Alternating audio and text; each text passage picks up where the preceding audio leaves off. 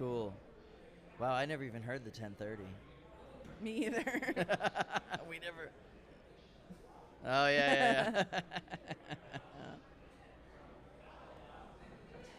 Oh.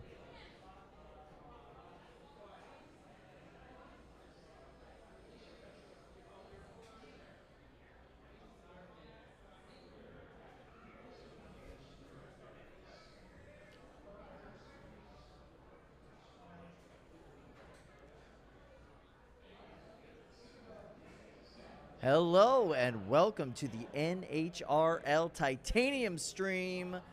It's more of a hangout over here. My name's Kyle. With me today is Lindsay. And yeah, we're going to be watching some fights. We're going to be watching some 3-pound action. These are all of the fights that are happening throughout the day and kind of feeding into the main tournament. Check it out. It's going to be really great non-stop action. And we've got some fights loaded up for you like right now. Yeah. And it's not just elimination bracket. It's not just the undefeated bracket. It's everyone. So, be sure to keep an eye on both streams so that you can see your favorite bots. Yeah, and you never know where the amazing moments are going to happen. So, yeah. You just need two computers, two televisions. 2 tabs, everything open all at the same time. And super chats today. Yeah, and it looks like we are loading in to Cage 6. Who do we got in here today? I can't even tell from here, but that's Mr. Main. I know that. That is Komodo Mane. Komodo Mane? Yes.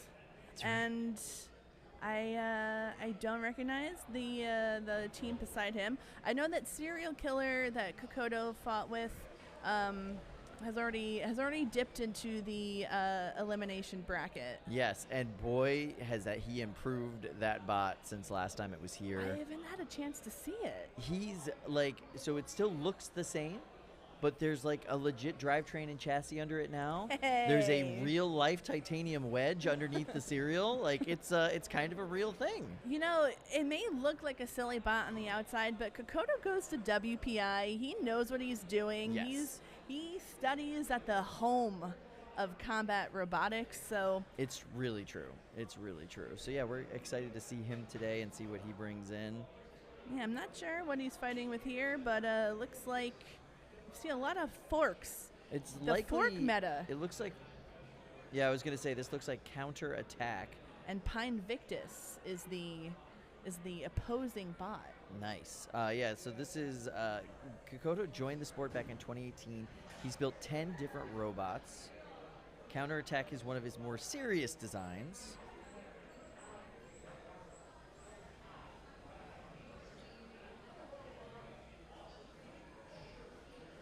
And let's see, we're getting all loaded in here, ready to go. All right, first fight of the day on the Titanium stream. This is Cage 6. Little test. Everyone's looking good. They're looking like bots that are doing bot things. Now you might notice things look a little different around NHRL these days.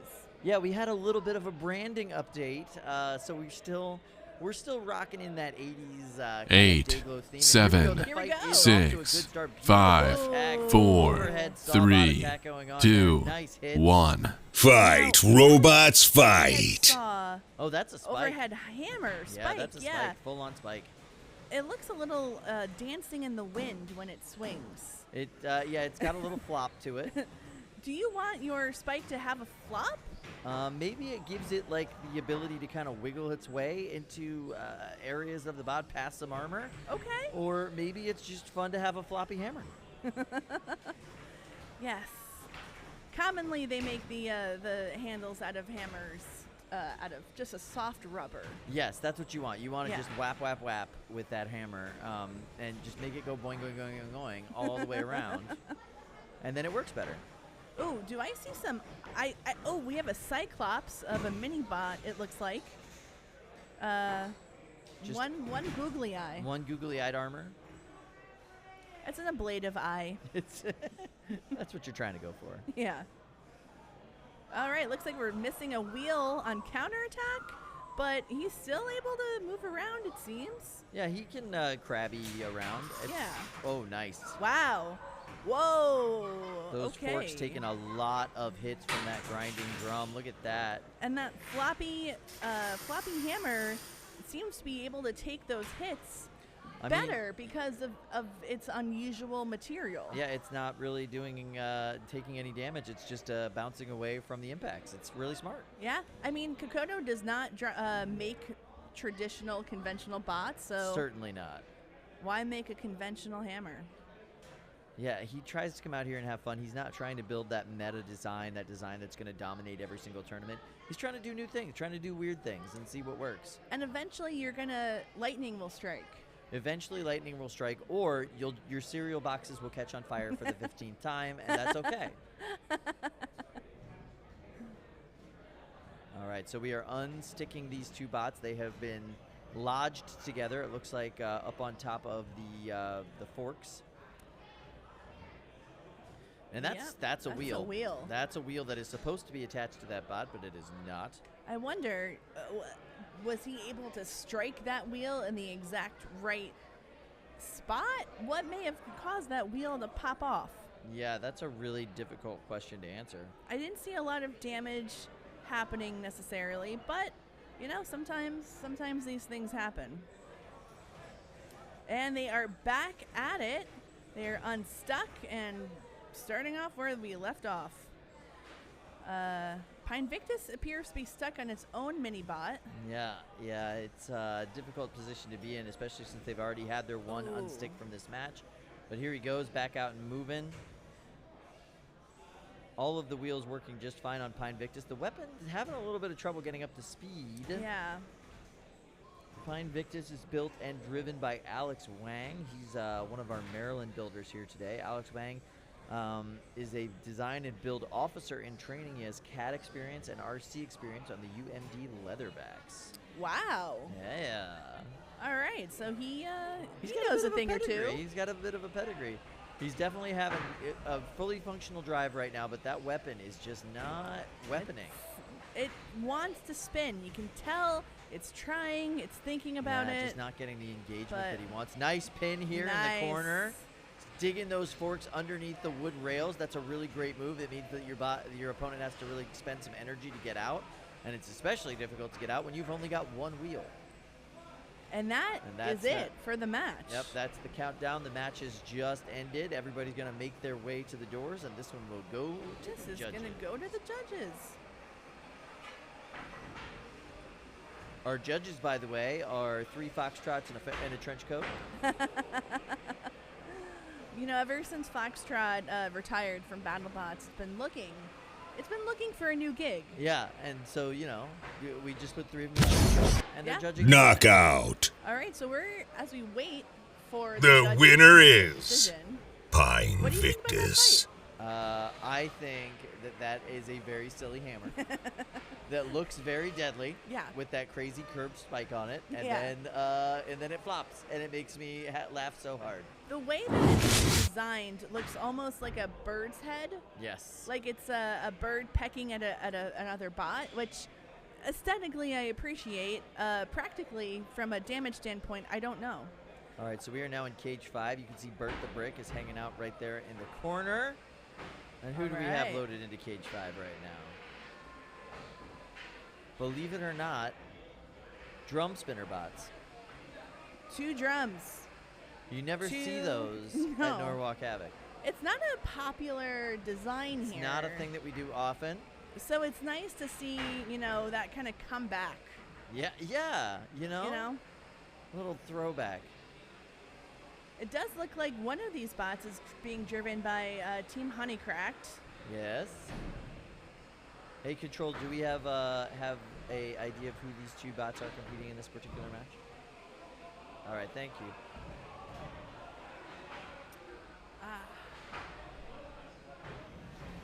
And we are off. Wow, both weapons fully up to speed. 2 beaters, none of them blew. Oh! That was a big hit. A lot of pieces. A really big hit. Potentially wheel parts.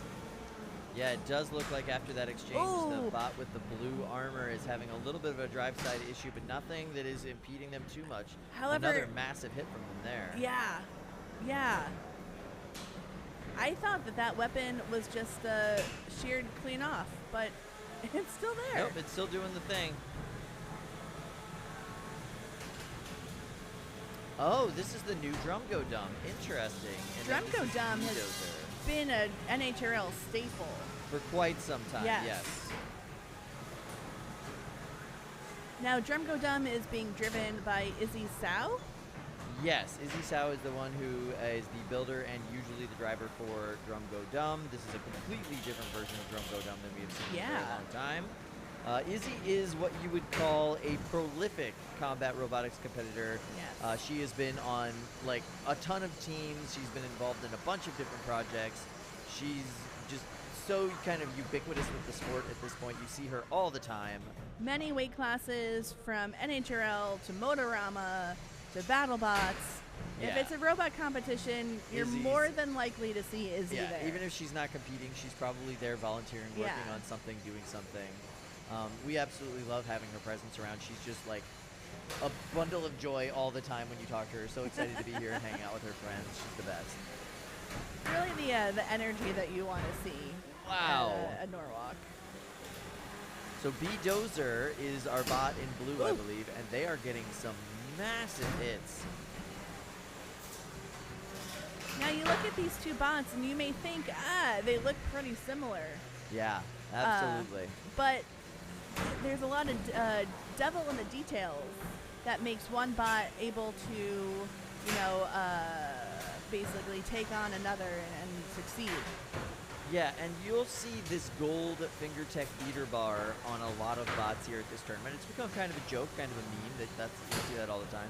But something to point out is like, you don't know how powerful that weapon is just because it's the same on one bot versus another. There's a completely different motor system they might have. They might have a completely different battery setup. They might be running a whole lot more voltage through that weapon than somebody else. Right. So that gold beater bar, yeah, you can buy it off the shelf. You can get it from Fingertech Robotics. But how you motivate it, how you keep that thing spinning, that's the name of the game. That's the real dirt in the details. And, whoa, all right. So it seems like Dozer is stuck over in the corner right now. Go Dum using their experience, really pinning them. Oh, it looks like maybe an issue with the drive. Might be. Oh, and it looks like that may be the end of the match. That is the end of the match. This one will go to the judges. I would say that one was fairly even, if I had to guess. It was a little bit of back and forth, but honestly, I think Dozer had the vast majority of the match. Yeah. Go Dum definitely, once the weapons stopped being all weapony, Izzy's experience kind of kicked in. You saw a little bit better driving, a little bit better control. Now, if you are watching at home, I encourage you to check out the YouTube live chat. We're in there. We're seeing what you are asking. We're seeing what you're chatting about. So feel free to join us in there because it's a lot more fun than just watching alone. Aww. What, Kyle? It's just, it's nice. It's nice to watch together. All right, so we're going to go to Table 6 next.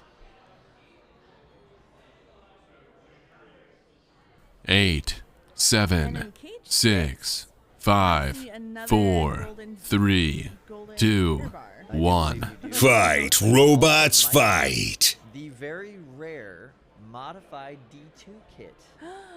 You don't say. Yes, so this is in combat robotics, especially in the 3-pound division. For a long time, the D2 kit was the dominant kit bot. They are designed to be a wedge. They are designed to be a control 7, bot, and 8, 7, 8, 7, 6, 5, 4, 3, 2, 1. Fight, robots, fight!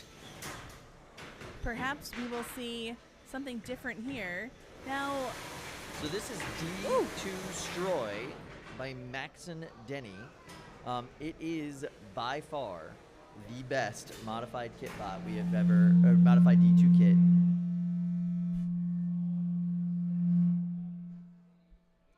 It is the best modified D2 kit we've ever seen at this tournament. They did very, very well the last tournament that they were here at NHRL. And at this point, it appears as though they have stripped the wheels off of their competitor, and the count out is happening, and they are dancing in the corner. Celebrate. Celebrating.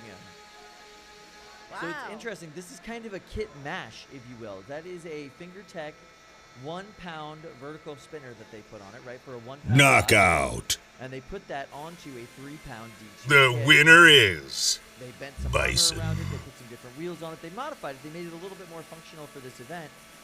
D2 kits, you know, they come in right at 3 pounds. Some stuff had to be cut out of there. Some stuff had to be changed. You have to make a lot of decisions You have on to- what you're yes. going to prioritize and what you're going to cut. Yeah, absolutely. Method to go about doing. You don't necessarily have to do it this way every time. Right. Most people, you know, it kind of depends on what kind of a builder you are. Are you the kind of person who wants to modify? So Stag Beetlebot won that last match. Oh, Nice. wow. Yes. Good for them. I know Stag that Beetlebot. they have got the bug. They first debuted at NHRL last in September. Yeah, Michael They're Cross. here again.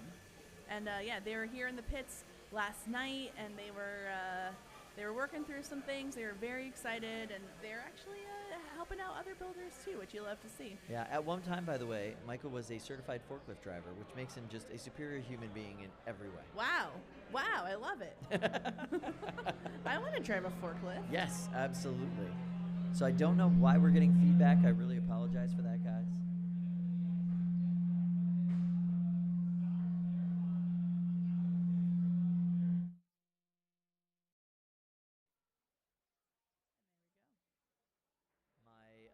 My family is here today, and they just went back into the merch tent and bought Kyle t-shirts.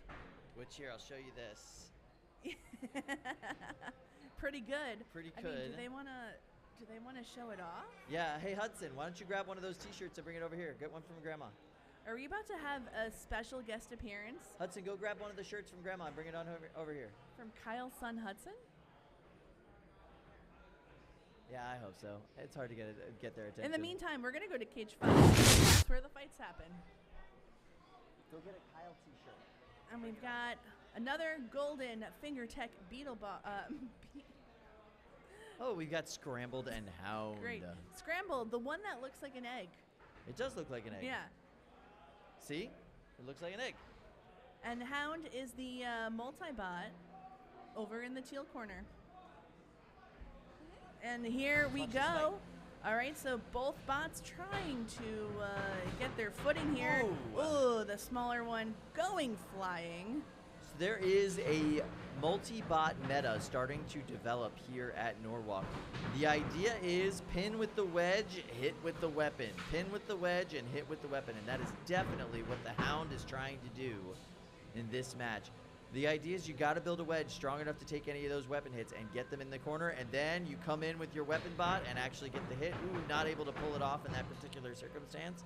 This strategy has been implemented by a lot of bots, but most famously by Wake and Bake. I was going to say Alex Pezza and Angel Vidal have really had a lot of success, and now Scrambled Is up in the corner on their side, doing the Ooh. thing, unable to get down. They get one unstick from Brett the Brick. All right, Brett, you know what you got to do. And that's it. No more unsticks allowed after that. You only get one. Everybody gets one. We all get one. It's an even playing field. If Hound were to get stuck, they'd get one. Just one. Just one. So even if Nice both hit bots there got from stuck, Hound. They were able to get in behind Scrambled and do a nice hit. Their multi-bot strategy is working beautifully today. Now this is something that really you got to practice. Yeah, you need a lot of coordination for it. Hey Hudson, come on over here. Talk on the microphone, bud. We're watching this fight right now. All right, we've got a special appearance from Hudson. Don't freak He's out. We're just clearly talking about excited. robots, bud. So this is Hound and Scrambled. Scrambled is the blue bot, and they are doing a really good job. Hound was implementing a strategy where the little bot would pin and Hound would fight, but it looks like now this is all Scrambled. They're getting massive hits on both bots. Hound is trying to get back onto its wheels. There they go. They are now back in position. Weapons are up and functional on all of these bots right now. Hound just is a little bit worse for the wear. Oh, a little bit of friendly fire on Hound's mini bot. That is the danger of having a multi-bot approach. You're bound to get in each other's way at some point. Yeah, it is difficult not to. You have to be very well coordinated. It does look like the weapon is down on Scrambled right now. Yeah, it is. Yeah, it is not working, and they are really struggling, trying to get themselves self-written. Weapon on Hound is working just beautifully. Oh, there's a nice shot of the egg up there in the corner. I love it, I love it, I love it. And is that a little bit? Yes, that is a puff of smoke coming out of Scrambled. That is not good. Oh, Fried eggs. no. How do you like your eggs done? Over easy, medium? What do you like? What do you like? Burnt to a Yes, in this crisp. particular case, sunny side up and burning. That is what we like here. Knockout. Doing a victory dance. That is a knockout. Your winner for that match is Hound. Knockout. Multi-bot strategy. The winner is Good job, guys. Hound. Really impressed. Nice job. I mean, that's the danger sometimes when your bot does the thing, it gets stuck. Here, Hudson. Here we go. It's Hudson Hudson. wanted to bring me this T-shirt that he just bought. Show me this T-shirt, bud. I didn't buy it, remember? Oh, did Grandma buy it? It's beautiful, isn't it? Julia bought it. And Julia bought it, my sister. Hudson, can you do your best? Oh my God, Kyle. It says Kyle. It says Kyle. Can you say it? Kyle. All right. Kyle. I love it. Thank you so much, buddy. You're the best. So we have a bot called Sad Octopus coming up. Yes, Sad Octopus. I love the name. I noticed it's Family team. a little different with the color. That's true. All right, go back over there with Grandma and Grandpa. Thanks, bud. Be careful. All right, so family team. Now, They've I got- did not catch the name of the other bot that will be fighting, but I see more Team Honeycracked shirts.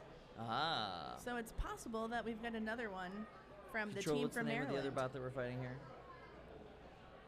All right, so Sad Octopus, driven by Cameron Guerin from Milford, New Hampshire. 8, Oh my gosh. 7, Bringing it in all 6, over nowadays. 5, So he's a 4, high school student, 3, true rookie, 2, first ever event, first 1. ever bot. Fight, robots, fight. Oh my goodness.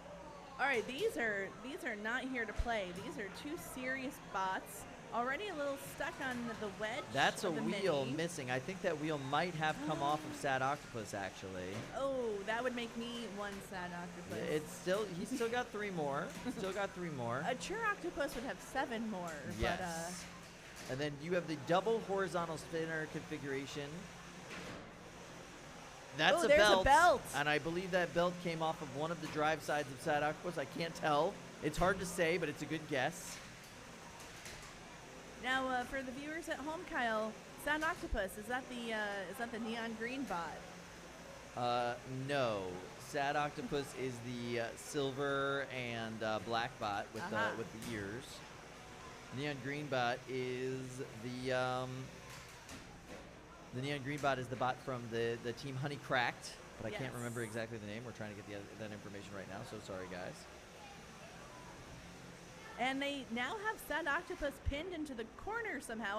I Yeah. think that the drive missing that wheel is proving to be an issue for Sad Octopus. But they've managed to get out a little bit. But now there's a drive issue going on with the bot from Team Honeycracked. Yeah, now we've got 2 bots stuck up, one stuck up on a mini bot, the belt dangling off of the side of Sad Octopus. When you build your first bot for Norwalk, you're going to learn all kinds of things. You're going to learn all of the things that you did wrong. You're going to learn all of the things that don't work, all of the materials you should not use. Some of the conversations I had with builders who are here for their second event were like, hey, you know, last time I made my weapon hubs out of 3D printed material. And it turns out 3D printed material gets real weeble wobbly at high speeds. Not a great idea. Yeah. Oh, boy. Well, you know what's not a great idea is getting high-centered on your own mini I bot. love the rainbow motif, pride motif here on the Team Honeycracked Yeah. bots. They are hanging out. They are doing good things. Now, Looks like we've got to get the safety broom in there. was that the match? I don't think that they're stuck necessarily. Just maybe the house bot is not able to get over there for some reason. Yeah, we might need to charge the bot, the house bot. But yes, it's an unstick. This looks like an unstick. You know, broom on stick, classic. Yeah, Now, safety broom. You got to use the safety broom. broom. I'm being told on the YouTube live chat by Dominic Muzz that the Honeycracked bot is HiveLighter. Oh. So we've got HiveLighter and Sad Octopus. And they are officially yes. unstuck. The broom did its job. And the winner of this match has to go on next to face Project Liftoff. I spoke with the Casmers earlier today. They told me that this version of Project Liftoff is by far the scariest Project Liftoff they have ever created. Wow. It is dialed in and it translates so well. It's actually hard to drive because it's so sensitive to their commands. Wow. So I'm really interested in seeing that. Now, between Project Liftoff and how that bot has progressed over the last number of years and the Greatest Danger, this is like the golden age of Melty Brains. It really is the golden age of Melty Brains, and the golden age of Melty Brains is happening right here at Norwalk Havoc. And really the work that the programming work that the team behind Greatest Danger did is what's influencing what Project Liftoff has done. Project Liftoff really figured out how to make a powerhouse of a Melty Brain. An absolute dominant force. I mean, before they had this programming, they won an entire tournament. They walked home with a golden dumpster. Now they're able to actually translate incredibly effectively. Yeah. They're one of our first interior glass arena breaches was Project Liftoff. Oh, you love to see it, because we know when that happens, everyone's safe. There's the outer panel of Lexan. No one's going to get hurt, but it's always fun to see a little destruction happen. We've got a countdown happening in the arena right now, so that is a match that I believe is it's going to be Sad Octopus getting counted out. There was a little bit of movement from HiveLighter. Or it is a judge's decision. Or it could be a mutual judge's decision count out. We'll find out. But either way, we're going to find out. And when we do, you will know. And the poor soul then has to go on to... Yeah. All right, so judges will be deciding who wins in the battle between Sad Octopus and HiveLighter. I mean, in my personal opinion, HiveLighter had most of that match. Yes. So we'll see how the judges go about it, but it is what it is at this point. You never know. Sometimes they see things that we don't see. Kyle, what are your thoughts on this new set? Because if you haven't noticed, to everyone watching at home, this is a brand new set here on the Titanium stage, because we are elevating the Titanium stream. Yeah, this is the premium stream, right? Titanium is a much more expensive metal than steel. I'm just saying. So we are standing here in this set, or sitting here in this set. The chairs are much nicer than they are on the main stage, right? Yeah. Leather. I mean, man, look at this. You gotta love that. We got the backlit logo going on. Here's what the idea was. When we were doing this stream before, we were in a tiny little room, sitting next to the control guy. It was very low rent. It felt very 50 Day Street. Yeah, very 50 Day. And now we have this whole set. We can talk about these fights. We're gonna go to Cage 5 next. Do I see a Power Surge maybe? And the green? I don't know. We've got a green beater bar. And we've got a tap out. And a tap out already. The winner is I have a feeling Backlash Wave. I think you may be right. However, I don't know if that counts. Whoa, a lot of speed out of the box. Holy cow. So who are we seeing in this arena?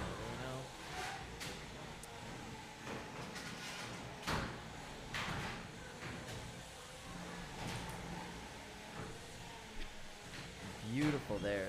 Like, look at the gyro dancing from this green robot. And look, the teams it is are Power really well. Surge. It is Power Surge. Lovely. Okay, that explains some things. Power Surge is driven by Chris Caps, who this is not his first rodeo. He has been to many Norwalks. He started off as just a viewer in the stream, active in the chat, and now look at him. He has done very well for himself at not only NHRL, but now other robotics events as well. Yeah, we really do bring in the newbies around here. It's kind of lovely to see. I love it.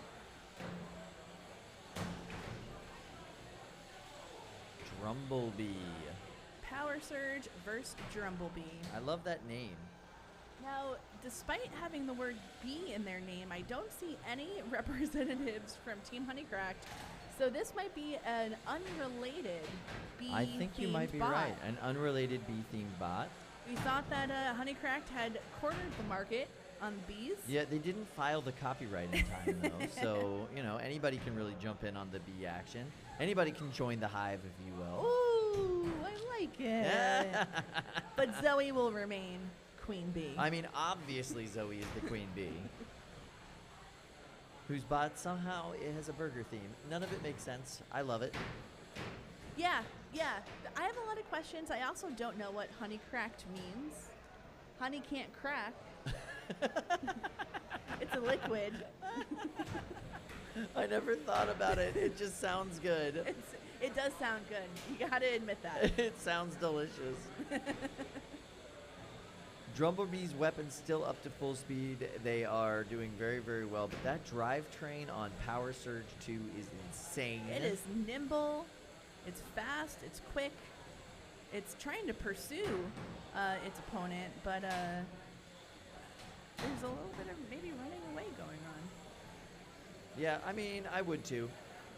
Honestly, he's just trying to get to where that weapon can actually face around. It does look like there is a belt off. Yeah, it does look like there's a belt loose. Which I think would be a perfect opportunity to try and get some good hits on Power Surge. He just can't get the angle right. And when he does get that weapon facing him, he does get the good hits. But Power Surge is really able to get around to the sides, get around to the back, and be a control bot. Yeah, Chris's driving has really improved event over event.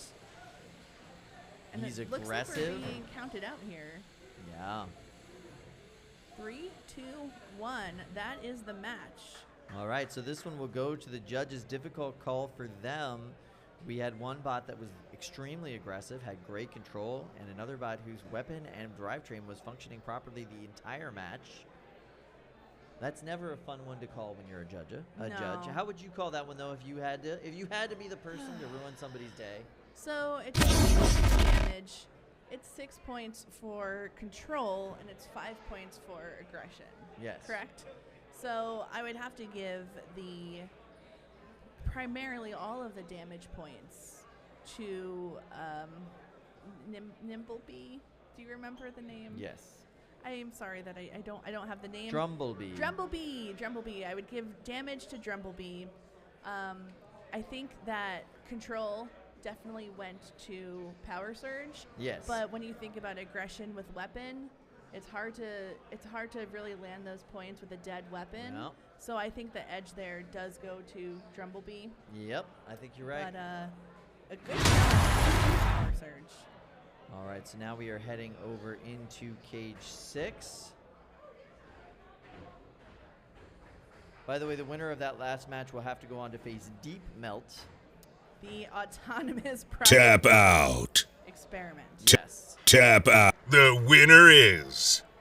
The winner is. 8, 7, 6, 5, 4, 3, All right, so here we 2, have Professor Hex 1. Krikit. Fight, robots, fight. Brandon Bennett Young. Krikit looks like it's this overhead spinner bot. Gear drive on that. Gotta love it. Gotta love a good gear drive robot on the weapons. Hard for Krikit to self-right, but Brett can try to unstick it. Oh no, they're gonna get this. They're getting the spin to try to self-right. It kind of They're looks gonna like try. flopping now. It's like a flop to a spin to a win-win, and now you get the very brutal help Brett. from Brett. I saw some pieces fly Brett from that is unstick. not the friendliest helper. It's just No. not. Brett has a lot of extra pounds on these beetle weights. It's so many pounds on these beetle weights. An extremely powerful drivetrain, just the tankiest of drivetrains.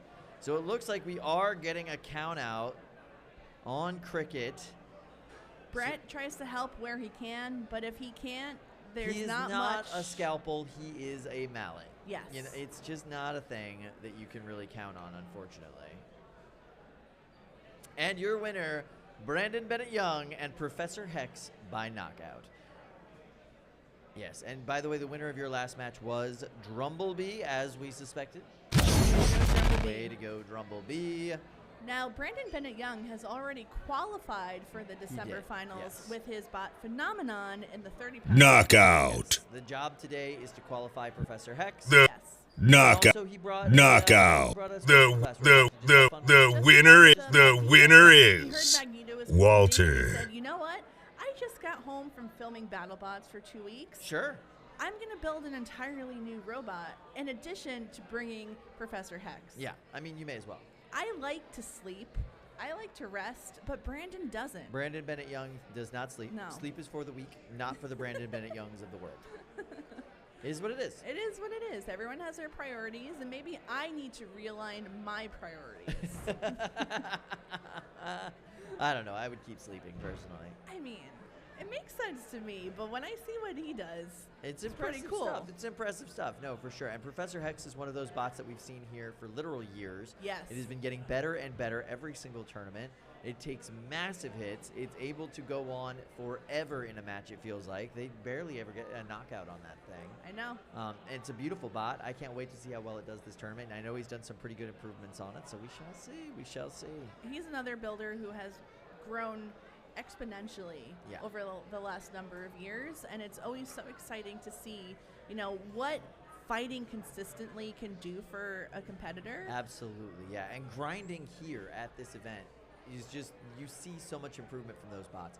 The entire team behind Ribot, they're here, they're grinding it out every single event.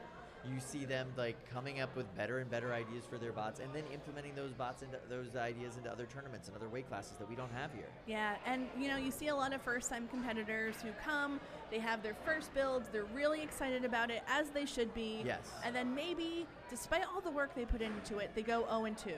Yeah. And that is completely legitimate. That's completely valid, because the people that you see who are at the top now started going 0-2 in their days. Absolutely. All right, so we are going to go into Cage 5 with Law versus D2 Stroy, yet another D2 mashup kit. And first Law we can see over there is the vertical spinner bot. It's got two little legs. 8, 7, 6, 5, 4, 3, 2, 1. Fight, robots, fight. Interesting to see how that two-wheel drive works for this bot against a D2 kit that, as we know, is built for control. Built for control, but this one does have a big old vertical spinner weapon on it. Looks like these bots are going. Well, one bot is going. It does look like D2 Stroy is not doing the thing. Tap out. Tap out. Okay, fair enough. Tap out. Tap out. The winner is Stroy, unfortunately, Walter. not able to get up to speed in that match. It started and it began its move out of its starting position, and then it looks like just something happened and it stopped. And I'd be really interested to find out what exactly caused that to happen.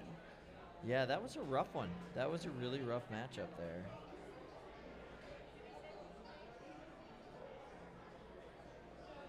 This tournament in the 3-pound bracket, the 3-pound division, is always extremely high intensity. Yes.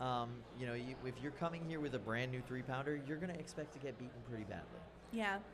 In the first couple of times around, there's just no way around it. But the best part about this community is the fact that everybody's going to come up and tell you what they did to fix the problem that you're seeing, what they did to make their bot better, more durable, and just more powerful. It's so nice to see.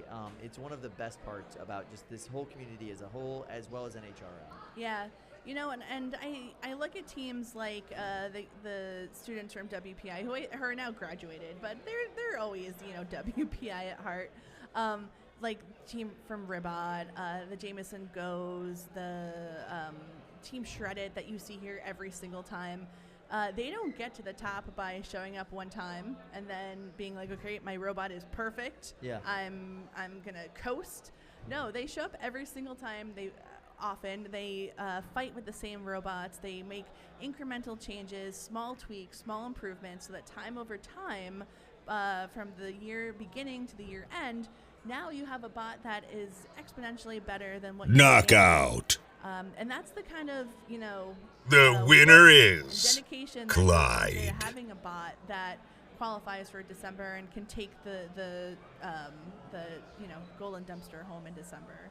Not to say that there aren't first-time bots that are able to compete and hang with the OGs. We've seen that with Komodo. Komodo, absolutely. They showed up Miles at the experimental first-time builders tournament, and they absolutely dominated. Yeah. Miles was just a super fan of this sport. He would watch every stream of every tournament that he could find. He loved the television show BattleBots. He was just a big old fan, and then one day he decided to put his CAD skills to use and designed Komodo. Showed up at a tournament, literally built that year's BattleBots champion in Aaron Hill. Mind-blowing stuff. I mean, you definitely see those rare occurrences, but they are the exception, not the rule. Yes, definitely the exception.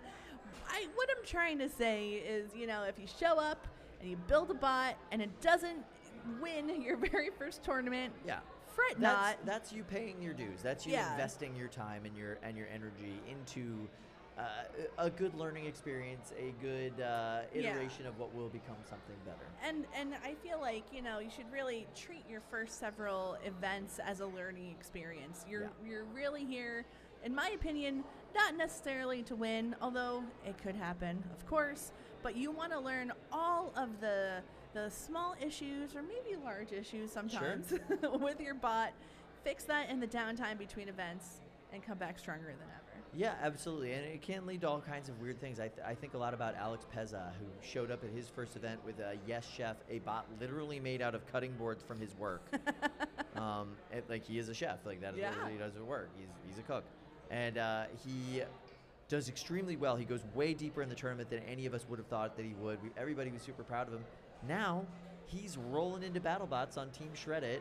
Yeah. He's got several different bots that compete at this event. He's qualified now with multiple bots to go to the finals this year. And, it's amazing to see that kind of progression over the course of a year that he's been in this sport. And like you said, he's not like an engineering student at WPI. No, this is not his background. He's a chef. He cooks. And he's being able to win here at Havoc, which is... I don't know. I find that incredibly inspiring. I find that incredibly inspiring. Yeah, he's going in there with guys who went to school at WPI, guys at Northwestern. He's just out there whooping them and having a great time doing it. It's really impressive to see. Love to see it. Absolutely, yeah. We're going to have some more fights coming your way on the titanium stages shortly, but we're having a little bit of a lull getting them to the cages. Now, Kyle, explain to the audience who can only see us right now. Yeah. What do you see in front of you? Okay, so where we're at right now is essentially directly across the main room. There's a big kind of audience area where you can hang out at the Norwalk Havoc event. And in that big main area is where the titanium stages are. Normally, people can just go up and stand all the way around them. It's very old school combat robotics event. You get to just stand around, you get to be behind these little red things, but you get to be right up there next to the actual event. It's a lovely perspective. This really does feel like some of the first tournaments I went to, where it was very basement-y. It was in a museum somewhere, in a back room, and Franklin Institute in Philadelphia, exactly. So it feels it's got that kind of up close in the event vibe, and I love that about it. And then in the rest of this room, we have our VIP area. We have our Brett experience, where you can actually drive a Brett the Brick. Which I have not had the opportunity to do because I'm always here. Yeah, we're always working. My children have now gotten to drive Brett the Brick, and I have never gotten to drive Brett the Brick. And so then this is a nice shot of our pits. You can Which is jam-packed today. I've never seen it that full. Full. Everybody trying to get in to qualify for the December finals. This is the last shootout, man. This is the last event that you're able to qualify for those December finals. This is the, as we call it, the last chance saloon. The last chance saloon? Yep. I love that. That's really funny. All right, so we are going to go to the We're going to see Wormhole versus Null Pointer Exception. Okay. We run a podcast called Behind the Bots, and I think that we need to have a post-Norwalk debrief session every event where we talk to the builders and ask them one question. Why? What does your name mean? Yeah, what does your name mean, and are you just trying to mess with us? Yeah, because that has happened in the past where people have named their bots things that can be difficult to say, awkward to say, just because they want the lulz of hearing us say it out loud. Yes. And null pointer exception, maybe it's a play on words that I'm just not getting in the moment. It could be. It could be that. Yes, it's. I have no idea. Maybe we're saying something horribly offensive in some other language. Yeah. Who knows at this point? You can't hold us culpable. We don't. We have no idea. We don't know. We have no idea at this point. Sorry. And it looks like they're just signaling that they're ready. So we should be. 8, 7, 6, 5, 4, 3, 2, Yeah, 1. the Fight, robots, robot fight! technique has been tried. It's somewhat less effective. You just have 2 smaller weapons. Oh, I see smoke already. Yeah, that's not good. And it doesn't look like the weapon is going at a desirable speed. But there's some drive issues. Oh, we're painting the floor. Thank you very much for the beautiful paint job there, Wormhole. Gotta love that. The winner of this match will go on to face Fully Defined. Fully defined. That's a scary bot. Talk about another bot that has been showing up event after event this year, getting better every time. Null pointer exception friendly is fire. driven by Andrew Roosh. It looks like one of the smaller mini bots was hit by its own. Belt has come loose. Yeah, and it's it is not happy. Yeah. Again, that is the danger of having a multi-bot. So that is a knockout. Your winner for this match is Wormhole, Stephen Bogus. He works as a youth baseball umpire. Wow. Yeah, he likes game development, marching band, You and know, baseball. I used to be in the marching band. I am not surprised that you were in the marching band. What Was instrument color did I guard? play? No, we didn't have color guard at my high school. I would love to see you twirling things. That's why I was curious if you were in the color guard. No, nobody would like to see me twirl anything. I have no coordination. I could barely hold my clarinet and walk at the same time. So you played clarinet. I played clarinet. That's lovely. I, in 4th grade, thought it was a good idea to choose clarinet, and it followed me until senior year of high school. Yeah. I probably would have picked something cooler, like a trumpet. Yes. I was really into ska in high school. Oh. So I was a little upset with myself for going with the clarinet. Not a lot of cool applications for the clarinet. If we gave you a clarinet right now, would you be able to like play us a little song? The last time I've played clarinet was June of 2006. Oh, okay. So I don't know. Could I still read music? I'd like to think so. Yeah. But I have no idea. And no one's out there wishing for a clarinet song. I want a straight up clarinet solo. While I'm doing color commentary on one of the fights, I want you to just like bust out some like, really dramatic tunes. I was a 3rd chair clarinet, which is as low as it goes. Yeah. I took band independently because I had to take classes like math that interfered with it on the schedule, and my band director looked me dead in the eyes and said, "Get your priorities in order." And he was serious. That band should overtake calculus. Interesting. He hated me. Mr. Congo, I remember you. Yeah. Yeah, and now look at you. Now look at me. The calculus comes in handy because then we get to figure out the formula of how best to make puns about robots. Yeah, which is probably the only time I've used calculus since high school. So maybe he was right. Yeah, maybe he was right. I don't know. Yeah, and you're getting requests for clarinet right now, not calculus. So, what are you going to do? Oh, my goodness. You're right. It has come full circle. It has come full circle. You should Mr. always trust your Congo. teacher, Mr. Congo. He has exacted his revenge 15 years later. I love it. That's so funny. So we are getting set up, it looks like, over in cage 6 right now. Our beautiful bot crew is cleaning everything out. We try to keep them as neat as possible. But when you have a match like that where there's just sawdust literally everywhere because they tore up the floor. Yeah, it's- not good it's a to little get bit that in your challenging. bot. Now, something that's different about robot fighting in the East Coast specifically as compared to the rest of the country, we run plywood floors here. Yes. Why do we run plywood floors here? Well, 2 reasons. 1, they're easier to swap out. 2, if they're damaged, they're easier to fix. We literally just throw some Bondo on it and sand it down and move on. Yep. And 3, it's significantly less expensive than buying sheet metal all the time. Yeah. So it does mean that robot builders that come from other areas of competition, right? People that come here from the West Coast, people that come here from Great Britain, people that come here from Brazil, have to get used to the fact that they're driving on a completely different surface. One of the interesting design innovations that has happened here, and it has actually happened from West Coast teams trying to figure out how to get the same traction that they're able to get on those metal boxes when they're able to just put 30 pounds of downforce with magnets on their bot. They wanted to get the same kind of traction here. So what we've seen is a lot of this new design that the builders are calling wagon wheels or cleat Yes. wheels. Wagon wheels are literally titanium or similar metal wheels with cleats, like downward pointing cleats that dig into the plywood as they are driving along. It is fascinating to see how many different types of designs have implemented this. Most notably, in my mind, lately has been the entire Project Liftoff series, utilizing it in a multi-brain spinner, getting Yes. massive traction with a multi-brain off of it.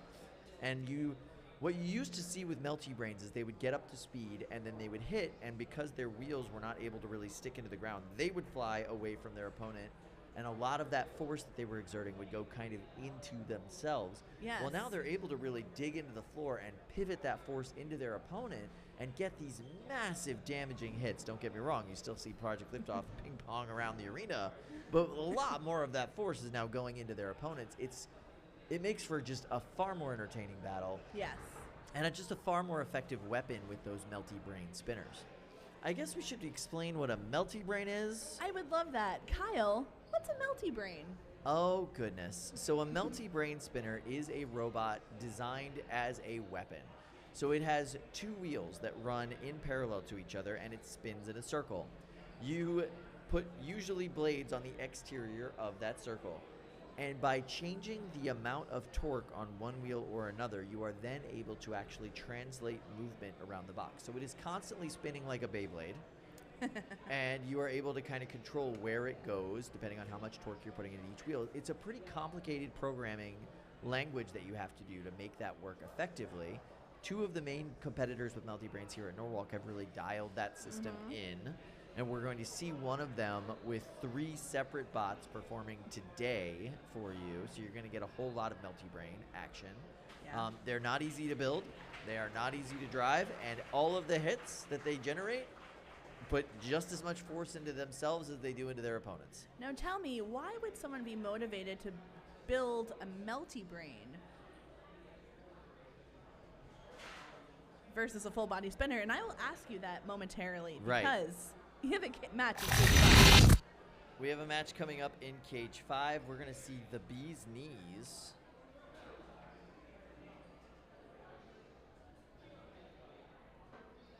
The Bee's Knees from Team Honeycracked. You gotta love Team Honeycrack. They're running around here all day long, doing really weird things.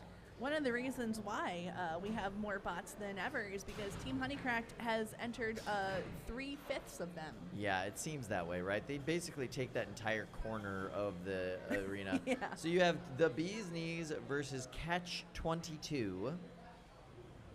It does look like Bee's Knees is having a little bit of motivation, a little bit of movement issues. Maybe Catch 22 isn't moving at all. What is going on here? Okay, we do have some drive. Brett is He's coming in to give a coming little in. helping hand. I don't know if that's gonna be enough. I don't know if it's a traction issue with those wheels, but they don't seem to be spinning at all. One side is struggling. The other does look to be dead.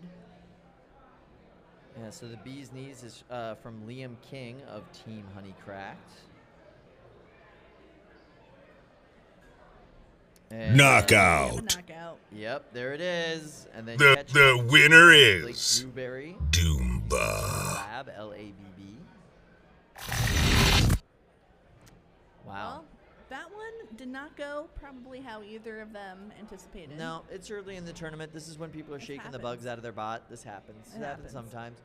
They'll get them back up and running. We'll see them in the elimination bracket later on, and we'll see how that goes. Absolutely. So, so why would somebody build a melty brain versus a full-bodied spinner? Well, a full-bodied spinner, or a shell spinner, if you will, is spinning a shell or the armor of a robot around a base that's driving around. Yes. So that means you're able to get maybe, at most, 2/3 of the weight of your robot as a weapon. Okay. With a melty brain, you were able to get all 3 pounds All 3 pounds. of your 3-pound robot is the weapon. So it's very efficient then, and it's very hard hitting. It's extremely hard hitting. Is it going to drive as well as a 4-wheel drive vertical spinner? No. Is it going to dish out bigger hits than literally every other bot in the arena? Yes. I mean, clearly. Now, can a melty brain get control points? That would be a very difficult thing to say. Being in control of itself throughout most of the match would be able to get them some control points. I could never see a melty brain getting all of the control points in a category. So really, as a melty brain, you are counting on being able to dish damage and showing aggression with your whole entire bot. That's exactly right. If you can do those 2 things, you're in a good place. That's exactly right. And you're really counting on your drivetrain working with that melty brain. If you lose half your drive, you've lost your weapon. You're bad. You're in a bad spot. Yeah, you're not going to win anything. So you're really counting on the reliability of your bot. You're counting on your armor package of your bot. And with the Chasmer specifically, what you're counting on is the flexibility of your bot. They actually build their bots with a little bit of flex in the material so that they're able to kind of absorb those impacts, absorb those crumple zones. It's a very interesting design. It's very thoughtful. The Chasmers are kind of known for just building weird stuff. So when they started winning, everybody was like, whoa. What's happening What here? is happening? But they put in the work, and they show up time and time again, so it's not a surprise. Yes. They built things like Spine Crawler, which is like a walking, Crawler. hammer spike bot that's like amazing and beautiful and really well done and will never win anything in its life. But it's amazing. You know what? You say that now. We've seen it. I think it might improve, but we're actually going to go over to Cage 6 right now. All right. Because we've got 2 new bots loaded up and ready to go.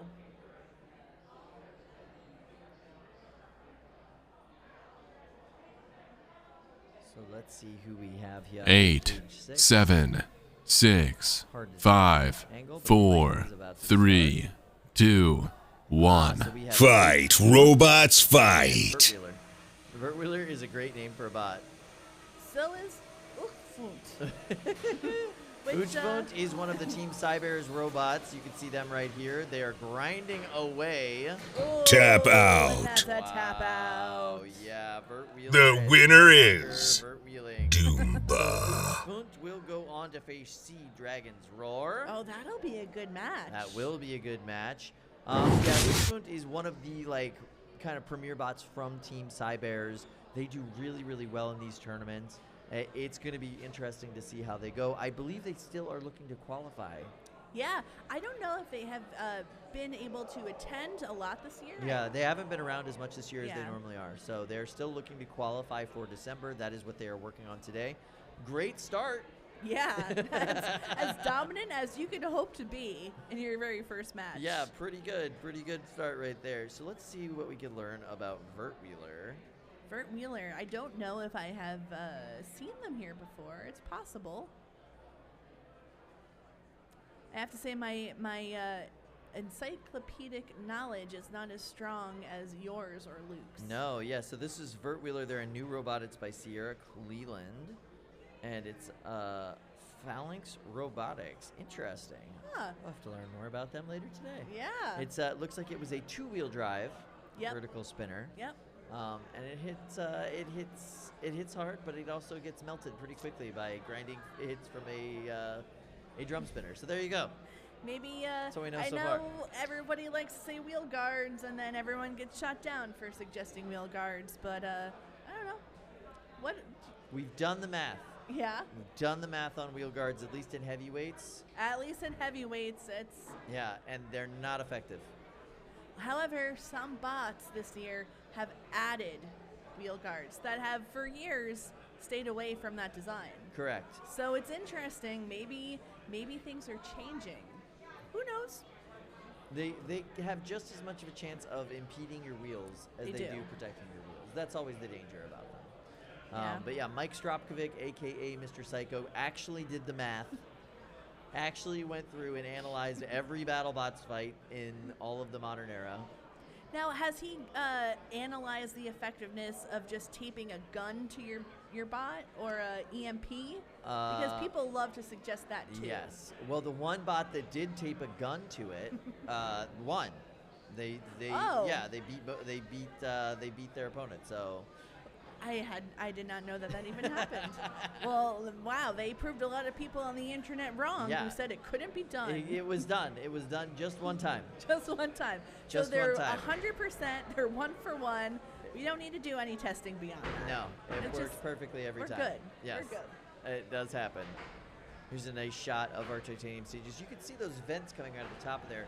What do those do, So one Kyle? of the best parts about these arenas is that they have a negative air pressure system, so we are able to suck out all of the nasty stuff that happens inside of the arena. You gotta imagine, there's some chemical warfare going on here to a certain degree, right?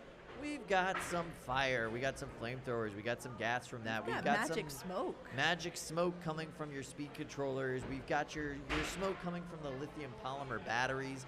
All kinds of things that humans should not be breathing. And those vents will bring it directly outside so that everybody in the pits and the surrounding areas don't have to breathe it in. That's exactly right. We are trying to avoid making people feel uncomfortable inside of this arena and inside of this building. So we give everybody a nice little breathing room. The other cool part about it is it does allow you to have fire in the box. Because Yes. if the box catches on fire, you can just take away the oxygen. Now, you know, to other competitions, and I won't name names, but even the slightest suggestion of smoke from a battery will end the entire match. Yep, everything's done. Everything's done. It's over. It goes to the judges. Whereas here, We we've don't- had people straight up use lipo batteries as armor. Yeah, I've seen it in the pits today. I think it's going to be happening at some point where a mini bot has a lipo taped on top of it, just asking to be punctured. And other competitions will look at this and they'll say, oh my gosh, NHRL, they're just flying by the seat of their pants. No, No, we no. are built to handle that kind of thing. We want it. We want the chaos. We want the mayhem. And we have built these state-of-the-art boxes in order to make that happen. We don't mind going the extra mile to plan for several redundancies for safety. Absolutely. So that we can have more chaos in the box. The Because that's how panels- we like it. The polycarbonate panels in each of these boxes can be swapped out in 20 minutes. So if something goes wrong, if somebody melts a panel, if somebody goes into a panel, into one of the interior panels, we've actually never had a bot even make it to an exterior panel. Oh, never. But if one of those interior panels gets damaged, they can be swapped out in 20 minutes. We want the chaos to keep going. We want it to keep happening. And we have built this place to make it keep happening. Yes. Our primary objective is to keep everybody safe. Yes. First and foremost is safety. This does not happen if anything is unsafe, if anyone Absolutely. gets hurt. So beyond all else, we have to make sure that people feel safe and that people are safe. Yeah, and our safety procedures have been another thing that have been developing every single tournament. We add more layers of protection. We add more things that we check before every fight, more things that we check before every tournament, just to make sure that these bots can turn themselves on and off safely, just to make sure that the drivers know the protocol of how to behave when they get up to the box, what Yep. to do, how to keep their weapons off, and when to actually turn them on, when to take those weapon guards off. Which weapon guards are a physical lock around the weapon, which prevents them from spinning up. Super important to have. And we love to have that kind of atmosphere of overabundant safety, redundant Yes. safety, because then it does allow us to have pure chaos once that box is locked. Speaking of pure chaos, I think that there's a bot in the 30-pound bracket that's showing up later today that is going to potentially be the most destructive bot we've ever seen. at least in terms of heat or pressure. Interesting. So it is a. Do you think we're at liberty to say?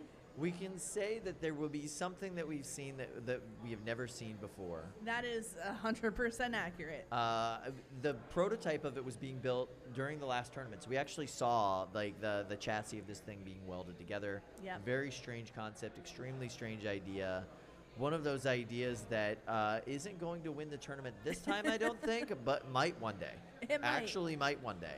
And it'll be interesting to see how the arena takes it. They are fully confident that the arena will be just fine. Yeah. But it's interesting, and I know we're being vague and we're being cryptic, but that just means you're going to have to tune in and watch. I did hear a rumor, correct me if I'm wrong, does this bot actually screw itself into the plywood floor? Now, I know that was an idea.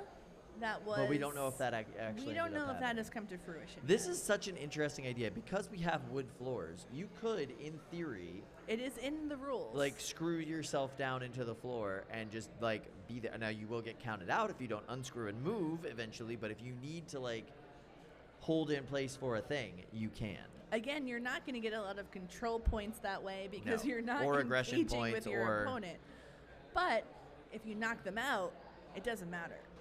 Yes, yes. If you turn yourself into a solid little box on the floor, it doesn't matter. Yeah. It's so interesting. Like, what a great idea. What a weird idea. I want to see somebody just do it for the lulz. Yeah, You which know? is a lot of what this competition There's is. so much lulz in this competition. I mean, that's like half of the joy of Norwalk is like Austin doing his weird stuff that he like showing up with coffee cups full of liquid nitrogen for no reason. Like, why are you doing that? Like, oh, for the memes, man. Like, that's For why the we're doing memes. it.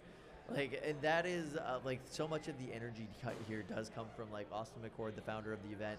He has like this wonderful sense of humor, this wonderful sense of Yes. absurdity, and he brings that to this competition every single time. He loves the bots that show up here with really weird and unique designs. He loves to highlight them. I Yeah. mean, this is where we found out that the only thing that can beat a lynx is a droopy. I love that sentence. Droopy, built by Tommy Wong. Tommy Wong. And he has not been here yet this year. No. Sadly, because he isn't here today, he won't be qualify, qualified yeah. for December. Normally, Tommy Wong shows up in November, Yeah. rolls in, Rolls in, is like, this is my one shot. whoops Let's make everybody, it happen. qualifies Yeah. for December, and then comes back into December. The first time he did that, he actually came back and won the whole Yep. tournament. And the second time he did that, he got second place, I believe. Yeah, I'd have to sounds- check on that, but Sure. he got very highly placed in the tournament. Just ridiculous. Broke the weapon on Lynx. Now, what is Droopy? Because there might be some people watching this stream who've only Yes. been watching this year and don't know what Droopy is. Droopy would be classified as a kinetic walker. So it has Whoa. two 1-pound spinners on either side of its body, and he can modulate how fast those things are spinning to lift up one half of the bot. So it walks like thunk, thunk, thunk by spinning up and spinning down those weapons. It's terrifying. Oh, yeah. It cannot go backwards. It can only go forwards, which makes it even scarier because it will not back down, literally because it cannot. It cannot. And when those 1-pound weapon bars hit you, it is just utterly devastating. Like, we've watched it break the weapon on Lynx twice in like this tournament and one other tournament. Yeah. Absolutely massive hits every single time. And the best part about Droopy is the personality in the bot. Yes. It has this little face that looks so pained. Like it doesn't want to be wanna here. Fight. It doesn't want to kill. I just want to go home, but I'm here and I have to murder all of these robots. It's also like a flesh-colored yeah, bot. so it's printed, 3D little- printed, yeah. fresh-colored robot that is like put together kind of like a sandwich. Yeah. Disturbing piece of equipment. Now, you may think it has 1-pound weapons on either side. Does that mean it only has 1 pound to fit the rest of its drivetrain, its body? Oh, she's a 5-pound boy. She's a 5-pound boy. Well, Droopy is a boy, but Yeah, you know you yeah. refer to bots typically as ladies. I don't know why. All right. But yes, 5 pounds of pure insanity because of the walker weight bonus rules that we have at this tournament. Such weird rules, honestly. Like There are so many bots that are only built for Norwalk or for NHRL because this is the only place you can fight them. This is the only place with like the weight allowances, what we saw for a while, and you still see a little bit of this, is this idea of like, I'm going to bring a mini bot because it gives me a full extra pound. Right. But what people don't realize is you're now bringing cannon fodder that counts as damage points. If your mini bot gets destroyed immediately, that's damage points. That's damage against your full robot.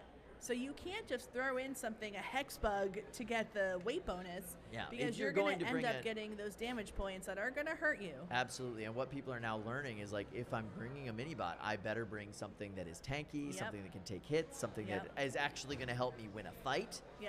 Which is so much more fun than just like, oh, I'm going to throw this little hex bug in here. It'll be so funny. Right. Ha ha ha. But you also Joke's get on you. Yes. So you also get walker bonuses as well. So if you have an unconventional type of movement, right? And that is very loosely defined. You can literally be like, this is my unconventional movement. Does it qualify for the weight bonus? And the selection committee here has to like kind of meet and be like, maybe, I don't know. Yeah, okay, that qualifies. So, but it doesn't always work in your favor. If you think back to Clyde Magnuson's bot alternate side. Yes. I know Clyde was hoping for a weight bonus because his wheels were just wire brushes. Right, but they were still technically wheels. Right.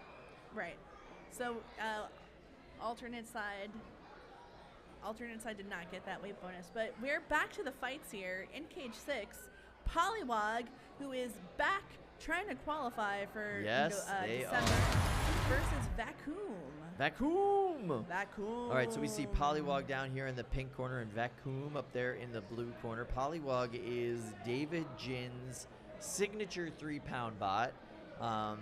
Just a punishing robot. 8, it is extremely well-driven drum 6, bot, extremely 5, powerful drum bot. 4, he is here 3, to qualify. He is 2, exhausted. He was in 1. Vegas roaming Fight, around the desert robots, for 2 weeks before he fight. came here. Yeah, he's a little tired. I don't know why he's here, but he's making it happen because he wants that spot in December. And here he goes, just unrelenting against Vacuum. Vacuum is driven by Lucas Schuhill. He's from Woburn, Massachusetts. He works as a research engineer and roboticist. Fun fact, he thinks most foods go well with peanut butter. You know what goes well with peanut butter? Roasted broccoli. That's really weird, Lindsay. All right, so Vacuum is this really weird looking, I love the paint job on it, high side armored bot. It's freaking weird and I love it. It's got an undercutter, yes. It's not getting the upper hand over Polywog, but I could see it do well against Look at how bots. optimized Polywog is, right? You can build an experimental bot. You can try new things. Polywog is low to the ground. It is 4-wheel drive. Its weapon scrapes the floor.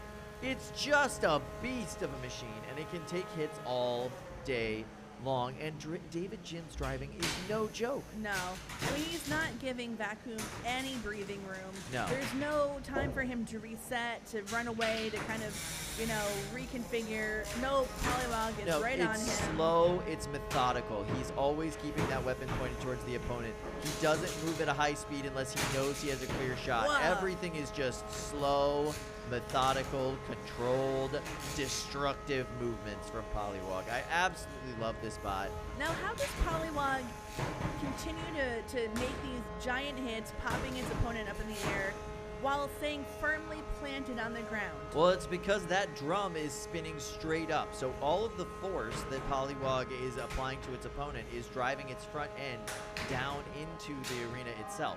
The 4 wheels on Polywog are absorbing all of that impact and keeping them firmly planted to the floor. This is the big advantage of a vertical weapon. Yep. You have the floor is what's helping you hit your opponent. Gravity is on your side, if you will. Now, despite taking all of these hits, being flipped on its head, Vacuum is still in this. It's still going. Its weapon is down, but its drive is holding on. Yeah, I'm very impressed with the durability of Vacuum. I mean, they've lost a lot of armor. Really pretty armor, by the way. I would love to learn what they use for their drive system because despite all of these hits, it has not been affected, apparently, at all. No, not at all. Only their weapon is down. Yeah, drive system's working really, really well. Their armor package is holding up quite nicely. A lot of that does look ablative. It would be very hard for this fight to go any other way but David Jin and Polywogs, though. And David Jin is here on a mission. He is not just No, here yeah, for he fun. hasn't been able to come to too many of these tournaments this year. Right. He just wants to qualify. He wants to get here. He wants to get his ticket to December, and he wants to go win that big prize money. That is all he's here to do today. It is all business all the time. And he's off to a good start. This one will be going to the judges. I just don't think they're going to have that much to do. I don't see a lot of like, deliberation time going No, on I don't there. think that's going to be necessary, unfortunately, for Vacuum, which is a cool design. Vacuum, I love. I'm a fan instantly. Yeah, it's a cool design. It's Yeah. a cool bot. Just a really tough first round draw against David Jin on a mission. I would not. You just don't want to deal with that. How would you feel? You know, you come to the tournament, you're like, oh, I'm going to have a great time at Norwalk. And they're like, cool. Go face multiple champion David Jin. Have fun. See you later. All right, so we're going to go over to Cage 5 next. Oh, boy. Oh, these are some big boys in here. So we have Sepial 1 and Emotional Damage. Sepial as our beautiful horizontal spinner. We see this guy at nearly every single tournament. Yep. It is just an amazing powerhouse of a bot. It always goes deep. It always does really, really well. Emotional damage? Emotional damage is a little bit newer to me. Let's see. They have competed before. Yes. But here we go. Big hit right off the bat. Looks like they are still unfazed, although after a number of those hits, I'm not sure who's going to be able to give out first. Yeah, no, it's And a tough we one. already have a dead weapon. Yeah, so Sepial is a just dialed in, Yeah. efficient machine. Like, it is a machine made to kill other robots. That is literally all it does. If it loses a fight, it is because it is late in the tournament and their parts are wearing out, right? Yeah. Like, they are just having a really great run this season in general. Emotional damage run by Skylar Miner. They're from Stores, Connecticut. It's Happy Sponge Robotics. I love that. Happy Sponge. That. Skylar's 13. His Wow. entire team is 13. Tap out. Wow. He got an NHRL because his mom saw a job The listing winner online is for NHRL. Kaleidoscope. And then their team name is, or their team moniker is, "We are middle schoolers with happy sponges." Why the happy sponges? I have no idea. Middle schoolers don't like typically do a lot of dishes. I feel like I tried to get out of that as much as As I a kid, could. you weren't As a there kid, for it? No, so I don't know. Maybe they're into it. But yeah, apparently Skylar and his friends are into Vex Robotics. They're into video games and sleep. That sounds very middle schooly. Yeah. Yeah, and then Skylar notes that he likes mooing at randoms. That is a very middle school thing to do. I feel like that is something I was into. Mooing at the randoms? Mooing or like just saying random things to people at the mall. Yeah, This trying is- it out. You're yeah. trying things out at that age. You're trying to Yeah. see what works, what sticks, what doesn't. I'm gonna say something that makes no sense to you, a stranger, and then And we're going to see what you do. giggle and walk away. Yeah, and you're going to be very confused. Yeah. And then you're going to remember what it was like to be 13 and go, oh, yeah, Oh yeah. I remember that. Never again. No, never again. Yeah. But hey, were you building killer robots at 13? No, I wasn't doing anything productive. I was only doing the talking weird things to random strangers. Yeah, So see? good for them. Yeah, already ahead in life. Yeah. Although together emotional with friends. damage, it's like it's too early for that. They're kids. I think they're just quoting the meme. Is that a meme? Yeah. Kyle, fill me in. Emotional damage. You're the one on TikTok all the time. You should hear that sound TikToks literally and all the time. memes are not the same. Right, but that's the thing. So there's a comedian Okay. who, during one of his sketches, said the phrase emotional damage in a really funny way. Oh. And now people put it like as the sound effect behind unfortunate videos Oh. all the time, where like somebody gets embarrassed or like somebody like asks somebody on a date and gets rejected. All right. All right, so that we're makes gonna go to box 6 next, where hopefully no one will receive any emotional damage. No, we're all gonna emerge from this as better people, stronger people, happier people. Yes, that is exactly right. Emotional damage is just the friends that we made along the way. All right, so we have Dozer, and they're going up 8, against Komodo. 7, Komodo 6, making its 5, return 4, debut. 3, 2, After, 1. it's Fight, made robots, original fight. design. And Komodo is the Horizontal undercutter spinner now. It was a mid-cutter spinner last time that we saw it. He has now changed that to be an undercutter design. He has also improved the rigidity of that front connection plate between the weapon and the actual bot body. Look at the speed on Komodo right now, actually driving circles around Dozer. Wow. Wow. Komodo is a bot designed to take on bots like Dozer. It wants those vertical spinners. It wants those drum bots. It wants to get up on their sides, cut their wheels apart, and shred their internals. I mean, that's the thing about building the meta is eventually people are going to build against the meta to beat the meta. Yes, and you see a lot of bots now coming in with similar designs. Johnny Soonpass and Spartan have a very similar design ethic to, I think, Miles here. I'd love to see those two bots go up against each other, honestly. They're both just amazingly good drivers. This is Miles' second tournament ever in any robot combat competition. Incredible. He has never built a combat robot before. Earlier this year for our first-time builders competition, our new design competition. So it is amazing to see him here doing this work. The improvements on his bot seem to be working flawlessly right now. Even though he's driving upside down, it does not appear to be holding him back at all. Absolutely not. No, he does look like he's lost one of his wedge lifts on the back, which is part of his strategy, but it doesn't seem to be affecting him now. He got backed into a corner. He was able to wiggle his way out of it. Dozer does seem to have impeded drive on one side. Perhaps Miles was able to cut away some of those wheels. Oh, it looks like maybe a belt or just that looks like a floppy belt coming out of Dozer. That's supposed to be on the bot. You don't want a floppy belt. No way, no way. So yeah, look at that. Miles' weapon working flawlessly. He's not able to self-right, but he doesn't really need it right now. No. That weapon height is beautiful for chopping away at those wheels and the different side components of Dozer. Really impressive work. The match is 5 seconds from ending, so we're going to have to go to the judges on this one. Yeah, I gotta say though, I think that Dozer had its moments in this fight. This is definitely gonna go the way of Miles. At least I'd hope so. I would think so. He did a phenomenal job. He told me he was very nervous about today. He was at that experimental bots competition. He was with all these people that were bringing their first designs or new designs, and he did really, really well. And he was worried that was a fluke. And I can tell you right now, Miles. Not a fluke. Not a fluke, buddy. You just did a phenomenal job against the top-notch competitor. Really knockout. Hashtag not a fluke. Hashtag not The a fluke. winner is Yeah, anytime you're going the against robot a in the prominent red member of team square. You do that well. You're doing fine, buddy. You're doing just fine. Now that is the first loss of the day for Dozer. That's exactly right. So it will be going on to the elimination bracket, and Komodo will be proceeding in the undefeated bracket. Impressive work.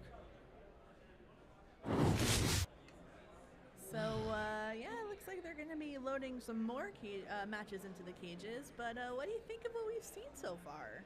I think that this side of the stage has been pretty nice. I kind of like that this is like you and I hanging out and then occasionally getting interrupted by robot fights. I like it. Yeah. Unfortunately, I have lost contact with the YouTube live chat because my computer has died. Oh, we'll plug you in. I'm so sorry. No, it is okay. But I just want people to know if they are talking to me, I'm not ignoring you. It's not you thing. It's a me thing. It's yes, exactly right. Yeah. But yeah, so we've been, I kind of like this setup. It's kind of nice. I can't wait till we get a few more decorations up here. Right now, it's a little, we got some retro looks. We got some stuff. We've got a toaster behind you. I saw that. I don't know why. I don't know why. There. We have a very old school portable television behind you. Oh, that one is pretty nifty. I kind of love it, actually. I wish things still had that design motif to them. Austin collects some really interesting old monitors and stuff. There's always been that kind of floating around here, and I absolutely love it. What do you think about working for NHRL after this brand rebuild, and the aesthetic that we're kind of under now? I kind of like it's a little bit more professional, a little bit more leaguey. It's like sleeker, but it's still playful, and I think that is really capturing the Norwalk essence. Yeah, it's we're a little playful, bit sports in our synthwave. Yes, yeah, exactly. I don't know if this has been mentioned yet, but we have a new mascot. Yes, we do. Its name is Sparky. Go follow Sparky on Instagram. What is it? Sparky Robotics or Sparky? Great question. Sparky Robotics on Instagram. I'm gonna have to look it up. But Sparky is hilarious. Sparky is our resident AI. Sparky created a video about Project Liftoff and compared Project Liftoff to Beyblades that I showed. Sparky Havoc on Instagram. Thank you, Control. Sparky made a video about comparing Project Liftoff to Beyblades, and my son loves Beyblades. He's gonna have a Beyblade birthday party this year. He's like Havoc such a big knows fan. their demographic. So I showed him that video, and he could not stop laughing. He thought it was the funniest thing in the entire world. Two of his favorite things, combat robotics and Beyblades, and he never thought to make that comparison before. He thought it was hilarious. Really hitting that sweet So spot. yeah, Sparky knows what's up. But yeah, I love the new color scheme. I love the new branding. I think it really captures the essence and the vibe of what Havoc has become over the last several years. We've got people waving to us. It's a fun spot here on the Titanium stage because we are in the middle of everything. We have people walking past. We've been joking that we feel like we're in a zoo exhibit, like somebody's going to come up with a handful of pellets to feed us. Yeah. And if they did, I wouldn't say no. It depends on what's in the pellets, but yes, probably true. But it's a really fun experience. If you have the ability to come to Norwalk, Connecticut, and see this in person, watching it on YouTube is awesome. It's fantastic. I did that for a while before being here in person, and it really is another experience being here, being able to see the sights, smell the smells. I mean, you're gonna see some robotics things make smells sometimes. Yeah, some for better or worse. Happen, some smoke happens. Yeah, you're gonna see that. You're gonna also get to meet the builders. Like they're so accessible. They want to meet you. Like you're gonna get to meet this amazing staff. Also, we've got great food trucks. We've got like a bar truck. They're looking at us right now, and I'm like, man. I could go grab a slice of pizza. We've got great food trucks. We've got great bar trucks. We've got like a bunch of fun experiences for the fans. We've got an awesome merch area. You can buy all of these really ridiculous T-shirts, including get your Kyle T-shirt, get your Sparky T-shirt. Like, come on. And there's a claw machine, so you can try your hand at maybe winning a prize. Is it still on weak sauce mode, or did they improve that? I don't know. I have not seen it in action Last today. event, we put it on weak sauce mode and then put a bunch of bundled up T-shirts in there, and it was hilarious because people tried for hours and no one got a T-shirt. So Izzy I'm hoping Izzy got one? I think I saw it happen. Wow, of course, Izzy, the luckiest human being alive. It is free to play though, so I mean, it can't be a winner every time. You're not wasting everybody's money. No. You're just having a great time. Like, it's really fun. But yeah, my children are here for the first time ever. They look like they are having a blast. Yeah, they're literally in like a playground right now. They're having the best time ever. So I will occasionally see them walking by the stream here and just saying hi. It's pretty ridiculous. I brought my parents here last night. What did they think? Well, I brought them in through the front door, and the first thing they see is our giant control room. And they were like, what happens in there? And I was like, well, that's where we run the stream from. Like, it's, we also launch rockets from there on the weekends, but like that's where the whole thing happens. Did they believe you? No, they did not believe me. I mean. And then we took them into the Bot Museum, which is like amazing. Some classic Robot Wars competitors, some classic BattleBots competitors. Tantrum, who's like last year's champion of BattleBots, their bot is out there now. We've got some new additions this time, which I'm not even sure we're allowed to talk about, but like they're amazing. And I walked my parents in and they were like, whoa, what is this? All right, so we are going to Cage 6. All right, cool. We got them loaded in. Man, look at that beautiful half circle of damage in Cage 6. It's like a robot did some ballet and left a mark behind. Left a little skid mark for everybody. 8, 7, 6, 5, 4, 3, so Saber 2, Ablation 1. Fight, robots, fight. All right, and that is a big hit.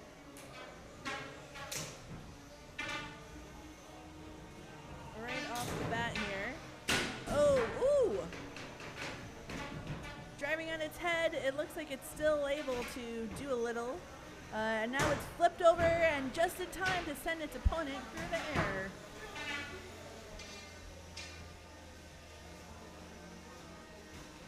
Now they're both looking a little confused and now stuck on the rail. If it can't get itself free, then Brett will have to come save the day and give it its one free unstick.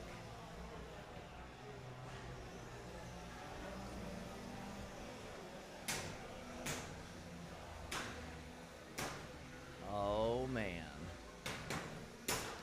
Sorry, I had to take care of some technical difficulties there. What's going on in this fight? There's Ablation. Looks like they're having a really good time. Yeah, but I would say that this has been fairly head-to-head so far. A lot of hits, a lot of flying through the air.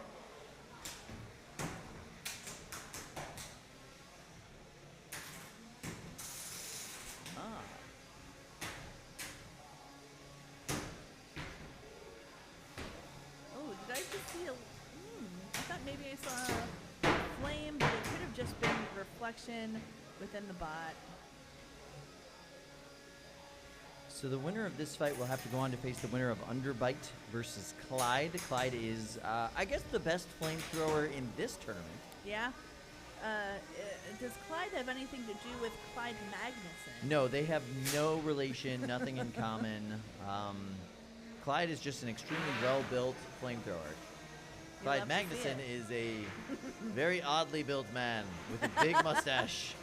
Who tries to build flamethrowers. He does try to build flamethrowers, yes, yes. But he's built different, as they say on the internet. Built different. And we've got 3 seconds left in this match.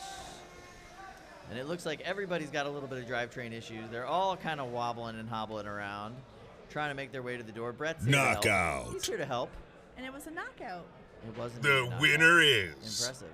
Ablation That does Retro. mean your winner is Ablation Retro. Not Ablation New Wave. Not Ablation New Wave, which we will be seeing, I believe. But yes, Ablation Retro is in this tournament, and they won that match. They will go on to face the winner of Underbite versus Clyde. So we were just informed by Control something that I think is very interesting, and they said something that bothers me because it's slightly inaccurate. Why? How could... Oh, I know what you're about to say. Yes. But give them the fact, and then give them 5 seconds to see if the people at home can think why it's wrong, and then reveal. So this is the fact that we were just given over the headset that is incorrect. In front of us, this is the original, the retro, the old school Brett the Brick. But Now is think it? about that. Think about that for like 5 seconds. But this is like the original, like, I guess, design. Of the modern Brett, this is the OG. Right. Literally drilled out. Look at that. Look at all those holes in it. Like, I this love is it. hand drilled out. That cutout there, that's where the camera came from. And there was also supposed to be a fire suppression system at one point, I believe, that never came into any sort of fruition. Not yet. No. But the face and all of that, that is all original, and that was all hand done back in the day. Nowadays, Brett is very much so. We send him off to the machine shop. We get the face back. We get the pieces back. It's all very professional. Looks nice. This, I think, was like Ed and a friend and some drill bits. You know, like maybe Ed and Zaz in the back with some drill bits back in the day. Yeah. So, all right. Why is this then not the original Brett? Because the original Brett the Brick was literally a cinder block with a face painted on it, slapped on top of a drivetrain. With a GoPro stuck on top. And it was the funniest thing in the entire world because it would literally break apart. Yeah. As like bots would fly into it. You just see dust and debris fly off of it and land all the way around the bot. It was hilarious. By the end of a tournament, Brett would be like no longer a rectangle. It would just, all of the corners and edges would be gone. And we did have at one point like a bunch of those original Brett bodies sitting up in front of this place. I'm not sure what happened to all of them, but it's like just chunks of cinder block like wrecked and laying around here now. I love it. Not a sustainable model when you have to basically make a new Brett for every single event. Yes. So I definitely understand why they've upgraded to these solid metal Bretts. Yeah, like this is like 1/4-inch steel. They're all like bent, angled. It's beautiful. They can take a ton of hits. The drivetrain on them is ridiculous. Yeah. This lasts the whole turn. I mean, they have no issues with these guys at all. They have to charge the batteries, and then it's typically good to go. And they can even put it in ridiculous like squash matches with 15 beetles, and it's gonna be fine. Yeah, you can trust these Bretts a lot more than the cinder blocks of years past. Yeah, the cinder block Bretts. Actually, there were some builders that were trying to like flip over cinder block Brett for a while. That was like a thing that people wanted to attempt to do. Now these days, you can still interact with Brett. Yes. It is encouraged. Well, there is a prize if you happen to achieve turning off Brett, because there is a button on the back that is very difficult to press, especially if you're a robot. It's happened, what, once? Maybe One twice? time. One time? I believe just once. Yeah. Yeah, and the idea originally is, and this is the rumor, right? You win that fight, and you immediately get a prize. A cash prize. A cash prize. But in that particular situation, the person who did flip the switch on Brett did so accidentally, and they were losing that fight badly. Yeah. So they did make the really good sportsmanship decision to forfeit the fight, give the winning to the other person, but they kept that cash prize. Because as you would. As you would, absolutely. But yes, that is the rumor. There is a big red switch on the back of every Brett and Bert, and you will see that that's what it's all about. All right, let's go on over to Cage 5 Let's because go to that's Cage where 5. the fights happen. I do believe we have the actual meta of multibots in here right now. Wow. This is Venti Waspachino. They don't have anything at all to do with Wake and Bake, even though this is Angel Vidal and Alex Pezza driving these two very similar looking robots. But don't let anybody fool you. Don't let them fool you. These are brand new bots, question mark. They don't, yes, brand new question mark bots that have not qualified for the December Wake finals. and Bake has. But Wake and Bake has definitely qualified for the December finals. All right. They are pumped. I can see Angel and Alex jumping, just full of energy at the side of the box. They really did have their Venti Waspachino this morning, so they're good. They're good. They're ready to go. They are well rested after 2 weeks of BattleBots. And by well rested, I mean probably exhausted. Yes, they're running on energy drinks and dreams right now. And Venti Frappuccinos. And Venti, yes, Waspachino. And then they're also going up against First Law. First Law is also a multi-bot. Interesting. 8, 7, Now, 6, what becomes the strategy 5, when you face another 4, multi-bot? 3, Because you can no longer 2, pin 1. and attack Fight, a robots, multi-bot. fight! Yeah, this is going to get real interesting to call. So there we go. We saw, I guess it's Waspachino? I'm not sure. At any rate, the Alex Pez's bot just flew up into the air, and now you have First Law. First Law is a powerful-looking vertical spinner getting just slammed around by Angel Vidal's drum spinner bot. Is that Venti, or would it be Waspachino? These are questions we need These to are ask. great questions, and I don't have great answers. No, definitely not. But you can see this multi-bot strategy working flawlessly with Venti Waspachino. The pin and the hit. The pin and the hit. This meta is like, it has never been considered super viable in 3-pounders until we've seen it, I guess, over the course of this past season, getting used successfully by this team over and over again. With their, I guess, Wake and Bake would be their primary bots, but they also have been building these kind of like side projects, other versions of Wake and Bake that they've been competing with and trying to qualify as well. And I believe they have dreams of maybe heavier weight class. Yes, I believe you're right about Wake that. and Bake-esque bots. Now, First Law is driven by Nathan Kai. He's from Boston, Massachusetts. He's from Team Dicey. He goes to Brandeis University. He's a first robotics kid. He likes story writing, drawing, and designing other robots. Nathan is a nationally ranked marksman, and his initials are NYC, where he's from. Very cool. There you go. But right now, he is really struggling to keep up with the fact that he's got two very powerful robots attempting to destroy him. His minibot's not really moving fast enough to be much of a factor in this fight. It's trying. It's trying. Oh, that looked vicious. Yeah, so the wheel just exploded off of Venti, I believe. So now they are down a wheel. And Frappuccino is now pinning up in the air. They've got First Law pinned up in the air. Really well done pin there. Just kind of middle of the arena. Using the geometry of their bot pin. And they're probably... Oh, are they going to go in for another? Just get out of that corner. They're so going to have to, it. yeah. So Venti, it looks like, is completely stuck up against Brett the Brick in the corner. Not able to get out.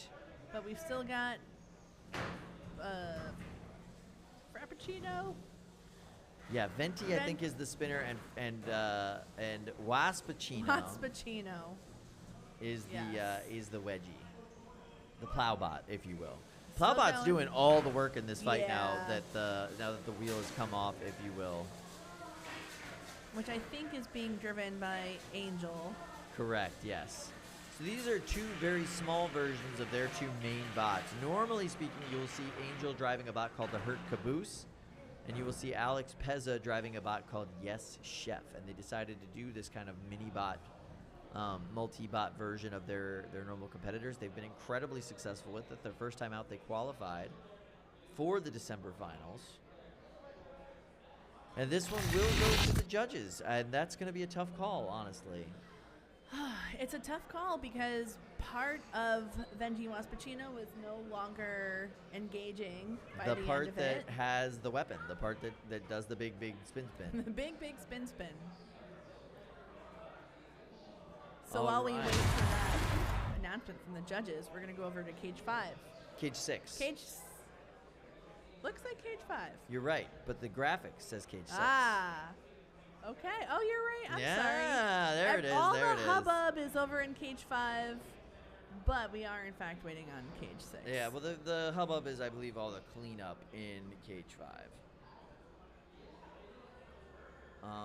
Wow, that's a pretty looking direct gear drive. Keep it simple. Keep it simple. The winner is... All right, so we have GRUG. Scab Armour versus GRUG. Great name for a bot, GRUG. GRUG and Scab Armor.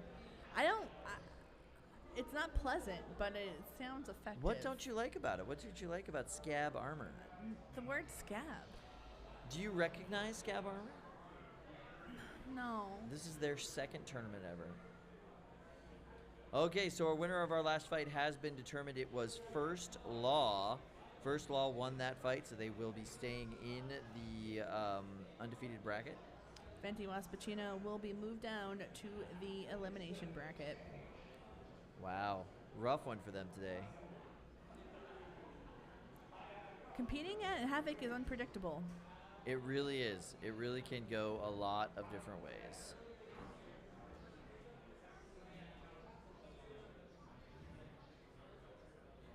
All right, so it looks like we are waiting now for Scab Armor and GRUG to say they are ready. Looks like they're ready. You see a tap button, so that's good. Yes, there we go. Scab Armor and GRUG. 8, 7, 6, action. 5, And we've got a lot 4, of First Law fans 3, in the chat, so 2, congratulations 1. to, Fight, to all the robots, people. fight. Oh, nice moves Whoa, there. big hit. Yeah, that was absolutely vicious. That is a gigantic horizontal blade. It really is. Whoa! Okay, and it probably needs that wheel, and the weapon is no longer spinning.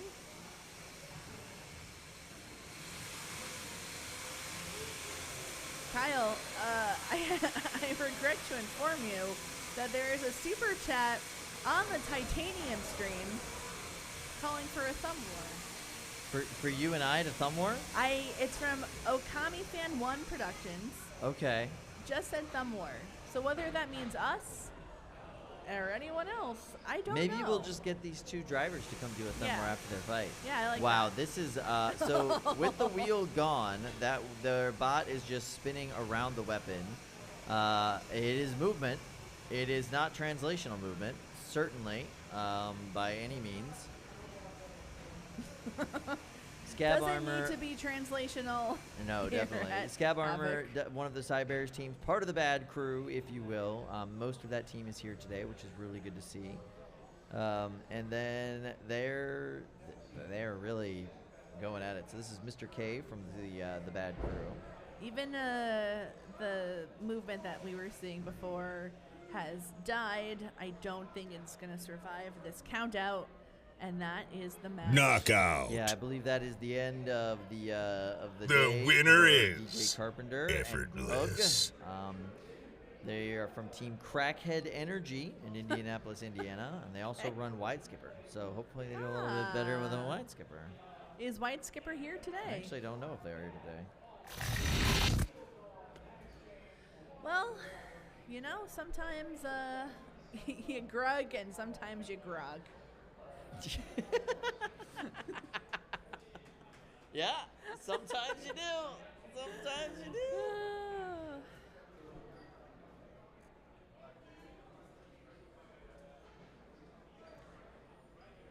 All right, so it looks like we're going to have a little announcer swap out. Lindsay, it's been so nice hanging out with you today. Kyle, I am sure I'll see you again later on in the broadcast. Yeah, I'm looking forward to it. I'm looking forward to it. All right, Thank you for so holding it down. you know what? You're the best. You're the best. Aww. All right, so Lindsay's going to be heading out, and I'm going to be joined by Allie, who is giving up on pit reporting duties for just a little while to hang out with me, which I'm really excited about. And we're going to look at some more fights. It looks like we'll probably be going into Cage 6 next. Yeah, don't leave your phone. But mostly we're just going to be hanging out, which is kind of nice. That's what we do over here. This is like the more chill, the more premium. We've got the leather seats. It's a little more comfortable hangout spot. Allie. This is quite the upgrade from Welcome last to the time. Titanium stream. I love it. I'm happy to be back, and this time I have to watch what I say because you can see my face when I commentate these That Titanium is very true. stage Yes, matches. there's a little bit more going on this time than we had before. We were saying before the Titanium stream used to be you in a tiny little room, closet, watching a tiny little screen with the producer right next to you, like literally breathing down your neck and having to run around you to push different buttons. And this now is just so much more chill. In a way, I mean, I definitely, again, not complaining about this setup. I'm very comfortable and I'm loving it. But you know, being like the anonymous voice type character was nice because sometimes when I want to say something, it doesn't come out the way you want to say it, you know? Right. And I felt like there was a little bit less judgment behind the closet And that, walls. knowing the combat robotics community, there's always a lot of judgment, so you don't need to worry about that. Actually, they are the nicest community I have ever had the pleasure of working with, and it's such a small world that the producers, we all know each other from other lives. Yeah, no, the producing team here is phenomenal. All right. Ooh, I heard a this is name I gonna Tap definitely recognized. And then someone named a The robot the after my winner dog. is Your dog's name is Vicious Pup. 8, It's about 7, to be, if she keeps it up. 6, 5, 4, All right, so we're going into 3, Cage 5. We're going to see 2, Sombra 1. versus fight. Vicious Pup. Robots Vicious fight. Pup, you can see, is that undercutter spinner there. Sombra is a Brazilian drum spinner. Which has always had a lot of success here at NHRL. I'm glad to see they're back again. Very nice to see them here again. Tap And out. that would be a tap out, immediate tap out. The All right, winner that is the is end of that. IDK WTF ID. I don't think so. I don't think so at all. Okay, just making sure.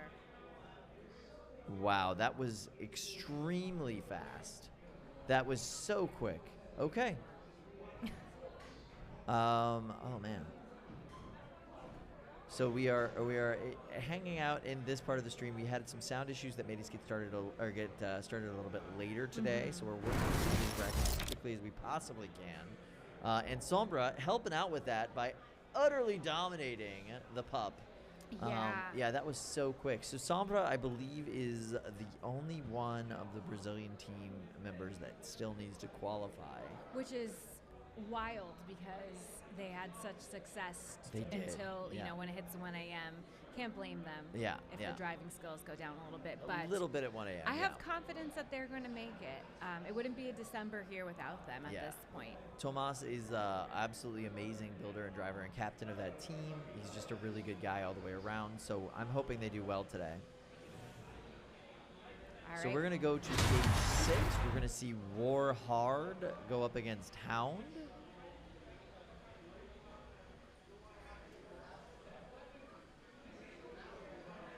There you can see the 2 bots ready to go. War Hard over there in the pink corner. Hound is the multi-bot over there in the blue Okay. corner. War Hard is, oh yeah, look at that. Look at Hound. Looking good. Looking good. 8, Like the 7, 6, Whoa, that is a 5, beautiful first 4, engagement from War 3, Hard. Just knocked the 2, robot straight back 1. against the Fight, wall. robots, War Hard has been fight. upside down since that hit. And now they are back on their head, taking the mini bot out again, and now going after the main bot of Hound, ripping them into the air with every single one of these hits. Absolutely beautiful. I mean, the unicorn horn did not last long, but does not No. seem to be impacting them. too It's much ablative armor. That's all. It's just there to get knocked away and look beautiful while it happens. Warheart is a very serious competitor, a very serious bot in this competition. Definitely looking for the qualification this tournament. It hits so hard. Extremely aggressively driven.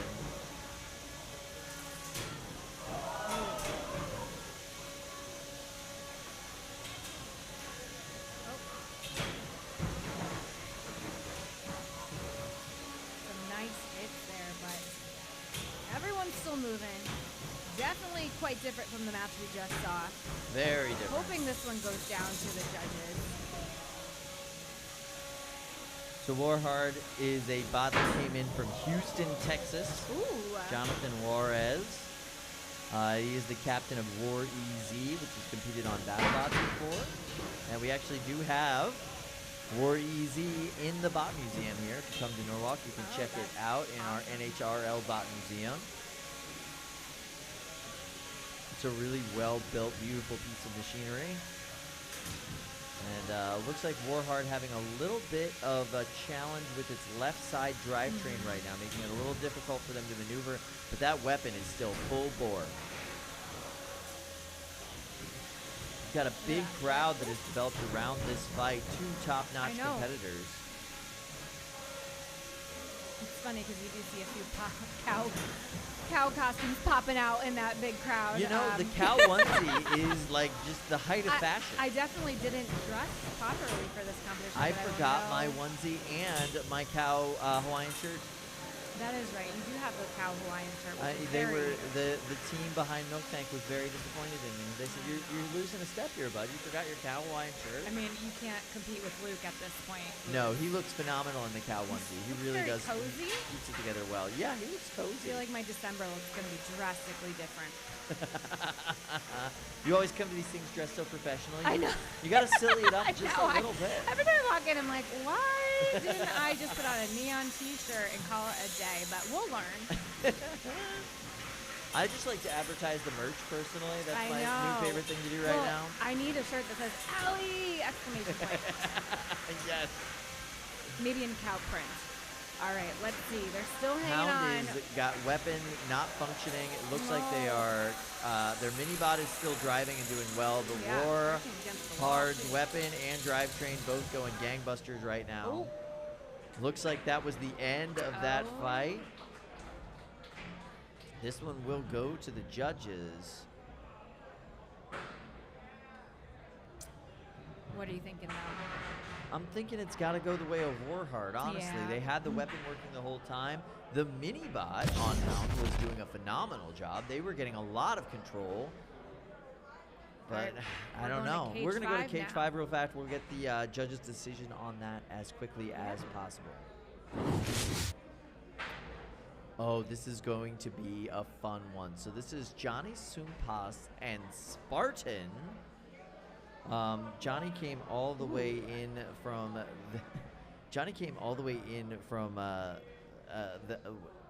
why did I just forget? From the Bahamas.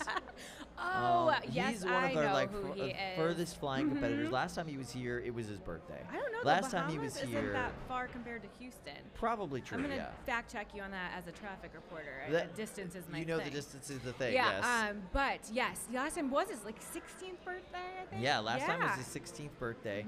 He said last time was about fun. Last time was about friends. Last time was about celebrating his birthday. Now it is down to business. He's got to qualify. He's Yes. got to get in the tournament. He has got to come back and win the big money in December. That is what he is focused on. That is the whole goal for today. He is not here to play. I am so excited to see how he performs throughout the day today. He's going up against Nubert, which is driven by Cole Wilson, who's from Avon, Connecticut. Not a very my far neck draw of at the all. woods. I grew up around Avon. We'll have to Nice. chat later. West Farm Small, big place to hang out as a teenager. Although I wasn't building robots, so maybe that's what he's doing. And, Might have been. He might have been at the mall with a killer robot. You wanted to avoid him. You never know. You never know.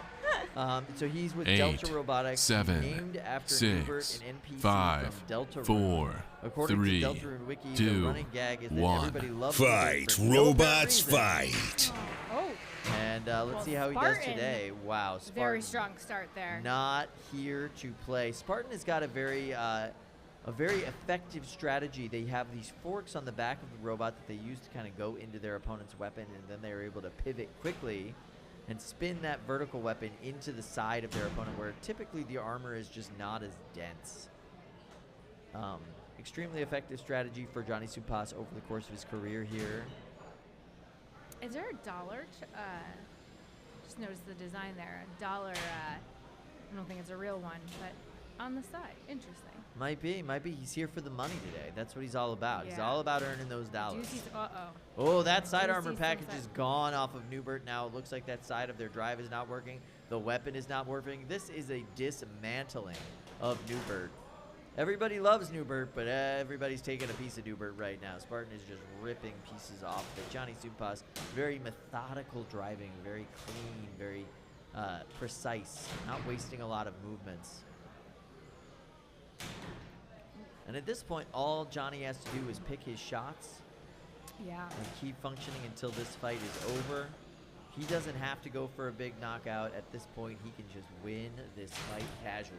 Tap Oh, there out. he And does there's it. the tap Woo! out. Your winner Yep. is The Johnny winner Sumpas. is Victory dance in The corner. robot in the red square. Nubert the slowly winner dismantled is throughout that fight. the Finally robot said, in "That the is red it, damn it, square." I'm done." Tap Tap out. I am tapping right out. Beautiful. The match. winner is the What's he robot do? in How the does he red do? square. I mean, as someone, I'm going to call it, I did not grow up in Avon specifically, but that area home, I'm disappointed, Home, I got to represent the Hartford County, and that did not. But I do think that they were up against a very tough opponent. Yeah. You do not come from the Bahamas to Connecticut this time of year to not do something and win, right? Yeah. Most people are doing the opposite. So, Absolutely. all right, we are moving on. Underbite versus Clyde in cage 6. All right, so this is going to be entertaining. Clyde is an incredibly powerful bot. One of the better flamethrowers that we've seen here. Just super fun. Oh, my favorite. And so we're in for a little treat here. We're in for a little treat. Flame and glitter, that's why I keep coming back. Is that really it? Flame, glitter, a little bit of fireworks every now and again, maybe some lipo smoke. Oh, actually, the smoke really bothers my sinuses if we're going to get into it. So it's not It's bad. not good for you. It's not good for you. I've taken No. my son to like other competitions that don't have the air The air we fil- do here. like filtration system, and so sometimes a battery will get ruptured, and I'll be like, I should probably take Yeah, my like- child and their small lungs far away from Right? this situation. But my confidence is renewed because Jim is back, and my memories of Jim are like full hazard suit, running smoking batteries outside. Keeping So I everything feel safe very all safe. the time. Oh, yes. speaking of Whoa, flames there and we go. fire, and I do Clyde- see Jim right back there. He's ready. He's ready to go, absolutely. So Clyde is the most powerful flamethrower at this competition for sure. Probably not the most powerful flamethrower we have in Norwalk in general, but still extremely powerful. Big, wide design. Comes in with that flame, pins you up against the wall, and just burns into your internal components. Really devastating weapon, but not anything you're going to get big hits from. Ooh, it's this kind of thing that you're going to see. Did you see that? It almost Yes. looked like it went through Through that weapon, yes. Yeah. Absolutely gorgeous. But Underbite is just killing it. That weapon on Underbite is absolutely massive. Big vertical disc spinner. Huge hits. And it looks like Clyde got one of its forks stuck on the floor, trying to get them unstuck now with Brett the Brick. Oh, okay, Underbite's helping. There we go. There we Thanks go. for the assist, Underbite. Underbite came for a fight. So you can see that one fork is just bent up Yeah. and not able to go back down. That's a really important Doesn't part let of, you of flip it Clyde's as well, strategy. yeah. They're not able to get underneath and get the pins that they need. So they can really, because the whole point of the flamethrower, you're not going to get a lot of damage with that flamethrower if you're just casually spraying flame around the box. You need to pin your opponent and just Really melt inject it. the fire into them. So there we go, a nice pin from Underbite. Look at that weapon on Underbite. It's so beautifully cut, really well designed. I would not want to go up against Underbite today after seeing this match, that's for sure. Tap out. It does look like we have a tap out from Clyde. The of winner that match is Underbite. the robot in the red square. Their weapon doesn't seem to be up and running. Might be some reliability issues that they're gonna have to look at throughout the day today. Up in the pits there, yeah, but good match. So Underbite will go on to face Ablation Retro in the next round of the undefeated bracket. That means Clyde is going down to the elimination bracket. They will have one more chance today, one more chance to fight today. If they lose one more time, they're out. They go home. They go home. It's going to be fun to see how they do. I hope they fix that fork issue. I really do feel like that's what. I need to see some more flame throwing today. That's really what did them. We've developed such a love for the flamethrower bots here at Norwalk. They do such beautiful damage. They do such fun work. It used to be a joke in this community, Allie. I don't think you know this, but like definitely didn't. Back in the day, the people would be like, "Oh, my main bot is a flamethrower." It was like, okay, so you're not coming with a serious weapon. You're not coming with a serious bot. You're not actually trying to win, right? You're just trying to have some fun. Yeah, cool, theatrics. But now we know, especially from some of the bots that we've seen here, they're serious competitors. You can do a lot of damage with a flamethrower at the 3-pound weight class and absolutely melt and destroy your opponents. It's gorgeous to watch, too. Well, it's all about, like you said, pinning them up and then getting the flame on them long enough to really melt their outer casing, and then, ooh, that is not fun to repair. No, and so many of the components now on these bots, especially at this 3-pound size, are 3D printed. Yeah. So the 3D printed components, the way you make 3D printed material is you heat up a material and you form it into a shape. You literally like extrude it out of a shape, kind of like a hot glue gun. Well, if you reheat the material, it melts. It turns into not that shape anymore. Yeah. It's gorgeous to watch. A lot of the ways that these people try to protect their bots is they'll wrap it in aluminum foil tape. Oh, so you'll see that. I did not know that. If you're going up against a flamethrower and you're worried about some of your components melting, you'll see a lot of people wrap their bots in aluminum foil tape here, which I think is really smart. Now, has not been a year here, so just want to preface that. Aluminum foil tape. Is that where you just take aluminum foil from like Stop and Shop and wrap it, or do you buy this at like Home Depot, Cut Save? Like, where do you get this? You would stuff? get this I would get this from Uline, but it is like a heat. Okay, it's like material. an actual material. Yeah, okay. you would actually use that to protect from heat. And this is why you do not see me making robots, because mine would be wrapped in aluminum foil, like I was handing you over a Thanksgiving turkey. I'm not gonna say we haven't seen some bots do that here. That has happened. Where people literally just Did went they to the win, grocery though? store. No. Oh, exactly. No. Yes, I remember when we had the bubble bot. That was made, I think, in like 2 hours for fun here. So that was Ed's bot, yes, wasn't it? yes, and it lasted a lot longer than we thought it would out there in the cages. Well, but Ed's just got so much experience now throwing random stuff together and making a cool bot out of it. Oh my gosh! Well, I think when you spend so much time in the workshop, you get a lot of good ideas for better or for worse. Yeah, and you see what doesn't work all day long. Bubbles Don't didn't work. work. Bubbles don't work. But Liquid nitrogen doesn't work, but it's fun. Have we had that? Yes, one of the bots that Ed worked on before was a liquid nitrogen delivery bot that delivered the liquid nitrogen using coffee cups, styrofoam Oh my coffee gosh. cups. It was That is absolutely awesome. hilarious. I'm sad I missed that It one. was, but it was one of those things where you get put into the box and you're like, but why? And The then it's like, wow oh, this is like factor. something Austin and Ed put together. God, it's for the fun. It's for a good time. Yeah. Love the wow factor. Yeah, I am and- here for it. And Austin's not going to design a bot that's going to win the tournament, right? That would be absurd. If like the guy who runs the tournament is going to put together a bot that's going to win the tournament, he's not I going to. mean, do he's that. certainly smart enough to do For that. sure, but For he's bad, here, bad business decision. He's here for the I memes. think- He's here yeah. for the fun.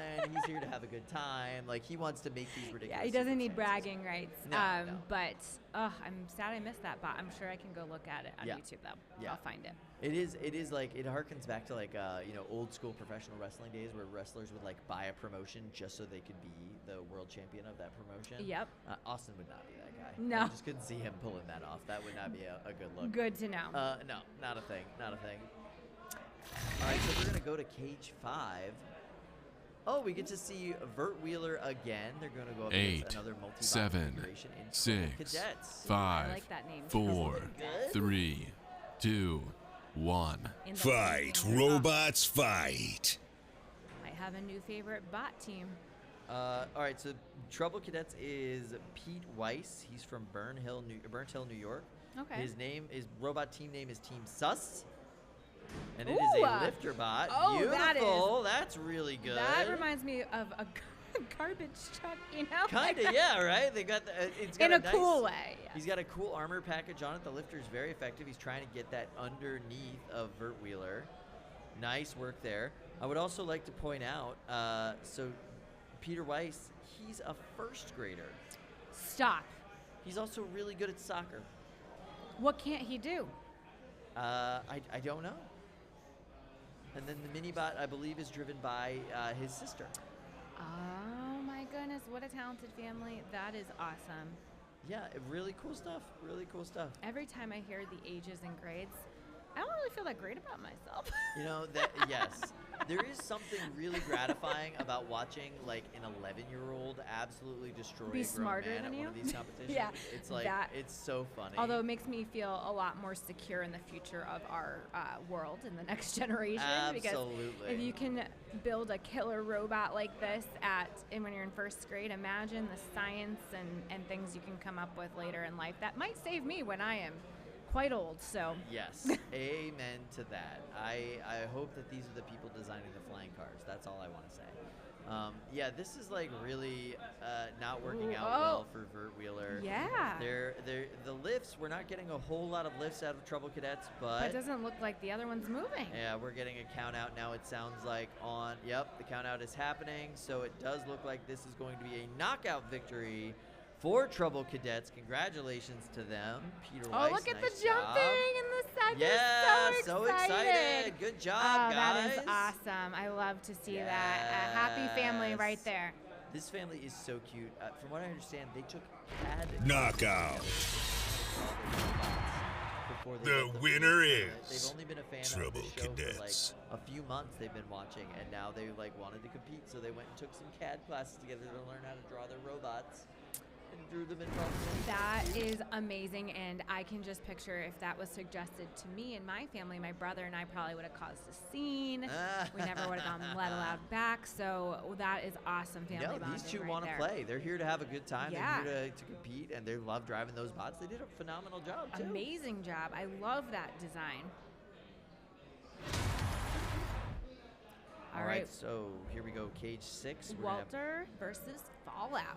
Ooh, Walter versus Fallout. 8, 7, 6, 5, 4, 3, 2, 1. Fight, robots, All right, so I'm going to fight. swap out with my buddy Chris. So, do some play-by-play for us while we swap out. Oh dear. When they trust me to do these things, I get really scared. But we're off to a pretty vicious start here. A lot of hard hits already. Oh. Appears that both bots have their weapons working so far, but a lift. Nope, not a full lift there, but a drag.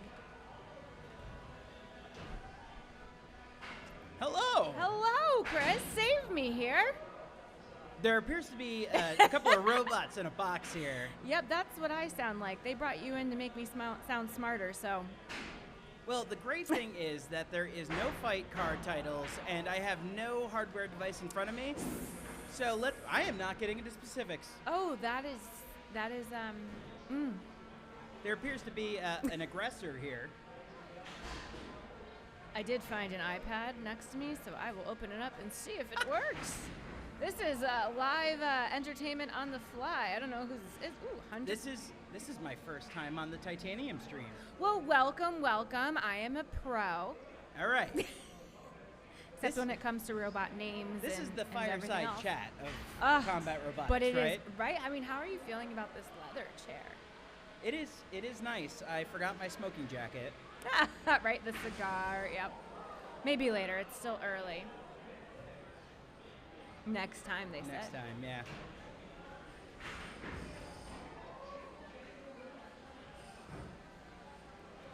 Well, we do have an iPad out here.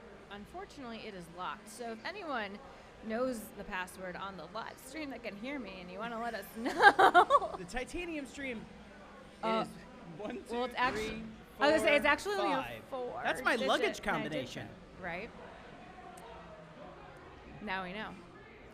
All right, it looks like this match is an nope, over. Oh, you see Jim? Jim's going to get in there and fight the bots himself. Again, very happy to see him back. We got to stop him from doing that. Yeah, I'd love to have Jim back.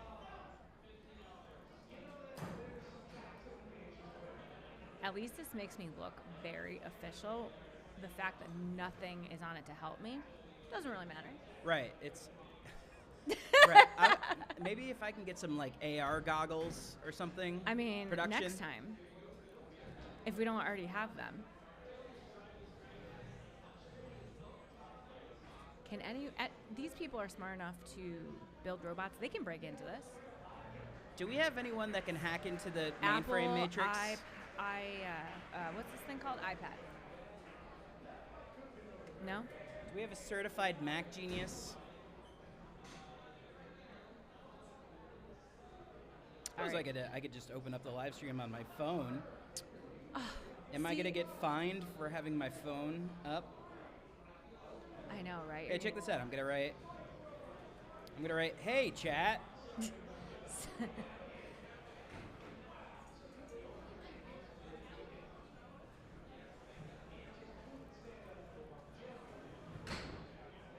Oh, this is great. This is like working and having my phone in front of me. Just like regular work. Right? Except now you can't get in trouble because you're really using it for work.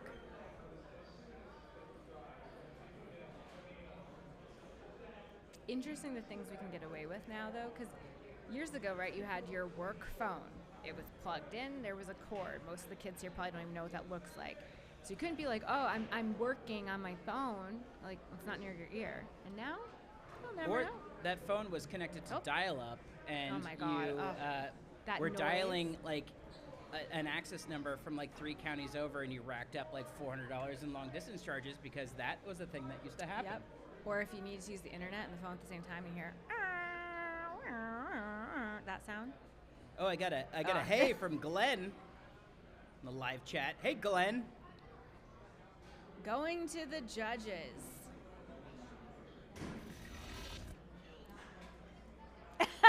And there you are. Look at me. Here I am. And on my phone.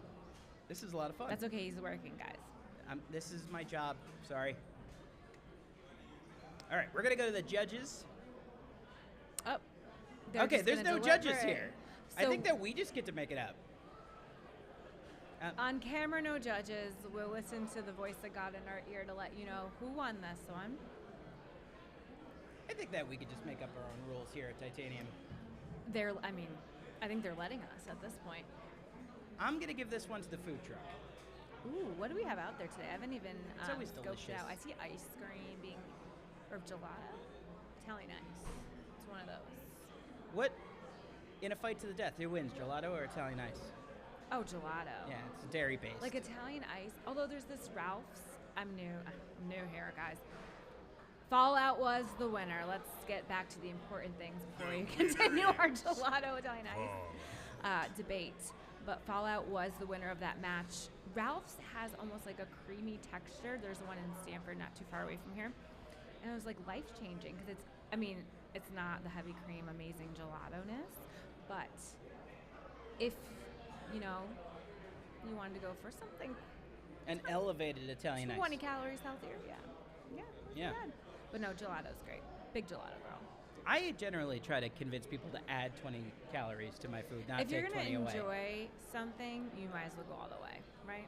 Yeah, because normally they make things like 20 less calories, but they add forever chemicals. Very true. Very true. All right, look, do we have another match? It looks like going to 5. Oh. Silk versus Osiris. I had a chance to see Osiris's match over on the steel stage earlier. How was it? 8, 7. The first 30 seconds, 6, explosive.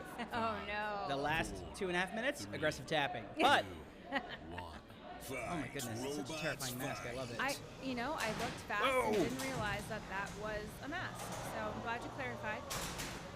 Oh, I boy. see damage already and very little movement.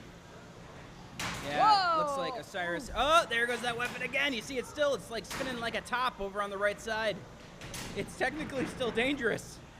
The weapon is Oh my still God. active. That is terrifying. Oh, wow. Oh, is that a tap out?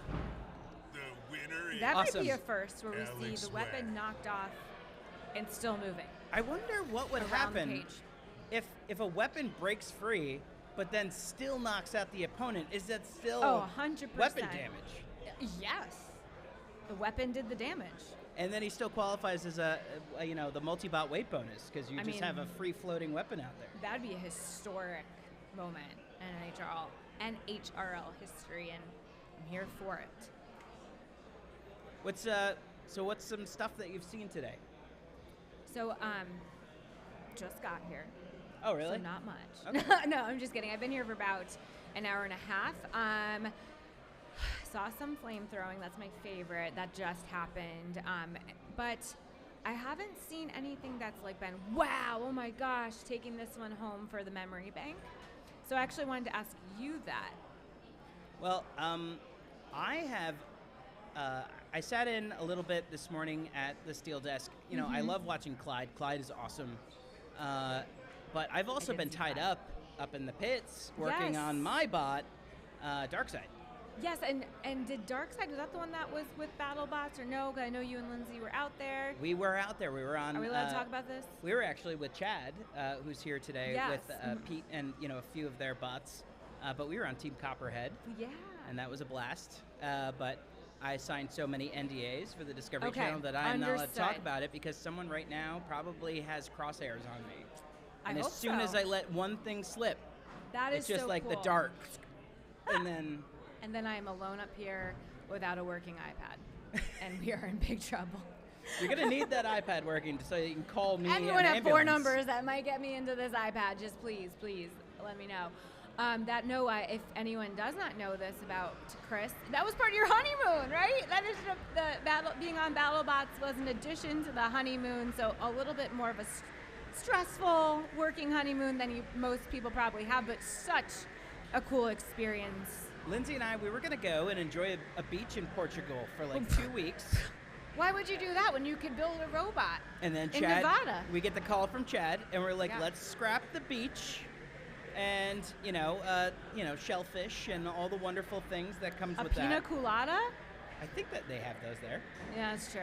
And then Never been to instead, Portugal. we just got covered in grease and paint and cuts and spent, our honeymoon in Las Vegas, which a lot of people do. I mean, most people get married there before their honeymoon, so just did it in reverse.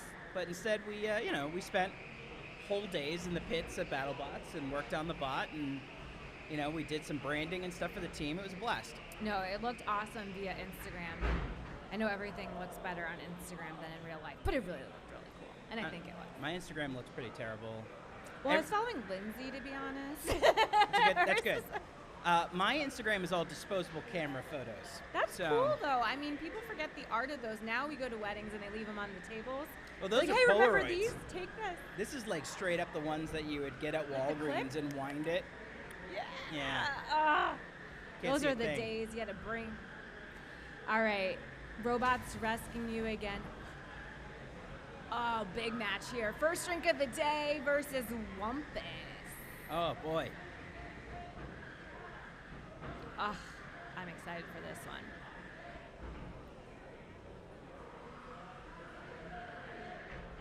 Eight, 7. Do you think he's had his first drink of the day? Always. 3, Yeah. 2, 1. Fight. Here we go. Robots fight. I really love those anti beater bar and anti horizontal forks that that Tom has kind of created for For first the drink lift of and the flip day. is what I call it. The lift and flip. But this is tough because, I mean, that rotating spinner, how do you get under it without getting tossed to the side?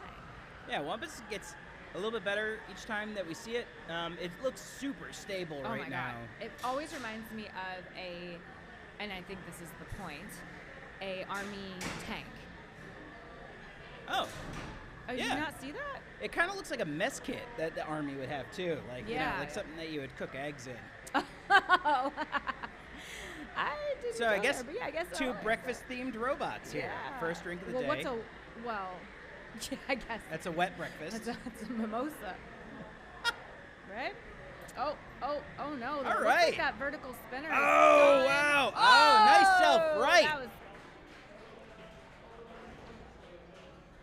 First drink of the day is trying to play that control game to prevent Wumpus from spinning up. Another lift here. Lift. Can that servo do it? This is interesting here. But is his weapon working there on? Oh! wow. Uh-oh. Jameson Go just commented on the live chat. Wow, beautiful shell. I couldn't agree more. Is This he thing- here today? Well, he's in the live chat. He's Yeah, but- watching us. I know, but that makes me think he's not here. I did not see him. I don't believe that he's here, but I do agree man. with the sentiment that that is a really awesome looking shell weapon. It is really cool, but it looks like a turtle on its back right now. That'll happen. Oh.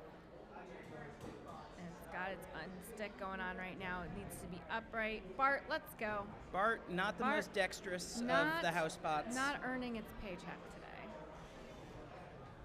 See if we can get some help from Tom. Yeah, I mean, first drink of the day wants a fight here. And that's a count out. tap out. Or a count out. All right. So first drink of the day. Taking that home. Tom's a relatively new builder. I think the span of a year, and he's just much better than me in every way. Winner is As are many of the people here, right? Not Shots not, fired? No, that's not what I meant. My goodness. That came out wrong. This is why I liked when we were in a closet and no one could see my face, and I was commentating this. Mm-hmm. No, that's not what I meant. I mean just the brains in this building. Between the two of us, I'm not quite sure we are the smartest here. It is really cool being up in the pits because there's just so much like thought diversity. You have people that are kind of on like one end of the thought process where like they're building something like really different, imaginative, and then there's the people that like they're just looking for that extra 0.1% efficiency. Yep. And cool things happen, with that kind of diversity. I love it. I know, and I'll hold my thought. Chainsaw Katie. Kitty. Kitty. Chain- Versus Cooper. Well, Chainsaw Katie, she's here next time. Right. But Kitty is here today. We don't talk about Chainsaw Kitty. 7. Not anymore. 6. That's the NDA for Right. yeah. Just wait for the docudrama series to come out. 2, 1. fight. Robots fight. All right, the age-old tale of the horizontal and vertical.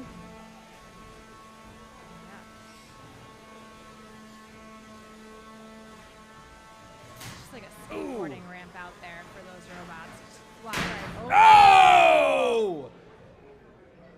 boy. Oh, quickly Nice uprighted. self-right. A little bit of damage. Still Looks moving. like both of these weapons are feeling a little bit of it now. I mean, it was a hard collision. Uh-oh. Is that robot stuck? Nope. Oh, you see that horizontal is, it looks like Yeah. it's been tacoed a little bit. So, not considered a pin, or almost when your robot is stuck on top of your other robot. It kind of is, I mean, yeah. I mean, that's you're, their you're, goal. you're Oh, oh, there there goes goes the the wheel. It looks like only one side is intact now. You're certainly Oh, demonstrating another wheel. control when you use your multi-bot I to... think that robot's done. Very I good. didn't hear no bell. Yeah. Oh, wait, there's the bell. And we have a tap out. Yeah, that was, wow. That was a good one.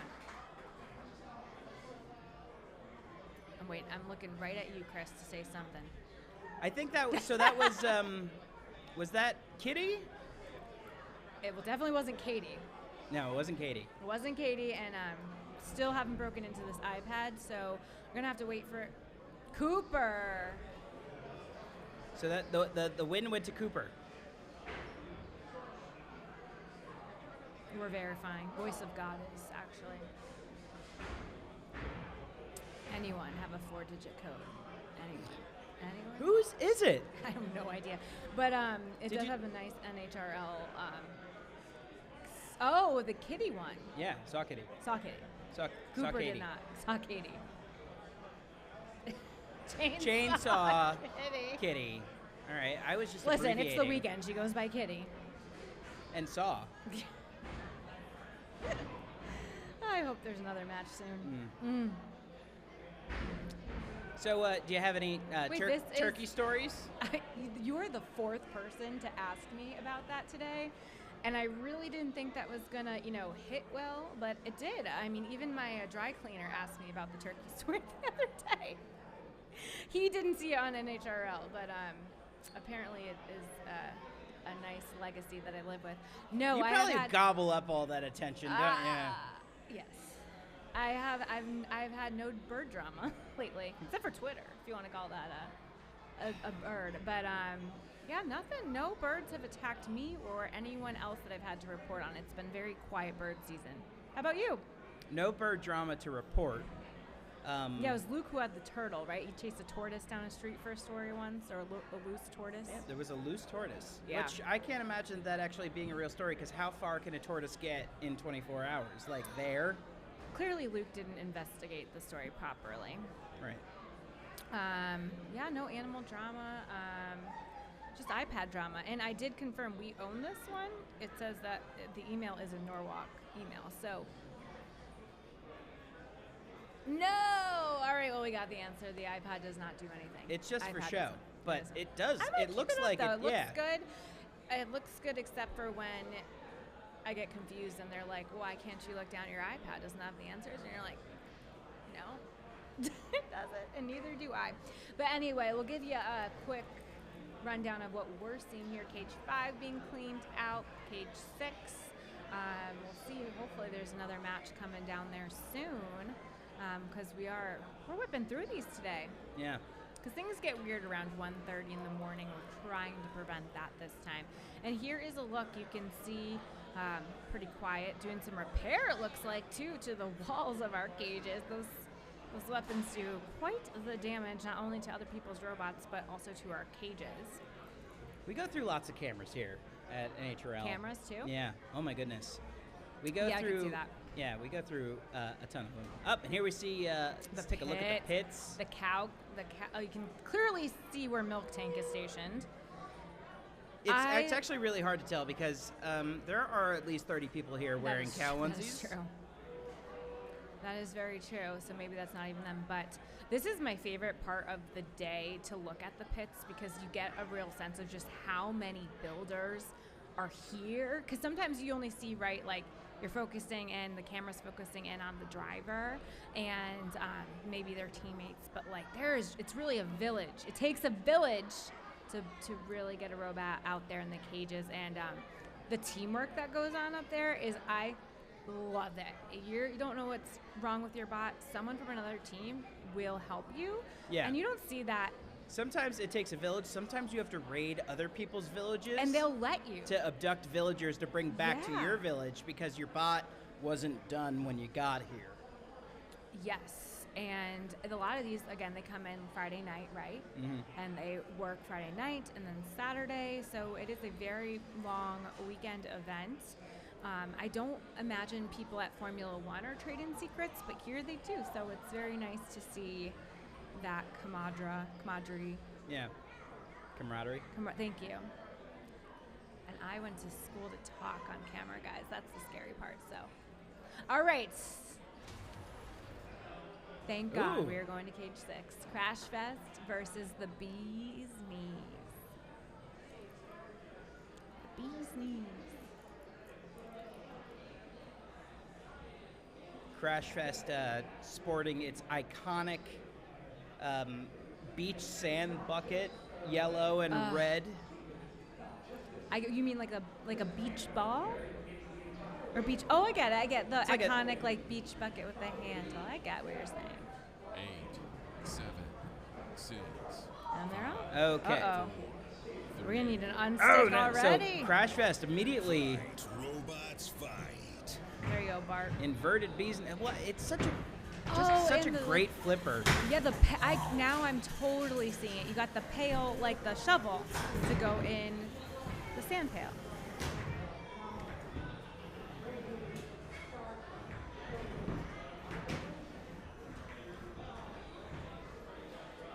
Oh. Stuck up against the wall, and they already used their unstick, so see what happens here. Oh, Oh. Crash Oh, Fest has that's that wedge But deep under they that still have that an guardrail. unstick Crash Fest. Hate when your weapon gets stuck under the wood there.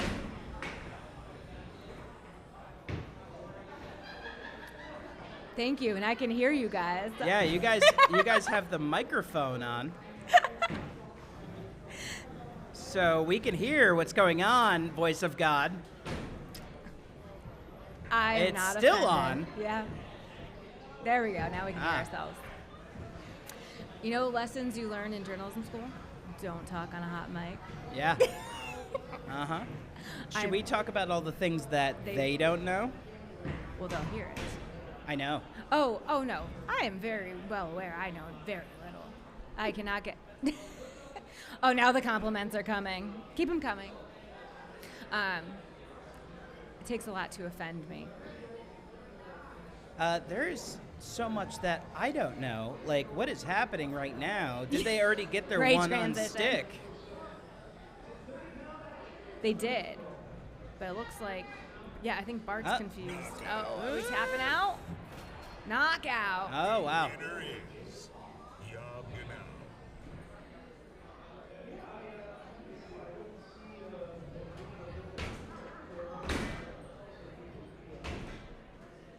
I am very, actually, another person who has been here on their birthday, Crash Fest.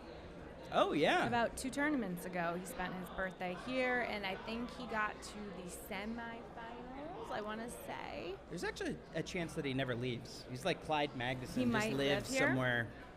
somewhere in the outskirts. I mean, there are so many Bob's Discount Furniture couches around here that you could crash on. I'll never step Why foot in am I Bob's paying? again. Now I wanna Bob's is terrifying. As soon as you walk through the door, there's like someone on top of you, I an know. aggressive couch salesman. They are, but there are a lot here that now I'm like, why do I pay rent? I could just sleep here. A lot more space than my apartment too. Disrupted once every 2 months. I can make this work. I want to Do you just think the vendors would stay though?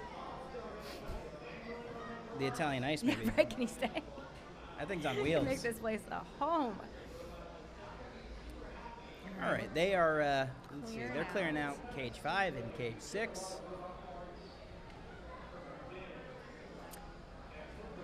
Oh, are you guys trying to butter me up after you told me I had no clue what I'm talking about? Talk about something I know about. I'm totally totally kidding. I think they're terrified back there that I'm actually mad. I'm gonna keep going. I'm mad. I'm gonna keep going with it. I'm furious. They asked me if I have any good weather stories. I have bad ones, like the time a hurricane. Like the time I volunteered hurricane coverage only to get rolled into a ditch because our car got stuck our live truck got stuck on with hanging wires. Yeah, I was yeah, it was kind of traumatizing, and yet I still kept reporting on those things. But yeah, in light with hurricane season, I grew up watching the Weather Channel, not building robots, as many can tell by my commentary. And so when there was a big hurricane, I was working in Raleigh, North Carolina. I was like, sign me up, send me out. And they're like, really? You do traffic? And I'm like, no, I got this. I did not have this. I mean, I did until the truck got stuck in the wires and went in a ditch. But I got a whole week off from work, minor back injury, and I'm back here. I'm ready to go. That's wild. I actually used to be a tornado chaser. Were you really? Yes. Oh, that is so much cooler. We were a cool team. It was me, Helen Hunt, and Bill Paxton. And we would drive around the tornado belt, and we would chase. Yeah. Oh, wait, that was the movie Twister. I watched the movie Twister. It was good.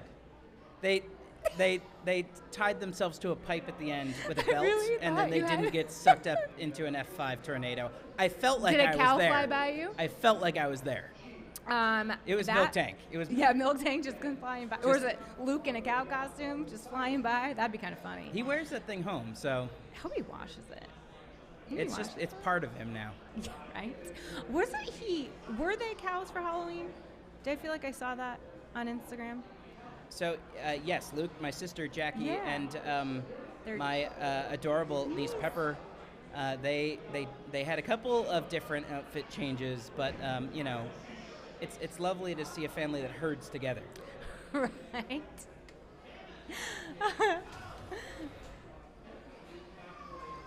All right, we're going into Cage 6, Fully Defined versus Wormhole.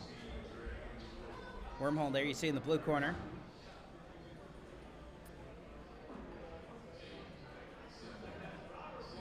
Who do you have on this one?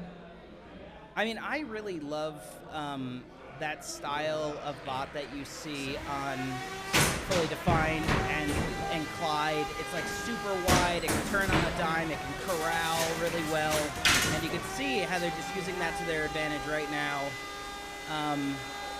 It looks like Wormhole, its weapon is gone, its weapon assembly is gone, and a good portion of its armor package is gone.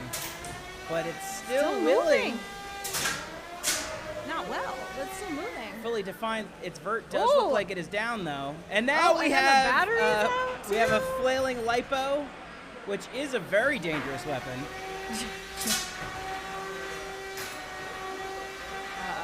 I'm seeing a tap out, knockout future here. I don't think that there's a battery left in Wormhole anymore, which generally does put a hamper on your ability to win a match. Yeah, and that looks like that looked like the end of your match. Whew. There is some debris in there. I'm trying to get a better look at their hats there, the design. There's more debris in there than there is in France. I didn't. Brie cheese. That joke was some soft cheese right there, I'll tell you. Brie cheese is my favorite. Isn't it good? Have you ever had a Brie bake? Yes. Oh my God, it's nice and warm. You just dip a pretzel or some type of carb in there. My sister Jackie, she doesn't do it often, unfortunately, but her Brie bake game is on point. Since there's so many of you and you're all related and in the robot world, on Thanksgiving, is this what you talk about? It might be the only day a year that we don't talk about combat robotics because we're just stuffing our mouths with That's true. Not a lot of time to talk. Baked Brie. I have to say, I've been reporting on a lot of things in the past 10 years, and this is the only thing people ask me about. Combat robotics. Really? Yeah, I'm not kidding you. I was at a charity event with a very well-known news anchor last night, coincidentally, and this is what he asked me about. Who was it? We'll talk offline. Oh. Don't want to give up his spot.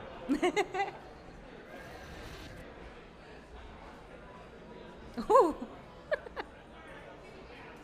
All right, cage 5. Voltage X versus Spanky. It's Spanky. Yeah, I see Chad and Pete over there on the opposite side of cage 5. It's a really cool bot. It's very complicated. I don't know if they have enough spare parts, but Ooh, if anyone could pull things together and win a match, it's those two. See some cow apparel. A cow shirt. I really need a milk tank shirt, if anyone's listening. You can't get me into the iPad, the least you can do is get me a milk tank shirt. Can someone get us a milk tank shirt over here? All right, they got the box loaded in. I think that they're about to kick off this match.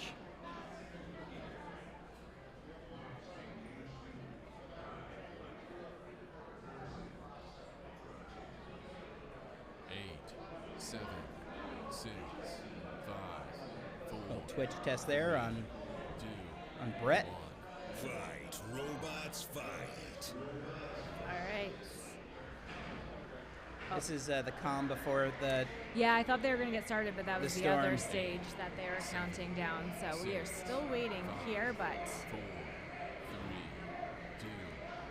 it's always better to have anxiety going. Here we go. Waiting. There you go. Oh! Oh my goodness! No, damage right off the first hit. Oh, I see a belt. Now, who's the belt off of? I think It doesn't it look... is Spanky. Yeah, it doesn't look like...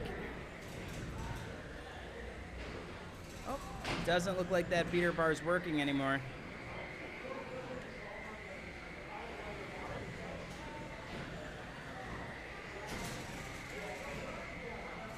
And who is the other bot again? It's Spanky and are you sure?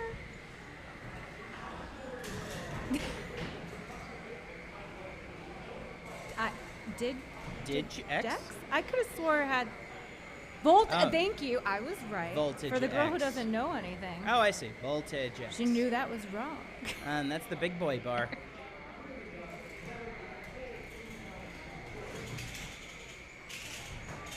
I like how they labeled it, just in case you forgot. Well, that way you know which end is dangerous.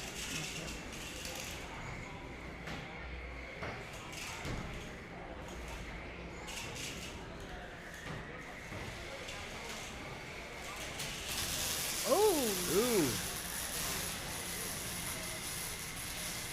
This is bullying right here. Robot bullying. Yeah, that's some synchronized swimming here at NHRL. Oh, that's a nicer way to put it.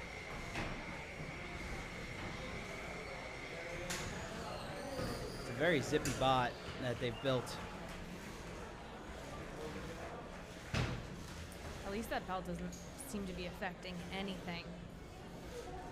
If it is off voltage X. It's a little, not the most explosive match once the belts come No. off. Still moving. Wow, nice pin there. Oh, wow, and up on its back end. Voltage Jax is there in the corner. That's a cool shot.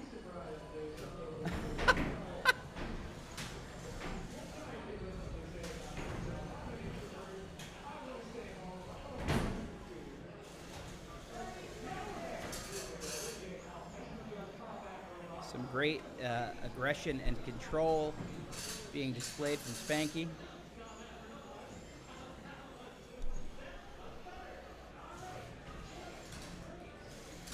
Gotta be coming down on time here with this one. Well, the matches here on Titanium are 12 and a half minutes.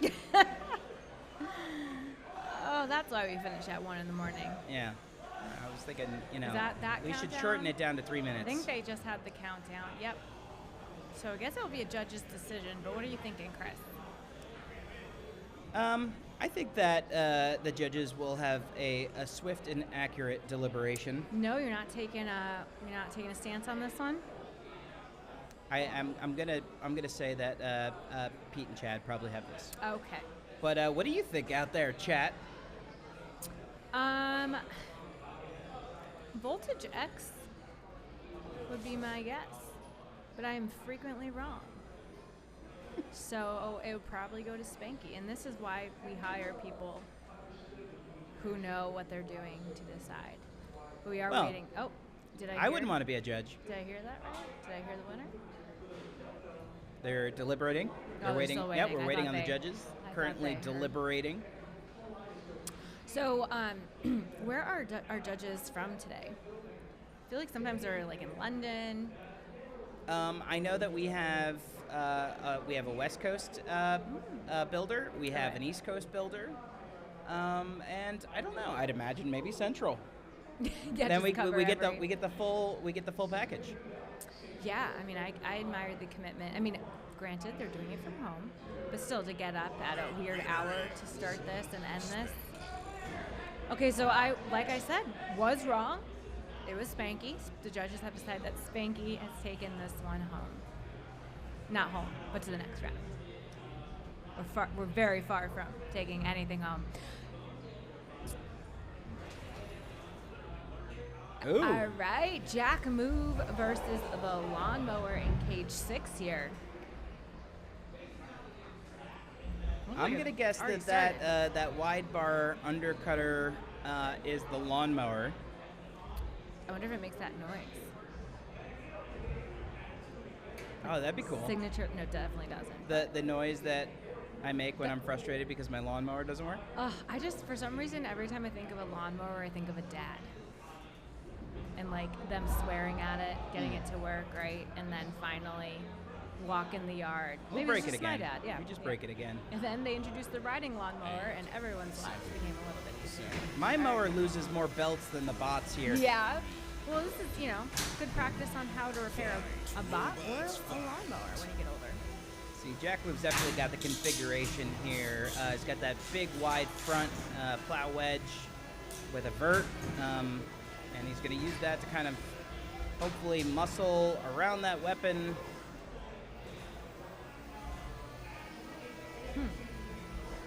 Definitely using that multi-bot to its advantage. Yeah. Teaming up on them. Ganging up. Street fight. Oh, they're just synchronized swimming. Keep it friendly here. Lawnmower has, still got that weapon working. Ooh, wow, just got a little airtime.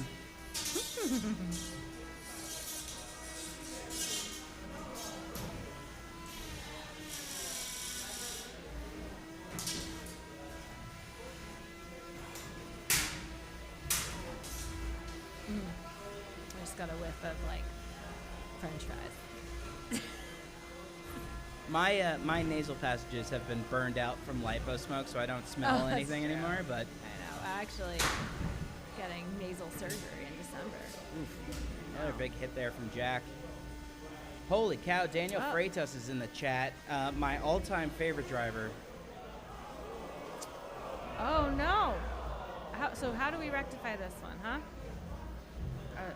Well, we got to unstick. Does that go to all of them? Are they all? Does that count as an unstick for both teams? I think so. It's like a robot pilot. Oh! I know! Oh my goodness! Oh my That goodness! broke our lights. Yeah. Oh wow! Yep. That that's a doesn't light. look good. That's gonna require some work. We have a no. few electricians that generally they're on staff here. And even if you're not, we'll make sure you know how to fix a light by the But time. the match continues. Now Yeah. with a live 110 hazard. volt line dangling into the An box. extra fire hazard involved. Why It's okay, not? Jim is here. We're Why fine. not? We are fine. Just stay away from that corner. Oh, well, you know what? Oh You know my what goodness. is tough This is is- not good. This is. No. I wouldn't. Bart is also like he can't unstick any. Oh, Oh, this is how you melt a bot. it was a fun ride at NHRL. I have never seen anything like this before. I've never Tap seen any. out. Yeah, we've never. I mean, there we go. There's I always think that's the end of the match. and the end of that cage for now. Wow. So now we need someone who can break into an iPad and also fix lighting. Right. And If I could get into the and iPad, I maybe could deliver Google how Italian to ice. fix the lighting, but I can't.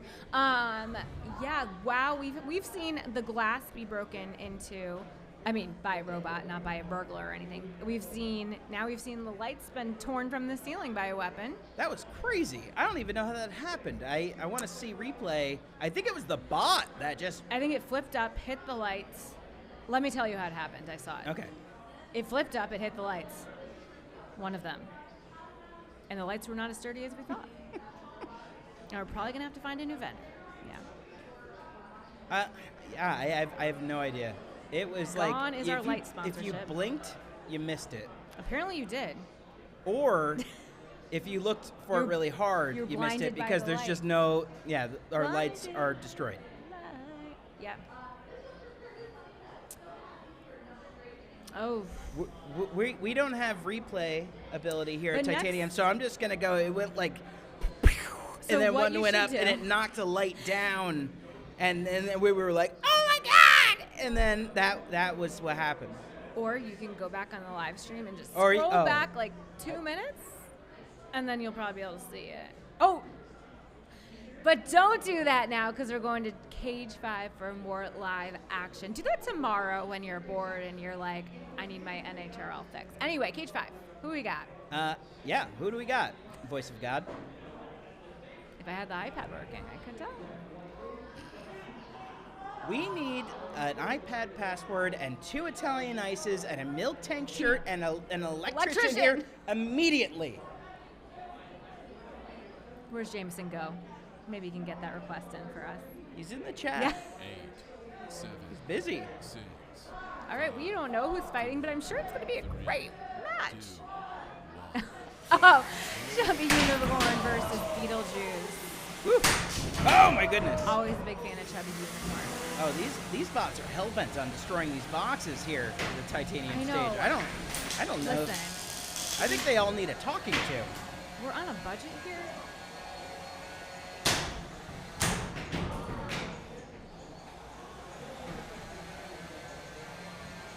Oh, I did see some quick work going on in Cage 6 to fix that light, so we might be up and running faster. We have an upside-down chubby unicorn. It's like a cow tip, you know? Unicorn tip. I used to be I was an expert Cow tipper? in unicorn data for the government. Just like when you were, was that before or after you were working with Hunt chasing tornadoes? Do you know that a pack of unicorns is called a blessing? Did you see that on Instagram quote somewhere? No, I don't have Instagram. Oh wait, yeah I do. It's all the Walgreens disposable camera photos.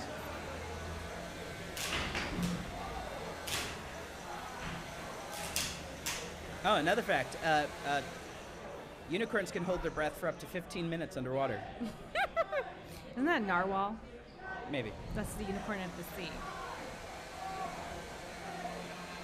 And they're real. Oh, and yeah, fact number 3. Unicorns are real. All right, it looks like we have a knockout. And some excitement there. Looks like Chubby Unicorn has had its last bale of hay. I don't think unicorns, I thought they ate Skittles. No, I they, swear to God. I think they passed Skittles. Sorry, that was too much, and I apologize. Keep it, this is a family-friendly show here, Chris.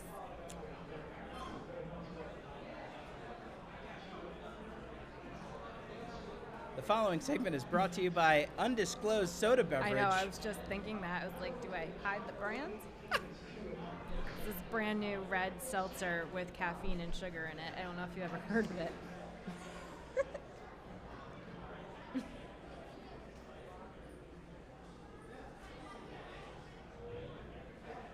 Oh.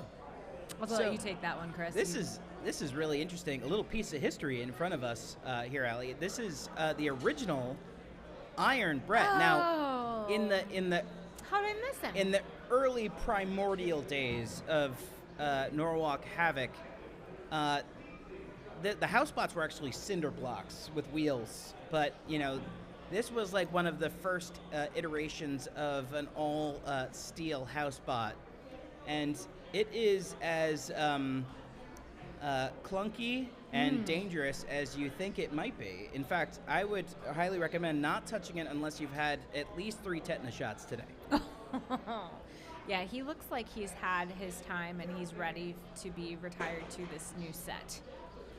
It's really cool though. I love that they have this belongs in a museum, but it's over here at the titanium stage. I have a feeling that when the titanium stage is cleared out later tonight, he'll be back in his place in the museum.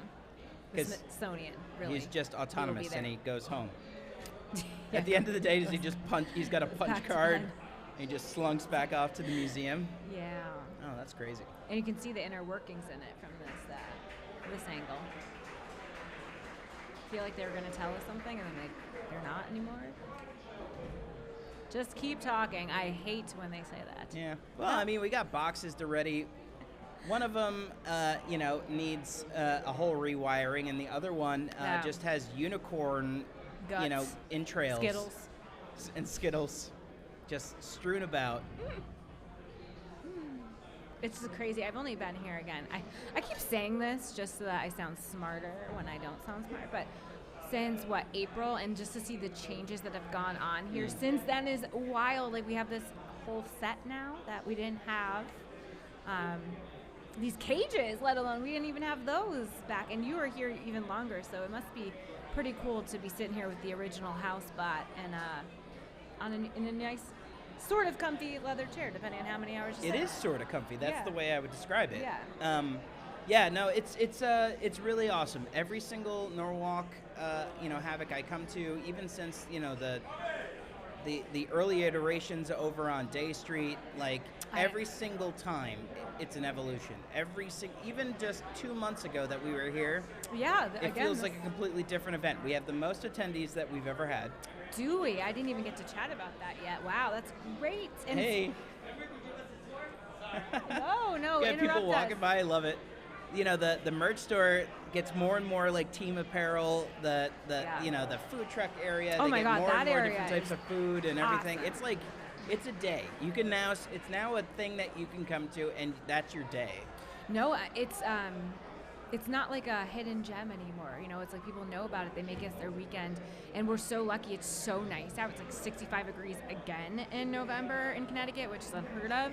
So that food truck area is like the place to be right now, outside, and then you can come in. And we have a beer garden this time. I've tried planting beer for years, and I can't get The it to hops root. aren't growing. What are hops? That's what beer's made of, hops. So I can't just put a can of Bud Light in dirt. Actually, I mean, you can. I feel like people have put dirt in Bud Light cans and grown actual flowers from them, but no. Everything I thought You I will knew, not grow I was there. wrong. Yeah. I suppose my hot dog tree is never going to come in either. You're probably not. Try peach tree pear. Like peach schnapps? You can probably turn it into it. You can do anything these I know what days. I'm doing when I'm getting home. I'm burying a bottle of Lindsay peach will be schnapps. like, great, don't do the dishes. Please try to garden. Impossible things. Oh, thank goodness. Cage. Okay, you can say all of that one. Null pointer exception. Versus Saber. Cage 6 Witch had the light issue that has since been rectified. We no longer need an electrician, just an Apple genius.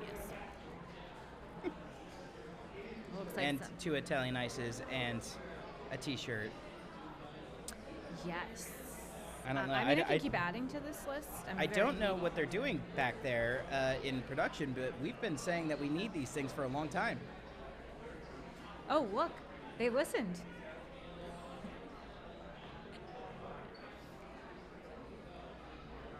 Oh, we were told we were at the titanium stage to lower our expectations.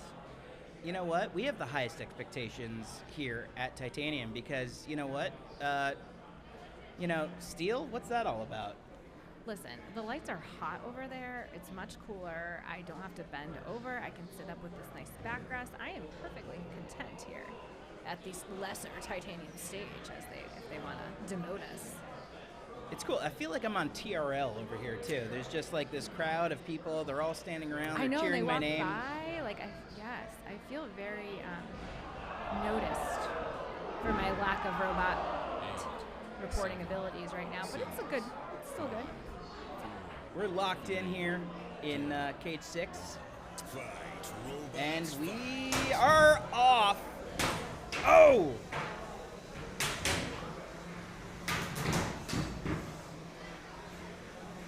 Oh, this is a grudge match here.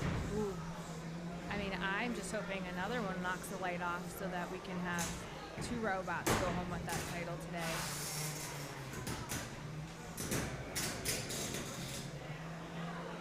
Oh.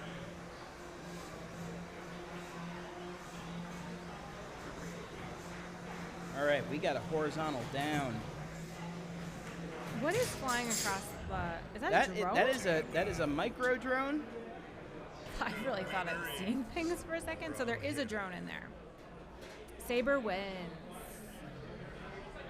So let's talk more about this drone. Is that for footage purposes? Is that part of a robot? I think it's like a nuisance bot. Like if it is a bot. Have you ever been camping and you're trying to fall asleep and you have a mosquito in your ear? Not since I was 15 last time I went camping. But the mosquito is in your ear. Still. It's still there? Yeah. Oh my goodness. Glamping's more my thing. But okay, so that is that legal? I feel like Sure. drones, there's so many flight rules and we are letting it fly around a cage? Maybe Is that an over in the airspace drone violation? racing league they have rules, but here, I mean, there's a bot upstairs. I think they got a flamethrower attached to one of them. So See, the flames don't bother me. It's the drones that I'm just I didn't know. Well, There's it's so a many rules where drone you can fly them. that shoots fire. Oh, are you serious? Yeah, See, now I don't trust you after the Twister story, but that happened. It was me and Bill Paxton and Helen I'm Hunt. going to go back and watch that tonight and I'll screenshot your picture. But that is very cool. Have you ever flown a drone? Yes, You have, okay. I got a Phantom 4 Pro several years ago, and I played with it for like a whole summer, and that is where it lives now in the back of my closet. Oh, yeah, it was like a one-hit wonder, like, cool, and then it wasn't. It was a fun summer You know of what- Chris. What bothers me? You know what really bothers me? What really bothers you? When people fly drones at the beach. Right? I'm in my bathing suit, and I know you got a camera I'm on like that thing. shoving my face with some Cape Cod potato chips. Wow, like, geez, speak. You bring chips to the beach? You don't bring Cape Cod potato chips to the beach? No, I get a fresh clam roll at the Coney Island stand. Oh, you're going to the Coney Island beaches? Have you had a tetanus shot? Forget the bot.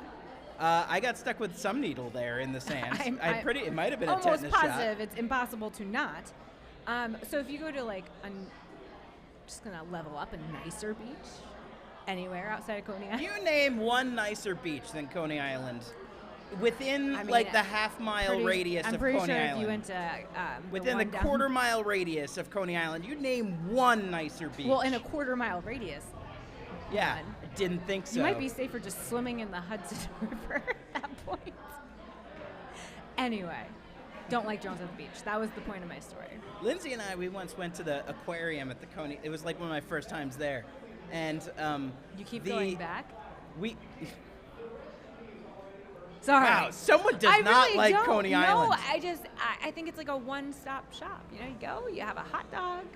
We go to the aquarium because I love aquariums. Lindsay likes to Have you have me been to the nerd Norwalk out, one? and like we get in line, And then all of a sudden they're like, aquarium's closed. And we're like, but we're in line and it's not closed. And she's like, y'all want to see some fish? The ocean's right over there. And we're just like, Dead ones, yeah. okay, Oh, sorry. God. Well, if you gonna plug Norwalk, have you been to this aquarium? Oh, this is my favorite aquarium. Yeah, the great aquarium, safer beach down the street. Actually, really good seafood in this area as well. Not from the aquarium, though. They harvest it from the sea. Could you imagine if you went to an aquarium and they're like, would you like the scallops? Well, that's what they do at lobster restaurants. You first walk into a lobster aquarium, and then like just maniacs go, I want that one. I think they're showing us to stop and look at the pits and talk about that instead. Robots. Here we see the pits. Just something to look at. No, you can see the pits, obviously, hard at work repairing those robots and continuing to press on today, wanting to make it to that second round, keep staying undefeated. All right, and I'm gonna jump out. Okay. And I'm gonna allow the wonderful Shoebomb to step in and offer some co-commentary with you. So, Oh boy. good luck, I hope he knows Godspeed, what have he's in fun, for. and hopefully, you know what? I'm gonna bring you an Italian ice. Chris, you'll be my favorite coworker if you do All that. right.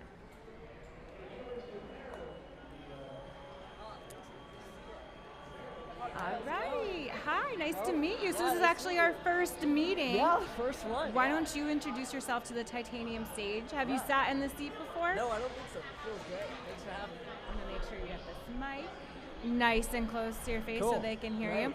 All right, so this is Shoebomb's first trip to the titanium stage. Yeah. So why don't you tell us and your first trip to NHRL? Yeah, this is my first trip to NHRL. It's been great. First All time right. in this show. So the first thing you're gonna learn is they're gonna tell you to speak close to that mic. Yeah, There you yeah. go. What brought you here? Yeah, I mean, honestly, what you guys do here is so cool, and it's cool to see like a whole community being built and building these robots. So I've always had a huge interest in like robots and technology, and then an opportunity came to come here and do this with you guys, and it was like, yeah, this is super cool. Oh, that's awesome. How has your morning been going so far? The mornings are like great. It's like so electric, seeing all the builders up on the top floor. Right? There's tons. And then like you walk in and you see these like robots just going for it. It's great. It's insane. Yeah, I love it. Have you been a fan of other robotic shows out there?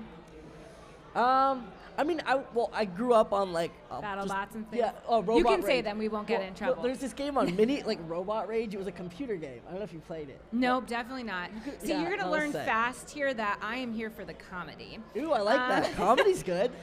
Not intentional. I am a novice robot reporter, so I really hope when you sat down in this seat, you knew what you were getting yourself into. You got some heavy lifting to do right now. Ooh, it's fun. It's fun. Yes, and the voice of God that you hear in your ears, they definitely lead the way in terms of what is going on, what cage we talk about. You're killing it out on the other stage, so I'm sure you'll be fine here, but I like to give everyone that warning when they work with me. Oh, no, hey, thanks for the warning. Noted. How exciting. Like, there's nothing. We've been talking about this all morning. Like, I'm on the fly. This just makes me look professional having this iPad up here. I love that. iPads are great. It must have been cool though when you like first came here also, like to see I it. was overwhelmed. I was handed a binder by Gil of about 30, Encyclopedia. probably 200 really robots. And I studied them, but it's learn as you go, as you have experienced here, right? And then you keep coming back and you're like, I remember the chubby unicorn. I remember this bot, you know? Yeah. And then you're part of the family. So welcome. Oh, thanks for having me. Cool. All right, we're going to go to cage 5, Drumblbee versus Adam.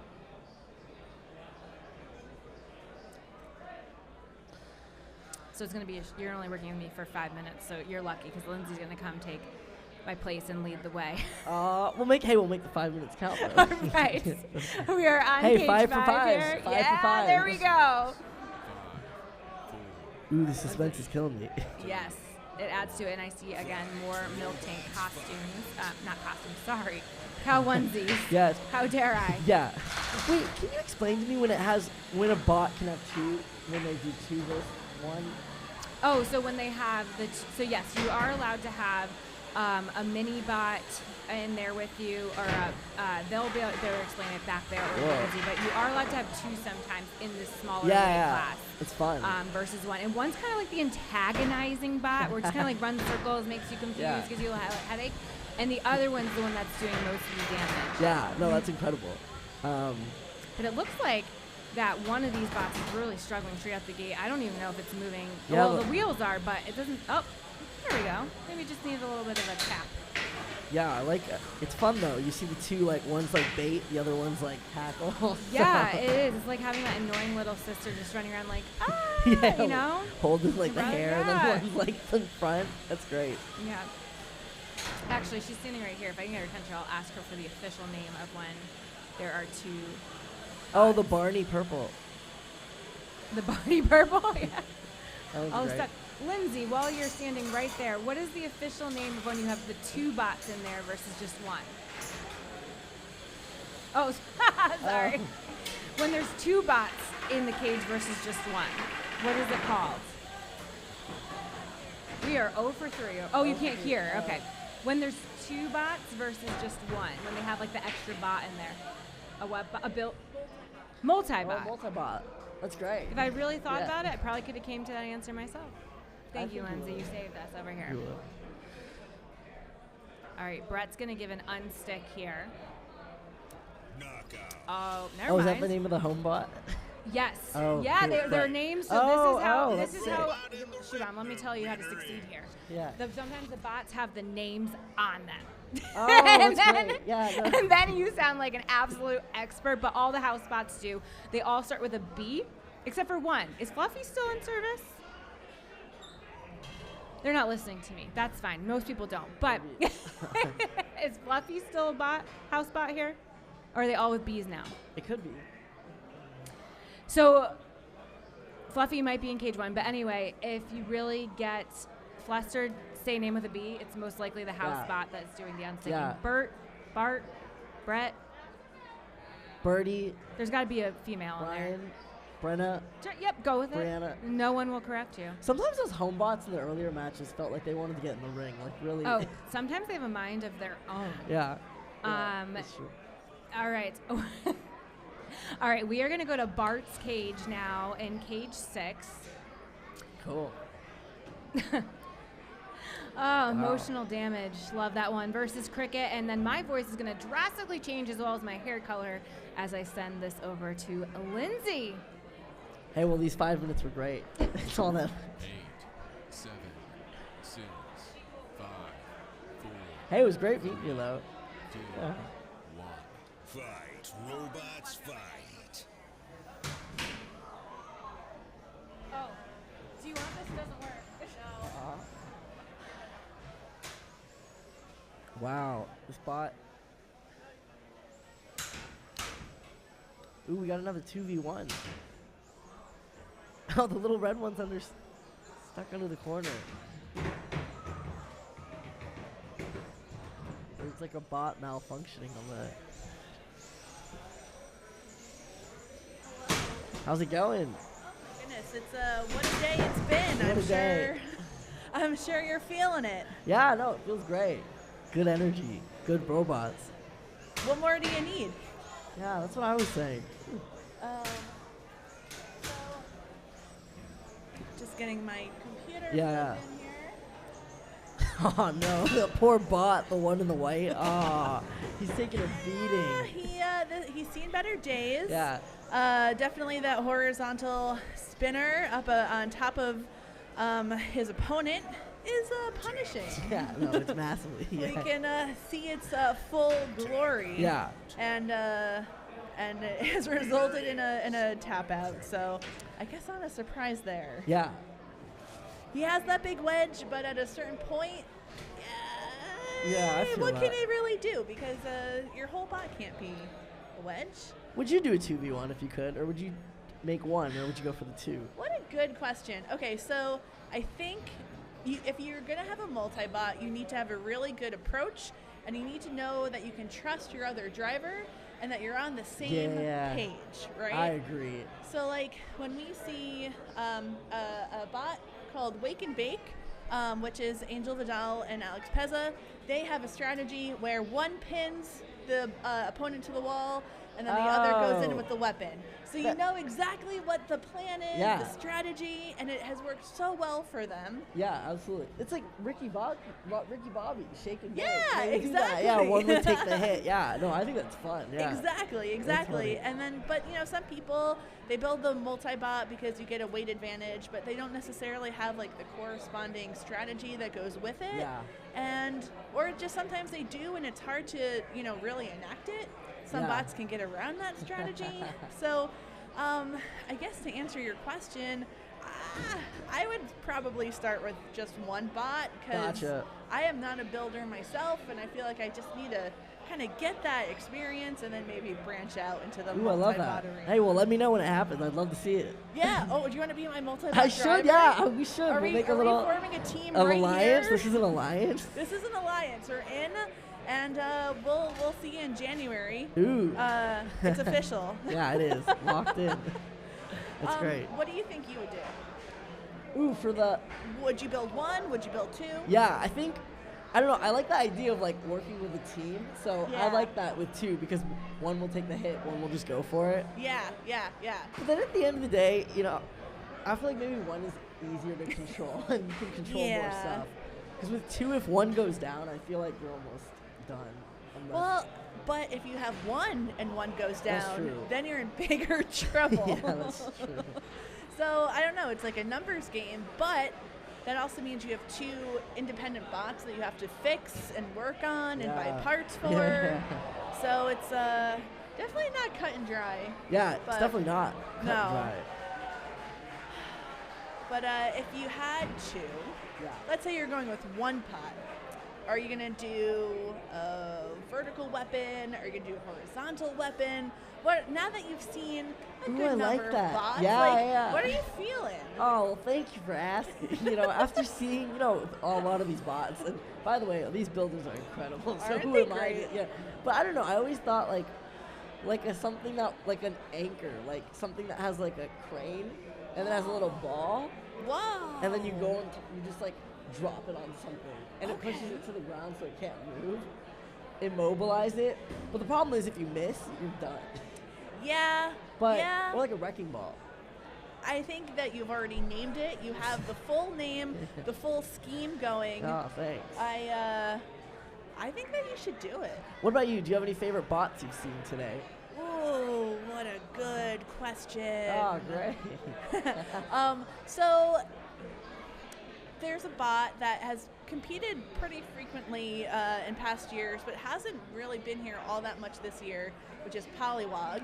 Ooh, Have you seen it? I saw it upstairs, yeah. So it's built by David Jin. He is an RPI grad. He is on Team Ribot on BattleBots, which historically has done very well. You've seen it, smash the competition.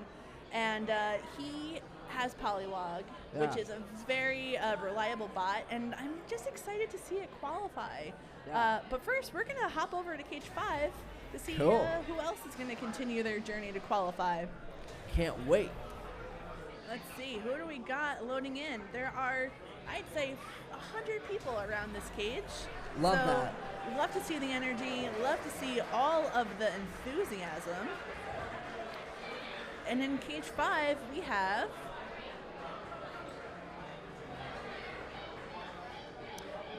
two bots ready to fight each other. So the home bot basically, to correct me, the home bot stops any robots from really taking the other one out if they tap out or if they're done. So we have in Cage 5, Luma's Weed Whacker 3 and Mudslide. Great names. Great names. But to answer your question, the house bot, Brett, his only job is to unstick robots. Oh, that's So, fun. yeah, let's say you land on the flat part of your robot and you're just kind of dangling in the air. You can't make contact with the ground. Brett will come in and he'll smash you. You might take a little damage along the way, but he'll make sure that you get unstuck. Yeah. And you get one unstick per match. So for each robot, you get one unstick. If you get stuck again, Oh, wow. sorry. Yeah, that's good. Make one One and done. One and done, exactly. I've seen that design. So this yellow design, I've seen this on quite a number of robots. Yeah. Seems to work well. It is a tried and true method. This one may be from a kit. I believe, yeah, this is Luma's Weed Whacker 3. Gotcha. So kits are a really great option for, newer builders or people who maybe don't have access to CAD their own robots. Tap out. And they have already earned a tap out. So a tap out is the other person would just say, like, I can't continue. Yeah, the other person. So Luma's Weed Whacker takes that. Mud Slide is the tap out there. But yeah, basically you at any time can tap out for any reason technically. Yeah. But normally someone would tap out if they're like, oh my goodness, I know I'm not going to win this, and I'm going to tap out before I take critical damage that will basically make it harder for me to fight in my upcoming matches. Yeah, no, that's smart. You got to win the the battle, not the war, not the battle. Exactly. It's definitely a war here, not a battle. Yeah, that's true. That's true. So there's, I would say that's 99.9% of why someone would tap out. Yeah, it makes sense. I'm trying to think of any other reason why, and it's not coming to mind. I can just imagine, be sad, like if someone didn't want to tap out and the robot just keeps getting like beat to a pulp. It definitely happens, and like so going back to Angel and Alex Pezza, who I was talking about earlier with Wake and Bake. Their bots compete on a larger team called Team Shred It, and they have a ton of robots here at Havoc. And their like philosophy is we don't tap. So we will take all the beatings that you can give us, and unless you are physically counting us out, we're just going to take it because they're here to put on a good show. Yeah, they're going down. They're going down with the ship. The robotic they're the ship. Yeah, captains. that's great. So there's different philosophies for sure. Yeah, that's incredible. No, I like that. That's good. No, it is. Because if you build it, let it go to the end. Yeah, just let it go. Yeah. Here are our pits. They they are as full as ever. This is definitely the time of the day where I think some of like the frenzy starts to set in because you've had a couple of matches. You're evaluating like what spares you have, what is salvageable. Yeah. What can you use to keep going with the rest of your day. So that's what they're doing right now. Yeah. But what we're doing right now is going to cage 6. Love it. Another multi-bot for you. I love it. These multi-bots are everywhere. We have Hound, which is the multi-bot, and Botcat. Bobcat. Like Not Bobcat. a bot. Yes. Maybe there's some similarity, right, with the animal bobcat and this. Maybe it like hunts its prey. Yeah. But I don't know. It's fighting a hound, which can like track down its prey. Yeah, hounds. It should be hounds. Yeah. Unleash oh, the wow. hounds. You already see the hounds kind of. Yeah. So that one is probably trying to pin. Oh, The other no. is going in for the hit. Oh my Went God. flying instead. One hound got like 30 feet. Ooh. See, sometimes that's the trick when you have, two bots that you have to fight at the same time. Is sometimes there's a little friendly fire, and if your bot is powerful, you may disable your brethren. So when they lift them up, how does it lift one of the robots that high? Is there like a wheel that just spins it up, or is it? So, I think it's, and I have to admit, I am not a physics guru. Yeah. But the spinning weapon, which often spins up, right? Yeah. Will make contact with the other bot force, and then force it into the air. And because it's spinning up, the downward force holds it to the ground while it launches its opponent. Yeah, it's like a slingshot. Yeah, exactly. Ooh, I like it. One of the hounds is using like the home bot, like a shield. Or to hide, like duck and cover. Sometimes, that is that's your only option. The hound's got Bobcat cornered. And it looks like Bobcat is maybe having some drive issues. Oh no. I think poor Bobcat's getting. Oh no, he got. Launched once again. Oh no, poor Bobcat. He's just getting tussled. It's hard when you have 2 effective multi-bots. Yeah. It really can make some the friendly difference. fire, yeah. Yep. And now he's on his head, which is not an ideal position when you're a bot that may or may not be Yeah. able to self-right. That's true. But, yeah. Oh, no. It's just But fully see, pushed here's in. at least when you have a multi-bot, the other one can still get the job done. Yeah. That's true. It's not With over that yet. wedge. though. No, Oh. and I don't think the weapon on Hound is able to do very much. It's not really spinning, and I don't think it would be able to really hurt that wedge anyway. Yeah. So I gotta say, though, Bobcat's pretty durable for the hits it Yeah. took. for being launched into the ceiling several times, I Yeah. mean, I'd be looking a lot worse, I'd have to say. Yeah, me too. I wouldn't even be looking. I'd be like, gone. Night, night. Night, night. Night, night. Yeah. But yeah, this match is, you would not have thought that it'd go the full 3 minutes, but Hound is not giving up. And now, Yeah. with one bot from Hound being Yeah. effectively disabled, it's going to make the judging a little bit more interesting here. I gotta say though, both robots have shown a lot of resilience this round. I would absolutely have to agree with that. Oh, appreciate that. Appreciate that. You got it. Yeah. Oh, thanks. Except now it looks like Hound is, I don't know, have they counted out? Yeah, it looks like that's maybe a bit of a celebration dance there. Oh wow. Oh, we've got Bobcat's the Brett pulling- cam. Oh wow, I didn't even know there's a camera on Brett. That's great. Now we Home- get to see what Brett sees. Yeah. And it looks terrifying. Brett feels a little sentient, like a little AI. Oh, yeah. I think we here at Havoc have birthed these bots. Yeah. We have created them, we've built them. But we don't know if there's more under the cover. Yeah. Could there be AI? Because sometimes, and I have to say, Brett will go to unstick a bot, Yeah. and maybe 90 times that he'd done that earlier that day, he's nice and gentle. And then for some reason, every 1 in 100 times, Yeah. Brett goes full force. And he just goes in really hard. No rhyme or reason. Yeah. We gotta think. I Could saw there that be actually AI in earlier. there? Yeah. Okay, we have a very exciting match for you over in Cage 5. Oh, can't wait. It is Milk Tankette and the Bee's Knees. Oh, so wow. Milk Tankette is a bit of a favorite here. I think I saw this one earlier today. Yes. You've probably also seen a lot of people in cow onesies. I did, yeah. I've seen quite a few. Love And it. it's all in honor of Tamara and Ashley on Team Milk Tank. Now, It's Milk incredible. Tankette is their second bot. They started in the 12-pound bracket Yeah. with just Milk Tank, and now Oh, they have wow. Milk Tankette.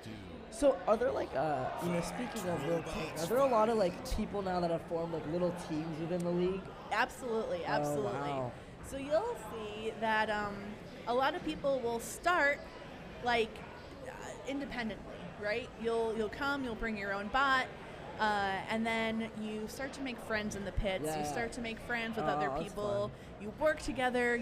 It's a very collaborative and communal environment. Yeah. And the more you come and the more you kind of integrate into the community, you'll start to form little teams. Yeah, I like it. It's Yeah. good. It's very wholesome. Oh, we love that. Speaking of wholesome, the whole balloon just popped for Milk Tank, but they're still up there. They're still going. They are a flamethrower, but I don't think we've seen any flame yet in this match. But their other secret, which you've very astutely pointed out, is their balloon. Oh, thank you. Thank you.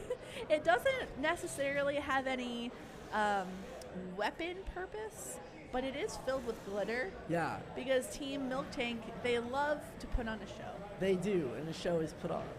The show is put on. I love it. What would your thing be? If you had like a robot, would you do like something eccentric on it, like a mask or a balloon? Or So I'm not a very competitive person. I don't like that whole aspect of the sport. To me, scares me. yeah, I feel that. So if I were to build a bot, it would probably be something as silly as possible. Yeah. And so I don't know if you're familiar with the bot Tombstone, but think so. it's on BattleBots, Yeah. and it's basically 2 wheels a body, and then it has a huge horizontal spinning blade. Oh, nice. Very destructive. But I thought it would be funny to replace the spinning blade, which does a lot of damage. Like, incredible amounts of kinetic energy are stored in that weapon. I thought it would be funny to just replace it with a rubber stake. Yeah, that would be sick. Like a cooked one. Like a rubber, because I don't think you can use real meat. Yeah. I haven't scoured Havoc's rules that closely. No, you but, should cook a real one. You know what?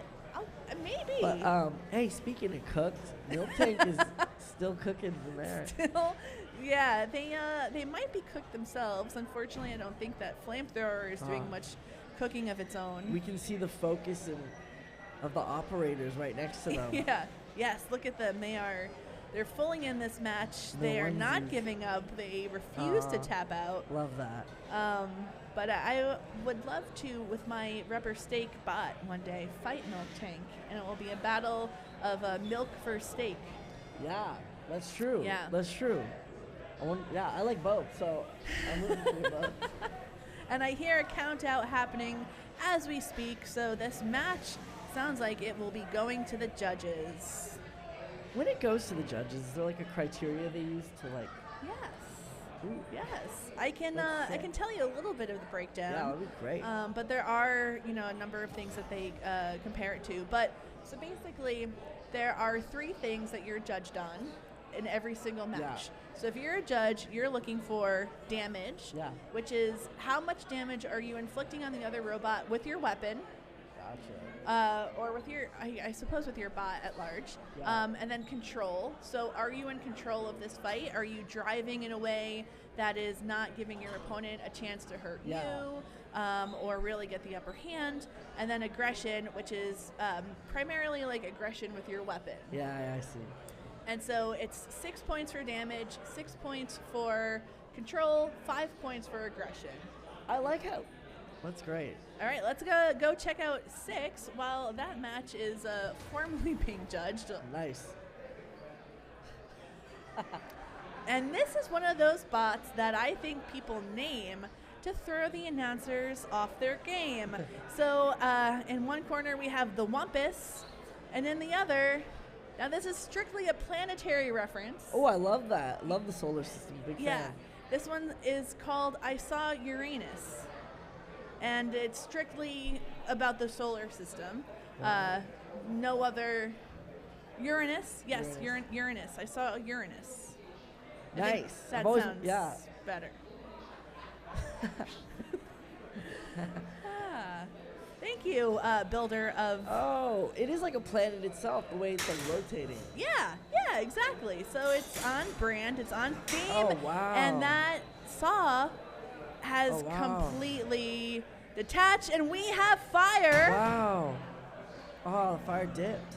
That weapon completely gone. Yeah. Oh, wow. We got a little movement. It's still trying. It's still going despite not having a weapon, but I do not think that it can contend with that spinning shell. Oh, my God. Uranus is getting him out of orbit. Ooh. It's a good fight. I like both of them, though. The designs are very unique, I feel like, for both of these ones. Yeah. I mean, that's the thing about Havoc and, combat robotics in general. But there's a lot of creativity that is encouraged. Yeah. You might see a lot of robots that have... Oh, wow. Bart's going crazy. That was pretty ruthless. Yeah. See, that's what I'm saying. 1 out of 100 times. He's just no holds barred. It felt a little personal. It did feel a little personal. That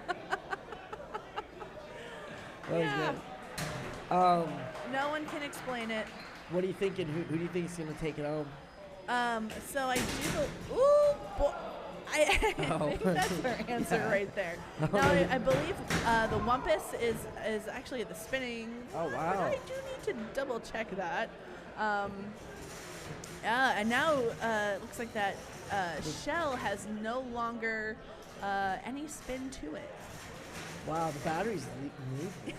I'm kind of shocked that we have not seen more of a fire. We saw like a little hint of flame earlier. I'm a little disappointed that it's not stronger than that. Yeah, the flame was like soft, but maybe it'll come back again, so don't give up. If we can just like rekindle that flame, you know? Oh my god. This is like a full-on planet. It's using its battery as like a as a weapon. Sometimes when you don't have your conventional weapon, you gotta get crafty. No way.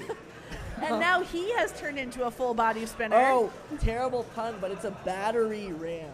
Oh, I didn't know you had all those puns in you, but keep it coming. Oh, no, maybe I shouldn't have to. No, we're in a pun-friendly environment here. That means a lot.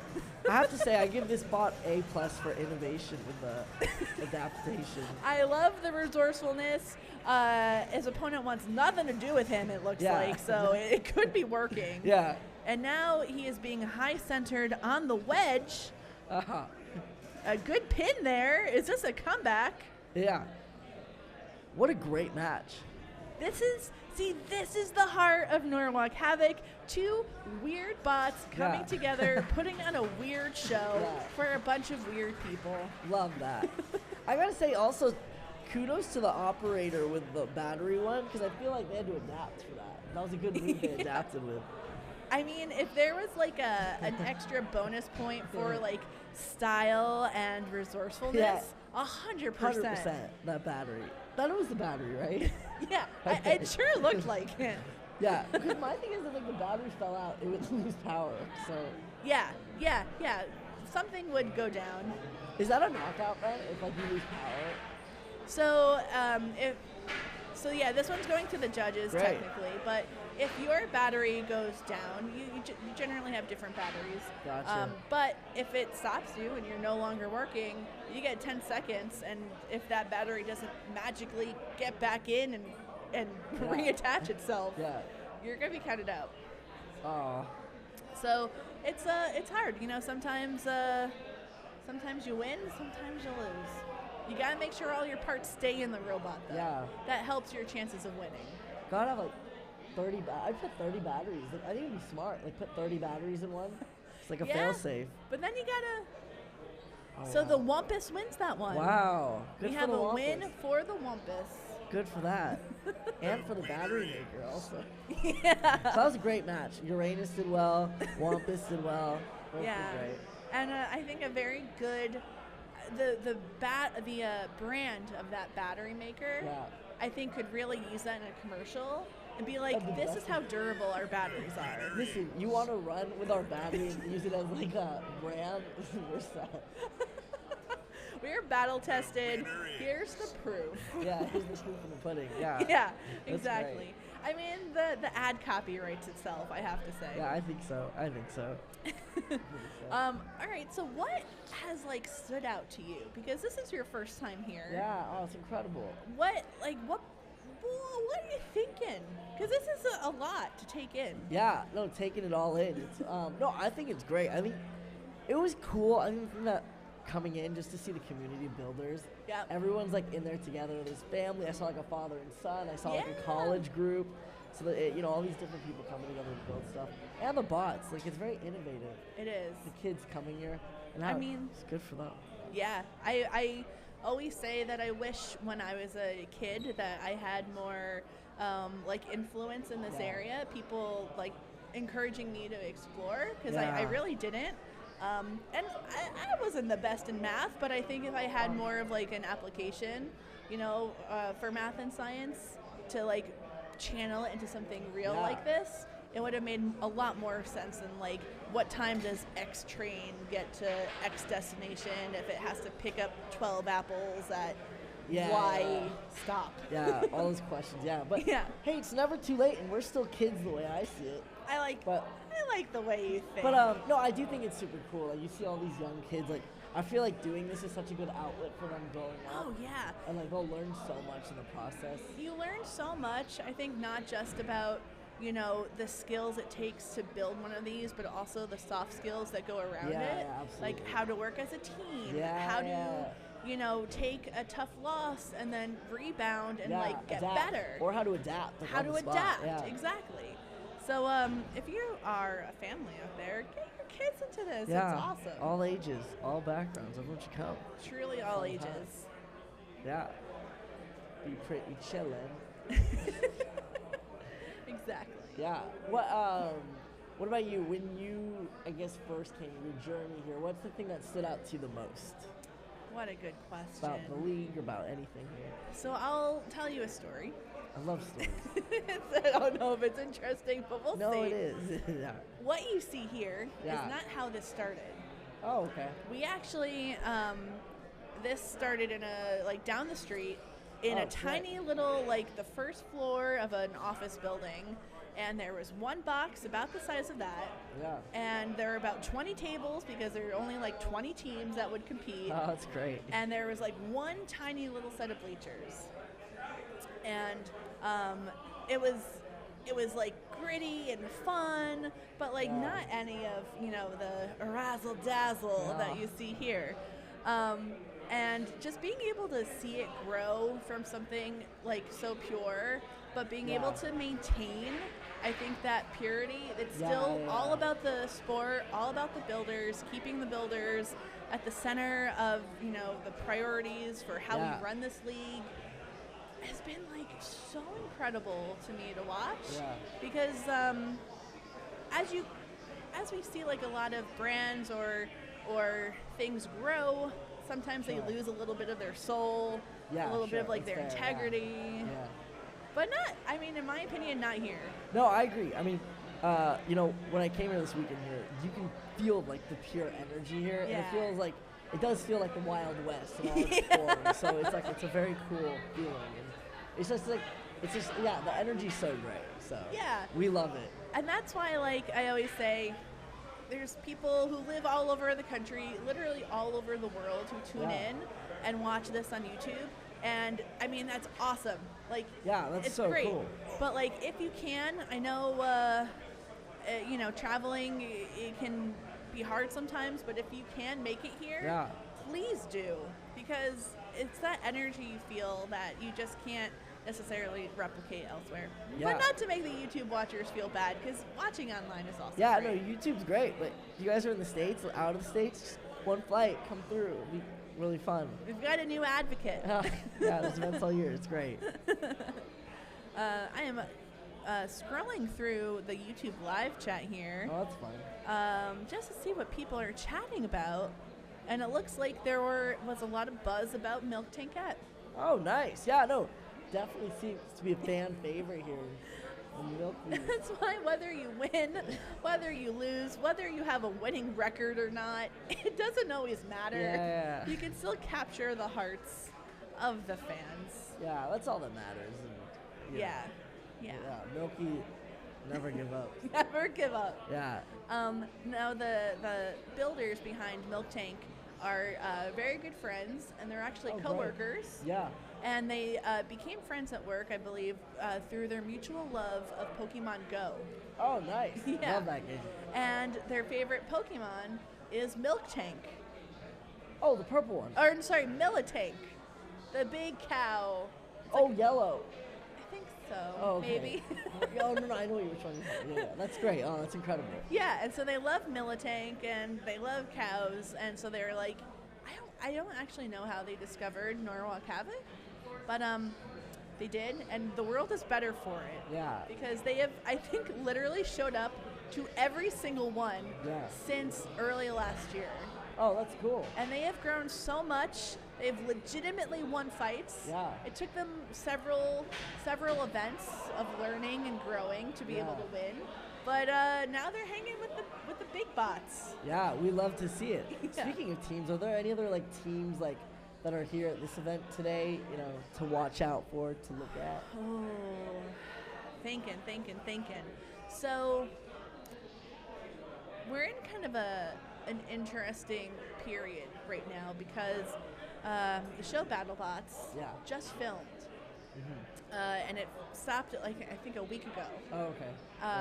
And so a lot of the teams, traditional teams that you'd see here, are not here. Oh, gotcha. Yeah. Because even if they did start as BattleBots teams, they maybe a lot of them actually started here, and then got drafted onto BattleBots teams. I see. But a lot of them are now sleepy, resting, conserving their energy. But there are one of the more homegrown teams here is called Team Shreddit. Yeah. And it's captained by builder Evan Arias. Nice. And he's a great guy. He has been fighting here almost since day one. Oh, it's incredible. With his bot Shreddit Bro. And so he has, drafted a number of builders onto his team. So there's a lot of people with their own bots who compete with the Team Shreddit brand. Oh, nice. But have, their own bots. So Anthony D'Ambrosio with Blackbird, he is here today, but not fighting because he's already qualified. Gotcha. So he's like, I'm taking it easy. Yeah. No, I can't blame him. Yeah. Alex Pezza and Angel Vidal that we've seen earlier. With Venti Waspachino. Yeah. They're trying to qualify that bot for December because they've already qualified Wake and Bake. Oh, yeah. Nice. We love those moves. Yeah. Speaking of, there's another team, Team Honeycracked, Cool. which is captained, I guess you could say, by Zoe Lambert. Right. And she has a number of teams bots under her, all from different people. Some of them students. Actually, a lot of them are students. Fantastic. And all of their bots are bee themed. Oh, great. Yeah. And I have to ask her why, because I don't know the answer. And I think there is one. I can't wait to find out. And it looks like some members of Team Honeycracked are actually loading into Cage 6. Perfect. And you know what? We're actually going to go there right now. No way. What are the odds? Jiminy Cricket. You ask, and they appear. Fantastic. So we have HiveLighter, which is in the pink box, the kind of highlighter-esque robot. HiveLighter versus Scab Armour. Fantastic. Yeah. Great names. 8, 7, 6, Hive as 5, in beehive. Yeah. Oh, nice. In case you didn't get it. Yeah, no, I didn't. Yeah. Oh, we got another multi-bot. Yeah. Ooh, Spark's coming out already. We're going. And that multi-bot went flying. Wow. Oh, it's Ariel. We got a little bit of a dance going on. Yeah, it looks like they're trying to catch each other's tails. I like that. It's like a dog chasing each other's tail. It is interesting, though. I feel like a lot of these designs, right, where they have the weapons in the front and then the defenses around that. Yeah. Yeah. So sometimes, you'll see a bot will go towards another one with its weapon, and rather than have a weapon-to-weapon hit, the bot will kind of turn its body a little bit and try to absorb the damage from that weapon rather than probably go flying. Yeah. Oh, we got a corner fight right now. HiveLighter doing a great job being able to pin Scab Armour into that corner. Wheels are trying to go, but it is not enough. Ooh, we're getting a full push. The multi-bot, I think, is taking a little hiatus. Yeah. Oh. He went for a flight. Yeah, oh, poor guy. And I think he has jet lag now. Ooh, we got wheels off. Yeah, we got a jet lag. Ooh, we have a wheel off. Ooh, yes. Ooh, has HiveLighter needed that wheel. Yeah. I've noticed quite a few wheels come off today. Is that a common thing? Oh, yeah. Yeah. Very, very common. Yeah. Some bots, are able to gyro and use, the energy of their weapon to their advantage to still be able to move if they lose a wheel. Makes sense. But it looks like a HiveLighter, it's not so easy for them. Because those weapons also appear to be down, at least on one half of the robot. Oh, okay, the multi-bot's got some power left. He's woken up. He's woken up. I think there could be a little plan right now. It looks like Scab Armour has both, has perhaps powered down. Oh, nope, the weapon is trying to come back, but I do not see any movement. Oh, wow, it looked like there was like a second weapon that was coming out. And that is, looks like they may be starting to open the box. And that was a Ooh, knockout. Oh, wow. Venti Waspachino.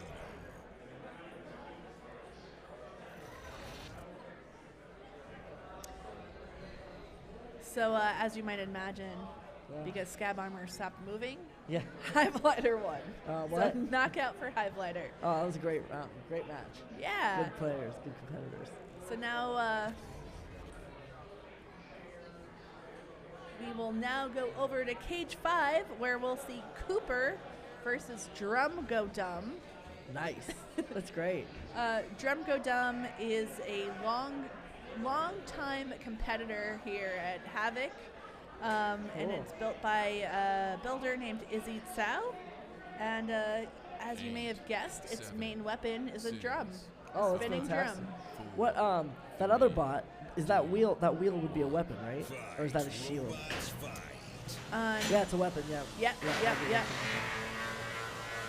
So that is what we Wow. would call an undercutter because it is very low. It's intended to get to the under parts of the robot. Oh, it's like where a blade there's that goes under. Yeah. Gotcha. where there's often less armor. It's not as Yeah. protected, Yeah. maybe more vulnerable. But if you have a big wedge, it can also be a big undercutter killer. Yeah. No, I bet. But it looks like we got a little bit of a pin going on from Go Dum. Yeah. Although I don't see that weapon going, so Ooh. Go Dum got a good hit. got some debris. Yeah. Oh, and it looks like that wedge that Go Dum put on to counter that undercutter has taken taken a little bit of damage. But I will say, it seems like he's using it still as to trap him as a weapon. Absolutely. She's like, you know what? It's still there. Gotta do I'm what you gonna gotta make do. it work Yeah, for yeah. me. And that pin is pretty effective and has killed the weapon on the other bot. Hey, let me ask you, speaking about pins, is there like maybe a 3-second pin thing? I believe it's 10 seconds. Oh, and if they get pinned, it's over. So after 10 seconds, it's not that they're knocked out. It's just you have to unpin. So you can only gotcha. hold them for Yeah, 10 seconds, I and then feel that. you gotta move yeah. away.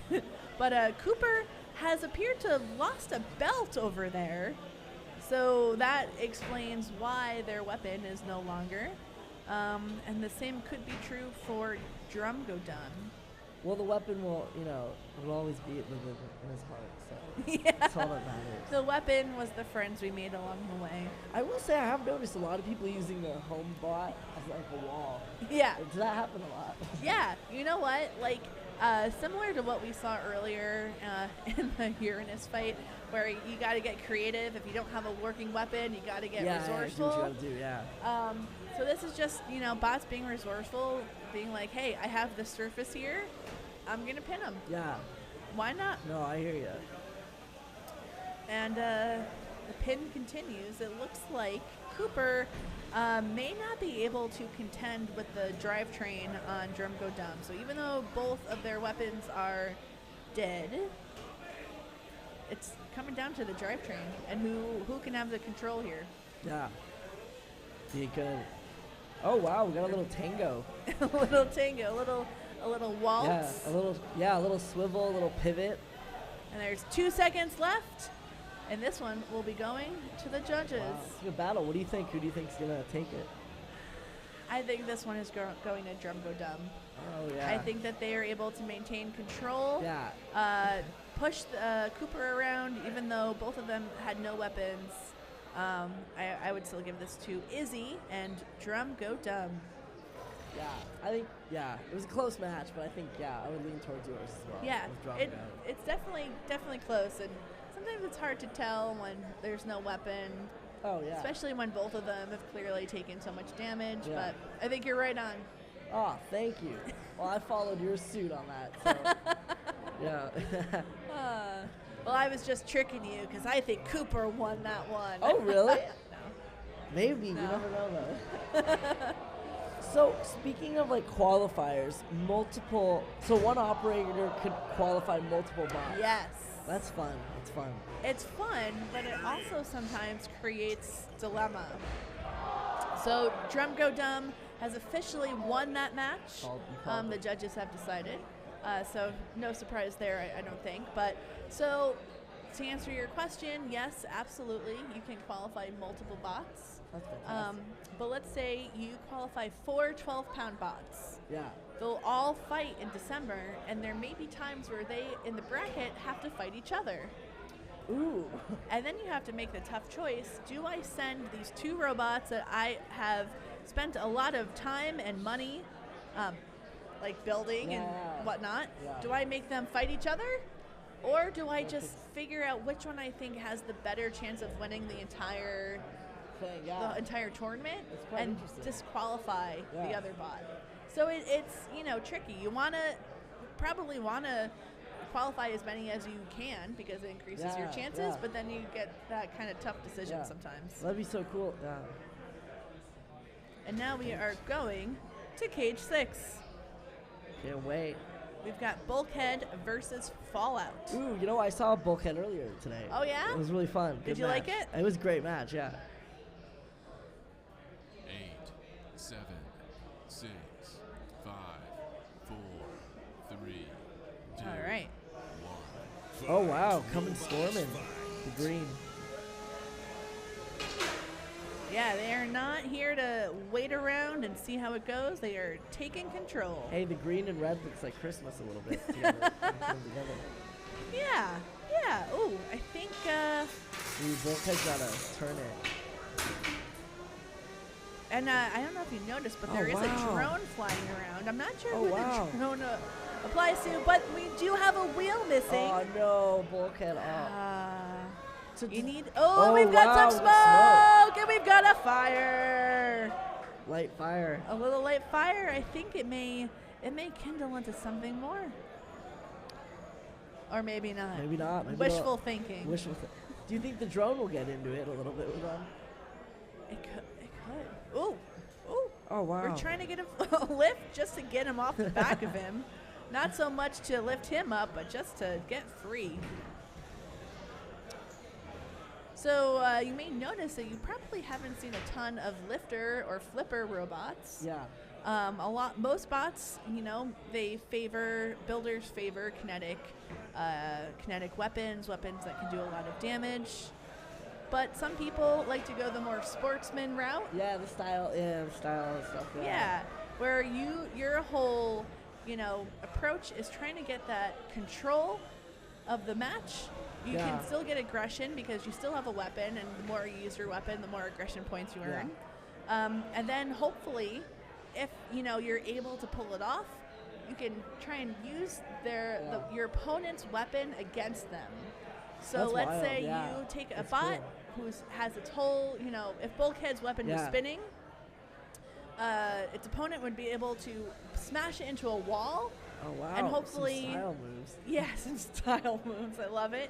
A little victory dance because I think Bulkhead is not making it past the count out here. So this one, where his main weapon would just be a lifter. Yeah, so his main weapon would be a lifter. Gotcha. That's cool. Yeah. So, doesn't look. Sometimes you can lift and grapple. Doesn't look like he's able to do that with this one, but. Yeah, that weapon on Bulkhead is dead. Oh. And we've got a pin. I don't think it has enough power. Oh, the drone is engaged in a fight now. Oh, that drone should not be on the floor. And I think it's back up. But I believe I'm hearing a countdown going on here. Yeah.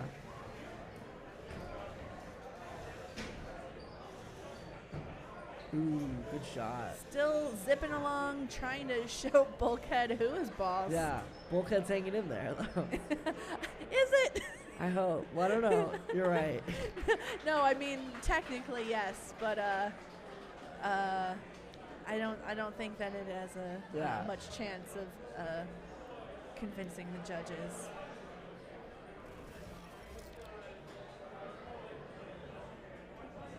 So when you build a robot, you have an option to add a mini bot. Yeah. Now, I wouldn't necessarily qualify this as a multi-bot because normally multi-bots, you have two robots that are of similar sizes. Yeah. They don't have to be exactly the same, but often they're similar. Mini bots are much smaller, and often they serve maybe a secondary purpose. They're probably not there to win the fight for you, but maybe they'll be able to prove, helpful in some way. So if it has a big wedge on it, it can maybe try to pin, or maybe you can try and high center the robot, which is when, it drives over you. And now, for a little reference, if this is the mini bot and this is the big bot, it drives over you, right? Yeah. Now the wheels of the big bot aren't touching the ground. Oh, very cool. So it can't Very make cool. contact, and it's basically stuck. Yeah. So sometimes that is a strategy that people have. But one of the reasons why people would be motivated to build a mini bot is it gives you a weight advantage. So you can go from 3 pounds to, I believe, 5 pounds? Oh, cool. I may need a check on that.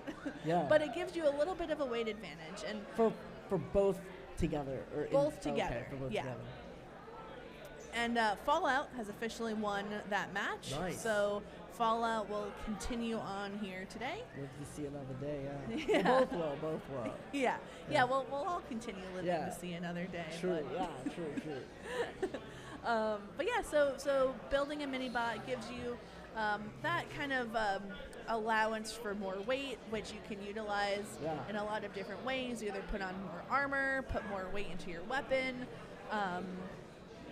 It's really up to the builder. But yeah, so having a mini bot is also a danger because obviously a little maybe half-pound robot is going to have a hard time going head-to-head with its 3-pound opponent. Yeah. So if your mini bot, gets obliterated, that counts as damage to you. Oh, very interesting, yeah. So let's say a match was very even, between two opponents, but one mini bot gets completely destroyed. That would probably be enough to sway the result of the match. Oh, wow. So you have to be careful with what you enter as a mini bot because it could either really, really help you or kind of, stab you in the foot, shoot you in the Yeah, foot. we have seen a little friendly fire a little bit earlier. you know? Exactly. So again, there's a lot of things that you have to think about. Oh, yeah, absolutely. Over here, I see Copperhead teammate Chad New. Nice. Cage 6, we will have a fight there. We have the lawnmower versus Fee-Fan. You know what? There was I don't know if it was this one, but there was another robot earlier today. It sounded like a lawnmower. It very well could have been this one. It would make Aptly sense named. from like a name standpoint. So Fee-Fan is the one that we're seeing right now in the teal square. And this is going to your point earlier about teams. Yeah. This is a robot that competes on a larger team called the Sabers. Oh, cool. And they have a bunch of students who all have their own bot. Many of them are these beater bars, which you might have noticed is a very popular design Yeah, I here. see that. The triangle? Yeah. But no, well, the triangle, but then also I it see looks like a drum, but it has the hollowed out. It's called a beater bar. Oh, yeah. Like an egg beater. Yeah, it's very... And it's very, popular because it's relatively easy to use. That thing the green one just did, is that a gyro? Is that what Yes. it's considered? Okay. Yep. And that's so where you rotate on like the axis? Exactly. Okay. You got it. Cool. Building with beaters it's pretty reliable. You know you're going to do a lot of damage. Yeah. It's tried and true. It's easy to kind of get into. And so a lot of the builders on Sabers, the students' favorite. Yeah. However, it looks like Lawnmower is driving laps around Fee-Fan. Yeah, it does. What that weapon on the other one's interesting, where it's rotating in the front. Yeah. Wow. I will say the gyro seems to be moving quick. Does that happen a lot, like with the movement? Yeah. Gyro can be friend or foe. Yeah, oh, because gotcha. sometimes you want to, it impedes your drive if you're always kind of like flailing in the air. But if you are, for instance, stuck on your head and you don't have a way to self-right, you can sometimes be able to use gyro to kind of flip you back up and onto your feet. So friend or foe, depending on how it goes. I could see also, like, if you're doing a gyro, it could become a weak point when you're on your app, and it can just lift you up to space. Yeah, exactly. And sometimes, it'll expose your undercarriage. Which may not have a lot of protection. So we've got about 1 minute left here in this fight against the lawnmower and Fan. And I'd say it feels pretty even. However, with the drive gone on Fan, I do believe that's going to come back to haunt them. Yeah, I think you're definitely sparking a lot of good reasons here for that outcome that's about to come. Oh, but now we have a dead weapon. Ooh, but we have a dead weapon. Yeah, it does seem. And the weapon is returning on Fan? Question mark. Talking about the names, do you think a lot of times the names often have clues about the car, the hallmarks of the car? Sometimes yes, and sometimes I wish I knew. Yeah. So we actually have a knockout here from Fan. Wow. So this Fan shirt, wins. it's the best shirt I've seen all. I'm sorry. The lawnmower wins. Gotcha. The lawnmower, so the horizontal spinning weapon. Bot has continued on. Fan will take the loss there. The lawn was cut. What? The lawn was cut. The lawn was cut. He did his job, and now it's time for a cold lemonade. Yeah, with some ice. With some ice. That's great. Maybe a little piece of mint. Oh yeah, minty fresh. Minty fresh. What about these robots? What are they, in between breaks? Like, what are they eating?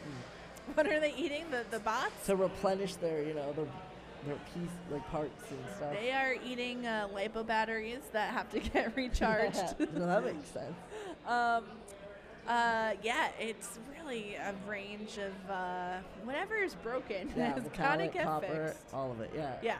I hear you. They a lot of 3D printed material. Yeah, that's incredible. All Yeah. this 3D stuff people are building and using. Yeah. It's so cool. It's again the ingenuity and having access to CAD programs and 3D printers. Yeah. It really gives you the ability to, if you dream it, you can build it. And so true. it's just there. Yeah. Oh, I love that. We love that for them. It's a good look for them. We like that. It is. So it looks like we have some activity going on in the cages as we wait for the next match. Yeah. But absolutely. all right. So now that you've been here a little while. Are Yeah. you feeling the bug? Are you like, I gotta get home and learn how to build one of these? Yeah, no, this is great. I mean, just for me, like, I grew up on that game Robot Rage, just building these cars online and fighting them. Yeah. Or like Legos. Yeah, this is great. Definitely. All right. I'm gonna look it up. Yeah, maybe I'll There's a lot of resources out there. Yeah. If you are at home and curious on how to get started building a bot, or if this is something that any you'd like to look resources, at, throw to me or anyone in the audience would love to get started for this.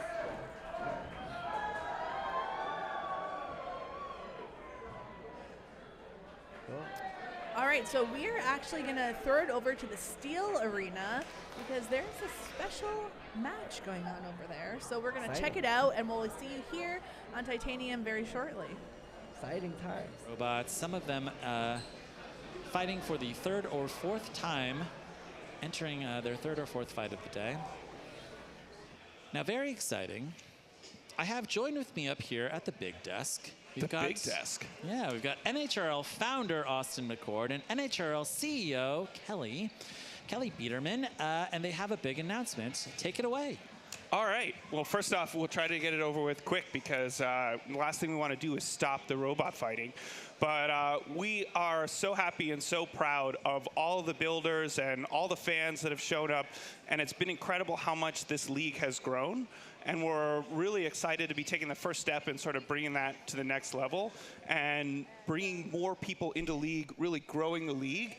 And the way that we're doing that is by giving back. And so we're going to announce 2 things that total up to us giving away $2 million.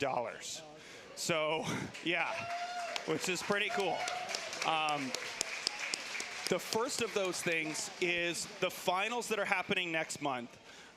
We want to make sure that competitors are really motivated to crush it. And so our plan is that for each competitor that wins their weight class, they will have $250,000 to give to the STEM charity of their choice. And because this is Norwalk, and we don't want anybody to go home empty-handed, every competitor that arrives, that's ready, that's there to fight, that team will get at least $5,000 to give away to the STEM charity of their choice. Amazing, amazing.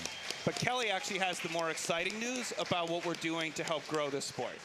Yeah, so as Austin mentioned, we're just so happy to be a part of the growth of robot combat, but of robotics and STEM more generally. We're so thrilled to also announce today that we're going to be committing $1 million to collegiate robotics teams, clubs, and programs.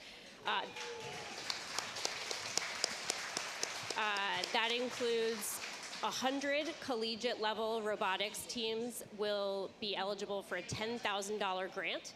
And they can apply now. It's live and up for applying, so please send and share around. But we're really, really thrilled. We are so excited to have more collegiate programs as a part of the robot community and the future of the sport. Yeah, it's awesome. And just excited, and this is just the first in many steps in building out something pretty incredible. So thank you so much for taking the time to come out today, and let's get back to fighting robots. Thank you so much, Austin and Kelly. Huge, huge.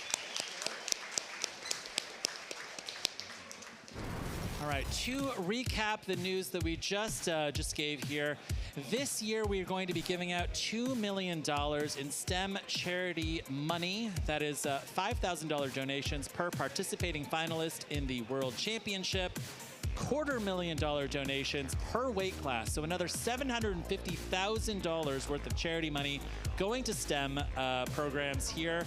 And the winners of each one of these weight classes will be deciding their own STEM charity that they want to support. Additionally, $1 million going to programs for college students. If you are running a college combat robotics team, reach out to us, apply for one of these $10,000 grants. We're giving out 100 of them. Incredible. This is absolutely phenomenal. This really speaks to the spirit of Norwalk, of NHRL. I just love the fact that we are donating and investing so much into the future of this sport, the future of technology in America in general, and it's just absolutely incredible. Absolutely. Oh, that's great. All right, Kyle, we're going to keep it rolling with another fight here with Cage 1. Oh, you know, I'm excited. When you come to Havoc, you know, I think first and foremost, you are inspired by the level of competition here. Wow. The fact that you win money, I think, is secondary, but it is a nice perk, and it is all right. So it looks like we are loaded into Cage 1. Put so much into this, and reward them for their, you know, hard efforts and hard work. But the winner of this now, like, fights Son of Cram in the next round. That is not going to be that's great. We go a long way for a lot of people. Next in Cage 1. Hey, Kyle. I think that's just hey, Chris. Ramp up the level of competition and raise my the stakes. Goodness, it is Brandon Bennett Young and Demogorgon. That's really incredible. And I'm 5, so excited to see where that goes. 3, Yeah, me too. It's so great. 1. And it's so cool also. Robots fight. The whole community. You know, you might need a little It's gonna go a afternoon long way. pick-me-up, and that's okay. We've got some cappuccino for you. It'll be great. And then, Facing off against Demogorgon, everyone's favorite undercutter horizontal spinner in this weight class. Wow, the mini-bot just got wrecked. You know, I am actually situated one pit table away from Cappuccino, and I gotta tell you, it's pretty awesome to see up close. It looks like a boot.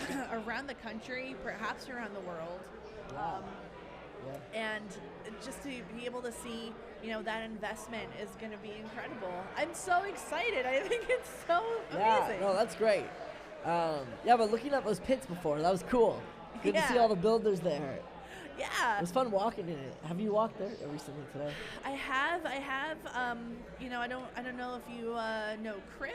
He is another announcer Yeah, here. I love him. I was with him. Yeah, he's great. He's fielding his own bot today called Dark Side. Oh, wow. Which will be competing in the 30-pound category.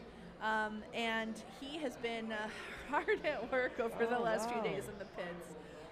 And again, just to like go back to that point about the community really pulling together, he's had a couple of snags, you know, last-minute snafus that happen to builders, and so many people have happily jumped in to help. And again, it's just amazing to see. But yeah, the pits. The pits are a great place. You feel that energy. You feel the support. And it's, I don't know, it's just wholesome. Yeah, and it's cool because like there's so many ages. I met a kid who's like in a robotics class in Northeastern. Another one is like an older guy who's retired.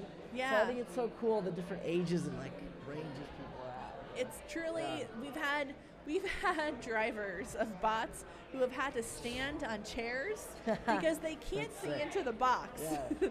And then people who they've retired and this is what they're doing now with their time. Love that. This sport doesn't discriminate.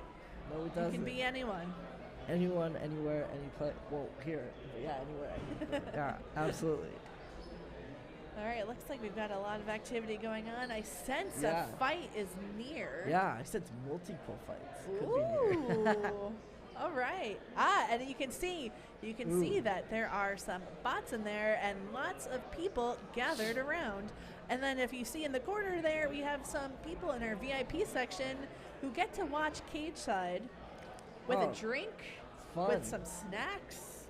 Love that. But first, we're going to do 5. Wow.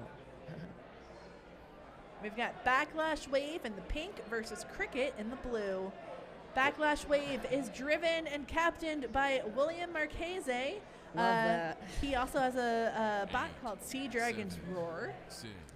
Wow, what a great, such a captivating name. It's a very captivating name. Sea Wave's design, though, that is very interesting. Yeah. And have you seen Krikit, that design before? That seems very unique. It is quite unique. I think, gyro is one of the things that hurts him. His wheels will kind of lift up a little bit, but like he's got it under control. And Krikit, with that overhead. Oh, wow. Wave is dodging pretty good. Yeah. Oh, my God. Whoa. Wow. That was a hard hit to the wall. Yeah. We've got a little bit of a dance number going on. Now, Krikit is back on its head. It has found its way there multiple times in this competition. Good.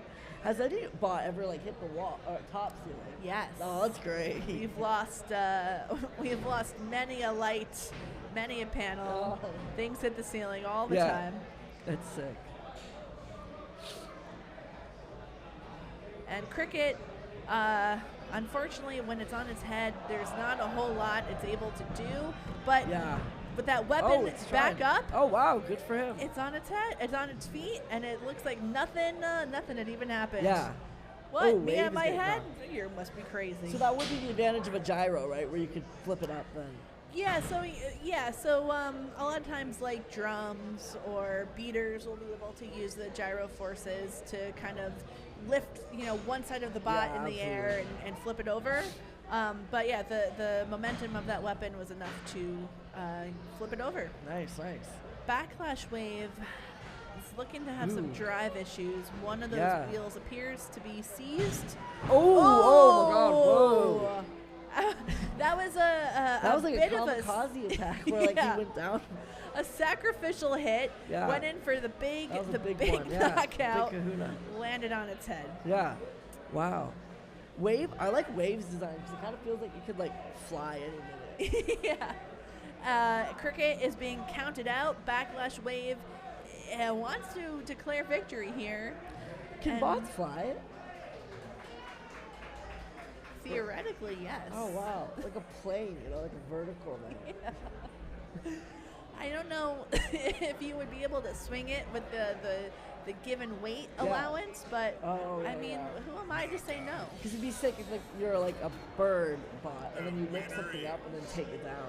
I mean, maybe a drone could swing that. Yeah, that'd be pretty fun. Yeah, I think.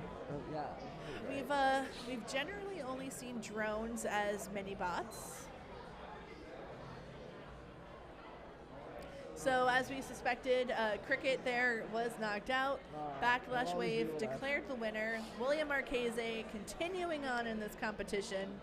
And like we said, live to see another day. Live to see another day. That was a great fight. That was back and forth for a while and lots of flight. Yeah, literally, that wall flight was the Krikit took a hit. That was pretty good. You generally think of Krikit staying low to the ground, but this Krikit flew. I guess crickets can fly in real life. Yeah. But we're going to go to cage 6 and find out what else can fly. Can't wait.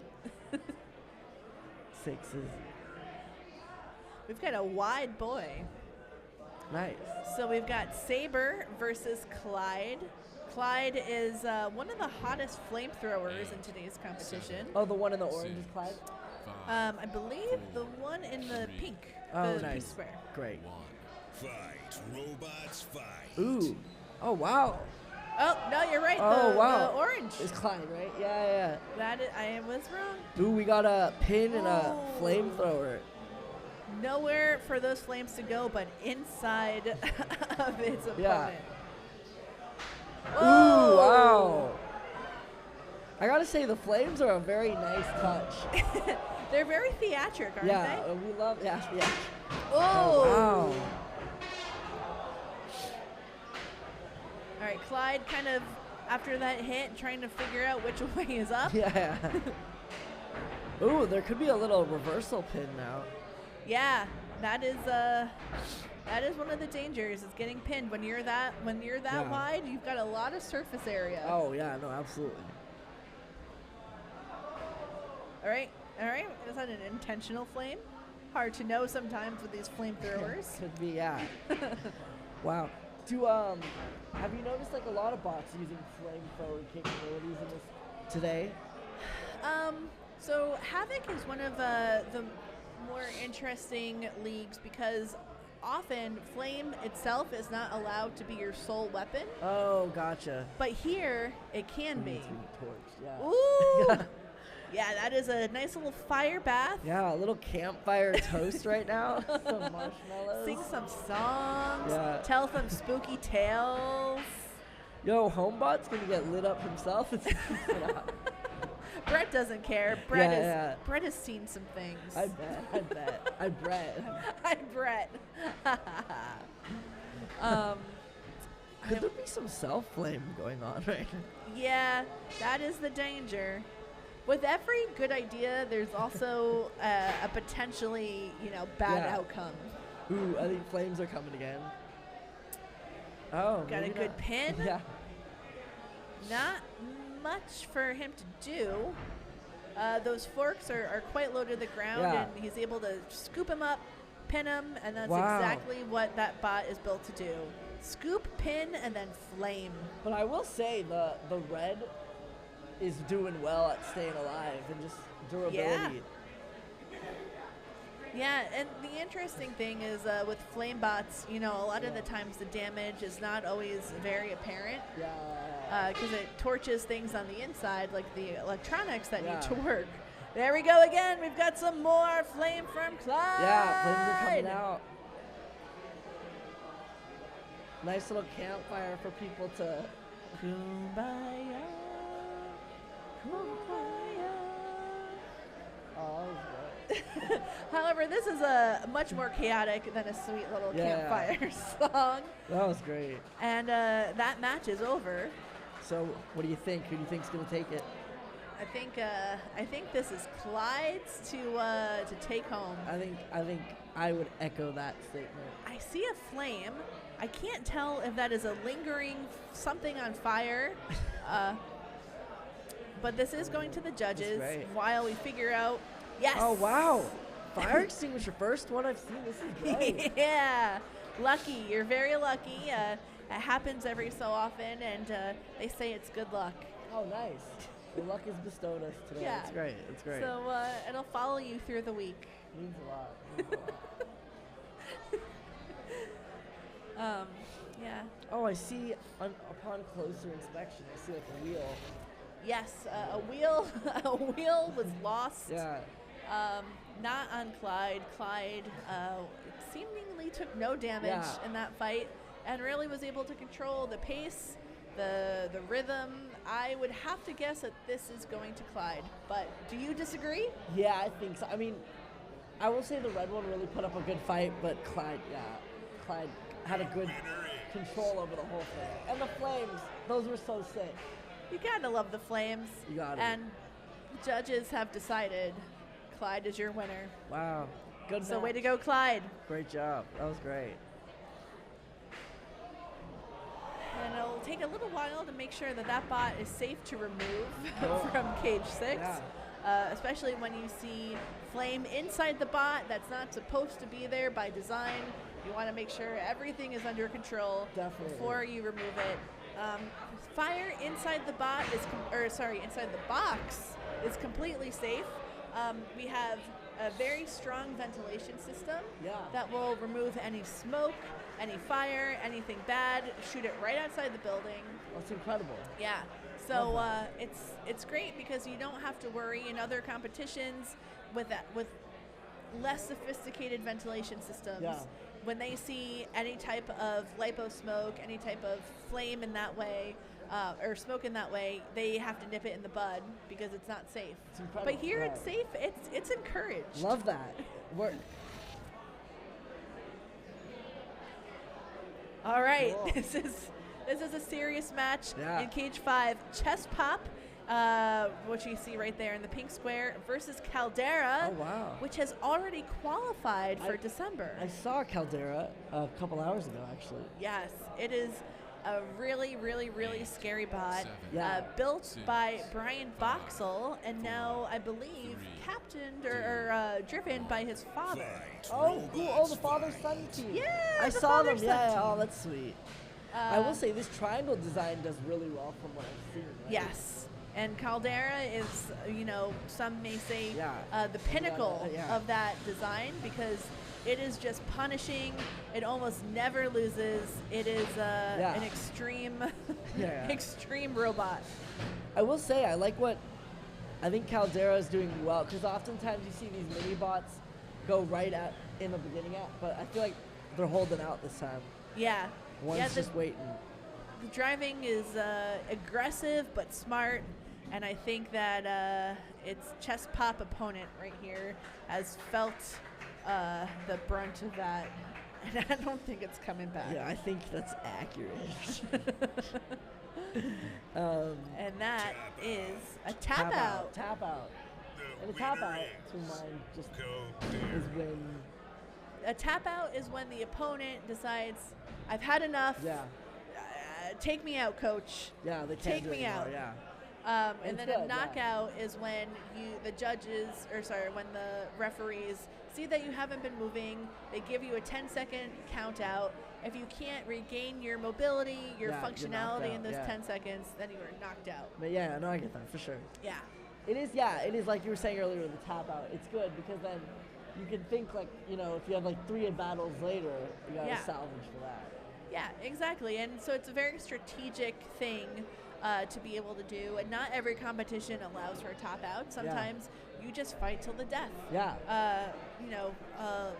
Popular in BattleBots, you can't really tap out. You fight until you can't move anymore. Yeah, exactly. And then, you maybe get hit some more after that. Yeah. But here, the tap out is somewhat unusual. And I think given the fact that, some of these competitors can have 10, 11, 12 fights in a day, it's strategic, and I think it's a smart thing to be able to do. I agree. For the sustainability, don't be afraid to tap out. Yeah. But we don't, obviously we go for the win, but tap out's not terrible. It's a good play. There's no shame in the There's tap out. it's a good play in Yeah. many instances. Yeah. We love it. We love it. We love a tap out. Yeah, absolutely.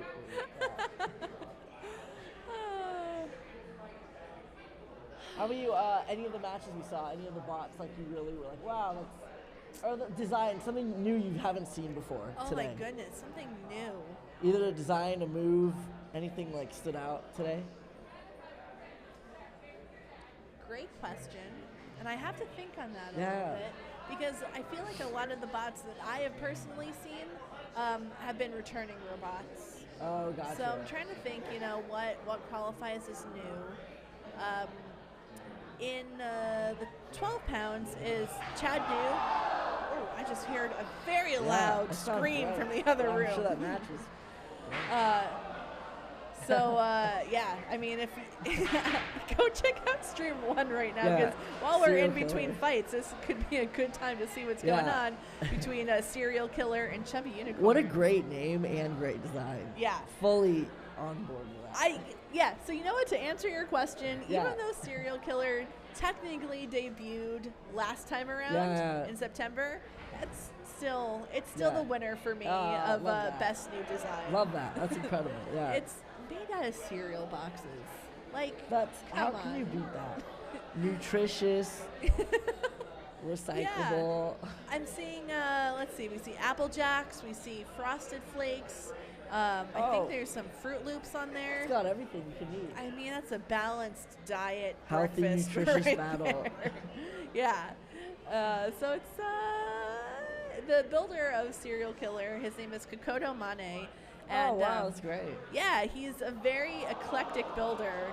He goes to WPI, so he's an engineering student. Oh, cool, He's part very of their robotics club, and he could build incredibly powerful, like optimized robots if he wanted to. Wow. But he chooses to build out of cereal boxes, Oh, wow. and I respect that. Yeah, no, that's sick. Hey, speaking of, did you see the autonomous bot today? I that haven't was seen so it cool. yet. Oh, I Was- saw it. It was Really? great. Yeah. Tell me, how did it fare? It did well. I felt like it was adapting well. Wow. Okay, please don't quote me. I think it won. You're I'm good. pretty sure it won. But Wow. I felt personally it was like learning from its first few seconds to later. That's incredible. It adapted well. We're all about that autonomous. Yeah. That's cool stuff. I mean, it's amazing what you think when you think what you can build in Yeah, with the 3 or 12 technology, or yeah. 30-pound robots. It's like the sky's the limit. I know, especially with the technology Yeah. and the community, the technology, it's just gonna go. You up got and up everything and you up. need. Yeah. So the family who builds Project Liftoff and the autonomous Yeah. Project Liftoff, the Casmers, they have been at this a very long time. They have been perfecting this design for years now. Oh, I that's remember great. seeing them fight at the old, I believe at the old facility. Oh, nice. So this is something that, they didn't just wake up one day and Yeah. start building a fully autonomous Yeah, melty yeah. brain robot. It's taken a lot of iterations to get here, and I Yeah. think that's something else that I love to see. No, absolutely. I think that's so cool. And it's just great to see all these different generations and different people coming Yeah. together. And the iterations. People are getting better, they're learning. They're getting better, they're learning, and they're pushing the boundaries of the sport, Yeah. which is something that, we are all about. We have very few rules Yeah. No, here exactly. at Havoc, Yeah. and the rules that we do have, I think that there might have been a victory for the I think you could be serial right. killer. Yeah. Oh, yeah. Either Got that or another people one. are just cheering him on because they Yeah. love him, Yeah. regardless Yeah, if he he's great. wins Yeah, or yeah. not. He's great. That's such a. I think. Komodo has quickly become a fan favorite Yeah, I here love it. It's so at funny. Havoc. And why not? Why not? Yeah, why not? It's great. In all the hubbub, I forgot what I was talking about. I was talking about just good designs you've seen that were really surprising today. Yeah. Talked about the serial killer. If Serial Killer pulled out that win, I will say I'm very surprised. Oh, really? Oh, but yeah, if you I remember, we have very few rules here at Havoc on purpose, enough to maintain safety and make it Yeah. fair, but we do it because we want people to push the boundaries Yeah.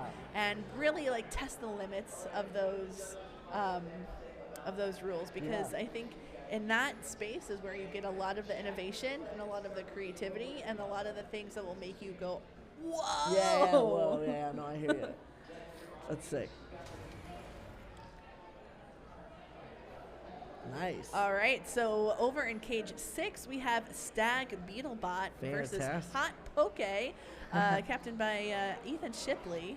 That's great. Do you like Pokey? Yes. Me too. And do you want to know the story behind why Hot Poke is called Hot Poke? Yeah, I would love to. So last year, we were here, 6, and for lunch, we decided to get delivery of Poke Bowls. Oh, nice. And there's a place in Norwalk. It's delicious. It's wonderful. Yeah. We love it. Yeah, we love it. But sometimes it's hard to be able to break away from the announcer's desk and, take time away to eat your lunch. Yeah. So poor Luke, by the time he got to his poke, it had been several hours. It was not refrigerated. It was room temperature raw fish. The result was a very unhappy stomach and a very interesting time announcing live on the stream. Oh, that's great. So it's become somewhat of a running joke. Poor Luke's, food poisoning on air. Yeah. And by the way, speaking of the poor shades, I think are off. Shades are off. Yeah, I don't think those shades were meant to do too much other than look cool. Yeah. Ooh. Oh, So, we got a straight battering ram. Yeah, Stag Beetlebot is very mobile. This is its second event ever. Oh, wait, yeah, I met the builder for this. Really great guy. Isn't he Pretty great? Sure. He's great, yeah. He and his wife, Yeah, they're super wonderful. He worked in a factory, he said, for yeah. like 3 I met him. decades. Great guy, Love him. Yeah. And now he's semi-retired, and this is his retirement gig. Yeah, Does no, it he was get telling better me, than yeah. that? And he was showing me the design yesterday. It's actually, I really like it. It's very clean and, Yeah, absolutely. And he is completely dominating Hot Poke in this match. I see the countdown has begun. Hot Poke is not most likely going to make it out alive here. That's great. I mean, first of all, Hot Pokey, what a great name. Good design. Yeah. Stag Beetle. Stag Beetlebot. Moving Beetlebot, on. yeah. Knockout. That was great. Oh, what a great design.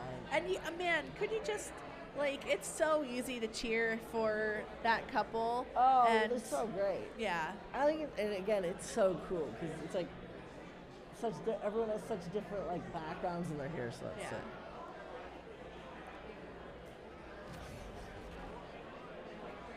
All right, so we are now going over to cage 5, the Wumpus versus Wormhole. Nice. So you remember the Wumpus? Yeah. The ring spinner here.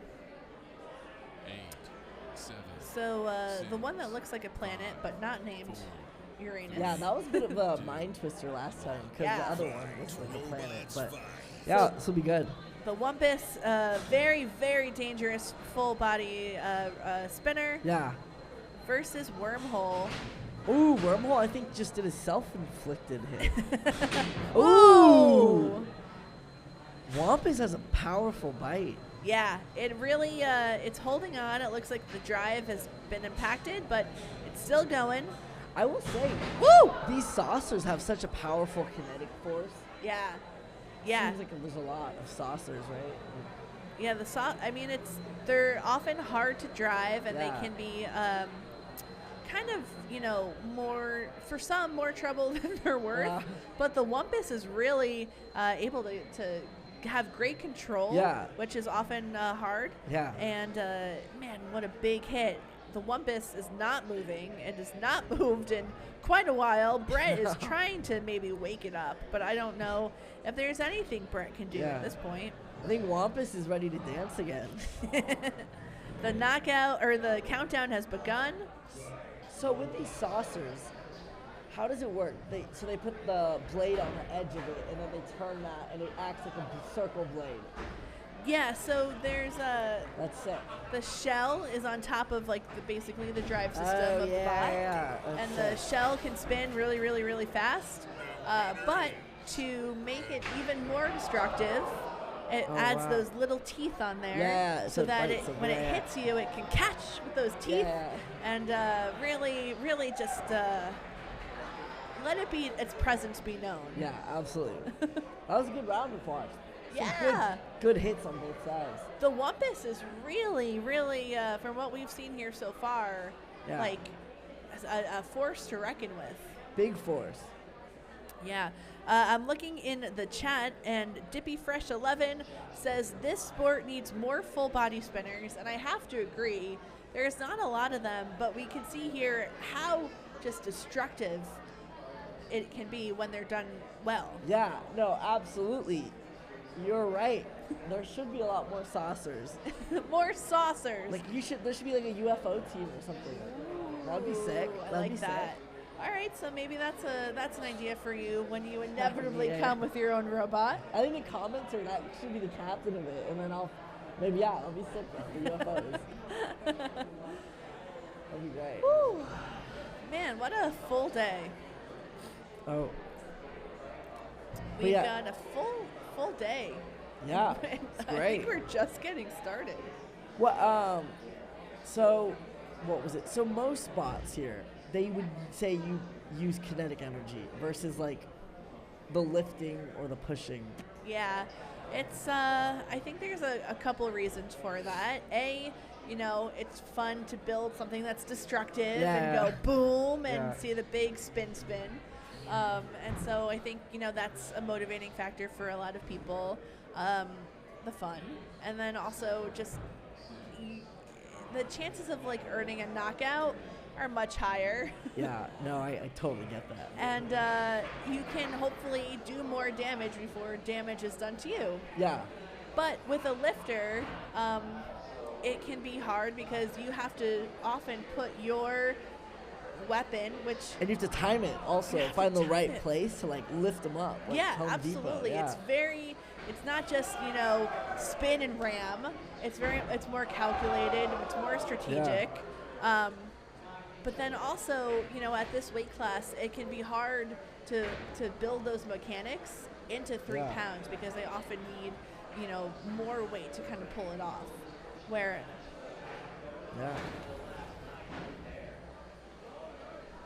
So we're going over to cage 6, Drumblbee versus Osiris.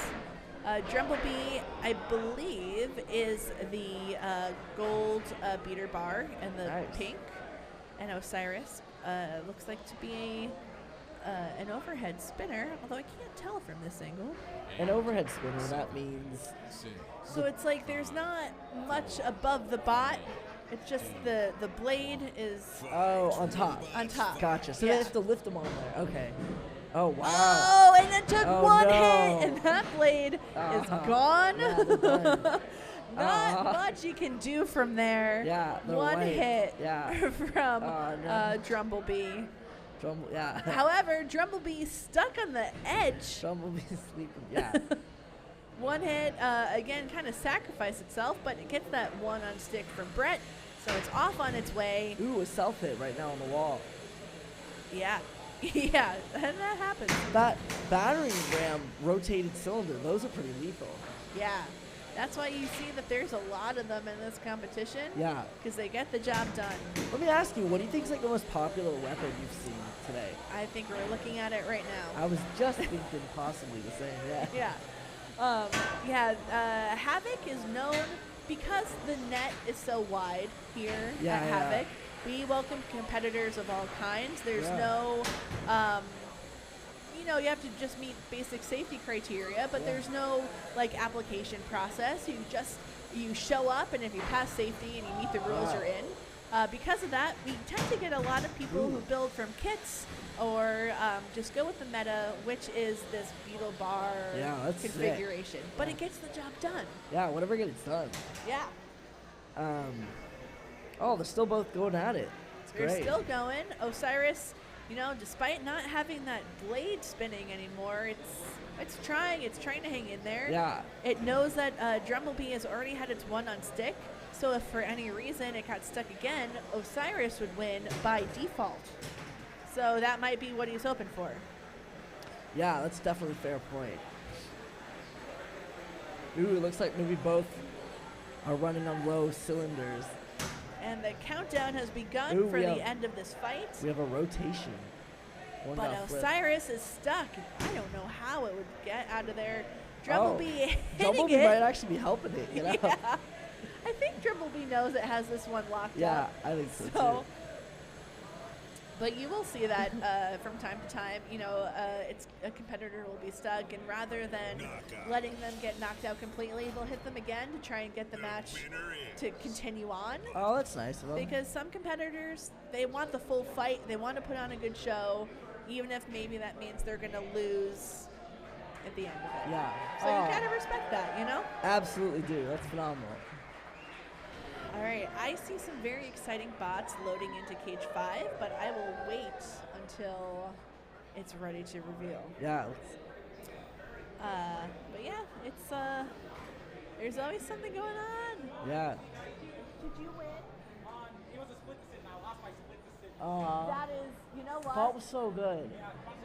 Yeah, it'll be great. Oh, thanks, man. Appreciate it. This has been an amazing event. It's been great. I'm definitely gonna get both bots ready for the grudge match. Awesome. I love that. Oh, serial killer. That's so great. So I don't know, you probably couldn't see him on camera, but that was Komodo Mane, the Great builder of Serial Killer. Serial killer, yeah. Obviously the serial box Yeah, robot. I love that. Now he, unfortunately, that match that we were referring to a couple minutes ago, he lost by split decision.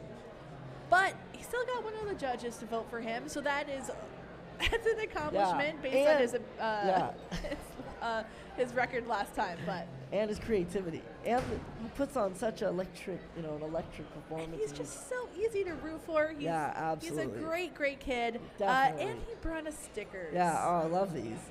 Yeah. So if you. All right, so we are moving on to Cage 5, where we have Spartan versus Warhard. Nice. Good, yeah, let's see these two war people going at it. yeah, very war-related over here with the Spartan. It's very, mythological, mystery. Oh, wow. Oh, my God. Okay.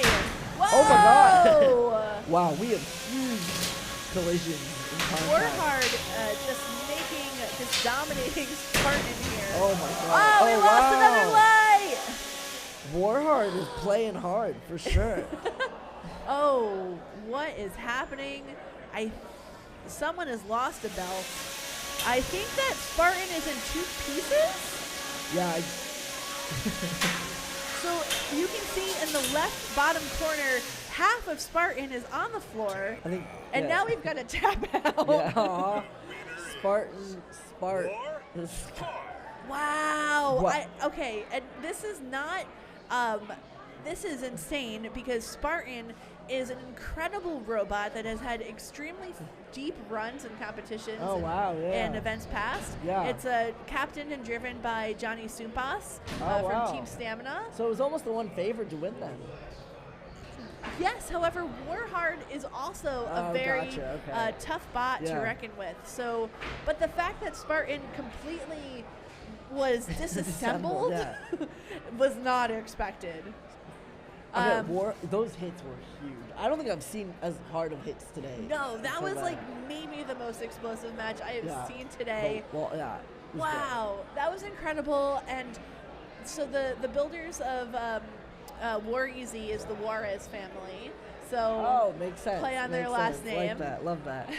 They've competed on Battle Bots before. Oh, cool. With a bot named War Easy. War Easy. Is it like a war middle then? Yeah, war neutral. I think that'll be their 30-pounder. That's the next one. Yeah, that's sick. That's great. But man, they. Wow, I did not know that Warhard hit that hard. Yeah, and you know what's interesting? Like, with these type of bots, you don't even see these collisions coming. They just it feels like they're tapping. There's just all this energy that's there. Yeah, and it goes like kaboom. It's the invisible forces at play. Invisible mallet, Yeah. Wow. Oh my goodness. That one I am going to be thinking about all day. Yeah. Not only did it destroy a light in the process, but Spartan is going to have a tough rebuild after what just happened to it. Yeah, but hey, don't give up though. You know, you rebuild and you'll be Johnny's a onto it pro. soon. He's only 16. Spartan? Yeah. Oh, wow. Behind That's Spartan. pretty He's sick. only 16, but he's been coming here for years. And Oh, wow. this is not his first rodeo, so he's going to be up in the pits, repairing, rebuilding. Yeah, I he love has that. spares. He's good. I'd love to see these two go back at it. Yeah. All right. All right, so over in cage 6, we are back with William Marchese and Sea Dragon's Roar. Ooh, love that. He's the builder of Backlash Wave. That's great. And we are actually going to hand this over Cool, to cool. your new announcers, Luke and Allie. 8, Cool. 7, Great chit chat, and hope you guys have a great rest of the day. 4, 3, 2, 1. Fight, robots, fight.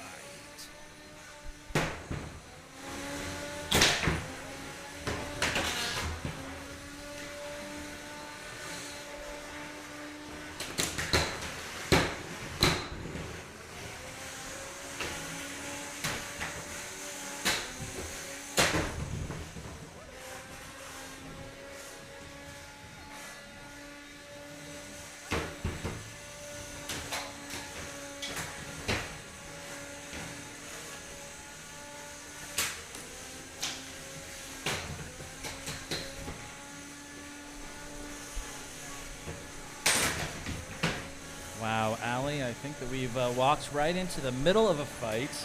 This looks like it's Sea Dragon's Roar, Backlash Wave, facing off against Sustenance. I thought you were talking about the fight I just had with these headphones and this microphone, but we're talking about the robots. All right, I got it. Yeah. Trying to get situated here. I am Struggle City. Colby, how does the audio sound? Check, check. I can sing a Okay. few bars. Just kidding. We want people to keep streaming. All right. What's going on here, Luke? We've got Sea Dragon's Roar here in blue and white. William Marchese facing off against Sustenance. William Marchese is just such a nice name. Yeah. Oh, yeah. Rolls off the tongue. Yeah, from Long Island. He's a very interesting character. He's named all of his robots here after anime. Anime's movies and TV shows that he's watched. And Sustenance here. I believe that this is a Team Dicey robot, so I'm going to have to open up my, my trusty little notes here.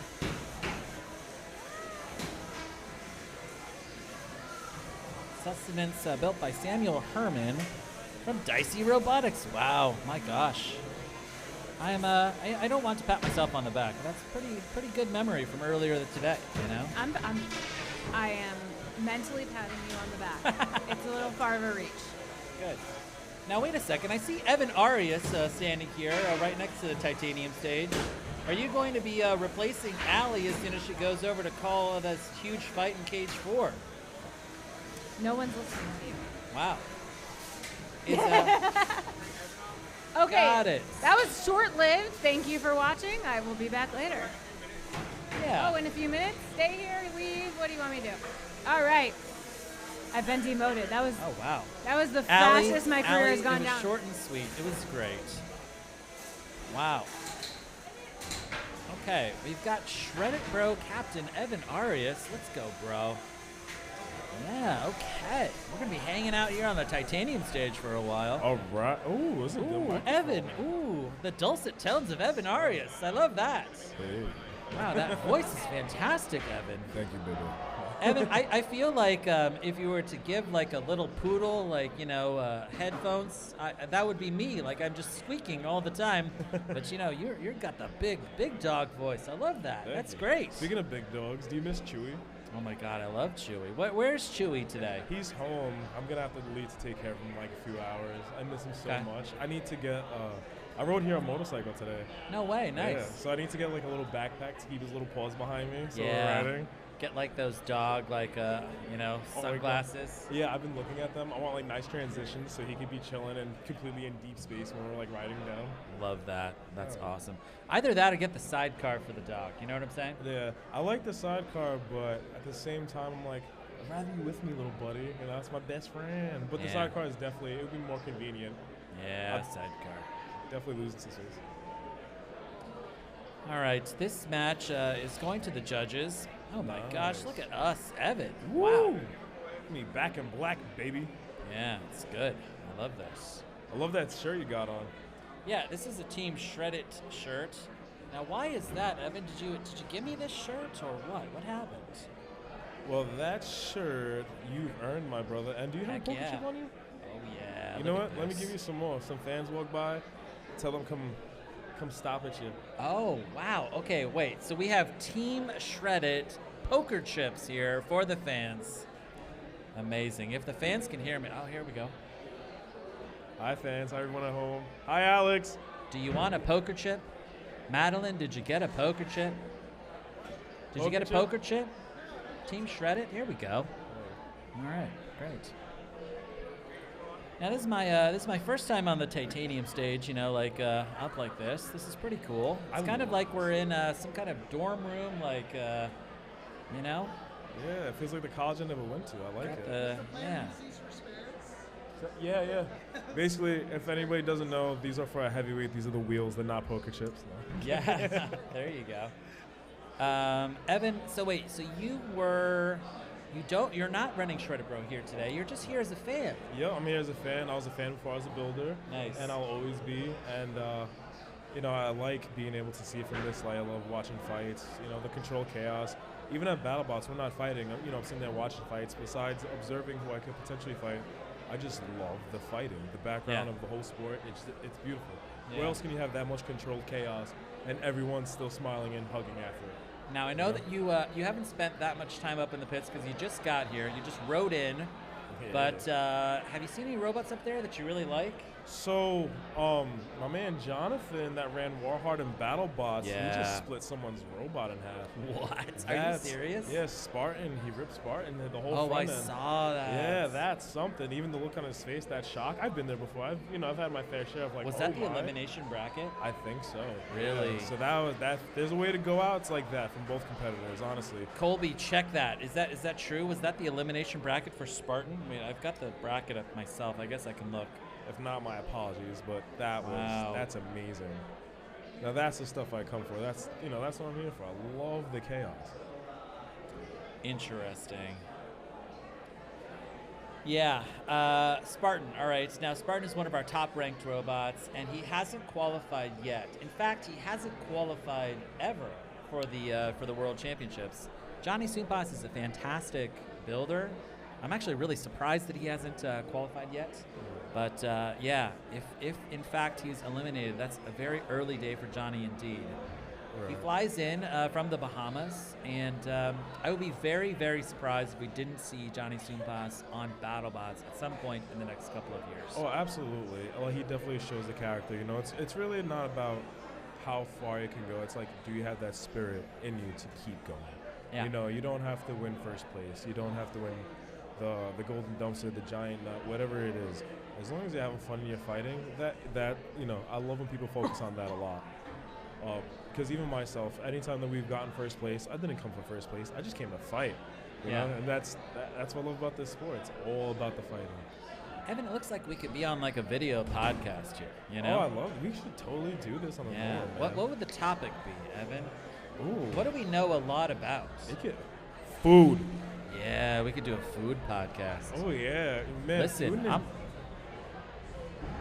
right, I just heard from Colby that the winner of the last match was Sustenance. William Marchese losing that fight. Was that an elimination bracket fight? Colby. Oh, man, I gotta. Here we go. All right.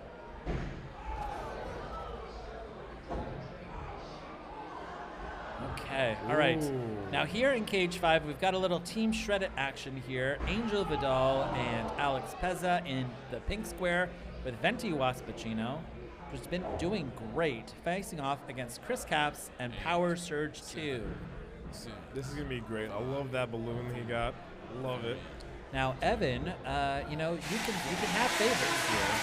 You know, I'm assuming you're. Oh wow, big hit there. For me, it would be hard to pick a favorite for this match because Chris Ryan is one of my biggest followers and supporters, and I've always helped reach out. You know, anything he's ever needed, I'll answer to him. And then you also have Alex and Angel, which are, you know, that's our boys right there. Of course, yeah. Oh, it looks like they got him pinned really good. They honestly, they stepped up their dynamic, and they're showing that they got what it takes. Yeah. Wow. Chris look is at that. tapping on the glass. Do they even have tap out buttons here on the titanium stage? I want to know that. I love that about the titanium stage. You have no idea. When we had. All right, that is a win for Venti Waspachino. Nice. All right, Colby, I'm going to try and turn you down to my headset here. You're very loud, Colby. Let's see. How do I do this? Oh, wow. Okay. Those are my guys. There we go. Oh, wait. Mine's going into this. So there's a rule on Team Shreddit. You're not allowed to tap. You eat your hits for 3 minutes. Right. Yeah, exactly. It's like an unspoken rule, you know? It's like, try to lead by example. Do not tap that glass unless if it's like a tactical thing. Yeah. Like say if you're in the final fight, you know, you're in first place, and then say someone came out the losers bracket and you lose. I've been there before with Voxel. Lost our belt, tapped out to, you know, get that second fight in, and then that's when we brought home the dumpster last February. Nice. Yeah. Yeah. But besides that, no tapping. Not at all. Unless there's a fire, then you respect the fire. You know? Yeah. Even then, just keep going. All right, so Venti Waspachino, Team Shreddit stays alive. You got to love that. Oh, yeah. I mean, Angel and Alex, they're such good builders. You know, like, we got to spend so much time with them. You got to spend a full 2 weeks there at BattleBots. I mean, they're really, really solid dudes. And just I love their story. I love their background. Like, they love combat robotics and have just come here and really, like, cut their teeth at NHRL and, like, brought so many different robots, and they're getting so good at this. I mean, like, they've already qualified. And I'm so proud. Their first time around with Wake and Bake, that was amazing. They went all the way. And I like how their progression is always there. As builders and as drivers and as people as well. Like, I've got to see these gentlemen grow and grow. And I'm amazed. I mean, they're solid dudes. And I feel lucky that I could call them our brothers. You know? Yeah, absolutely. Yeah. Man, when are we going to get in the cage, me and you? Oh, yeah. I think we're going to have to talk people into giving us bots. Maybe we can do like a little grudge match here today or something. What do you think? We should do like the Hunger Games. Like, we don't know what transmitter we have. Yeah. We can't Twitch test it. Everyone else does. And then we just got to go for it. Yeah, I'll box rush you with a horizontal. I don't know how that's going to work out. Yeah, I'll try there we go. No, yeah, we should put out all of the transmitters, and then you just whatever one you grab, and that's the one you're driving for the next 3 minutes. Yeah. Next thing you know, I'm Brett the Brick just going to the wall. Heck yeah. Oh, yeah. You should definitely be Brett as well. That should be an option, right? It's like someone, or who knows, maybe have someone who's never driven Brett be the Kim.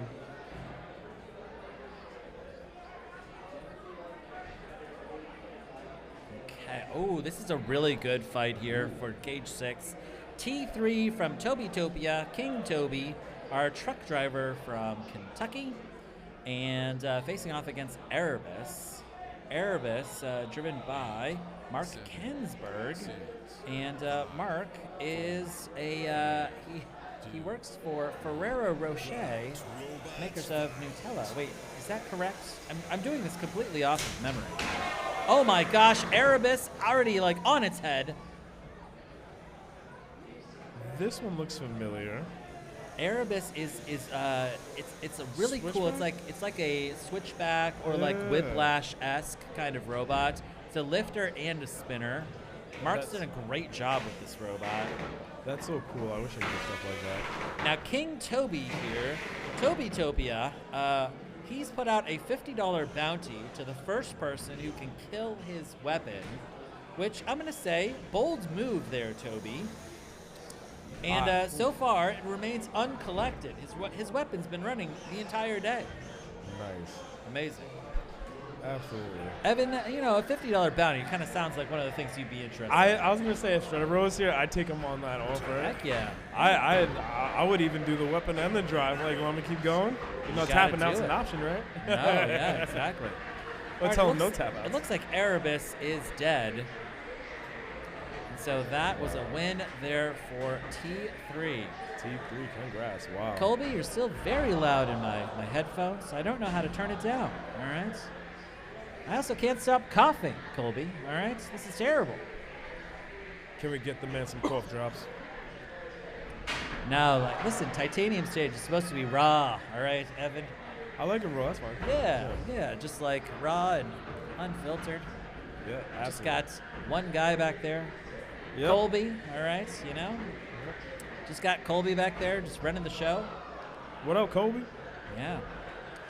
And Nick. Oh, what up, and Nick? Shout out to Nick.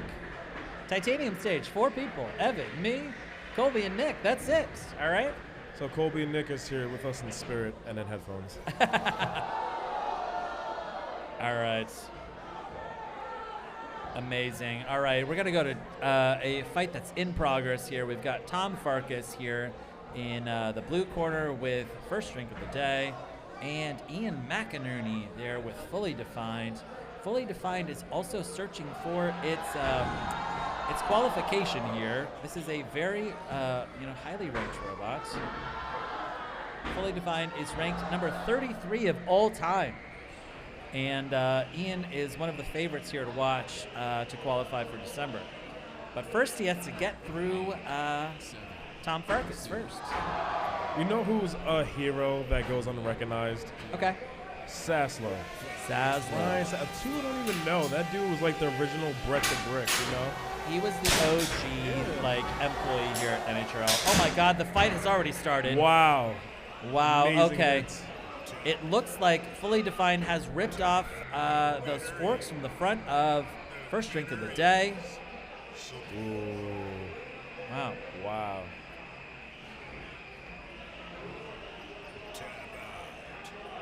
All right, that was. Wow. Was that a? I don't think so. I think that it may have been a tap out for first drink of the day. Yeah. Fully Defined there won that fight. Ian McInerney staying alive here in the bracket. Absolutely amazing. This is the only robot competition that's so serious and straight business. I love it. Yeah. It's so good. And now here, this is very exciting. All right, we have some time. We can start our food-related podcast. All right. I'm thinking, man, all right, we can start with food. Here's my question here, Evan. All right, let's say you got to spend a year by yourself on a deserted island. And every morning they send you a little shipment by Uber Eats with one dish. What's the dish that you're going to be eating every day for a year on your deserted islands? Wow, that's one of the best questions I've ever been asked. Heck yeah. I think it's going to have to be sesame chicken. Okay. And it's for not the best reasons. Okay. There's one fart in the world they never complain about. Sesame chicken farts. It's a theory I have. You'll never, ever be upset. Now, you're on the deserted island by yourself, so you can fart as much as you want. And there's no one to complain on how good it smells, right? So, I think sesame chicken. What about you? Okay, sesame chicken. Let me think. If I could only eat one food for a year on a deserted island. Probably like ice cream. Ice cream, yeah? Yeah, like strawberry ice cream. What about we do dessert, too? Okay. We've got both. Okay, all right. I've got strawberry ice cream for dessert. For my main meal, chocolate ice cream. Okay. Okay. That's fair. You know what? I respect it. All right. Yeah. A year later, the boat's going to come by to pick me up. My teeth will have rotted out of my head. You know? You'd be like, hey, can you guys leave me for another year? Yeah, my dentist will be able to put his kids through college, with my dental work. But the cool thing is, you can have more ice cream. Yeah, exactly. Yeah, give me false teeth so I can have more ice cream. That's what I'm saying. Yeah. I got nothing to worry about. It's like Juno when she was like, what other problems can I get it? What other shenanigans can I get into? I'm already pregnant. Right? Yeah, that's true. Yeah, like, I have no teeth to lose. Now, very exciting. I see cage 6. I can see standing cage side Drew Davis, our favorite 10th grade English teacher from Schenectady, Team Shreddit team member, and his son there.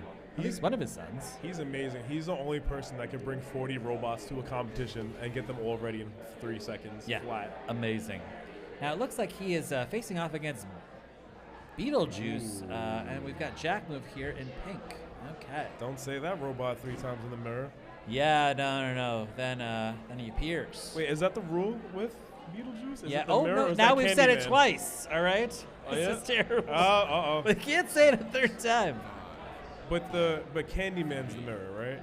I think so. Okay. Yeah.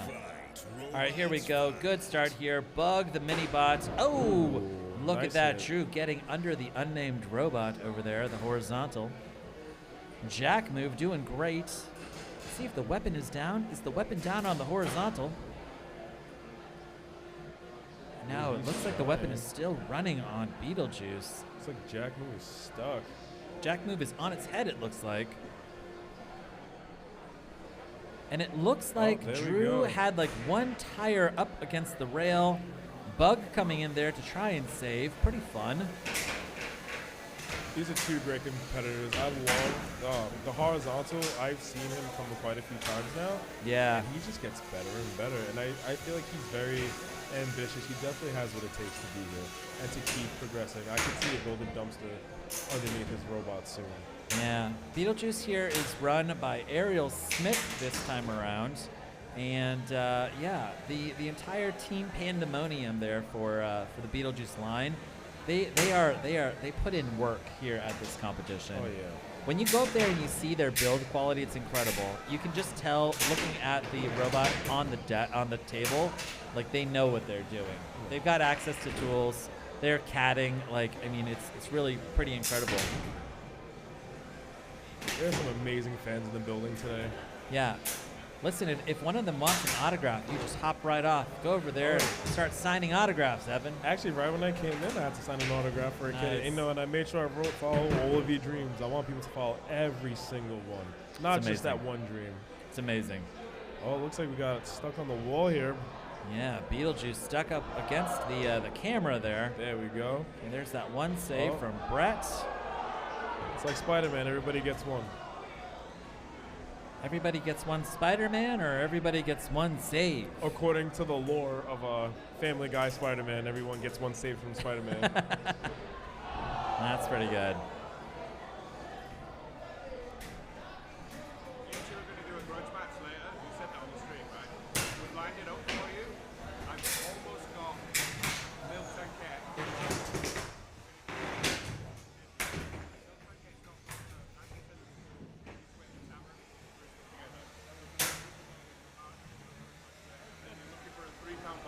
Amazing, amazing. Chris Moran has come over, and he's just informed us something very exciting, Evan. Evan, we didn't show up with robots. Well, you might be fighting a couple of robots here as a grudge match. Oh, yeah, that's going to be amazing. Yeah. Now, listen, I mean, I think that it's pretty great that you might be driving Milk Tank X.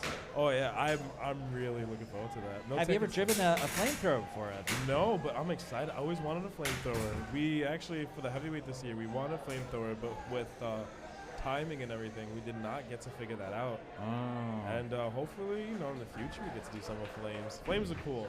It's another safety check, but they're cool. Now, I'm going to say just, for a fair fight, Milk Tankette, you're driving. You're a great driver. You've got a lot of experience. You fought 85 matches plus here, right? Something like that. I've got to look it up in the stats. And, this fight here in Cage 6 is going to go to the judges. Jack Move versus Beetlejuice. Amazing. I'm going to say, I need to have, a robot that kind of evens the playing fields. I'm thinking Polywog. Just straight to the sharks, right? All right. Ooh. All right. We're going to go straight to Cage 5. That's amazing. Colby, you're still incredibly loud in the headphones. You're just blowing it out every single time. Evan, are you hearing this? Is it very loud for you? Kinda. Yeah, it's loud, It's Colby. a little loud, yeah. 8, 7. Nick, you got to pull the mic pretty far away from your face. All right. Nick, are you Dominican? All right, here we go. ER Stingray here in the pink square, coming out and facing off against HiveLighter. This cool double horizontal spinner in neon green, kind of hypershot green. You gotta love that. I actually fought Austin McCord with a robot very similar to that. Double horizontals? Oh, yeah. I have a piece of it at home. He gave it to me right after the fight. Amazing. That's cool. Speaking of Austin McCord, he's going to be fighting later today in Cage 4. Have you heard what he's built? What has he built this time? He's built a jet engine on a robot. It is puts out so much energy that it may in fact burn a hole in the cage in cage 4. Wow, you know what? That would be a first, burning a hole through it. We're gonna hear it from over here as soon as he turns that thing on. Oh, that's gonna be amazing. Colby's just informed me, or maybe it's Nick, that the winner of that last fight was Beetlejuice. Wow, congratulations. That was definitely, they were trading shots back and forth. That was a match. It looks like HiveLighter has effectively dispatched. Oh, no. ER Stingray's weapons come back. That's good. Who knows? Maybe I could come join you guys with announcing in December. I would love that. I would love that. I bet they Yeah. can vibe. Yeah. So yeah, maybe, you know what? If me and you like to Evan, do you're this, doing great. All right? Thank you. You've got good insights. You're the most photogenic out of all of the announcers, you know? Stop it, you. You got the best face, okay? I don't know. You're photogenic too, man. I mean, I am. That's yeah. true. Yeah. I think the That's most true. photogenic people on the team, if I had to do a top 3. Yeah, top you, 3. Remy, Chewy. Yeah, no, Chewy's at the top for sure. Yeah. But have you ever seen Remy? There's like no bad photos of him. No, that's Ever. true. Yeah. It doesn't exist. It's a good-looking man for sure. Yeah. I think this fight's still going on here, Evan. Oh yeah. Looks like there's a little bit of crab walking action going on. Yeah. It's so funny because like I just look at you and I start like just talking to you and I'm like not paying attention to this fight at all. It's terrible. I almost forgot where we were. Yeah, exactly. Yeah, we're calling this fight right now, Evan. ER Stingray's weapon's gone down, and we've got HiveLighter. I think that his weapon hasn't been running for a while. I have no idea how much time is left on the clock. I like how they both have not given up. If there's one thing I appreciate, it's when competitors keep going, and looks like we have about 30 seconds to go in this match, a little less. Yeah. All right.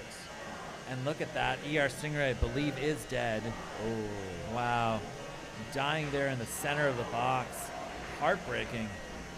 Looks like everyone's crab walking. There's not a non-crab walking robot. I even think the Brit's crab walk.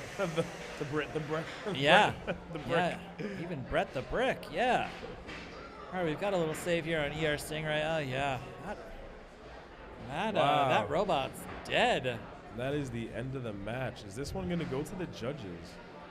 If it does, I'm sorry about that. Because if I was a judge, one of those things that I wouldn't want to judge at all, you know? Oh, yeah. I've got to judge once, and I learned a lot from judging. Yeah. I learned It's I hard. wasn't a fan. You know? Because you have those fights that, like, sometimes you have a few different types of fights. You have the ones that are like, ooh, they're struggling to get near each other. And then you have the matches that are like, oh my, like they were just beating each other down the whole time. Yeah. And you know, you're watching it and you have to sit there and got to go through all the stats of who really has it. Meanwhile, if you could, you wish you could give it to both. Because like, Yeah. oh, I wouldn't even want to be in the arena with you guys. Yeah. You know? Yeah. But I think that's the hard part about judging. Judges are unappreciated. It's hard. It's hard to judge. I mean, like, you need to keep laser focused throughout the day.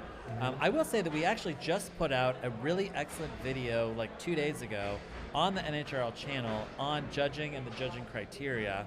It is great. I think it's the best video that we've produced so far. If you get a chance, check out that video. And we just heard from Nick, maybe it's Colby, that HiveLighter is your winner. Let's go. So Nullbee, or yeah, yeah, Kolick. Nick's just informed me 9 times out of 10 it's gonna be Nick. Here's the thing, Nick and Colby. All right, you guys have to maybe change your voices a little bit. Maybe one goes high and the other goes low. You know? Oh, like someone does a Darth Vader. Yeah. Oh, all right. We heard the gingerbread man from Shrek just now. I enjoyed that. I think that would be very good. Yeah, exactly. Hi, how are you? Yeah.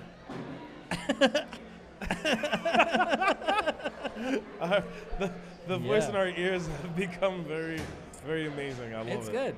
Love it's it. good. Yeah. Now I can see loading into cage 6. I can see Stag Beetlebot. Now Stag Beetlebot. This is a story that you're gonna love if you haven't heard it already, Evan. These are super fans of NHRL.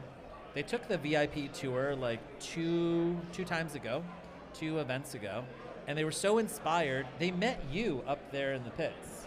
And they were like, we gotta get off the couch and we gotta build a robot. And they've done great. They've built a really pushy, fast, well-driven robot. It's got a teeny tiny weapon, but its main weapon is drive. I think you're really going to like the performance of Stag Beetlebot and its builder, Michael Cross. Nice. I'm looking forward to this. Wow.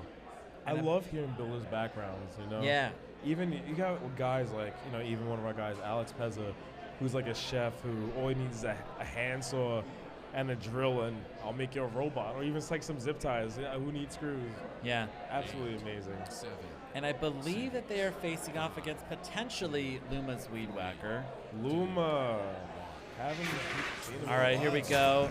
Stag Beetlebot there in purple. Now watch for the drive quality, Evan. I think that this is Evan Arias-esque drive. Pretty aggressive and pretty good. Now remember, Stag Beetlebot, this is just their second event ever. So this is actually pretty good pin for your second event ever. Now in their earlier fight, we saw Luma's Weed Whacker, just its top get completely caved in. But look at that horizontal's come back to life. I would love to talk to them after this fight. Me too. I think if I see what they're trying to do, I could read them. It's so good. I love how they fight. Yeah. But right there, that's where I would just stay on them and just start pinning them. Don't let them spin up. Yeah. You have that weapon against the wall, can't spin. One of the things that I really like about your drive style specifically is that you stay so close to your opponent, because if they turn and they make a mistake, you are right there. You're there to capitalize.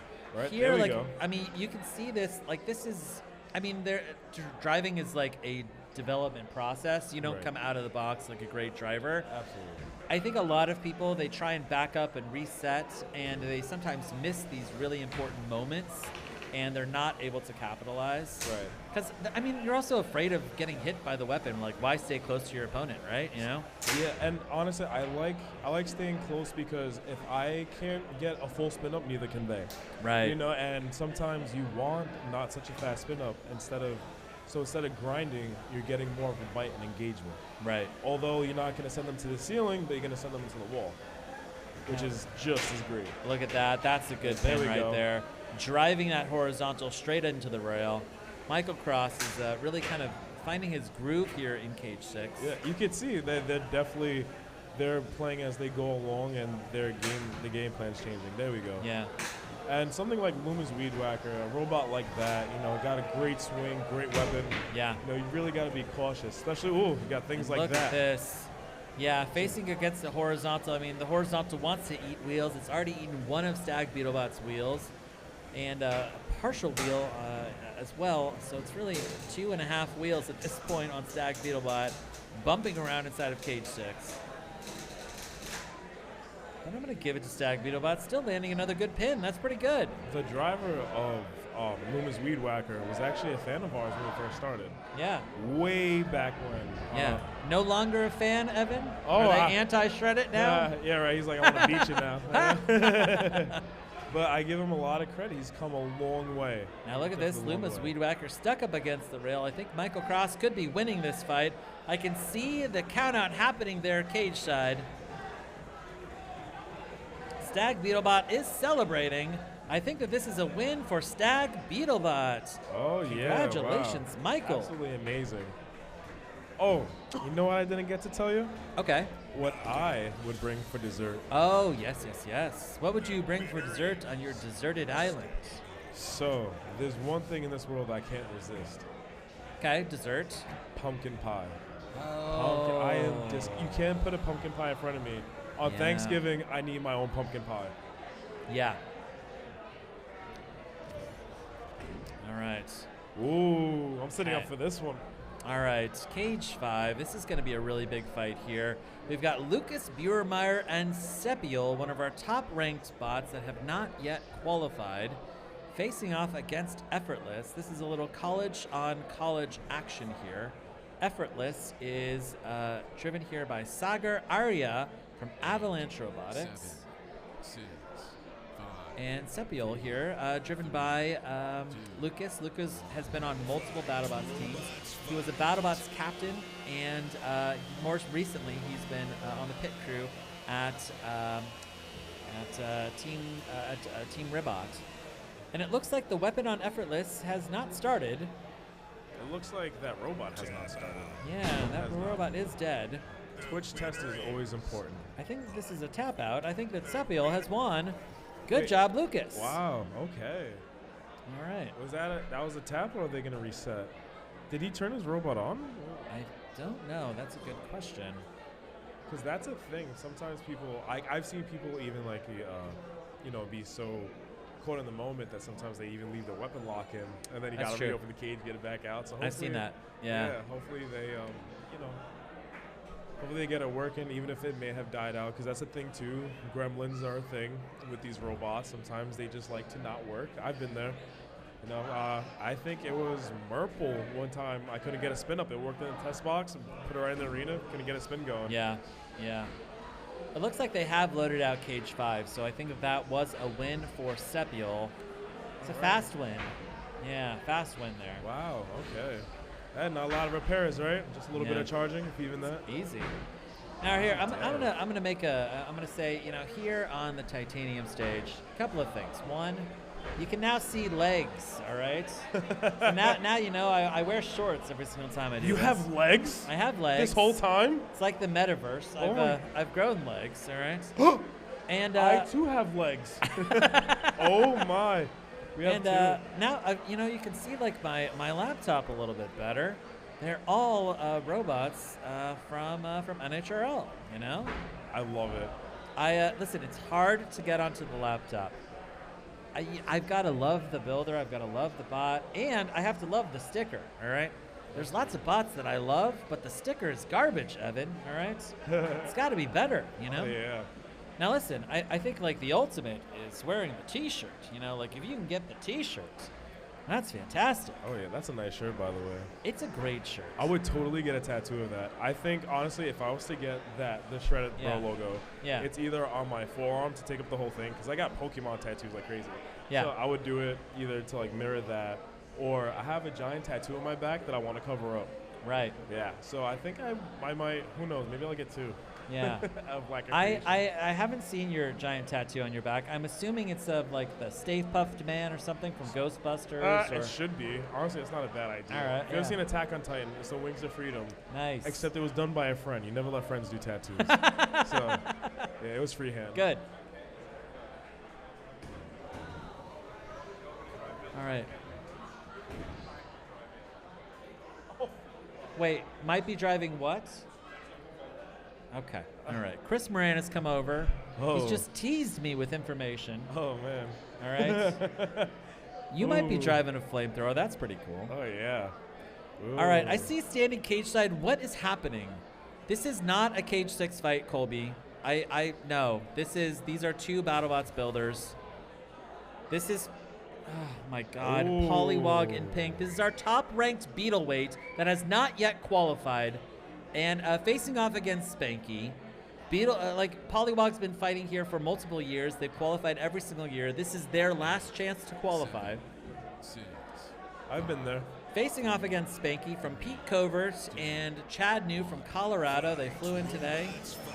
Here comes David Jin, captain of Ribot, and it looks like there's a belt immediately on the field. Whose belt is that? It looks like it may be the belt from Spanky. Yeah, I believe that Polywog's weapon is still running. And look at this, Spanky's dead. And we have a robot doing the hands out of the handstand. Look at this. Oh, it's almost painful to watch, Evan. David Jin is a very good driver. He's solid. I like his consistently driving style. getting under Spanky. You can see, yes, Spanky's weapon is dead. Ooh, and I think I just saw a tap out. It looks like that was a tap out from Spanky. David Jin, Ribot captain David Jin stays alive. I think that's one thing I love about Norwalk. I love the tapping out. Because I don't tap, but I love hearing it. That bang against the glass, that's how you know business was serious. Yeah. Love it. Yeah. Yeah, I feel like some people like to tap because, they don't want to ruin everything, but... Evan, you go full send all the time. That's the thing. You come here to destroy, style. You got, to me, that's why if it's my last fight of the day and I know I'm already losing, I'm fine with you just kicking the hell out of it. You know? Right. Because at least Hey, you look know at what this. your robot has. I think we might have somebody who wants autographs. Oh? Hey, kids, They can you want- hear me? Do you want autographs from Shredded Bro Captain Evan Arias? I don't think they can hear you. I think they have paper in there. Do you want? What's that, guys? You want autographs? What's that? What do you have on the sheet? Oh, I think it's Sparky. You want to fight?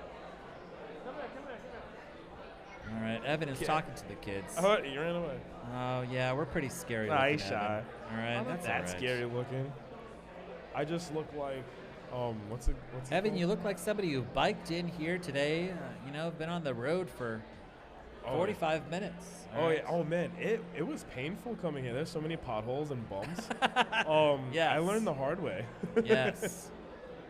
Right. I mean, I live in New York, so you think the Connecticut potholes wouldn't be so bad, but man, New they York are potholes something. are really bad. Yeah. Every time I go into the city, I'm like, I'm gonna lose one of these tires on the car. All right. Yeah. Oh, I've cracked the rim on the BQE in Oh, Mazda no. RX-8. Driving one day, just boom, cracked it right in half, man. Yep. I've been there. Yeah. And it was bad because a whole bunch of people. There was a guy who was already pulled over where I was at. Okay. I think he had the same situation going on. The next thing you know, we have like a whole line of people coming up behind us because they also had a tire issue from hitting the pothole. Wow. And we walk over, it was like just about knee deep. Yikes. Yikes. I mean, and like, what do you even do? Do you sue the city? Like, what You're do you supposed do? to, You but know? I was like, I don't even know where to chase this one. You know, Right. like, Yeah, Tell exactly. him build a beetle. Yeah. Come fight me, Exactly. city. I see loading into Cage 5. I believe that this is Robert Runs from Crash Fest. I don't know if he's loading in. Correct me if Gosh, I'm it's wrong. Dave Blakely walking past. Hey, Hello, hey. Dave. My gosh. Correct me if I'm wrong. Crash Fest is a golden dumpster recipient, correct? Crash Fest was the first non-kinetic energy robot to win a golden dumpster here at NHRL. Much respect. Yeah. I have respect for every competitor, but especially the golden dumpster recipients. You have Yeah. a special place. Very I special mean, place. if you run like lifter, like Crash Fest, you're playing this game on hard mode. You know. Right. If you're able to go through and win 8 or 9 fights, that's incredible. Absolutely. And honestly, he's good spirit, good robot. Very, very easy to get behind. I mean, I'll cheer for him any day. Yeah, heck yeah, definitely. Now look at this. The cages are empty. You can go back to I talking see about a human in the cage. I want to talk about food, but can we talk about homie in the corner of the cage? Can we get a camera on him or no? Yeah, of course. Cage 6, Nick. Let's look into Cage 6.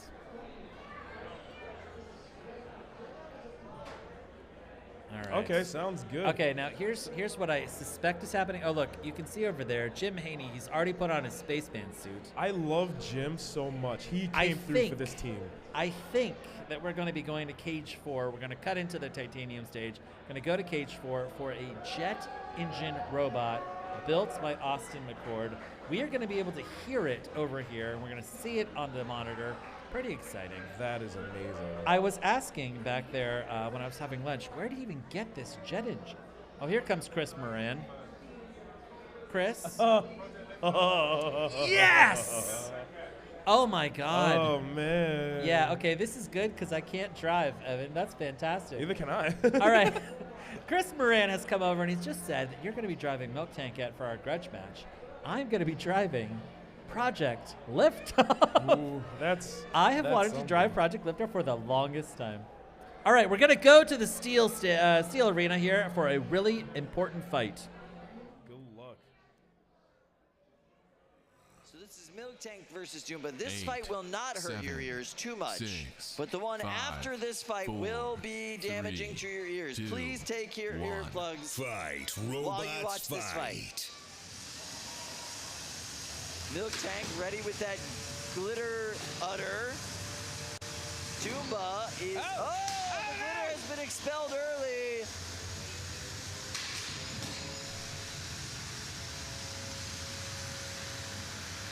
Jumba looks vicious, but also, I believe, upside down right now.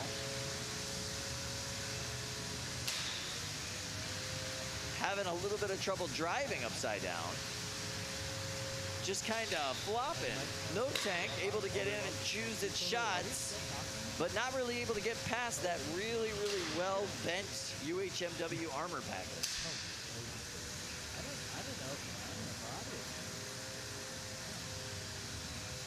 Milk Tank versus Jumba trying to do what it can to get back on its wheels, per se. It can drive upside down, just obviously not as well as it would like to. And Milk Tank is just choosing its shots, coming in, taking a little hit, taking a little break, coming back in, getting another hit. Oh! That was a nice aggressive shot from Milk Tank. Crossing swords. You gotta love that.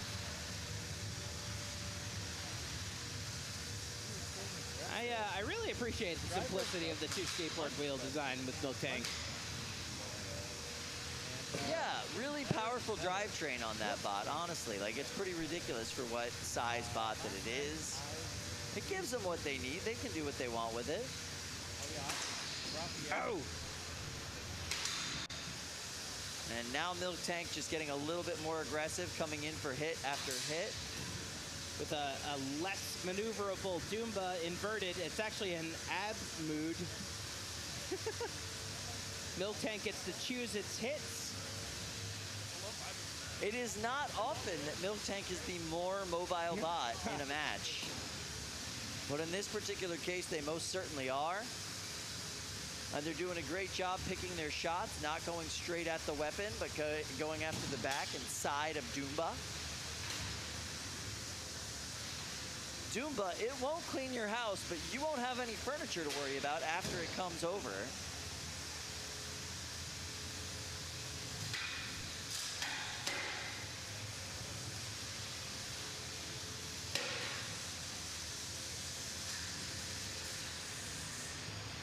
And it looks like the weapon is spinning down on Milk Tank. We're down to the last 9 seconds of this match. Doomba's weapon's still working. It looks like the drive on the left-hand side of the bot is not functioning, and it is not really driving well upside down. And this will go to the judges. So we'll see what our judges have to say about this 12-pound bout. Meanwhile, our friend Fluffy pushing everybody to the door.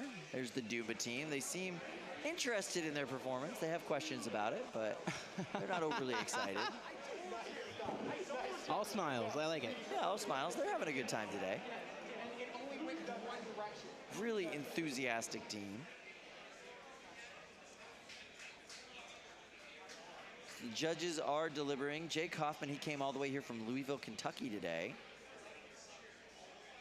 He's a graduate student at the University of Cincinnati. And he likes to power lift when he's not doing combat robotics. Wow, all right. So let's see what our judge friends have to say about that.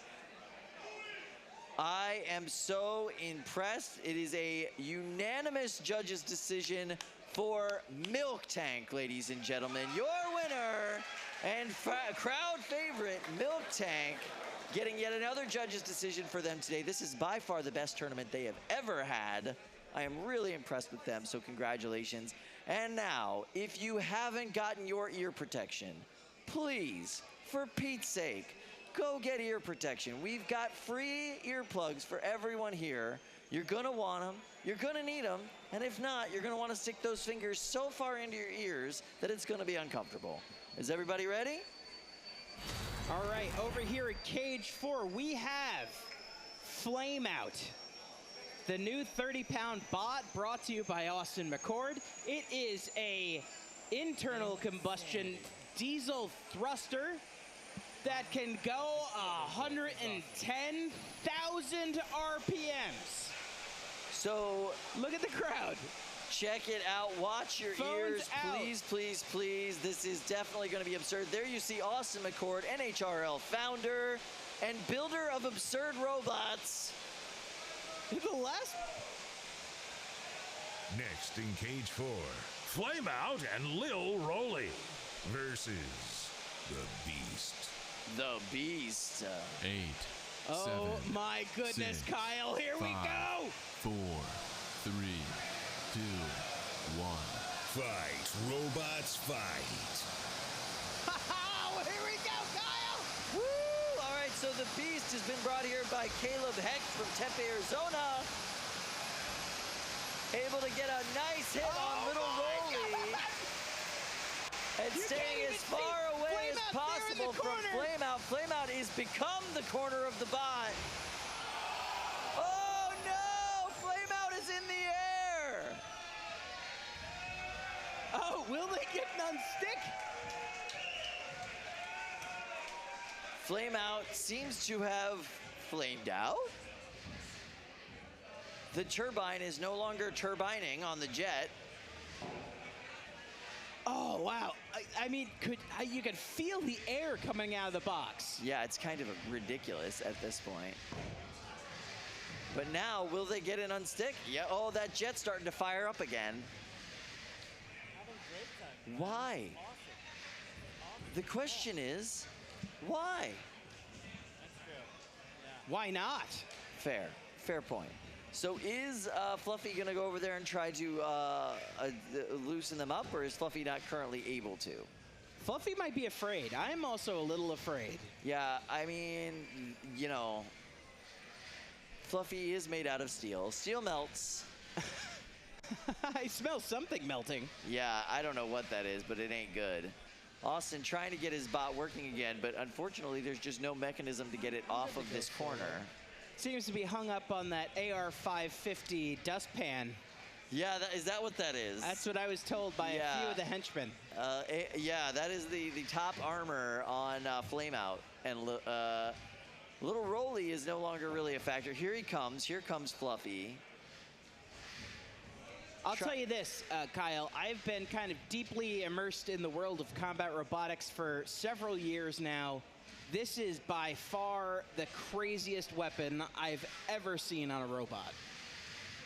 Yeah, and the Beast, to Caleb's credit, did a really great job neutralizing it almost immediately. He just went head first into it while it was spinning up, which is an unsafe idea. And knocked them off onto their side. And now he's just here toying with Lil Rolly. Rolly. He's just rolling. He's a little guy. It's like a little axe backwards. Yeah, it's just a little Rolly. He can't hurt you. He's just rolling around, you know.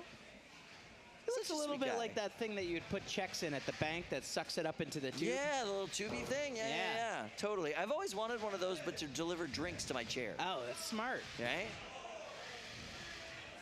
Like, hey, person in the kitchen, grab me a bottle of Fresca. It's guaranteed to explode by the time it gets to you, though. Oh, that's probably true.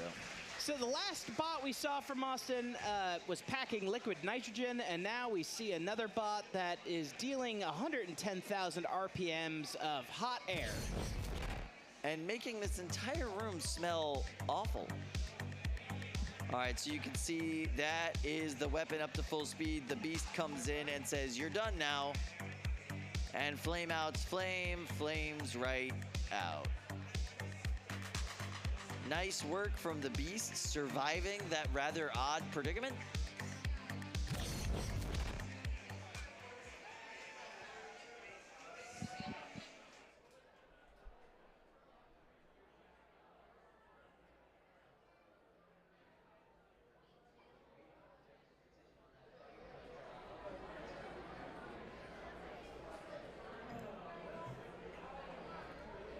Hey everybody, welcome back to the Titanium stream. And as you can see, Evan is gone. He went upstairs to go change, and I guess he's gonna come back down, hopefully. Maybe I can talk Kevin Melchesky into coming up here. What do you say? Yeah. Oh, Kevin, all right, come on up, man. Kevin here, the captain of Claw Viper on BattleBots. Here, those are your headphones right there. Kevin, I'm going to say you're a very brave person for just jumping in. This is great. Yeah, you know, excited to be here. Yeah. There you go. Perfect. So. Now, Kevin, this is your first time at NHRL, is that right? Yeah. Decided to take a stop by. Yeah. It's a long way from Seattle, but I was in the area and can't miss it. That's amazing. Now, I know that you've competed at a lot of competitions. This is not your first rodeo. What do you think about NHRL? You just came back from BattleBots, you know, you saw the pinnacle, you saw the top of the mountain. What do you think? this is just below the peak. That's awesome. I can't believe how good it is here at NHRL. Yeah. I've watched most of the streams, seen a whole lot of fights here. Being here in person, this place is amazing. I can't believe it. Yeah.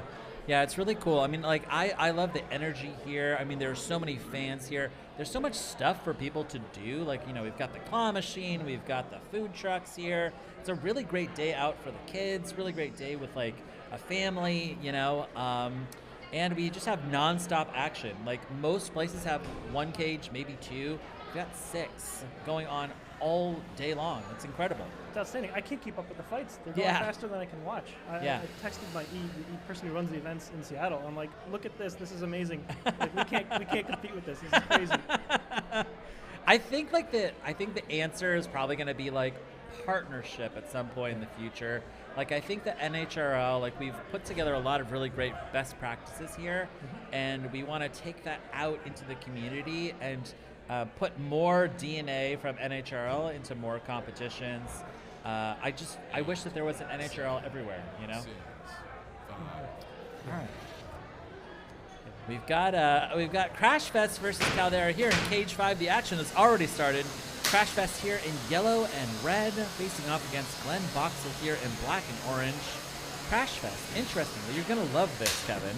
Crash Fest, Captain Robert Rund, he is a Golden Dumpster winner. He won a Golden Dumpster here with a lifter. Incredible. I feel like he's got similar drive style to you. It's very aggressive, it's very fast, and really well controlled. And look at this. What's happened? Looks like Crash Fest could be dead. Glenn Boxel, what have you done? I was just talking up Crash Fest, Glenn. Where's the drive? The drive is gone on Crash Fest. Wow. Glenn Boxel here. This is a father-son team.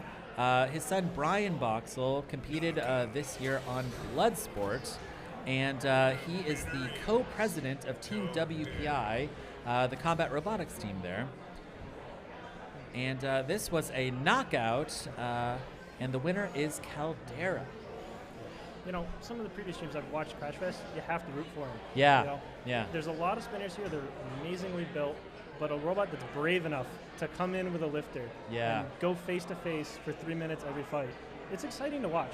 You need some balance, and I love watching Crash Fest. It's a shame to see him go out like that, but I love watching that robot.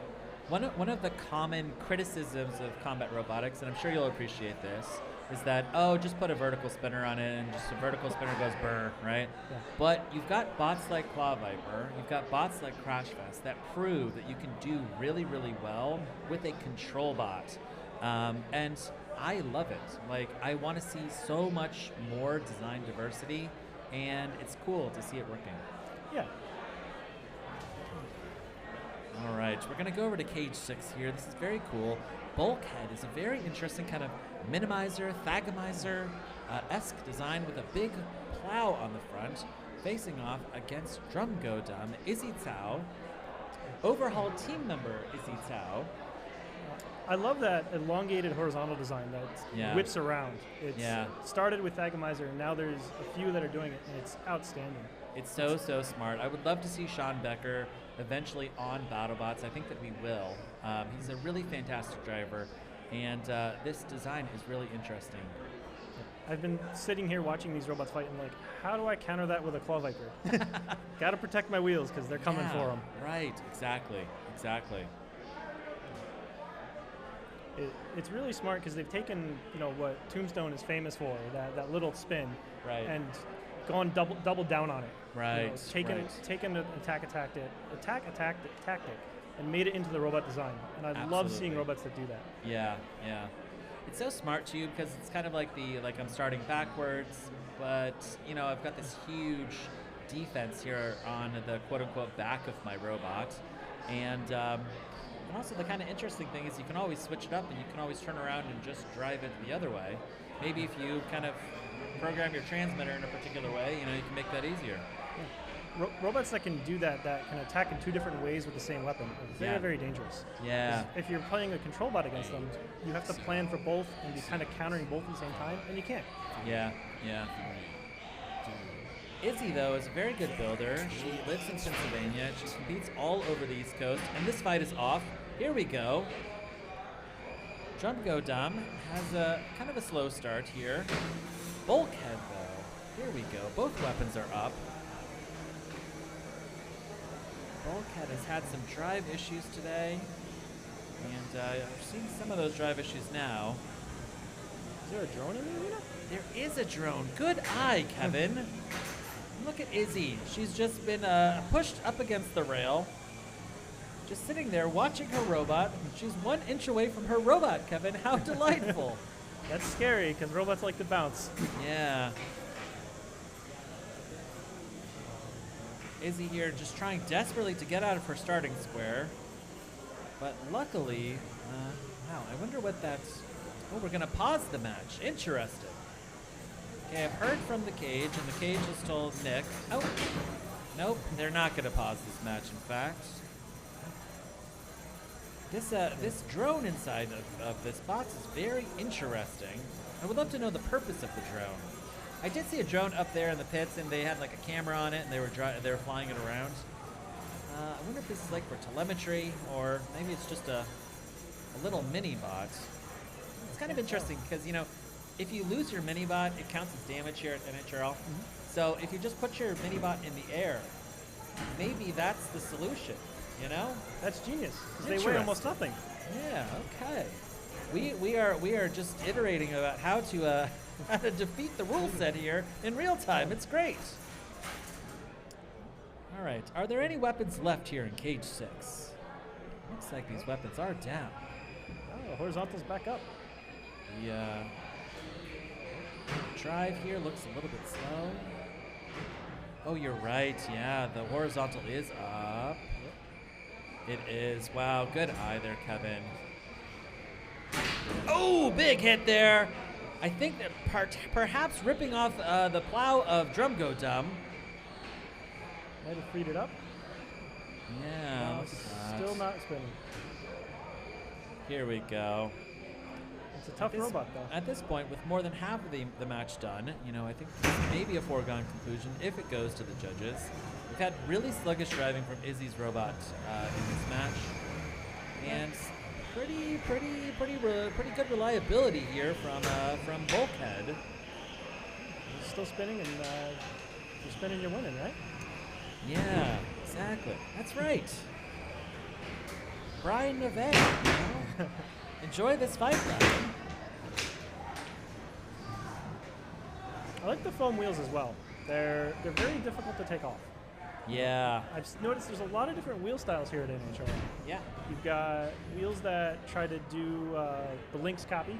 The steel spikes, Big Bots wheels, and foam. Yeah.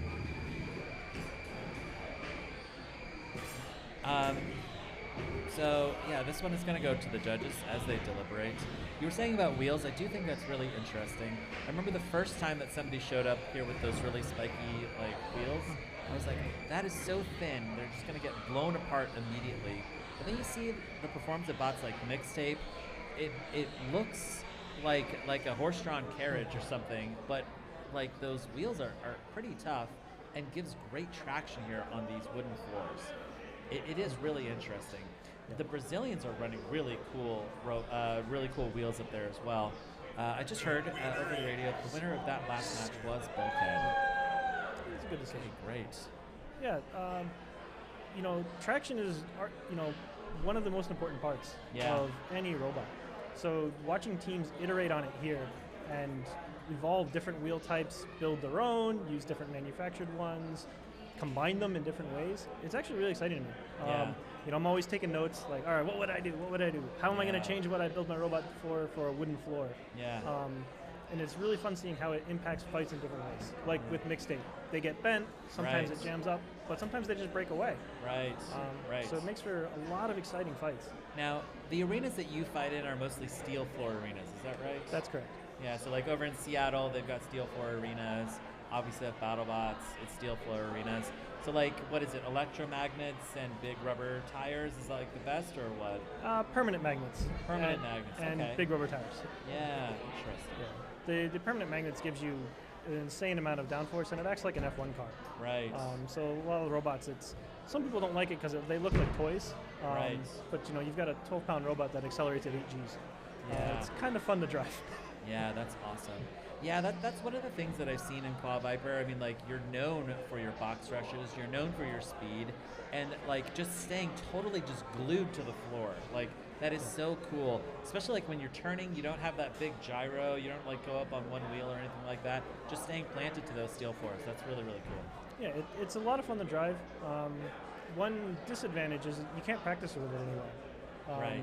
I've seen videos from other teams prepping for Norwalk with a sheet of plywood from Home Depot. Right. And they're like, aha, I get to practice. Me, I'm like, oh, I can go out and like get a steel plate on the road.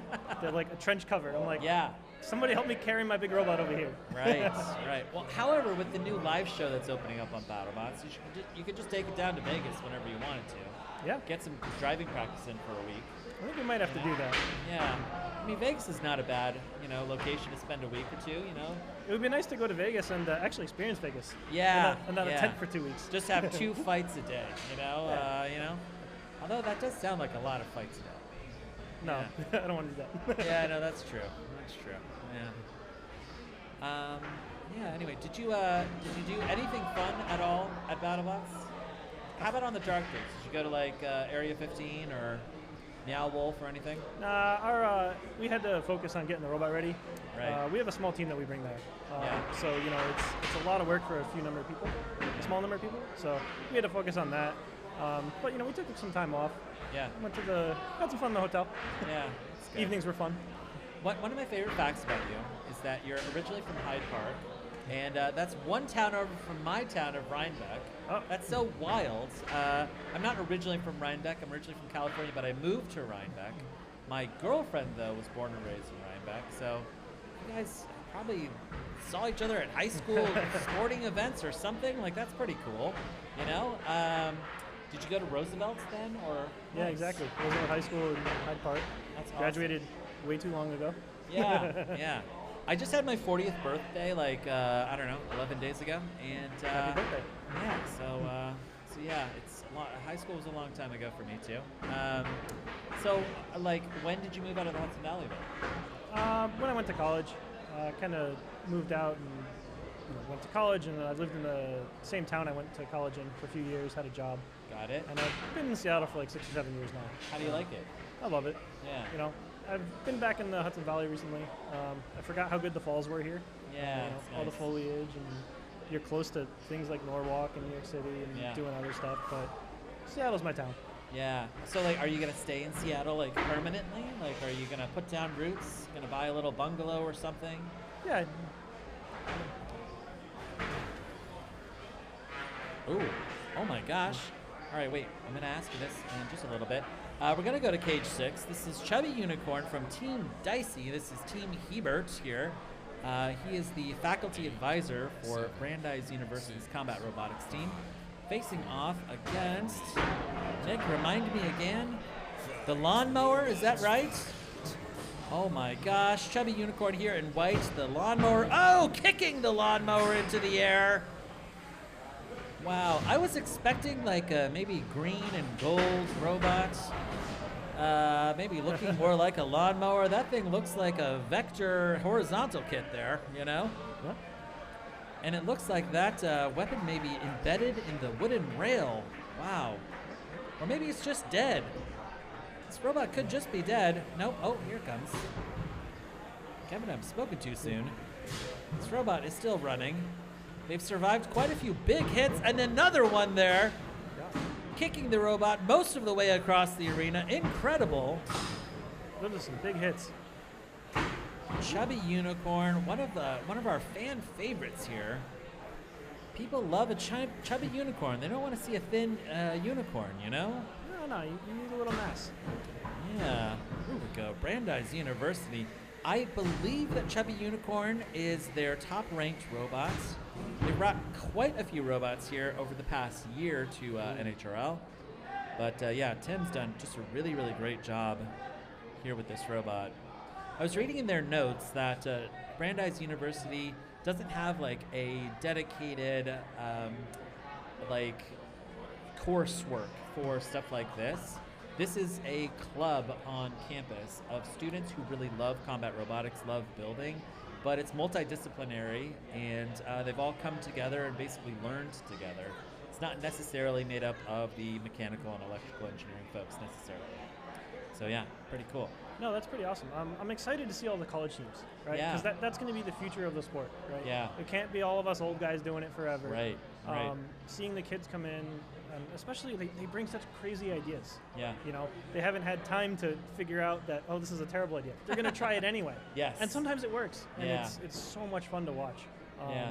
And, you know, and they're learning as well. And you see that with BattleBots as well, with college teams that they've gone 3-4 years of their, you see the kids rotate every year. Yeah. Sometimes you get some super seniors back. Right, yeah. But I'm really excited when we see college teams come in, and high school too. I've seen a couple of high school teams. Yeah. You know, they bring levels of energy back that excites the rest of us to keep building robots. This is a good segue. I'm going to reiterate the big announcement that we had at 3 o'clock today. We are going to be giving out $1 million in college grants in the next couple of months. So the link is now live on NHRL.io if you want to apply for one of these college grants. We're going to be giving away $110,000 grants for these STEM programs to help build combat robotics programs at colleges across the country. So Brandeis University, obviously, I hope that they get one of these grants. Team WPI, Northeastern, Northwestern, Berkeley, UC Berkeley, they've got Glitch. And, I'm really hoping that we can see this just really wonderful support, of our college engineering community. That's outstanding, right? Yeah. All right. The winner of that last match was Chubby Unicorn by knockout. Yeah, it's outstanding to see that level of commitment to helping students build robots, build cool programs, and ultimately learn and have fun and build the next generation of engineers. Yeah. That's an amazing amount of money to commit to that.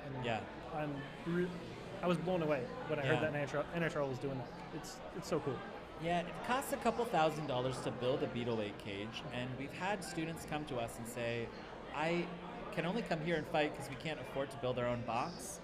And we heard that so many times, and we heard exactly how little money they needed. I mean, they're not asking for $100,000 each or anything. They're like, we'd like to build a cage, and we'd like to fight our own beetle weights in this cage, I am hoping that a lot of this money will go to building new cages across the country. Or, it's kind of expensive, to come all the way here to Connecticut. So maybe we can, use some of that grant money to get some students here as well to fight and experience NHRL themselves. Yeah, that's gonna be awesome. All right, I can see that we're loading in Cage 5 here. Effortless versus Drumblbee. Now, Effortless here. This must be a elimination bracket fight. And because Effortless was defeated in this last match, facing off against Drumblbee. Interesting. Looks like a little egg beater on egg beater action with some pretty aggressive wheel guards. Here comes Drumblbee in the air, flying around like a bumblebee. I love that. It's got the color scheme and everything. Effortless's weapon and drive is looking quite a bit zippier here in this fight. Wow, another big hit there on Drumblbee. Now, it's kind of interesting. You can see on Drumblbee, they've got a big X on the top of their robot. Oh, no. Oh, that weapon looks like it's got out of its housing. Oh, oh, no. That weapon is down on Drumblbee. It's right about to fall out of the robot here, Kevin. There it goes. Oh, the weapon is gone and tipped up on its back, doing the thing. The winner here is Effortless, making it look rather easy indeed. Wow. All right, Effortless is your winner. Wow, awesome. Wow. Now, one of the cool things is we can hear a huge hit all the way over here, and the entire crowd go crazy. So we missed something awesome. But yeah, no, that's pretty awesome. I have to ask. There's a lot of robots here. How do you keep them all straight? That's a good question. So yeah, I mean, like today we have 133 robots. I'd probably say 35 or 40% of them are brand new robots. They've never fought here before. Oh, all right, we're gonna go here to Cage 6. We've got another fight here. Spanky versus Sustenance. Wow, they are really keeping these builders to a 20-minute schedule. Spanky here, driven by Copperhead team member Pete Covert, who flew in here from Colorado today. Facing off against Sustenance is another Team Dicey, a robot from Brandeis University. I've seen Pete's actually got quite a few robots running today, too. That's Yeah. a lot of work to keep multiple robots running through a whole day, and he's winning, too, so he's got to keep fighting. Yeah. Pete is an incredible builder. He's been building for 2 decades now, and has put in a lot of work on Copperhead, and really like a fixture in the Colorado combat robotics scene. I am really expecting him to qualify at least one of his robots here today for the Grand Championship next month. Okay, it looks like we are ready to go. Box locked. 6, 5, 4, 3. This might be a very educational experience for the Brandeis University student here. Pete Covert here in black, coming out and landing a good early pin on Sustenance. I don't know if oh, that's a good hit there. Sustenance getting under Pete's robot. So what is the weapon on Pete's robot? I saw he's got a small spinner on there, but is there something else going on there? Yeah, I think it's like maybe a disc spinner. That's a good question. Pete got in a little bit late this morning, so I wasn't able to see his robot up close. And he hasn't run it here before, so yeah. To your earlier question, I usually got to see a robot fight at least once before I can kind of commit it to memory. Oh my gosh, what is that? Is that the weapon? Oh no, it's something. Oh, it looks like it's a little decorative skull or something. Sustenance looking pretty good here. Yeah, Sustenance is looking great. Now Pete is on his head. It looks like his weapon is down. Now kids from Brandeis here, they just need to stay alive a little bit longer. Keep the drum facing them and keep trying to get there. Yeah, yeah. Robot's driving a little funky, but you can't tell if they have a drive side down or just sticking.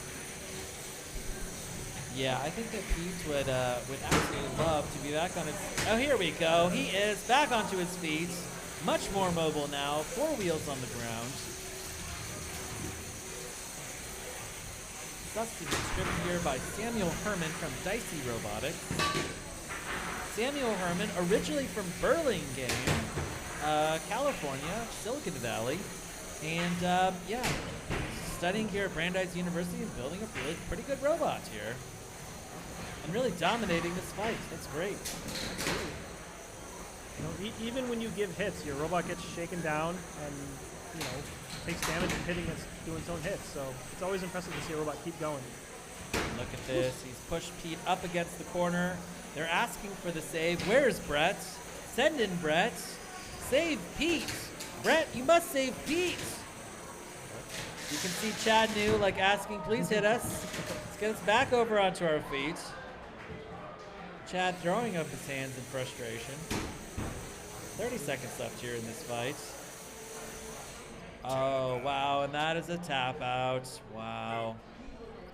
Guys from Colorado here losing this fight against a freshman from Brandeis University.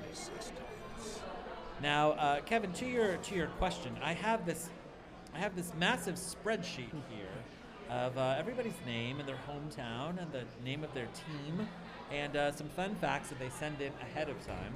So, for example, I'll tell you, right? Samuel Herman, winner here in this fight, Sustenance, originally from Burlingame. Love that.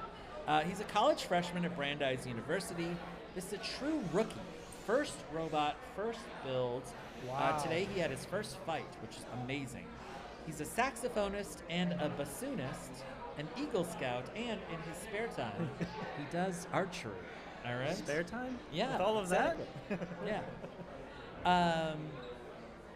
I know that we've loaded here into Cage 5. I think we're going to go to Cage 5 here very soon.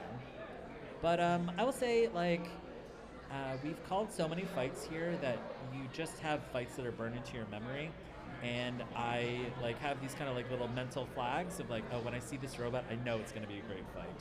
And we have flashcards. Like we spend a lot of time in the 6 weeks or so between competitions, memorizing our builders, rewatching the stream a lot, and we take it seriously. Like we really want to highlight people here at NHRL. We want you to know who Ben Boxel is and Brian Boxel, and like just trying to look around. Jonathan Juarez, looking at like Ablation Captain Peter Garnache, and like we want to really highlight them because like the builders are so incredible here and really tell their story. I can see here loaded into Cage 5, we've got Peter Garnache. This must be either Ablation or Ablation Retro, facing off against Nubert and Cole Wilson here. Cole is a 13-year-old here on the left-hand side, pacing back and forth, facing off against a very good robot here in Ablation Retro. You see Cole here in the blue corner with the egg beater, and Ablation is this totally custom robot here in pink. Peter Garnache lives in Texas. He works for Hexbug. He's one of their engineers. And, he took a break from building little flea weights, I guess, for Hexbug, and built a beetle weight here in Ablation. So, there you go. Peter was here at BattleBots with Horizon, which was a rookie bot for Season 7. So check out Horizon when the show returns to the Discovery Channel in January. And look at this, Ablation tried to violently self-right by crashing himself into the rail. There he is. Nubert's put him back onto his feet and just returned it. Wow, Nubert's spending a lot of time in the air here. Cole here, our little 13-year-old builder and driver of Nubert. It looks like the weapon on Cole's robot has gone down. That golden egg beater. Peter Garnache coming in here to kill. Staying totally just on top of his opponent. And once again, finding himself on his head. That's not great. One of the things that you're looking for, in a design like Ablation Retro are those little bunny ears on the top of the robot that allow the robot to drive inverted. And, one of the problems is the only way to self-ride is to crash into a wall or crash into your opponent. And those self-riding hits are very dangerous because you don't have the floor to brace against you. Right. All of the energy is going into your robot. Yes. So exactly. You have to be careful when you're trying to self-fight. If you hit the wall too hard, you're going to break your own weapon shot. Right, exactly. Now this is a good pin from Nubert on Peter. Here, Peter in Ablation Retro. Cole, though, even though he's got a little bit of sluggish drive, he knows what he's doing. He's a pretty good driver here. Really trying to show aggression, trying to dictate the pace of the match. Is that another pin? Oh, it might be. Cole, that's a great pin.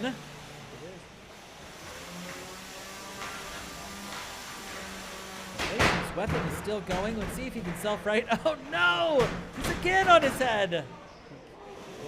Wow. Look at that. Oh, rocking himself off of the rail.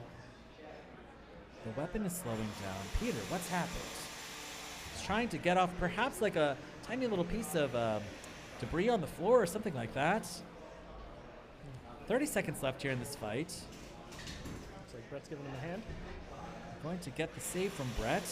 Is it enough? Brett, come in and save Peter. Wow. Oh, again on his head. What rotten luck. Here we go. Cole, the fight is not over. Keep attacking, Cole. Oh, another violent self-ride. I think as we go to the judges here. Ooh, I think that's the end of the match. Cage 5, this one will go to the judges. What do you think about that fight, Kevin? That was an exciting fight. Right? Yeah. The start of it, both robots were going up in the air, upside down. The one lost his weapon. I'm not as good as you with the names. Yeah. Absolutely. Nick, I think that your microphone is still on. I can hear you. All right, here we go. Yeah, all right. So this one's going to go to the judges. We've got Nubert and Ablation Retro. And one of the cool things that I really like about Nubert was a fan. He was a super fan. Came here 2 or 3 competitions ago and has just been doing great. I mean, going up against Peter Garnache, it's really difficult to do. Okay, cool. All right, I just heard from Nick that we're going to replace me with Lindsay, so you get to talk to Lindsay. I mean, like, Lindsay also lives here in the Hudson Valley, originally from New York, or I guess most recently moved from New York. I was going to ask before I have to go. So, like, you're not one of these people, like a kind of boomerang kid from the Hudson Valley where it's like, I went out and I worked in tech and I went to the West Coast and now I'm coming back. I'm going to buy a 2-story ranch house, you know, like in Hyde Park. I've been thinking of it. Okay. Land's so cheap here. It's so compared to true. Seattle. Yeah. You know, there's ideas in my head. You know, oh, I could build a robot shop. Yeah. Oh, a whole robot shop. Yeah. Heavyweights are big, man. Yeah. I share a workshop with Emmanuel Curlo from Big Dill. Nice. We have a 500 square foot workshop with 7 heavyweights in it. Oh my God. Wow. All right, we're gonna go to cage 6. We've got a fight here. Oh my gosh, I love these 2 robots. We've got Joey Gannon and the Wumpus. In the blue corner, it's this golden, like, copper full body spinner facing off against Erebus, which is a Whiplash-esque combination lifter and spinner. I saw Erebus, and that's my kind of robot. Yes. I like that. Yeah. It's so complicated. It's so beautiful. Both of these robots are really beautifully engineered. And Joey here. Oh, wow. Good spin up here from Joey and the Wumpus. Coming out, and he's really hoping to get a big hit here. Oh, there it is. Erebus on its head, and that is a good self-right with that arm. But look at this. I think that the power on the Wumpus could be out. Oh, no. The Wumpus looks like it's dead in the water. Wow, one big hit, and the Wumpus was done. I was looking at the bottom of the Wumpus last night, and it's really interesting. He's running 2 conventional wheels and 2 spiky metal wheels. So he's got a little bit of the best of both worlds. And yeah, I've just heard over the radio that the winner of the last fight in Cage 5 was Ablation Retro and Peter Garnache. Yeah, now, at the start of this fight, Wumpus, that shell was so stable. That looked beautiful. Yeah. You hate to see a robot go out like this, but... It was machined out of a billet of aluminum, machined overseas, and shipped here to Joey. This is his 3rd outing with the Wumpus. Now, the really interesting thing about the Wumpus, it made the highlight reel in its very first fight ever because he faced off against Aaron Hill and Shifty and just got completely decapitated. Like, the Wumpus' shell just flew up into the camera. It was amazing. All right, I guess I'm going to swap out here with Lindsay. Oh, no, it's fine. You're good. Yeah. All right, Lindsay had to run off and get her computer, so I'll swap out here in just a second. Joey Gannon, like my favorite kind of builder, he is such a meticulous builder. He, like, you can tell from the quality on that shell when you take off the shell and look inside of it. I mean, he's put so much time and energy and thought into how he designs the inside of his robots. Building a shell spinner, especially at 3 pounds, is very difficult. It's almost impossible, right? Yeah. I've looked at trying to build one of those, and you have to be meticulous. Yes. Because one wire comes loose, you're sucking it into the shell and you're losing the fight. Yeah. So everybody who brings one of those is outstanding. Yeah. A lot of the, like, either full body spinners or the melty brain full spinners, there's a lot of engineering in those robots that is just mind-blowing to me. Yeah. Like, you can see the level of effort people put into these robots, and you just have to respect it, right? Yeah. It's so much work. Yeah. Kevin, it's been such a pleasure. I'm so glad you're a natural at this. Do you normally announce? No, I don't know. Is this what your I'm first doing. time? I'm never in front of a camera. You're doing great, Kevin. Wow, this is amazing. All right, I'm gonna swap out here with Lindsay. Lindsay is great. Lindsay, Kevin Milcheski from Claw Viper. Hello. Claw Viper is legitimately one of our favorite robots. Thank you. And I'm just really stoked for people to see Season 7 Claw Viper. Like, it's fantastic. So, a couple more months and we can start to see your fights. So, yeah. It should be fun. All right, I'm going to swap out here. Just give me 1 second.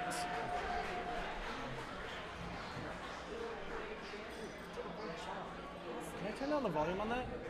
Yeah, tell them. You can tell them through there. Can we turn down the volume on this headset slightly?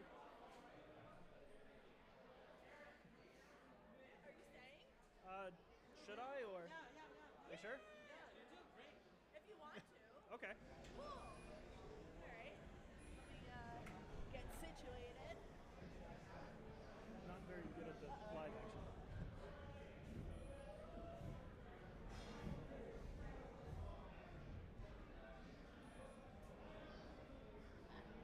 Okay, almost.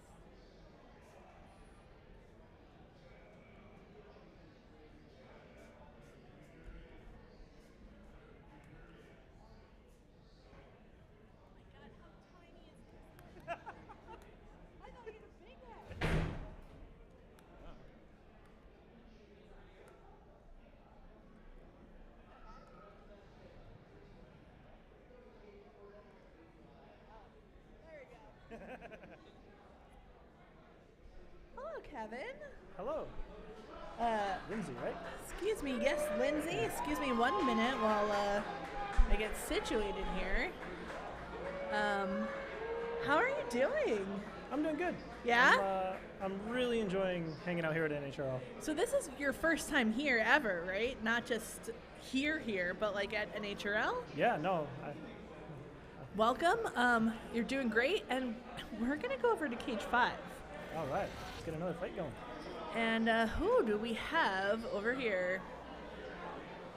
Ablation versus Catch 22.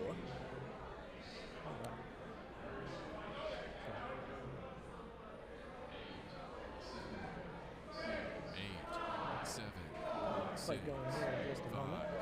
4, You need to adjust.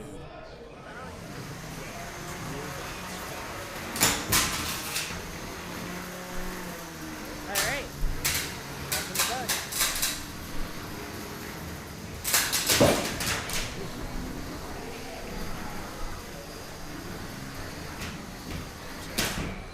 Tap out. That is maybe one of the fastest tap outs of the night.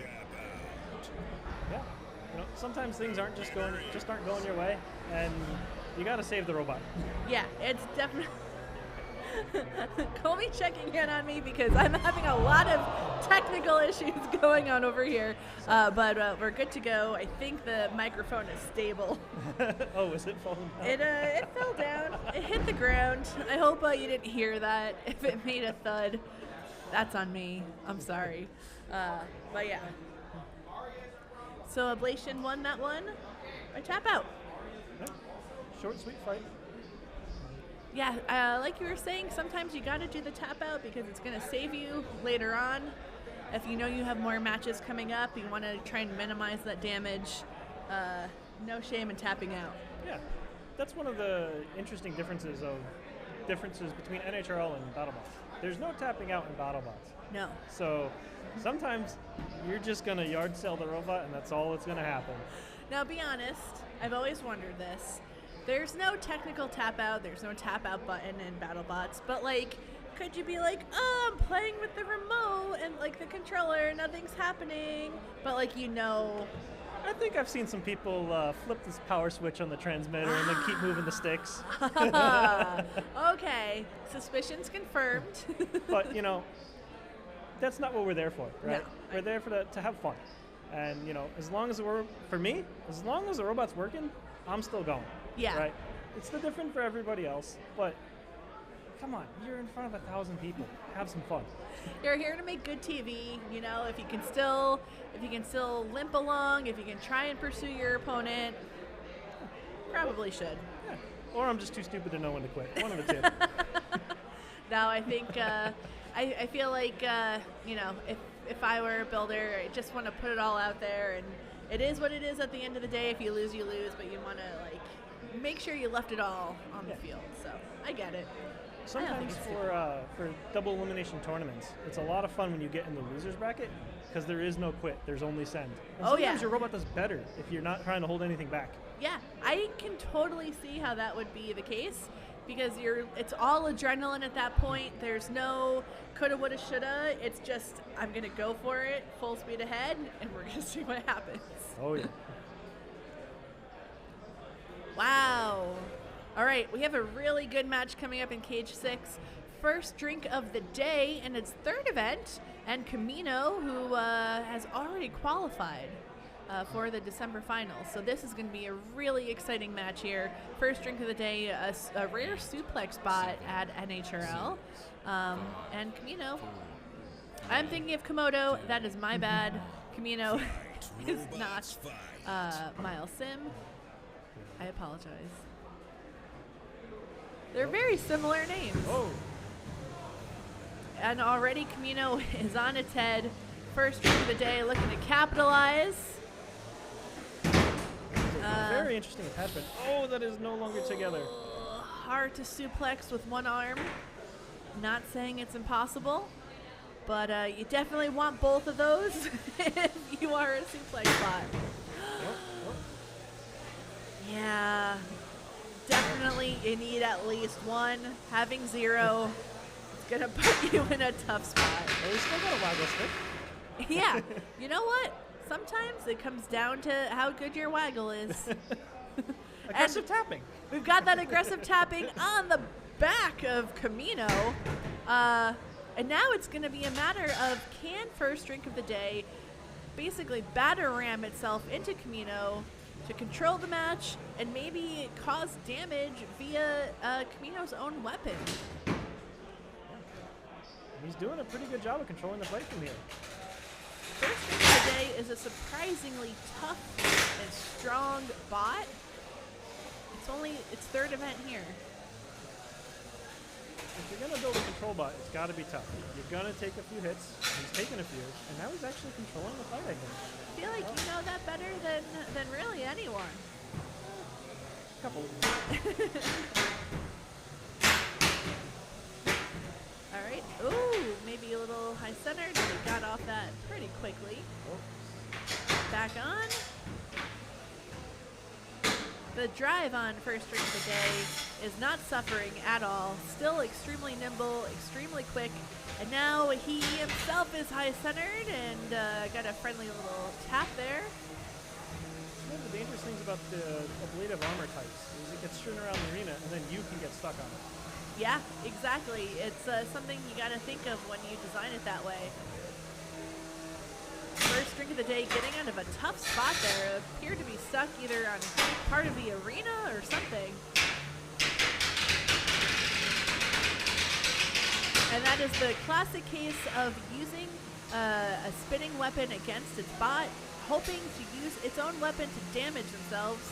And because first drink of the day has no quote-unquote weapon at this point, that's his best hope. Yeah, you know, you're not going to win a fight against the wall, so first drink of the day's job is to get him into the wall. Yep. That's a good way to put it. All right, the countdown has begun. And ending on a high note for first drink of the day, showing judges just how much control that they're able to maintain over, I would say, the course of that match.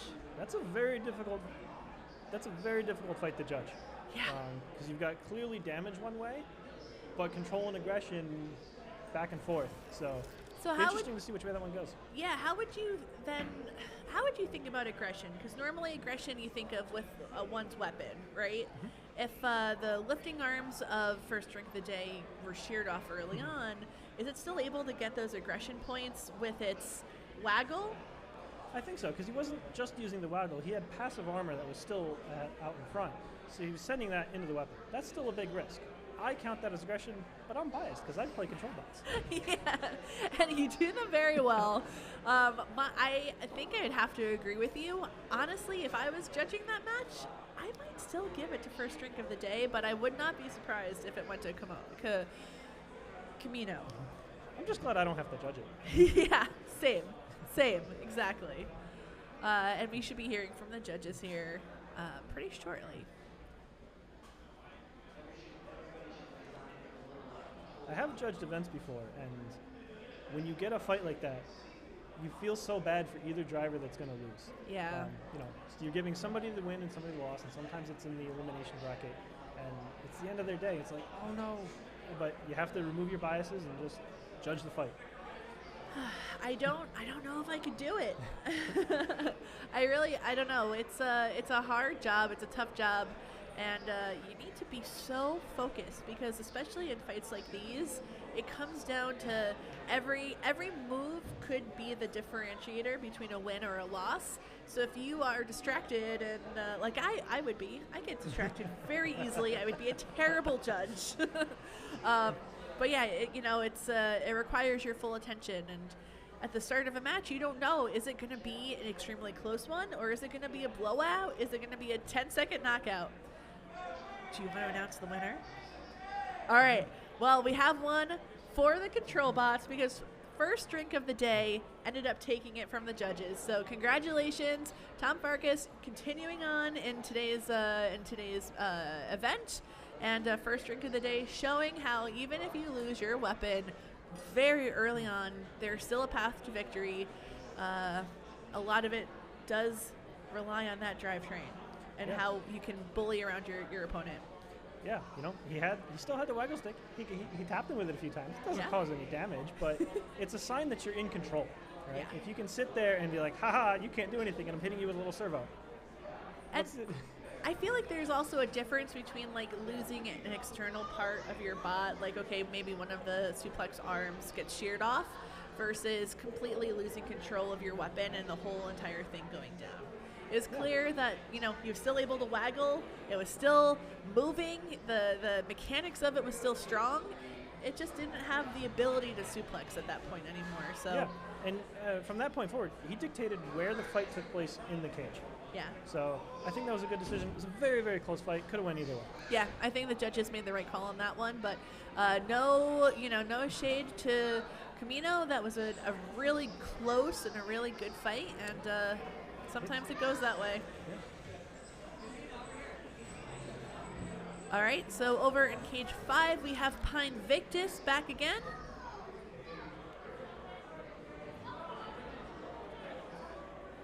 And Voltage X. Need some graphics.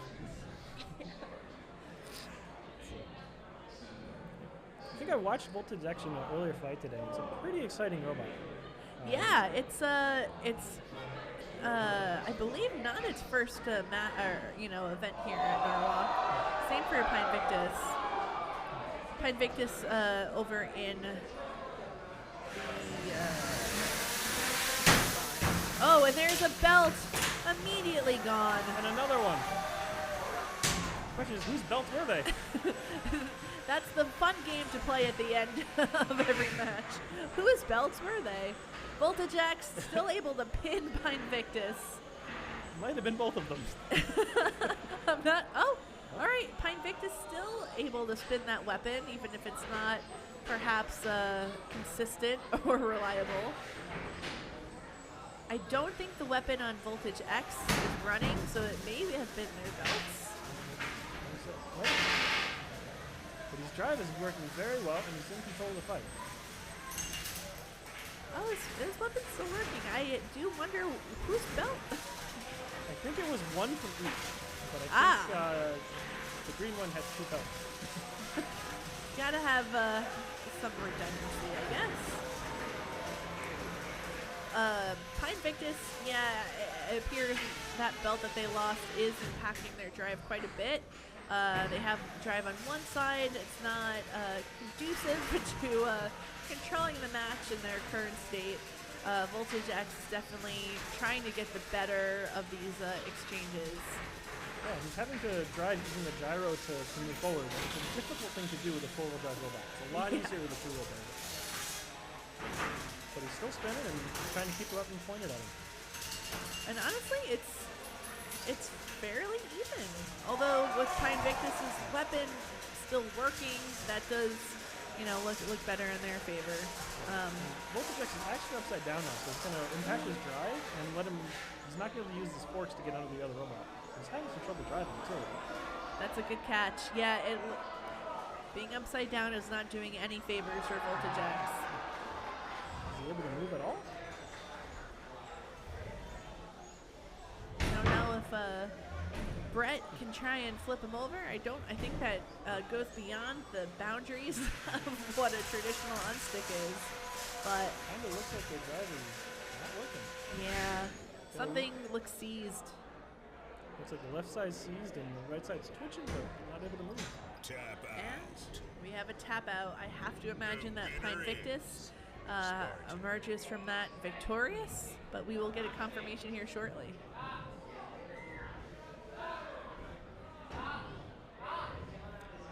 That's a beautiful weapon on Voltage X. Like, looks like a big one-piece machine bar. It's not easy to design.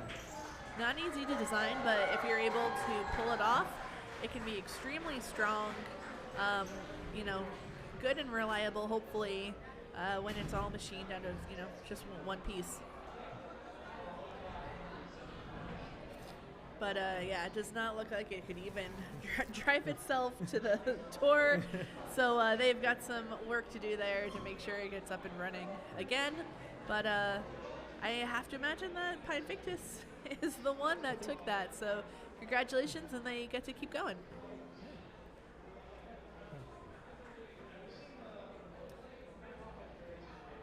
Ooh, okay, cage 6. We are going to some, again, extremely explosive fights. Yeah, we got a thumbs up from Chubby Unicorn. And Sombra, Tomas, yeah, we got a thumbs up from him. Two bots who are leaving it all on the line in this fight over here. Yeah, we just saw Chubby Unicorn not very long ago, so they're going through these fights quick, and, they may not be 100%. They only got 20 minutes. You are guaranteed 20 minutes here at NHRL. Oftentimes you'll have more depending on where you are in the day, but sometimes you get those 20 and not a moment more. And I think that is the situation Chubby Unicorn has found itself in here. And against Sombra, an extremely explosive robot from Brazil, here to make sure that they qualify today. Every match for them is a must-win because he wants to be here in most of the rest of his team on AGDS is already qualified. He wants to make sure that he is flying with his team in December and fighting right alongside them. He's on his way here. This is close to fight. Wow. Yeah, sending Chubby Unicorn into the air several times. I think Chubby Unicorn is a little dizzy after those flights it's been taking. Gave Brett a shot. Yeah, Brett doesn't like that very much. In the beginning, it looked like Sombra was off to maybe a little bit of a slow start in this match, but whatever has happened, I think they've worked it out because it's driving really well. It's getting flipped around a little bit here, but he's on a mission, and that mission is to decapitate Chubby Unicorn. Maybe shed some pounds off of Chubby Unicorn. Yeah, if you cut the horn off the unicorn, is it still a unicorn?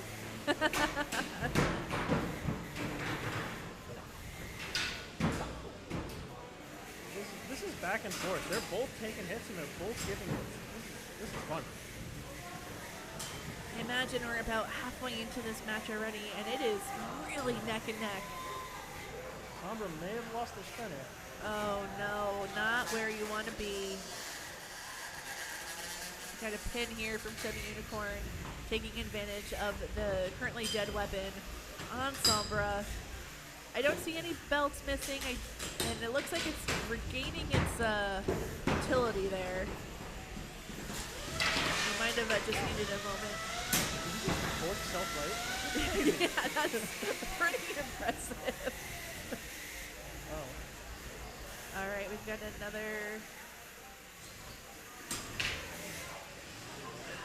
Looks like maybe more drive issues for no, there we go.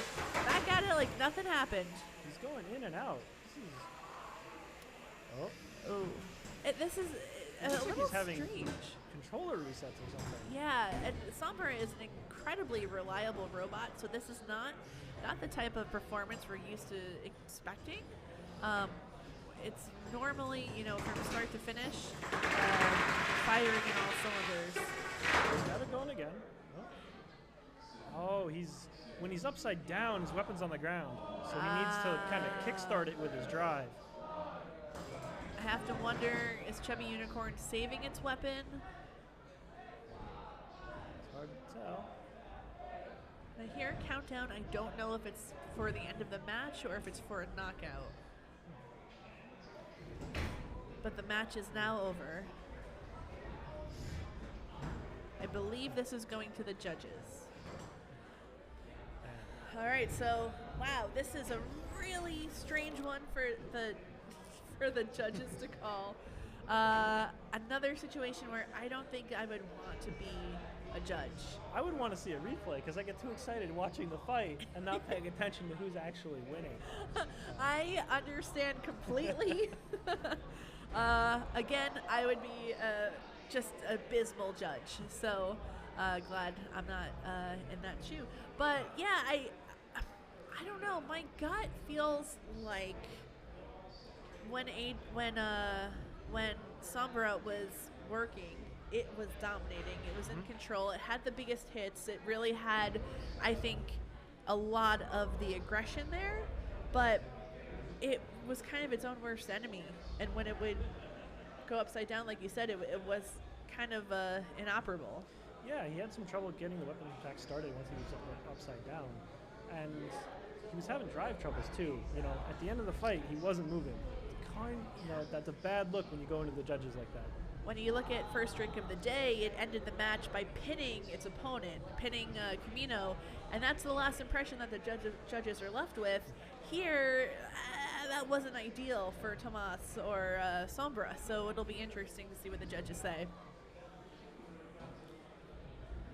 But now, while we wait for the judges to deliberate, and I don't blame them taking their time, we will be seeing Sepiol versus T3. Looks like we have two horizontals going against each other. This is always entertaining to watch. Yes. Lots of bouncing. Lots of bouncing. Some sparks will likely be had.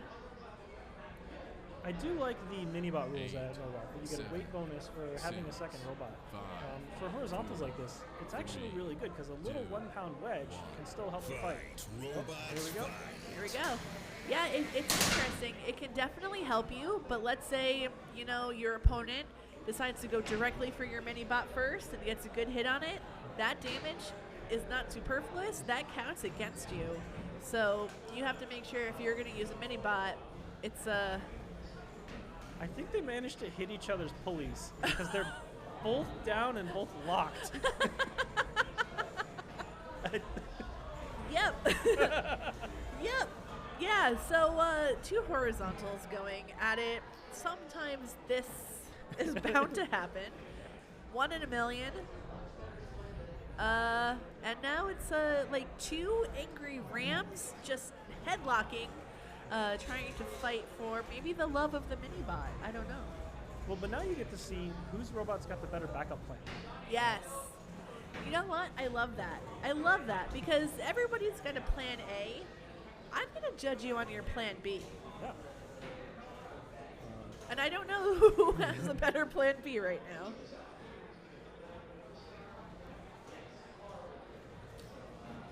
It's a lot of pushing. Yeah, so when you get into a fight like this where your weapon's down and you're stuck in a pushing match, I think the best way to the thing to try to do is to get pins. It's maybe not the most exciting thing, but it's going to make it very clear to the judges that, hey, I'm in control of this fight. I'm being aggressive. Yeah, pins are your best hope. Exactly.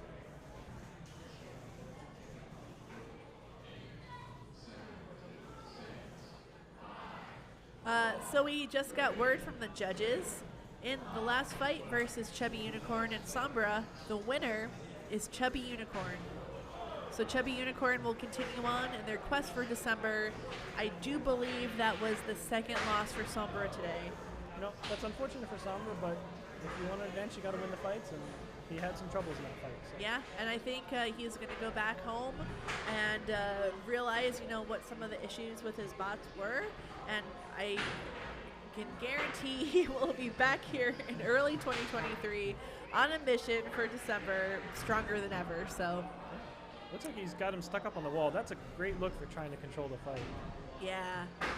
Yeah, the interesting thing about the cage design here in Norwalk is that we do have these little lips, and it's perfect for little, hanging stockings on the mantle. Is that what we call it, hanging a stocking when a robot gets stuck up? I just made that up. I think you should stick to it. I like it. I'm gonna stick with it. It is fun too, because you also have the rule where Brett can get you down. So we still get to see them keep fighting. You know, in a fight like this, mix and match, but a lot of the other fights, having the house robot that can keep extending the fight is a lot of fun. I know in the very early days of NHRL, it was a point of contention that we would have unsticks. You know, one free unstick for everyone, because I don't think it's a common thing. But I've come to really love it and appreciate it, and I think it does make for better matches. But now in Cage 5, we're going to go to the judges and see who is the winner between Sepiol and T3.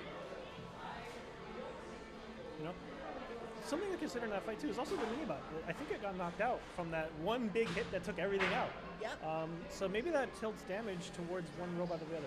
I would have to think so, because not only were they able to damage and completely incapacitate the weapon of one bot, but they were able to do so for two. Yep. So if you have to, split 6 points of damage one way, I don't think it's an even split. I think it clearly goes to, one over the other. I agree. And now, to clean up all that plywood. All the little shavings from the floor, from the bots, any debris, because if any of that were to get sucked up into a future bot fighting in this arena, it could cause some problems. It's very good to do that cleanup too. A lot of smaller robot events won't do that. Really? Yeah. So at the events I play at, you have to do it yourself. So I will crawl into an arena and be sweeping it out myself before a fight. It's like, no, I don't want to get stuck on this. Wow. All right. So it's a real DIY feel. Oh yeah. Back in the olden days of NHRL, Ed, who's you'll see him around in the workshop. You see him around. He's always got his hands involved in something. But I remember, he would slap on his knee braces, and he's a retired gentleman. This is his retirement gig. And he'd get in there on his knees, sweeping up everything with a little dustpan, a little broom, and I'm just like, man, Ed, good for you. I couldn't do that. So yeah, Ed no longer has to do that. We have, I think, some college kids.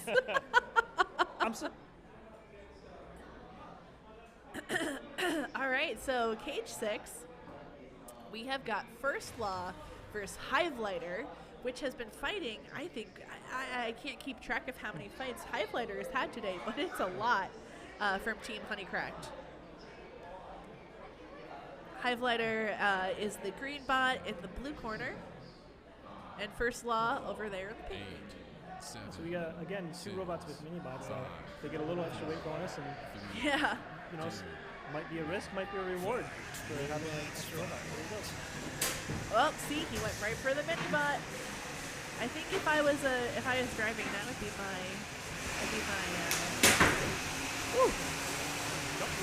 a little parkour over HiveLighter.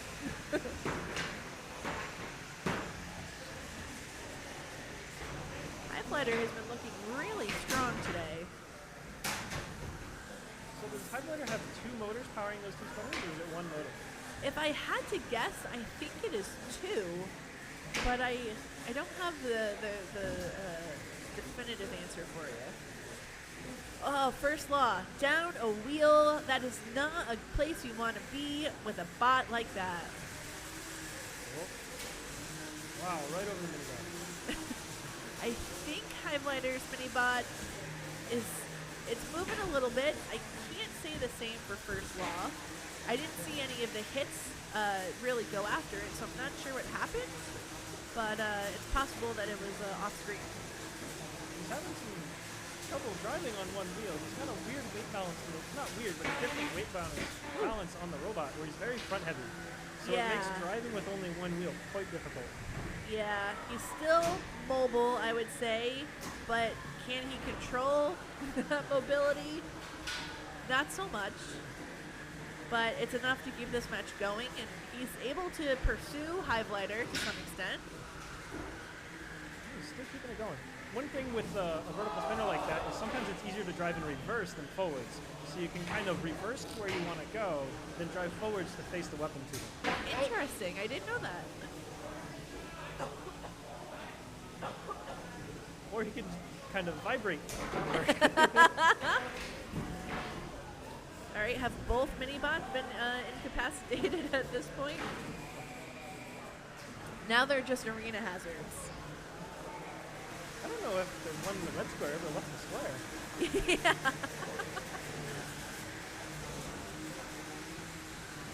All right, we've seen a little maybe crab walking from HiveLighter.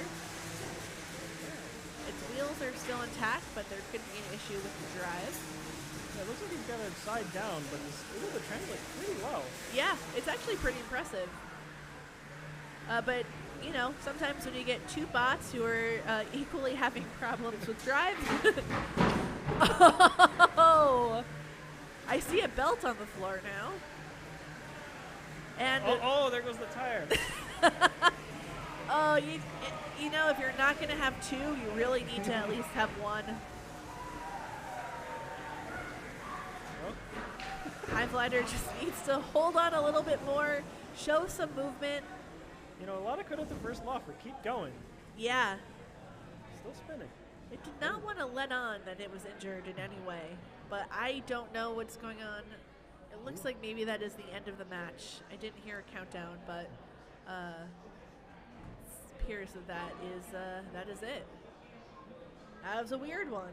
Again. And another weird one. They keep going to the judges in this cage. But, you know, both robots lost the side of drive early, and from there you just have to try to make the best out of it. And that's the other thing, is it's very difficult to practice driving a robot when you're down a side, especially with a spinner, because there's nowhere safe to test it except for here. So that, you know, I haven't watched a lot of fights. That might be the first time they've had to drive the robot on one wheel. And sometimes depending on your robot geometry, it can be different depending on which side is missing. Yeah. So sometimes you just got to make it up as you go, and I think he tried some bounce moves on there and landed on the minibot at one point. You know what? Like, with all of that context, I really appreciate it, and I think you're right on. And given all of that, I think First Law did a really good job because, you know, completely losing one wheel, you might have almost not even noticed. Sure, they didn't have complete control. They couldn't necessarily, you know, decide what direction they were going to go in at any given moment, but they're always on the move. They're always pursuing, and it was a lot of fun to watch. Yeah, indeed. You know, and was it HiveLighter? HiveLighter. HiveLighter. Yeah. You know, that's a different bot design. Not many robots have two weapons. Yeah. So dedicating the weight to that, and then being able to keep that, they were kept it pointed at First Law for most of the fight. Yeah. So that's going to be another interesting judge's decision. I can see it going either way. I don't know if I'm going to make that decision. Once again, we don't have to. Yeah. It's a lot more fun when the builders take it in their own hands.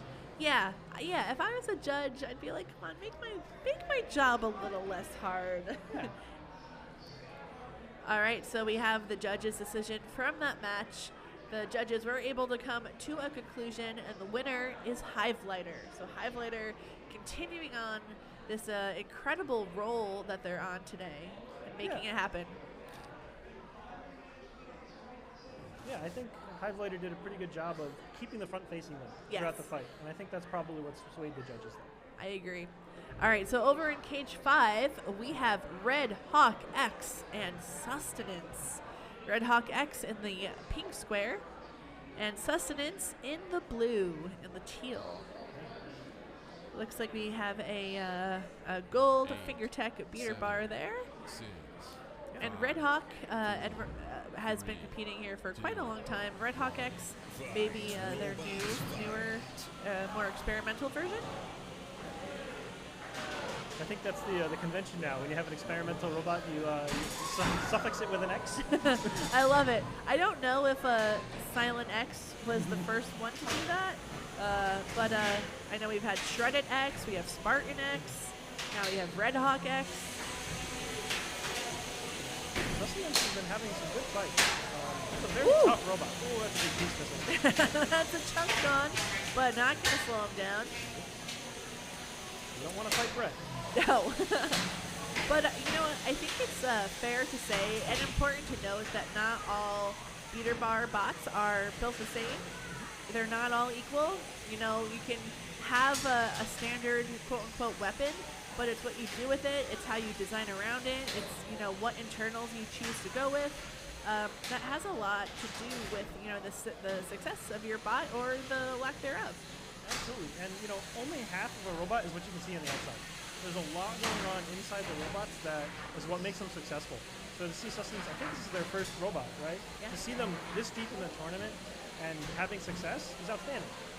And yeah, I mean, look at that. They have, it looks like, incapacitated the weapon on Red Hawk X, and their drive is still going strong. Their weapon is still operating. Whatever decisions they have made for inside the robot have clearly paid off. I love what you said that, you know, you can only see half of the robot, and there's so much more under the hood. It looks like it is now high-centered on something. I see a lot of wobbling. I think he's high-centered on the blade of Red Hawk. He's got to let him out. There we Look go. at that. So yeah, 10-second pin most likely, and had to let him free. Looks like he might be having some trouble spinning. Oh, no, there it goes. I can hear that. Oh, and there is a belt, I believe, off Red Hawk X. Yes. Sustenance going strong.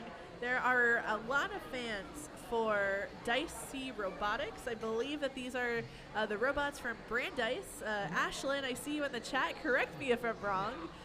But Dicey Robotics is having a lot of success here today, and there's a lot of fan engagement, I imagine, from their team at home, families at home, cheering them on, and they're doing great. Well, that's something that's, you know, missed in robots a lot is, you know, even at the small scale, most robots aren't built by one person. Yes. It takes a team or a family helping you. So seeing a robot that comes together, you know, I'm not familiar with the team, but it's usually a group effort to build these things, and then seeing them have success is awesome. I love to see that. It's so true. I've seen it, you know, with Chris building Dark Side and Alternate Side. It's much easier to have people help you than trying to go it alone, and you need to have that team behind you. So glad that they have that. I've tried the one-man army building a robot, and it's not fun anymore. No, it's not fun. All right, now this is going to the judges, and we will see who will be the winner of this match between Red Hawk X and Sustenance. My guess is Sustenance. I think they have that fight. You know, they knocked the weapon out. They had some troubles in the middle, but they knocked their weapon out. They damaged the other robot, and they were in control for most of the fight. Yeah, and I imagine, you know, if you're both going to end up with maybe more or less of the same troubles, you want to delay your troubles for as long as possible in the fight. If you're both going to lose your weapon, you want to be the last one to lose that weapon. Yeah, you know, if you knock the other robot's weapon out in the first 10 seconds, and you lose yours in the last 10 seconds, right, that still looks pretty good for you. I would say so. I believe that is how the judges will see it too. But again, I'm not a judge. The other thing is, these fights late in the tournament, they keep going to the judges. The longer a fight is, the more damage your robot takes. Yes. Things get hot, bearings wear out, grease comes out. It's more wear and tear on the robot. So when you get later in the tournament, you actually really need those faster wins, because you need to be able to fix the darn thing before the next fight. Yes, that is such a good point. There are so many things, you know, visibly we can see when a belt flies off, we can see when a wheel pops off, but those bearings inside, you know, the electronics when things overheat, we don't get to see that, and a lot of times they won't even get to see that until they're up in the pits taking the thing apart. So you have to diagnose what's going on, you have to then triage it and repair, and when you only have 20 minutes, that's a tough spot. Man, 20 minutes is not much time. No. That's pop the roof off, put a new battery in, and cross your fingers and hope it works. Yeah. That is the truth. In cage 6, I see Alex Pezza and Angel Vidal loading in what I believe to be Venti Waspachino. And then I see Brandon Bennett Young with his bot. And they're all waving. And we're going to wave back. All right, and just to confirm, Sustenance was the winner of that previous match. Sustenance is moving on. Way to go. I think that was a pretty clear win, but what was it? Red Hawk X was the other robot? Yep. You know, they hung in there the full fight too, right? They went 3 minutes with a vertical spinner without their weapon. That's a tough robot. That's a tough robot. That's a true testament to what they're able to accomplish. And honestly, like, again, you know, especially in a competition like Havoc, where there are just so many robots at such a high caliber, if you're able to go 3 minutes, even if you lose, is it really a loss? I feel like it's a mental, moral win, you know? There's some robots where going 3 minutes against them is a win. Yes. Right? If you go 3 minutes against Silent Spring, Yeah. it doesn't matter what the judges say. For me, I won that fight. I Yeah. don't care if I really won the fight. I accomplished my goal. Yes, I love that. I love that line of thinking. If you are here and your only goal is to go, you know, and not have a single loss or only have that one loss and, you know, win the elimination bracket, okay. But, like, there's so many other ways to win, and there's so many other ways to come away from this experience feeling like you've really accomplished something. And I hope everybody feels that way. Yeah, and you know, there's over 100 robots here today, right? And Yeah. I think 3 weight classes. Yep. So you're gonna have 3 people that win, 3 Yeah. robots that win, versus, you know, 100 something robots here. You have to take away. You don't have to win the whole thing to have fun and to be successful. Yep. Amen. Amen to that. I agree absolutely 100%. And it's just about having fun, right? We're smashing toys together. At the Have end some of fun. the day, it's just robots. We're here for fun, and we're here to, you know, bond with the community. I think, you know, make some friends and just roll with it. It's a little bit of a silly sport, but there's a lot of engineering that goes into it, a lot of hard work, and you have to take it both ways. Yeah. You know, it's silly, fun. You know, we can build robots that they shoot glitter around the arena. You know, they have fun. They have a giant flamethrower and a penguin. Or, you know, they're hard set on winning. And you can have both, and they can play together. And I think I love that dichotomy, that you can have both and just have fun. Just have fun. Let's just have fun. Try hard, have fun. Yeah. All right, looks like in cage 6, the bots are loaded in. And it looks like we are getting ready to start this fight.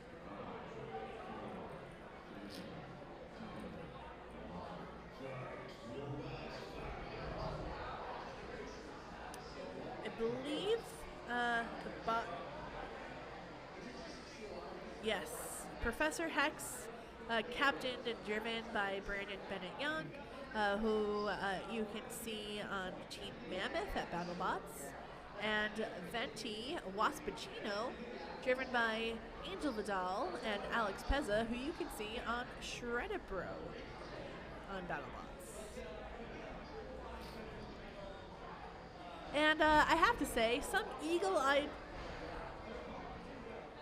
All right, so there are some power issues in Cage 6. It happens, so we're going to give them some time to sort that out. But eagle-eyed viewers may notice in the background our very own, now and former, Jim Haney, who was, one of the evil henchmen, famously, at NHRL. And he left a couple months ago to pursue and finish his degree at RIT, I believe. And he is back. He's working this event because he just couldn't stay away. I know he has dreams of building his own bot, but he's roughing here today, and it's really nice to see his face. So if you're watching at home, look really hard in the background because I think you'll see him in his ref outfit. I don't know if he has the hazmat suit today, the full like flame, firefighter. I think I saw him before. Yeah, I saw him over there when there was a really scarily loud machine in the box. I'm really happy that he got to reprise his role. I'm sure Jim came back and he's like, okay, Austin did what? He built what? I go away for a couple of months, and now Austin is playing with jet thrusters. that was pretty entertaining. I got a front row seat to that one. And I know that they're going to be back at it for a second fight. So if I'm out here, I'll put those earplugs in. About Jim, though, volunteers who run events or people who work at them is what keeps combat robotics going. In Seattle, we have a Western Allied Robotics, which is really two guys, Rob and Rob, who run every event. We have a trailer for the arena, and we have to pull. We don't have a very nice setup like what you have here. I'm super jealous of what is set up at Norwalk. We have an arena that we have to set up every event. So it's 3,000 or 4,000 pounds of steel and polycarbonate. We get volunteers to wheel it out and set it up. And how long does that take? About 4 or 5 hours. Wow. So every event, we put out a roll call. Hey, please come help. This is heavy. We're old. I'm there with them every event. But it's people like that who keep the sport going. Yeah. There's a group like that in every corner of the country. You can see it in Florida, California, Seattle, Arizona. David Small from Banshee. Yeah. He started his own group. Every time I look at Facebook, there's more groups starting. And now with the college setup that NHRL is amazingly donating to, there'll be even more arenas. Yeah. But it takes people to run those. Yes. So I'm always grateful for the people that run events. I love that. This is a sport and a community that's built on love. People have to love what they're doing to show up and lug, extremely heavy pieces of metal and Lexan and, whatnot and build a box. It's a labor of love. That's for sure. Oh, yeah. All right, looking at cage 6, it looks like they're still trying to get the situation. And we just received the unfortunate news that Professor Hex has forfeited this match. I don't know if that was their second loss of the day, but that will definitely affect their journey going forward here in their quest to qualify for December. Yeah. Sometimes you just can't get a robot running again. Yep. I don't know what went wrong, but it usually takes 3 things to keep a robot going. Drive, 2 drive motors, 2 drive speed controllers, a weapon motor, and a weapon speed controller. Any one of those goes out, and you probably don't have a working robot. Yeah. Yeah. It sounds so simple, right? Just a couple of things. You just have to have a couple drive motors and your weapon motor, and you have to have it's just a couple things. It's a lot more complicated than that, unfortunately. I was explaining to some sponsors earlier today, anybody can build one of these robots. We have enough plug-and-play components now where it doesn't take much to get one going. Yeah. Anybody can get one in the arena for one fight. Keeping it running for the whole event and winning multiple fights, that's what separates the robots. Kind of obviously, but it's, these things are getting smashed together, banged around, and just mangled every fight. So having a design and a setup that lets you maintain that throughout an event is very, very difficult. Yeah, you need to definitely have some level of resourcefulness. You have to be able to think on the fly, solve problems in a way that maybe you wouldn't have thought of originally. But given what you have at hand, what the situation is, it's about pulling that together. It takes a lot of experience and gained wisdom in the sport, which you won't necessarily be able to have in your first event ever, and that's okay. It takes time and experience competing to be able to build that up and know when you find yourself in a predicament how you're going to be able to get out of it. And it's okay if you don't know that the first time. Yeah, and there's always a little bit of pre-planning. For events like this, you have to plan what you're going to bring with you in your picks. You can't take everything. You can't have a whole machine shop sitting on your table. So you have to plan the tools that you bring, the techniques you're going to use. At the end of the day, what ends up happening is it comes down to that silly little flowchart of should it move or should it not? And if it should move and it does, well, it's getting duct taped. If it should move and it's not, well, it's getting the vice grips and some WD-40. Yeah. There's nothing duct tape can't help. No. There's many robots where duct tape is the power cover. Plug it in and put some duct tape on it. No shame in that. No. So, all right, this is your first time here. You have a lot of experience in, events elsewhere. What are some things that have stood out to you today? First off, this venue at NHRL is outstanding. I've watched the streams. If you're watching it on stream, come here. It's so much bigger, better, and lively than it looks on the stream. You only see the cages. The atmosphere here is outstanding. It feels like BattleBots. It's like small BattleBots. I'm really, really enjoying it. I did not expect that. I've been having a blast all day. We're going to swap in Alan. We're going to give you a break. Okay, good. Kevin, you are so natural at this. You are fantastic. Thank you so much for joining us on the stream today. Thank you. Yeah. Have a good one. All right. So we're going to have Allie here. You may recognize her as our intrepid pit reporter. And now she's joining us in the announcer's box. So hello, Allie. I'll give you a second to get situated here. Yeah, Allie, this is probably, your 5th event so far this year? Something along those lines. And it's always a joy to have you. You wouldn't believe how loud this place is. Okay, I think you asked me how many events. Ladies night. Woo! How else do you spend a Saturday? I've been around a guy in a Tyrannosaurus Rex costume, some cow costumes. I mean, it's like Halloween in here, but so much better. I love it. I think that this is the first time that any stream has been anchored by 2 ladies. I know, we are making history right now. Titanium for the win. I know, this is the more comfortable stage. I'll argue that forever. Yeah, these chairs, I gotta give it to them. But we gotta get a footrest though. Ooh. Next time. What if it was like a recliner? Lazy boy, you listening? Yeah, we could get the new armchair expert pod, they sponsored that. Can they sponsor NHRL? Or one with a back massager? Is that asking for a lot? No. And no, I'm gonna be adamant. But you've been up here for quite a while, and luckily right now for you, I guess the stages are quiet. But unlucky enough for you, the stages are quiet, and you are the robot expert. But, I am going to ask you a couple of questions while we have time to I'm kill. in the hot seat. Okay. You are, because, and we brought this up, this is the first time 2 of us are on the stage. I am a robot novice, but you are not. How did you get into combat robotics? Ooh, what a question that is. All right, so let's see where to begin. I have to say it was not early in life. Yeah.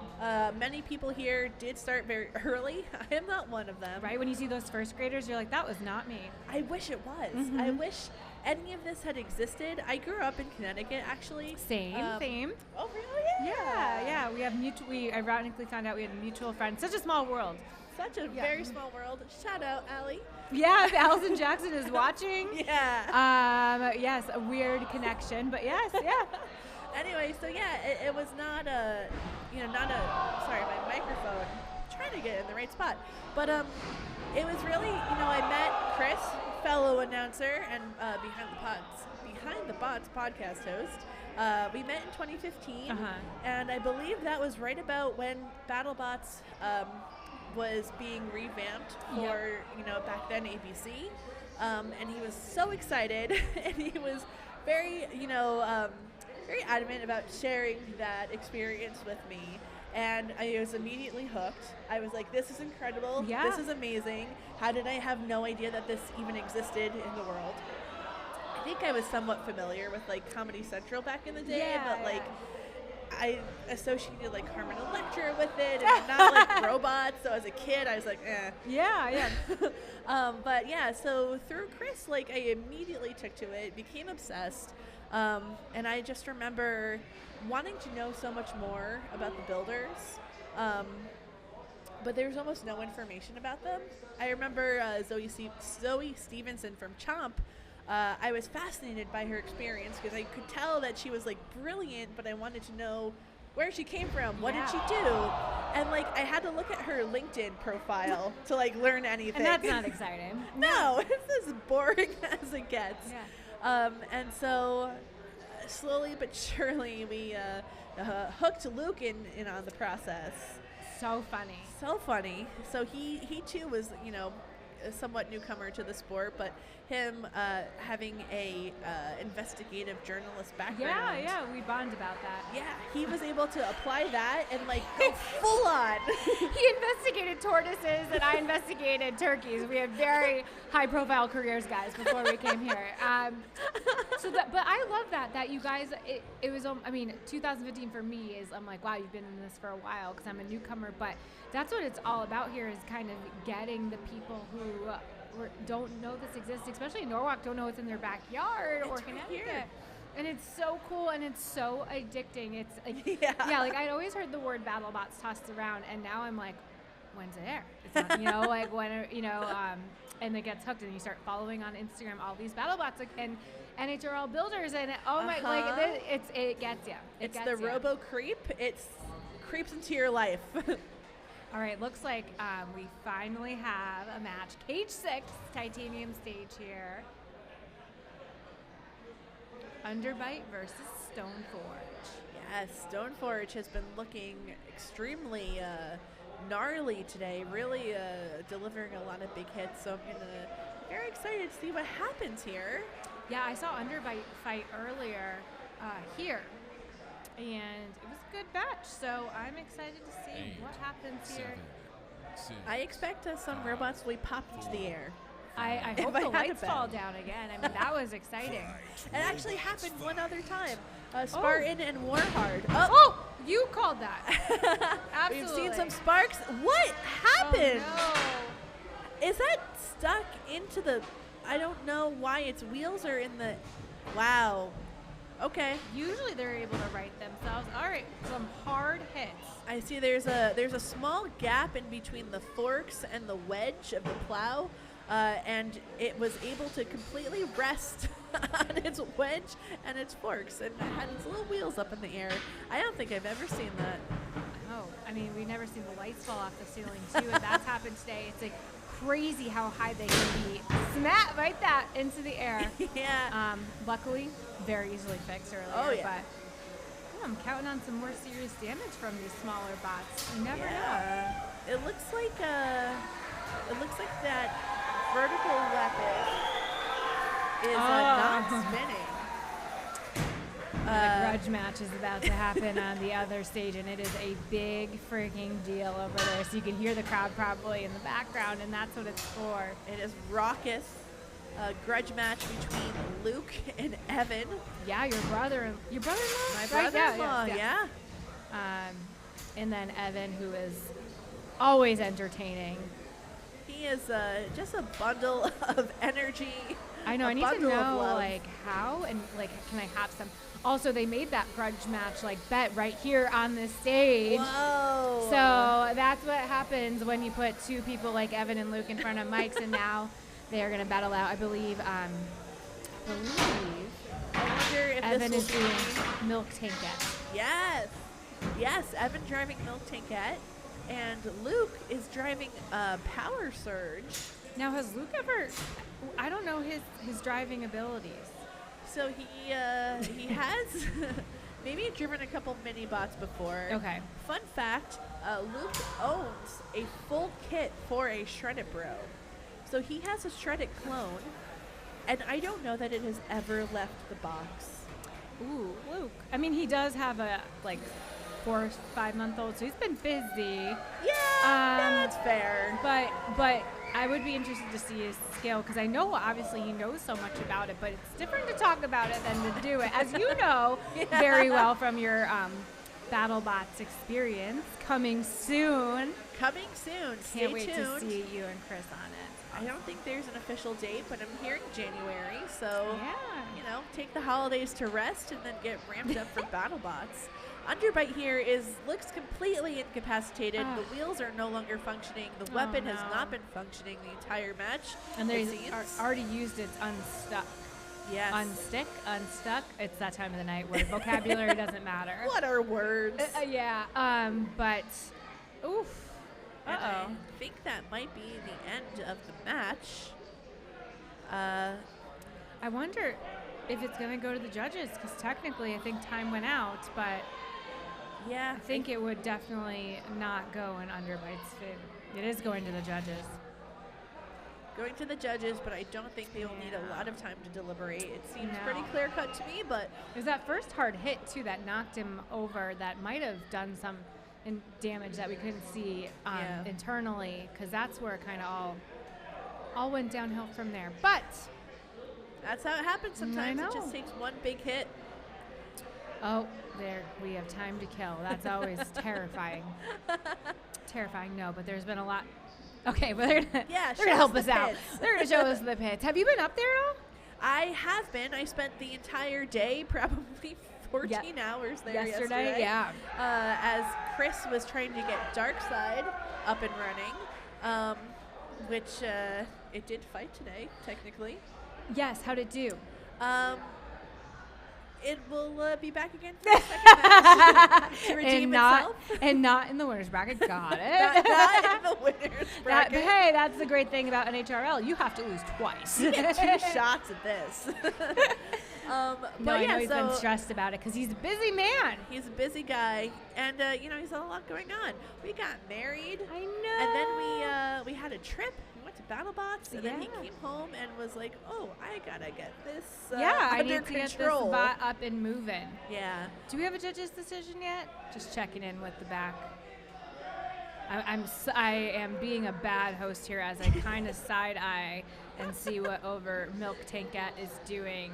Yeah. The balloon is still intact, which means glitter has not been thrown everywhere just yet. And it was so funny. I was over there earlier, and our great crew here was like, as soon as the balloon pops, like, it's so annoying to clean up all this glitter. And I'm like, I know, right? Like when you get that card in the mail and it has glitter on it, like I get it. This is a much bigger endeavor, but I love the glitter pop. Me too. I have been banned from buying any wrapping paper that includes glitter. No surprise there. Don't. Am I pronouncing this right? Stoneforge. Stoneforge.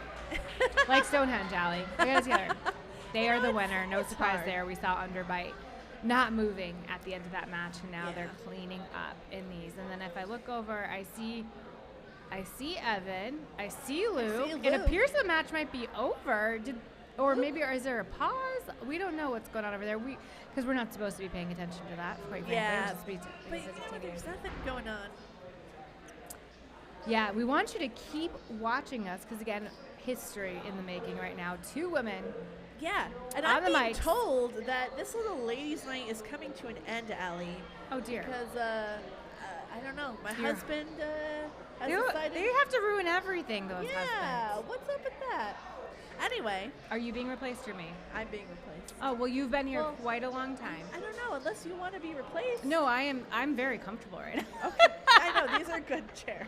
And if you guys get into it, I don't want to cause the end of a marriage here. Hosting together is a lot. There's a reason Connor's not involved. Also, football's on. So, I mean, that probably. Yeah, I takes lose. precedent.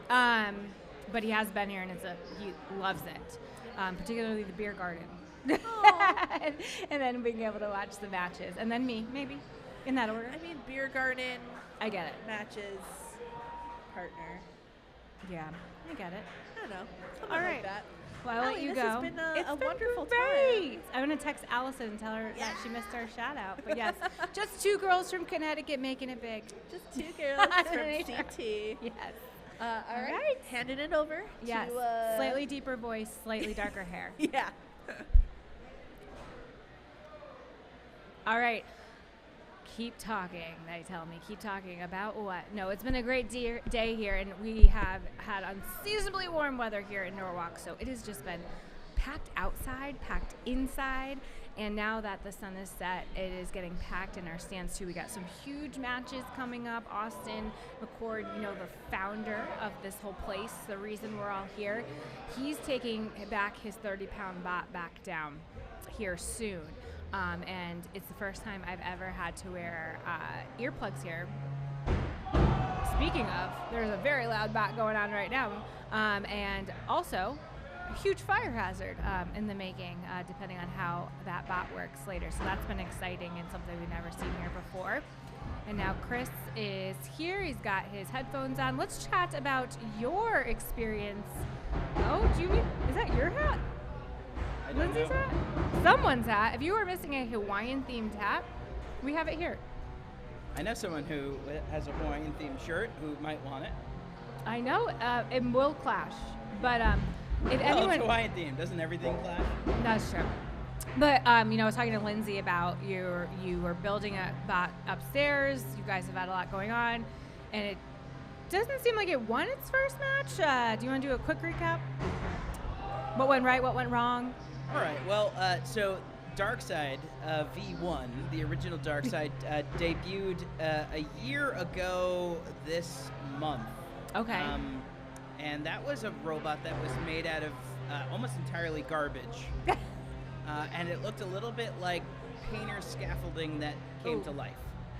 All right. This year, exciting story, but we got just a match going on. mostly garbage. Okay. Not entirely garbage, but we had a couple of snafus in the last 48 hours, including destroying a Vesk, our 36-volt hub motor. Oh, no. But the team, my cousin Dave, my cousin Johnny, and Jackson, our team captain, we pulled together, got the bot running today, we made it through safety, and I think they have just got a default win. Okay. Their second fight. Oh, there you go. So I believe So you're 1-1. They're going into the next round of the elimination bracket, which is exciting. That is exciting. And what's exciting is we got another match. Cage 6 Project Liftoff versus Warhard. A couple of bots with some serious pedigree coming in here to Cage 6, the Titanium stream. Project Liftoff and War. It's like it's just a great matchup. One of the best melty brains that we have, and a really, really solid egg beater. Look at that box rush they went for. That's my favorite type of bot. You said the egg beater? No. I'm reversing it. The Roomba style. Remind me the proper name. Melty brain. Melty brain. Wow. Oh, I don't know if this box can handle much more of that. Oh. You have a few different styles of full body spinners like this. So you have literally the full body spinner where its chassis kind of spins. And then you have a melty brain where the entire bot spins from its wheelbase, using its own wheels to create the spinning motion. I just love them so much because they just seem so powerful, but they don't even have to be that big, but because they constantly spin with those blades, as you can see, it'll shoot any bot up to the sky as long as the motor keeps working. It's one of the most chaotic bot styles that you can make. Is it hard to fix though? What would keep people from making that style of bot? Well, I think it's one of the challenges is making one that can hockey puck around like that and stick together. But, Team Liftoff there, they've kind of mastered that recipe. Yes. And Project Liftoff and the whole bot family that they have are really, really well built. And they can hockey puck, they can go off the ceiling, they keep bouncing back, which is really awesome and rare. Yeah. When you have a bot like this. Well, I was watching, I think they call themselves Doomba, like Roomba. And that one made me laugh too, because that's every time, and everyone who tunes in the stream is so sick of me saying that, but it's just like the ultimate Roomba. If my Roomba had that motor, minus the blades, keep my dog safe. Right, amazing. Instead of a Roomba which cleans your floor, destroys your floor. This one makes stuff. Destroys your floor. All right, 1 minute left in this match.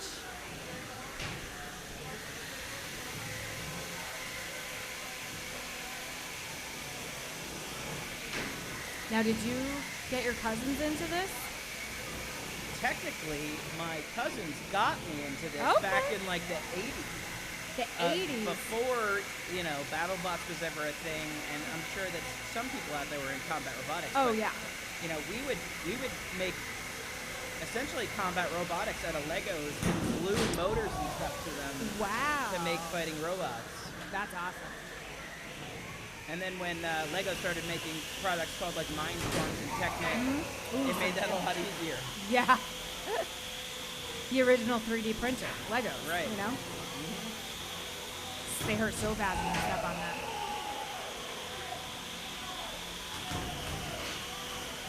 Wow, Project Liftoff seems to have the upper hand in this one here. A lot of damage it is causing.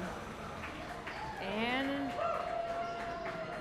yeah, the axle, the wheel falling off. That looks like the end of the match. I think we know that this one is gonna go to, but it's going to the judges first. Which means we have to talk until they decide. I think that this is going to be a relatively quick deliberation. Yeah, I don't think they have much to really debate about there. Project Liftoff, not necessarily a bot that is going to ace the control game every time, but it's really hard to be up to snuff with that damage and aggression that they can display. So quickly, when the judges look, obviously it's so easy to be like, oh, damaged, this one wins. But what are other things they're looking at? You said control? Yeah, so there's 3 different kind of schools of thought for the fight. You have damage, and that's weapon damage, primary damage that's caused by your weapon to the other bot. Then there is aggression. How aggressively are you pursuing the other bot? But then the other side of that coin is control. How are you leveraging that aggression to control the match? Are you corralling? Are you pinning? Are you kind of dominating that other bot using control? So the driver has a huge task ahead of them, too. Sometimes you see a bot that's really aggressive and really has a great control game, able to outpace a bot that can deal a lot more damage because they win those 2 kind of categories. I was at a boxing match last night, and I just think the same, because I'm like, girl punched her in the face. She must have won. And nope, because it does have to deal with so much more, like you see here. Control, the amount. If you're just kind of scared in the corner, that doesn't get you any points, huh? That would be me. Safer the better. Looks like we almost had a match loading in the cage five, but now, no surprise, Project Liftoff did just win that last one. But now it looks like there's a little debate around cage five, so I don't really know what's going on over there. Well, maybe we got like one bot loaded in. Yeah. We're waiting on another bot to maybe get down and get situated. But Lindsay, so that she told the story a little differently, but maybe it's more about watching combat robotics, because she said 2015 was when you guys really started getting into it. Yeah, probably 2015, 2016. Yeah. Wow, it's been a while now. I know, right? Seems like just yesterday, but that is 7 years ago. Yeah, I mean, the re-emergence of BattleBots on back when it was on ABC. I was so excited that the show was back, as a huge fan of the 90s era. And, it's so interesting to get like kind of on that wavelength. It's high action sports content like boxing or MMA or anything like that. But it doesn't come down to brute strength and carnage. It comes down to engineering prowess and creativity.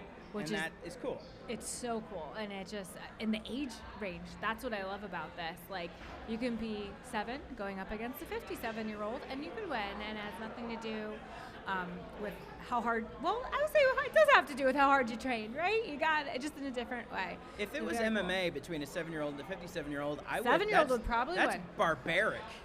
I don't know. My money's on the 7-year-old. Do you see how much energy they have? Right. They are explosive. Yeah. No, but it's very, very cool. I feel like I learn so many new things every time. And yet, I'm very far from building my first bot or putting my hand on a controller. It's safer that way. We just saw Luke, actually, over at the Steel Arena have a grudge match against Evan Arias. Who won? Who was piloting Milk Tank, I think. And Milk Tankette. Milk Tankette. Yes. And I believe Luke actually won the control and aggression game. Oh, God. So did he win the whole thing? Or I believe- no? Yeah, he did. He got all the cookies. Oh, no, his head. It's going to be so big. All right. Love what we got going on in Cage 5. Chubby Unicorn versus Bulkhead. Woo! Bulkhead over there in the blue corner. Really interesting bot design. One of my favorite new kinds of bot designs. I think that they're actually reminiscent of an older style bot, but it's like an elongated tombstone, right? It's a horizontal spinner. But just like some horizontal spinners are able to kind of turn on that dime, you kind of now have the combination of a horizontal whacker where you can bring that backside around in a way where you can even get to the backside of your opponent. Really cool. And then, of course, it's got that big, chunky wedge in the front. Looks like they've also lost a belt. Oh. That is... that's a belt, not a wheel. No! Gonna need weapon. that. I think the weapon might be down.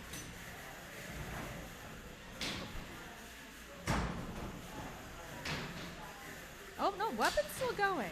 Part of it's off. Sometimes when a horizontal gets hit, maybe by another weapon, a vertical, it spins that weapon up and almost looks like it's coming back to life, but there's no belt just on it the anymore. momentum of the... and the drone is back. The nuisance drone of Chubby Unicorn is back.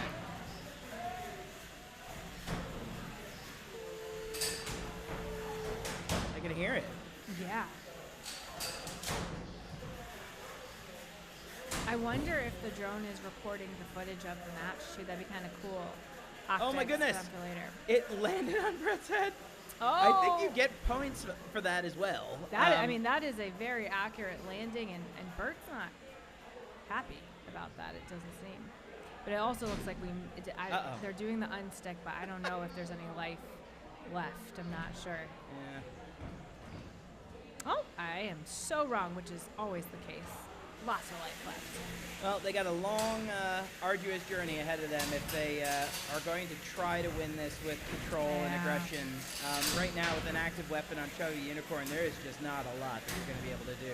I got to talk to Chubby Unicorn because usually there's a lot more color on their robot, and I'm sure that they had lack of time, but I missed the neon stickers and the unicorn vibe. 1 minute left in this one. Chubby Unicorn just dominating right now. Yeah, maybe they had to do probably a quick fix. Yeah, because I witnessed. Replacement. I've seen them fight earlier today, and I know they had a rough battle, so that's probably why. But selfishly, I just love the jazzed up robots with the decoration. Serial Killer, one of my favorites. Yeah, no one makes it here into the elimination bracket without a few battle scars. Yeah. And believe it or not, the stickers not helping you out much. So probably more important that his weapon and his power is working so well right now. And Chubby Unicorn's not done. Not done with him yet. Whoa, just tossing him around. Chubby Unicorn was able to strip one of those wheels off as well. So yeah, that's going to be the last nail in the coffin here. See what you did there. Also, I definitely misspoke, and I called the house bot Bart, and that is Brett, I believe, and I'm very sorry. This is going to the judges, but I think Chubby Unicorn is coming out with a W here. I think they named all the bots B names. Yeah, B names to make it really difficult for all of us. I thought it was easier because you could be like, at least it sounds like you know what you're talking about. You're like, yeah, Brian out there. You're like, is it that one Brian? Brett? Yeah, they could have named them all Brett and just painted them different colors. I am not saying all robots look alike back there. The voice of God. They all have their own personality. It's about what's on the inside. And we have surely seen that. Some of them are more temperamental than others. But I was telling Shoebomb as his first, NHRL, I was like, just if you get confused, throw out a B name, you're 50% chance of being right here when it comes to the house bots. And then a food name when it comes to the other robots, battle robots. Right. We have Cappuccino. I don't think it's Cappuccino. I think it's like something Chino. I think there is a cappuccino. Is there a cappuccino too. here There might be several chinos. Fact check us. Yeah, I know there's a something chino. I was even wearing chinos earlier. Slightly. I could use a cappuccino right now.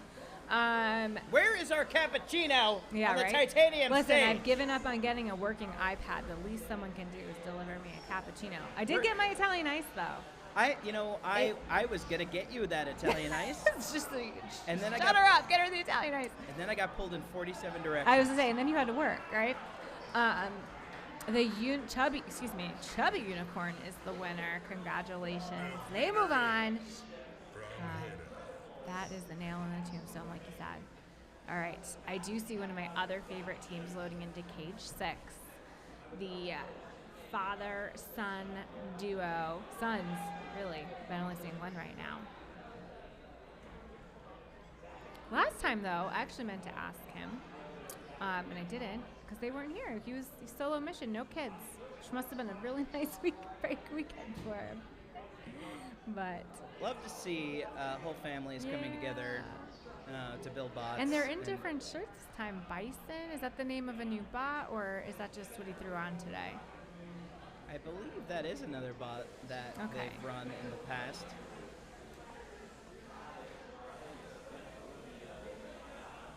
Interesting little wedge there.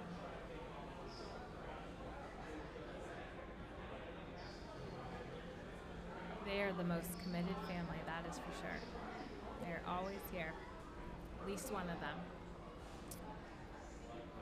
And you will be the new breeders of a family like that too. With between your cousins in it, you and Lindsay. I love that. Just haven't recruited anyone yet. I gotta talk to my cousins. You gotta just rope everyone in. I know. You could be like my family where nobody knows anything about robots. Exactly, that's where my family would be at right now. We still somehow spit out a robot. I know. One day. What has been your favorite match today so far that you've seen? Besides your own? I really love seeing Clyde fight. I love seeing Project Liftoff fight. I really liked watching Luke lose his mind driving a bot over at Steel. Honestly, Flame Out, Austin's new diesel thruster bot, that was one of the wildest things I've ever seen in a box. And I think when it comes back down, and hopefully a few minutes, who knows, but it's going to be even crazier because, we talked to him, he said that had so much more to give. It was only operating at like 10%. So I'm slightly afraid for the safety of the building, our ears, and the smell of the gasoline. What's interesting is we're in a different part of the building, but we'll know when that bot is fighting. We will smell it. We will hear it. But I was saying, like, the sound, it is loud, and it didn't even get up to as loud as it would have been. It's the smell that I think gets me the most. Nothing like smelling something catch on fire. Cage 6, Jack Move versus Caldera.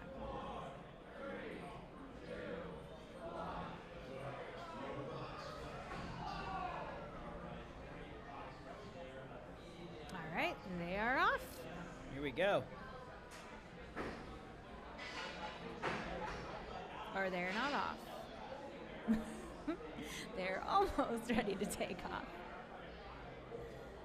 All right, hitting the button right now. Jack moves, that ready to go 8, any second 7, here. 6, 5, 4, 3, 2. All right, now they're officially off. Whoa.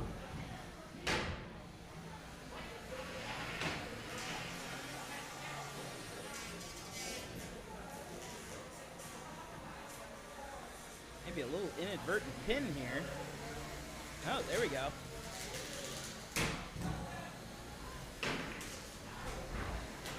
Oh, what an angle there.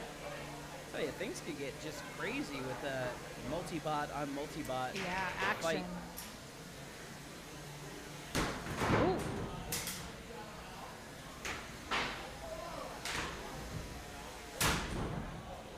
Oh, wow. Weapon.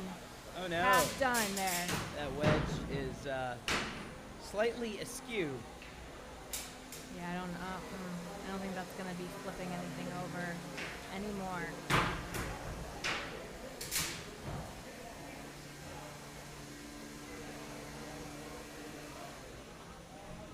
Now, is something like a bent wedge pretty easy fix up in the pits? It depends. It depends on the material. You know, and it depends on, of course, it's like gauge or thickness. Some things can be like kind of pressed back into the right shape. There's like an 8 or 10 ton press there in the shop. Okay. But then sometimes like a lighter material, thinner material, like once that thing starts looking like a Lay's potato chip. Yeah, like a little bit like that. I don't know what you can really do. You bring several and just kind of unhook it, unscrew it, and put a new one on? I mean, yeah. Yeah, I mean, generally if you're going to have like a lighter wedge, you could probably afford a lot more of them. Yeah, yeah. Quantity versus quality. That's how it always is.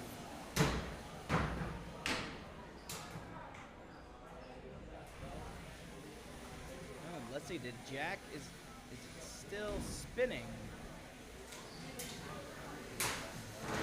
Maybe. I mean, the two larger bots still are moving fine, but I'm assuming you know, that wedge being destroyed definitely doesn't help their score there with the judges.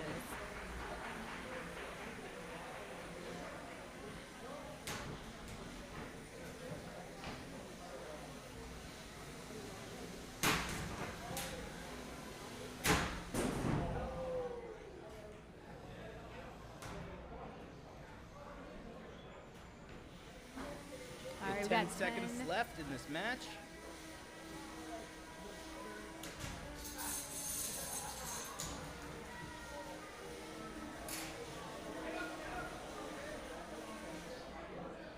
All right, that is it. Going to the judges. Bart going back to his corner. Bartholomew. Oh, sorry.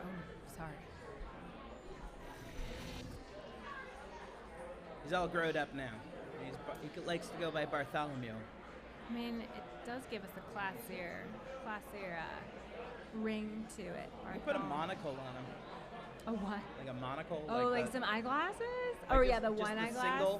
The single one. Well, yeah, I saw one of our housebots has a disco ball on it now. So anything is possible. We've seen just about every kind of accessory now on these bots. We've seen the micro drone landing on one. We've seen pink cowboy hats, blue billy hats. Oh, I remember the pink cowboy. I've heard about that. And the blue one. Does look like in a second we will be going over to cage 5. They're loading the bots in there. Jim back in action for us, luckily, and locking the doors. I don't know who it is just The man, yet. the myth, the legend, Jim Haney. I know. Okay, so cage 6, Jack move takes the win there.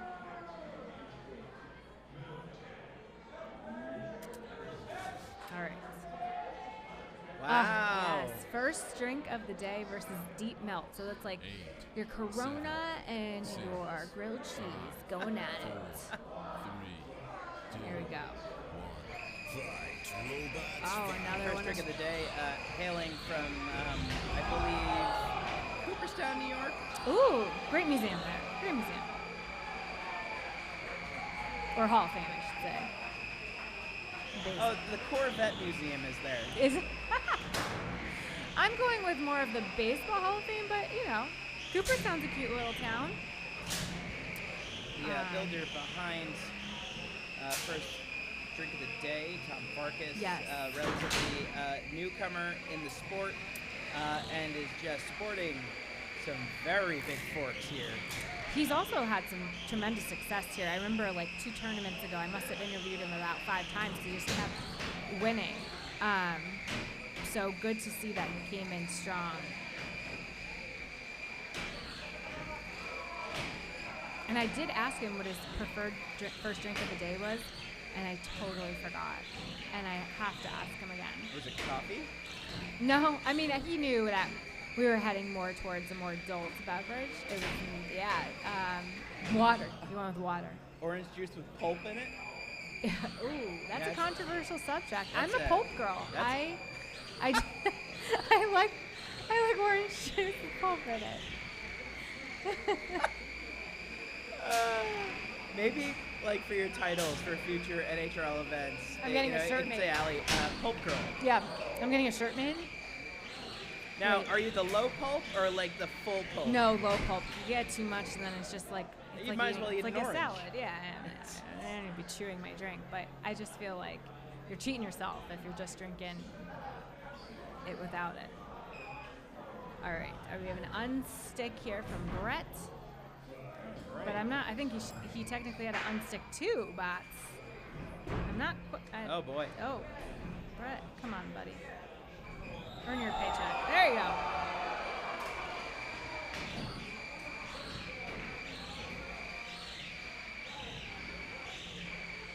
Oh. Oh, that must be a wheel off of one of the mini bots. And Yeah. that would probably explain why they are not that mobile anymore. Oh, I didn't even see them this whole time. I was not even focused on them. I want to see that fork lift and throw. Spin about. I don't know if I think it's a little bent. You can still see some aggressive tapping. Yeah. Oh, wow. That was just like one of those airtable hockey matches right there. Yeah, when you're Slinging just it like, across the room.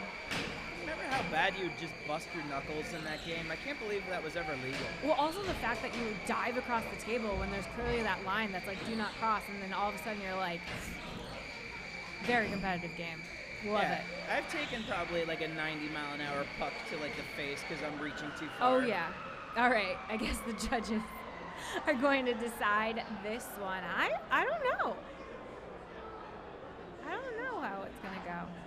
Yeah, interesting breakdown. We had, some good control points, and I would say in the aggression category, it might have been even an even split. So Yeah. it's really going to come down to where those damage points go and where those control points go. So I am glad that I don't have to make the call here. Yep. Nope.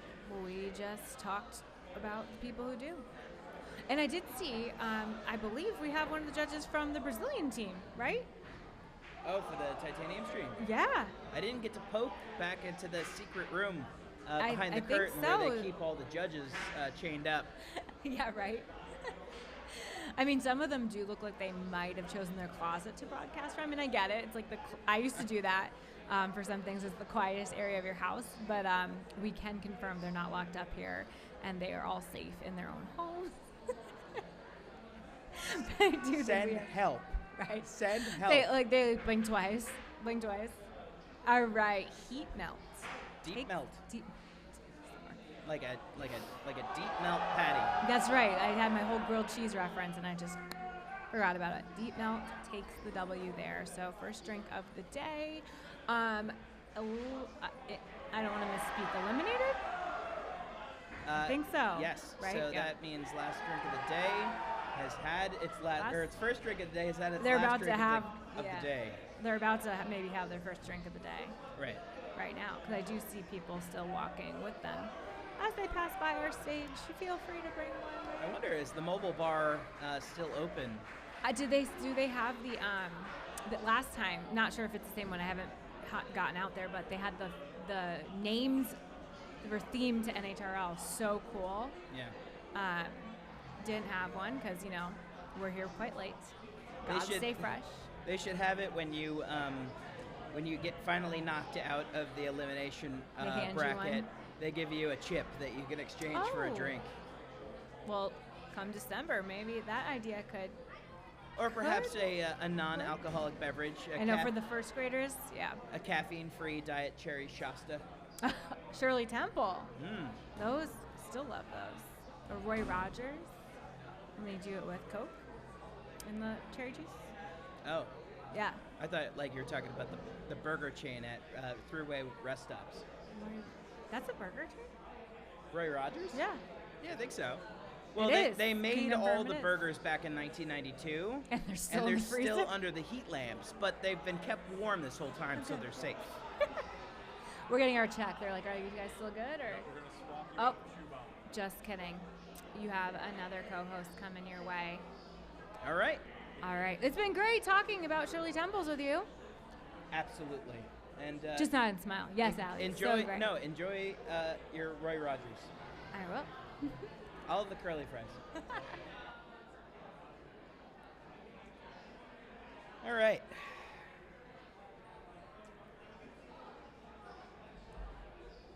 Let's go take a look at the pits. Still pretty full up there.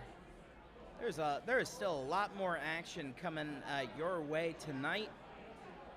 Tons of bots still in the main bracket and the elimination bracket. Here we see Johnny Bahama. Flew all the way in from the Bahamas. Nice. Well, hello, Shubham. Welcome back. How you doing? Oh, I'm good. Yeah, it's good to be back, man. Good to see you. How are you holding up at our, I don't know, what are we looking at, like 9? Great. Honestly, this is great. I feel like you can feel the energy of all the competitors here, and it's so palpable. So everything's great. This is fantastic. We'll see if you can maintain that energy for another 17 hours when we'll wrap up this tournament. Well, hey, time will tell. But no, I love it. Everything's great so far. Yeah. It's like we jam an entire season of competitive, competition into just one marathon. And yeah, that's what's so interesting about the sport is that, in this tournament setting, we're not just testing how good your bot is, but how good of a builder and how resilient you are. We always talk about the war of attrition in combat robotics, where do you have enough components and parts, and can your bot handle making it through 7, 8, 9 rounds? But it's also the war of attrition. Can you yourself maintain the composure to make it and rebuild your bot potentially a dozen times before the end of the night? Yeah, I think it's quite fascinating how you can have one round and you're like, oh, I have to tinker this because my part came out, and then you have to adapt really quickly. And I think that's the beauty of it. It really is. You could have one round where there is not 2 pieces of your bot that are still together because you've exploded. Yeah, no, absolutely. I mean, have you noticed, though, like in these tournaments, that certain players will adjust their gameplay from round to round based on what happened? I mean, again, I always say this, combat robotics is the most advanced game of rock, paper, scissors imaginable. Yeah. But there are drivers who really understand that I can take my scissors and I know exactly how to fight Rock. Because Rock would normally beat someone with my build, but I've developed this kind of methodology to maybe splitting the difference or coming out on top. And I love seeing that with builders that have that tactical, prowess that they'll bring into a fight because they've got the experience under their belt. Yeah, and that's what I think is so sick and fascinating. It's not just obviously making a great robot is really huge, but it's also the controller, right? The moves you make, how you can react, how you can look at your competition and be like, oh, this might be a sweet spot. So it's very, like you said, rock, paper, scissors. There's this team in BattleBots, right? I think it's Lucky, where they have this great team. They built a really great bot, but then they brought in a professional RC driver, like someone who does competitive RC racing. And think about it. You're a team, you made a really great bot. Yeah. Now bring in someone who's a professional driver. Yeah. It's a wild combination. Cool. All right, we're going into cage 6. Let's see that. And we have HiveLighter versus Ablation Retro. Retro names, love it. 8, 7, 6. That's a mouthful 5, for a live stream with no fight card. 2. Ooh, so it looks like we have a 2v1 situation. You got a multi-bot coming in, a small wedge on the front of that guy. Ooh.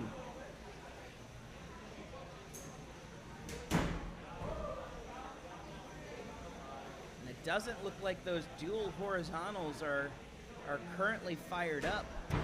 Dual horizontals means that there's 2 weapons that are horizontal, right? Yeah, I mean, not something that you really see a lot. Yeah.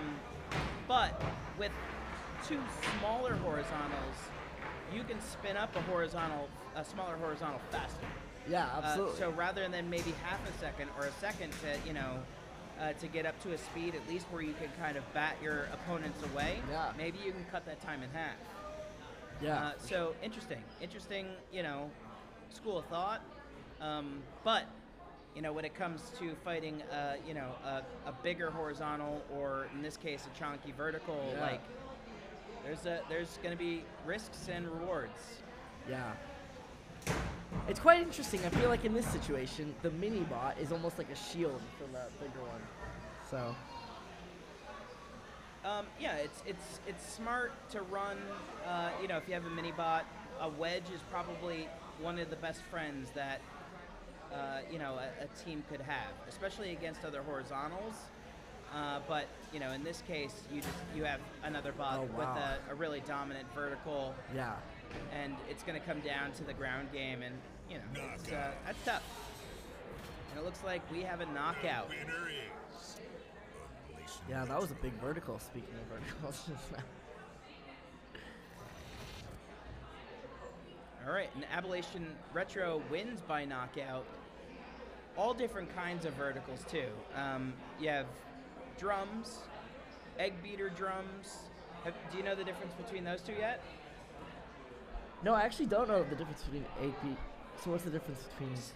So like a drum can be like literally a solid piece of metal, right? Picture, like a cylinder. Yeah, like right? a one-piece cylinder. Yeah. And then you have an egg beater, which Oh, it has crevices, right? Basically it's carved out. It's lighter. Now it can spin up faster, but there's not as much mass in there to like deliver more energy into another bot. So that's the give and take. An egg beater can spin up faster, and it might even have a faster tip speed, but it won't have that kinetic energy. But it won't have all that kinetic energy stored up in it. Yeah, I've been learning a lot about this kinetic energy today. It's crazy because some of these bots out of nowhere, it doesn't look like their hit's gonna do a lot, and these bots are soaring. Yeah, especially on verticals. Like, I love seeing bots go off the ceiling. Earlier today, Allie and I were sitting here, and a bot in cage 6 just shot up to the ceiling and knocked all the lights down. No way! It was awesome. It was so cool. Yeah, there was one bot earlier that went up, and I for a second thought like maybe it's not coming down, but it did. So I'm still waiting for a bot to get stuck to the ceiling, and that will probably be the day that I just hang up my my headset, because it'll be the coolest thing I've ever seen. What are you gonna do at that point? Yeah, no, that'd be incredible. I also said it would be cool if a bot could like hang on the walls or like the ceiling.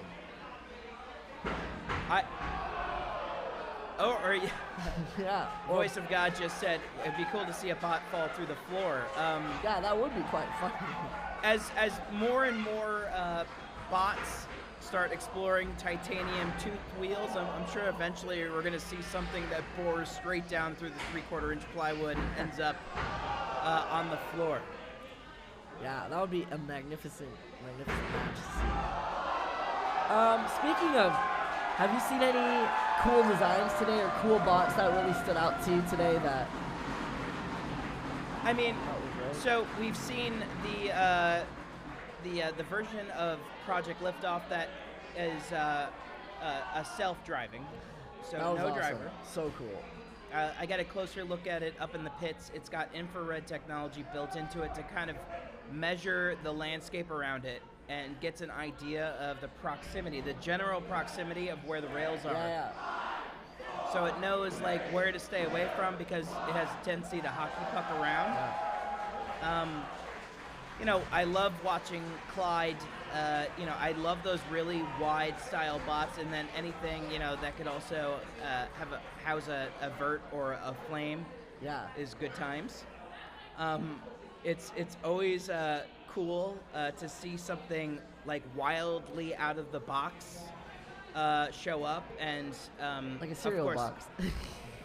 You saw where I was going with this. I Sorry, like it. I'm sorry. That was great. Kikoto Mane, he brings Serial Killer. That thing is so fun. It's reminiscent of an old bot called Mega Tento. Have you ever heard of Mega Tento? No, but that sounds sick. Mega sicko. Back in the old school days of BattleBots, I think it was Lisa Winter was the builder, and she had. Have you ever seen like one of those it was like it looked like a big turtle, but in a playground, and it would be filled with sand, like a sandbox. Oh yeah, no, I remember those. Yeah. It was something like that, but it would actually be able to lift that thing up like it looked like an igloo, and it could actually drop it down over another bot and envelop it.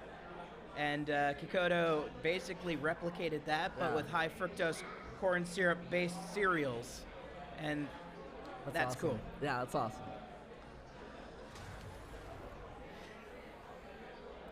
Oh, already we're seeing Warhard again, and Warhard is up against Effortless. That's probably that bot that you see there in the blue corner. I remember seeing Warhard earlier. It has a mighty, mighty punch. Yeah, definitely one of the harder hitting egg beaters that you'll see here in the competition. 3, 2. And it's just like a really sleek, cool design, custom made. And it's quick. The mobility is super quick. Yeah, and all around a great design. Yeah. Ooh.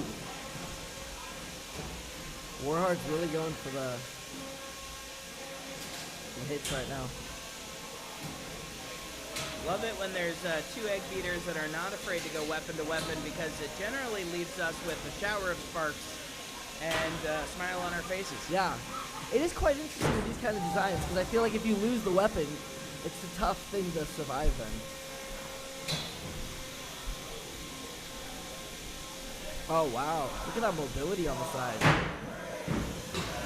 What a shot. Yeah, Warhard, zippy bot, and it hits hard. Yeah. Love it. I think... Oh, we have a wheel dismembered. Definitely one of those spots that, you know, if they're going to end up in the elimination bracket, that they're probably going to make their way towards the furthest depths of it. Wow. There's so much kinetic energy out of that one. Yeah, right off the ceiling. I'd be so, yeah. Down to one wheel, and it looks like that armor package is a little chewed up. Yeah, and need some super glue. That is your tap. Yeah. Warhard is your winner. Going to go on to the next round of the elimination bracket. And I don't envy whoever has to fight them. Yeah, that was a good round. Good round. Warhard definitely went hard. In that type of situation, do you think it would be better to just... It's almost like a game of tag, right? To try to find who can get to the behind the other one. Yeah, I mean, when you have two bots with a relatively same build style, same kind of weapon, rather, structure. you know, it really depends on the type of drivers that you have. You might have two aggressive drivers, and they just go weapon to weapon. You might have two control drivers, and it's that ground game. Who can get around the other one, right? And what's really interesting is when you have an aggressive driver versus a control driver, and because you don't really know what the outcome is going to be. And, you know, I think that we just kind of saw an example of that just play out in front of us. Yeah, good match. It was good fun. Yeah, I think Warhard's going to be on a bender. We just saw do some bendering. Yeah, we did. Speaking of that, so if you were designing a robot, what would your weapon of choice be? I've designed a few, and I would definitely lean towards something that is a little bit more obscure, because like a lot of the the meta designs, right? Where let's say it's like an egg beater, vert, or horizontal. There's already people that have nearly mastered the game, and unless I could really figure out a way to do that in a new way, it's really hard to improve on their game. And they are the ones that are constantly pushing for like 0.5% better functionality out of those. So like I would need to come somewhere out of left field with something completely different to kind of introduce. And I had our bot here today, Darkside, with our team captain Jackson Catrone. That is it's kind of a flywheel, vertical, hinged hammer design. Yeah. So it's like it's a vertical that can hit again and again and again without, necessarily coming to a stop. Yeah, it's a great combo. Does it work that well? Not yet. Needs some time. No, but it's version 1. Can't wait to version 10. That'll be a killer. V10, I'll tell you right now, it'll do okay. Yeah, it'll do good. It'll do okay. Yeah. Several months back, this guy, Clyde Magnuson, his name is, I've been told I look a lot like him. He has a much fuller mustache. Oh, that's the guy with the orange robot, right? The fire one? So it was a fire robot with, instead of wheels, it had 24-inch street sweeper brushes. Wow. So it moves on brushes then? Like yeah. Wow. Like the ones that they would use to clean city streets. Oh, wow. That's and I think that's what Clyde actually did before he sold his truck and quit his job and came out here to Norwalk to build exclusively. Oh, that's incredible. He currently lives behind the building. He's got a tent set up. There's a rumor that he's also living in a school bus, but stay away from him if you see him. What a legend. What a legend. What do we got? We got Johnny Bahama coming in hot. Oh, wow. Anything can happen here on the Titanium stream. This one caught on fire. Put it on top of the house pot. Robot got on fire. Wow. Holy cow. Oh, you can kind of see the shards here. Oh my goodness. Oh, wow. Johnny, what happened? Johnny, what happened, Johnny? Johnny, what happened? Here, what happened? Tell the people at home. War hard. So I'm holding what was once one robot that is very well built. Arguably one of the best 3-pound built bots here. This is all carbon fiber, right? Yeah. Good design. Your wedges they're a little askew, but your whole chassis snapped in half. Weird. This used to be one robot, right? Yeah. I'm losing my mic at the same time. Oh, no. I'm not used to seeing it in 2 pieces either. It looks very weird. Yeah, so Warhard hit us into the ceiling, shattered the lights, and we came down split in half with the lights. Oh, is that in Cage 6? That was right there. Oh, wow. Maybe that's one that I caught just the tail end of. But that is wild. That is wild. That's great. That's great. Johnny Supas, one of my all-time favorite builders in all of combat robotics. Love that. Yeah, he's got some very interesting products, some new bots that he's been working on. I always send him the things that I'm working on, and then he just kind of shows me a glimpse of some of the things that he's working on, and I just want to crawl into a hole and disappear forever. No, it's good. It's good. It's good to get feedback, and it's a good little ecosystem you guys have. He's just so wildly talented. Yeah. I hope his parents are just horrendously proud of him. I'm sure they are. Yeah, it's great. It's just a cool thing. Like if you're into STEM, what an awesome outlet to kind of show your creativity, and that's exactly what he does. Oh yeah. All right. We're going over to Cage 6, and we have Komodo loaded in against Stoneforge.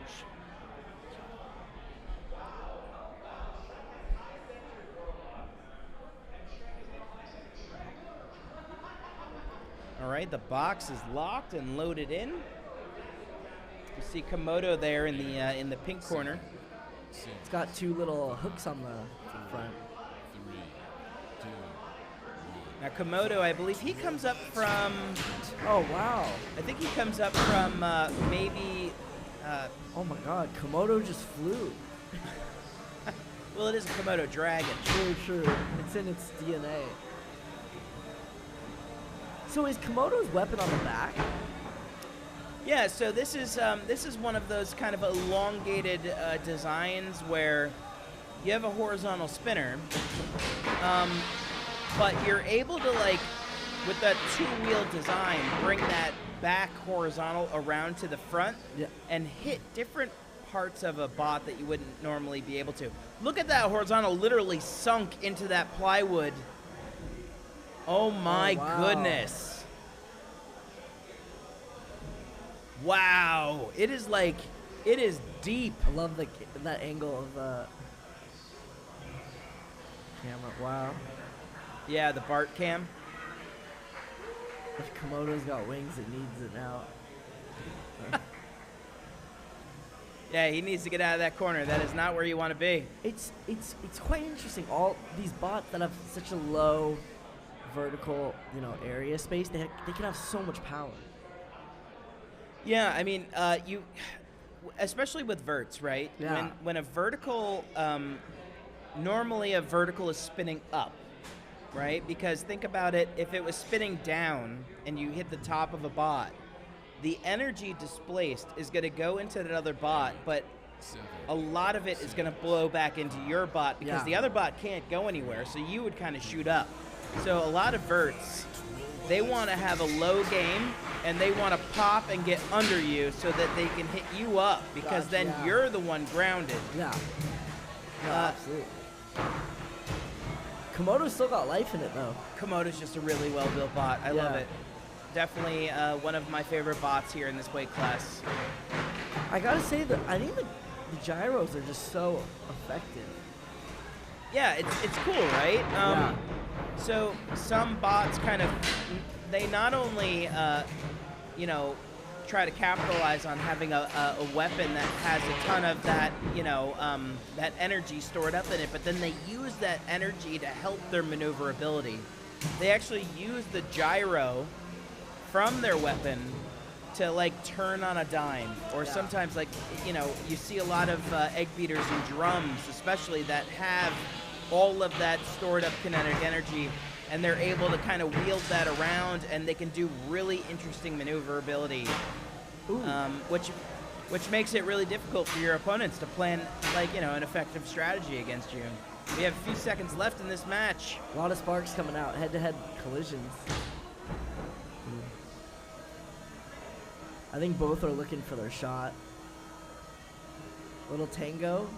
Looks like, the belt is off of Komodo. Stoneforge is still got its vert up to full speed. They're having a little bit of drive issue on their right side.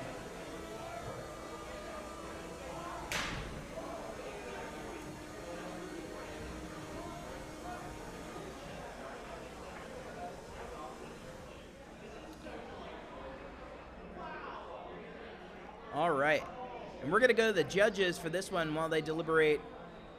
What do you think? Let me ask you. Well, let me ask you. I think I love both designs. Komodo showed so much heart and resilience, but I have to go the other side just because Stoneforge, I just felt had a higher sense of control the whole match and got some really heavy hits on Komodo, especially in the beginning when it flew Komodo over the homeboy. What are your thoughts? I would agree with you. It's always tough here in the elimination bracket to say goodbye to a team. Yeah. But they're both teams that I know for a fact we're gonna see again. Yeah, so no tears lost. Yeah, no tears lost. It's a journey, and both did well. So. And if you can no longer hear either of us over on the steel arena, you could probably hear Flame Out. Wow. Which it's a bird, it's a plane, it's a jet. Oh my goodness. Holy cow. Wow. That is Austin McCord's new diesel thruster engine bot. 110,000 RPMs. That's incredible. 1 second you think... All right, and we have an update. Stoneforge did take that last match, defeating Komodo, knocking it out of the elimination bracket. And here we are, we're still seeing Flame Out and Little Rolly here at the Steel Arena against Dakota. Ooh, I think we're about to see a big move. And right now, Flame Out showing, look, hey, I can also move around. Yeah. I'm not just a 110,000 RPM diesel thruster engine. I gotta say though, I love the noises it's making. Oh my goodness! We have liftoff. Oh, yeah, that's a good rocket joke. I like it. Oh, thanks. I can get behind that. Thank you. We have the mini-bot scoping it out. Little Rolly. That's a burnout. It's a burnout. This is reminiscent of another bot at the heavyweight class called Axe Backwards. Love that. Love that. It's very cylindrical in nature. But Flameout is currently inverted, and I can't tell if that is a small diesel fire or perhaps. Oh boy. Ooh, we have a little bit more flames. Oh no. I don't want to know what happens if this bot happens to burst into flames.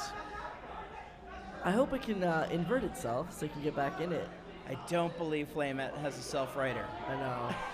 Oh, wow! We have another burnout coming. And Dakota currently looks like it is experiencing maybe it could be a lipo going up or maybe a speed controller that just burned out. Do most robots have invert controls, or is that kind of a... Oh, wow. That's a great question. I think just like you would have those arguments with people who play video games. Yeah. Some people are going to swear by one way, others are going to swear by another way. Yeah.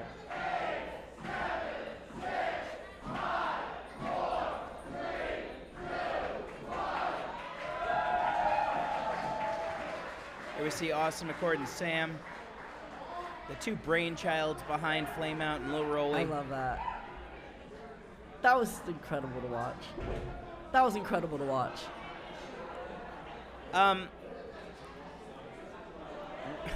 I know that was a lot to drink in, but we're going to go over to Cage 6 now. We have Fallout versus Ablation. Wow, now this design's interesting. With it has like 4 antennas in the front. 8, 7, 6, 5, 4, 3. Right. So yeah, this is the a relatively new philosophy. I wouldn't call it new, but long forks are something that we've seen kind of emerge as a really great defensive strategy. Yeah. Probably in the last 2 years, the forks seem to get a little bit longer and longer.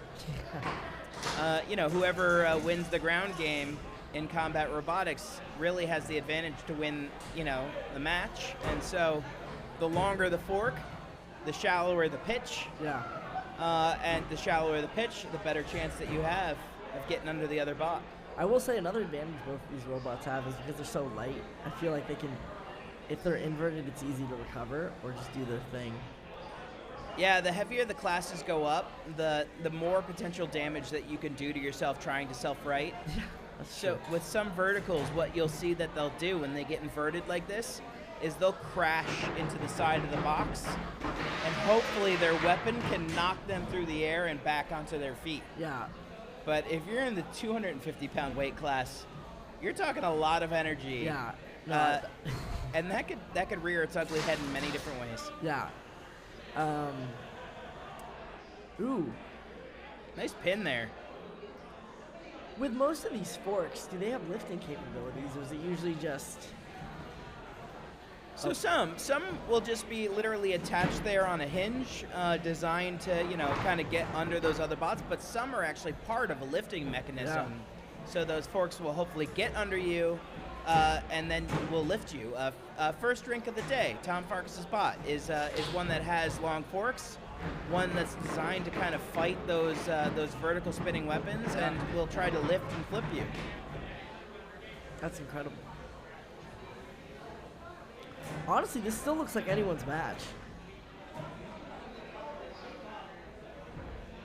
It doesn't look like the Vert in the game is firing up at 100%, so that means then we're probably going to be looking at more control and aggression. Yeah, it definitely feels like they're upping the hits now.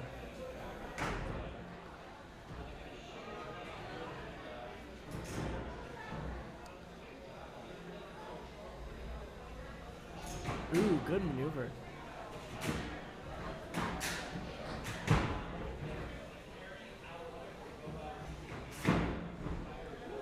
Starting to see. Oh, that's a lipo on the loose. So lipo means the battery disconnects.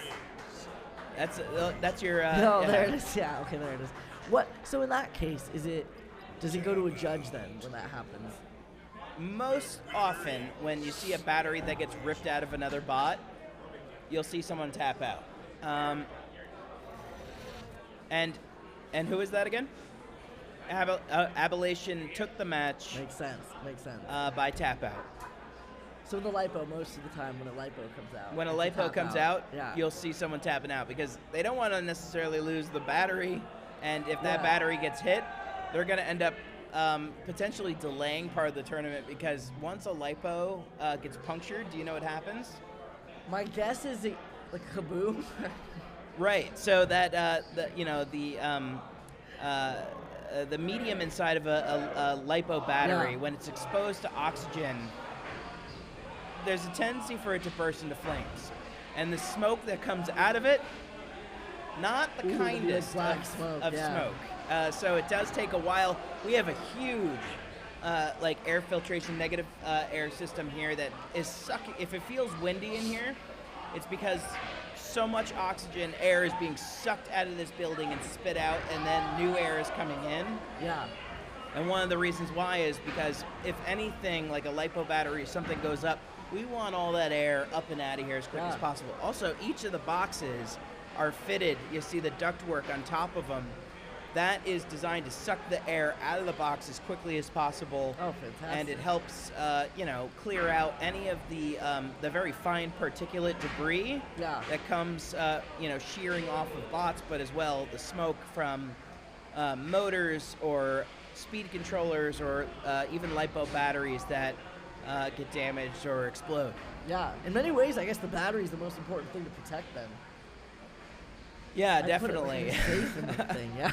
We've seen really great bots go down because something actually pierces armor and creates even the tiniest puncture on a lipo battery, and then once oxygen gets into that tiny puncture, you start to see a little bit of smoke emerging out of a bot, and then a little bit more, and then a little bit more, and the next thing you know, you have 12 inches of flame kind of shooting out of the side of a bot, and it's that's no good for your electronics inside. Wires melt, boards melt. Yeah, no, it's not good. Part of me wants to see it just once, Hang around. I guarantee you're going to see one today. It's great. Now, let me ask you. You asked me, what kind of bot would I make? You've seen now a whole variety of different bots today. Yeah, true. Being this is so cool to just be there for your first day and drinking this all in. What kind of bot would you make? Yeah, great question. I think after drinking it all, well, a couple of my ideas I think are against the rules I found out. So one was squirt out super glue all over it, and can't do that. I can't. But what I do think is maybe a spider type thing where it has really long legs and it's high, and then it just you get on top of the other one and it will just crash on top of it and park. Like an anvil bot. Yeah, exactly. It just parks on them and no one can move anymore. I did a tour group here not that long ago. Yeah. And we had a very excited young gentleman who asked me so many questions about anvils. And I'm not necessarily a blacksmith. I tried to answer all the anvil-related questions that he had. Yeah. But an anvil bot, I told him, in the 2023 season, I want to see this kid bring an anvil bot, one that can drop a weight down onto another bot, and he seemed like he'd be interested in maybe making it. But I think he was about 7. Hey, those are good times. We can see the anvil bots pretty soon. There he is right there. Oh, All right, we're about to head over to cage 6. T3 versus Venti Waspachino. Nice. Oh my goodness. Kind of That's sounds a like a mouthful. Starbucks order.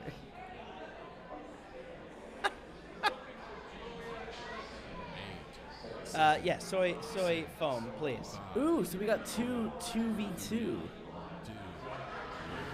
Things will probably get very confusing here in just a moment. Ooh, 2 big collisions. Thankfully, one team, it looks like, did color coordinate. Yeah, that is nice.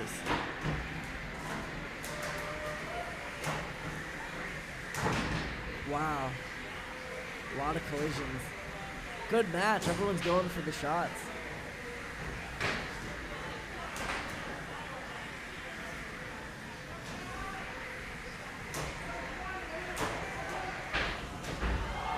It's one of those fights where you just kind of got to drink everything in because it's really hard to follow. This reminds me of like bumper cars at an amusement park. Right.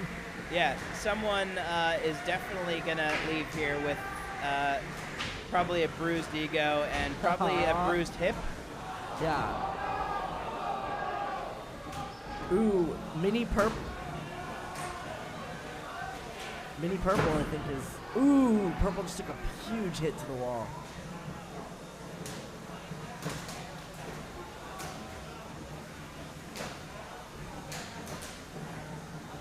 Oh, one of the wheels is completely the kind sheared. of going off. Just a wheel flap at this point. Yeah.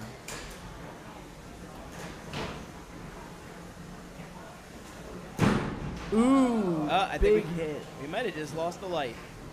Yeah, it feels like the light went down. You can never tell if it's the camera that got damaged, a light that got damaged, or if I'm maybe concussed. But I gotta say, the durability of all 4 bots on this is incredibly strong. They're all showing good stamina.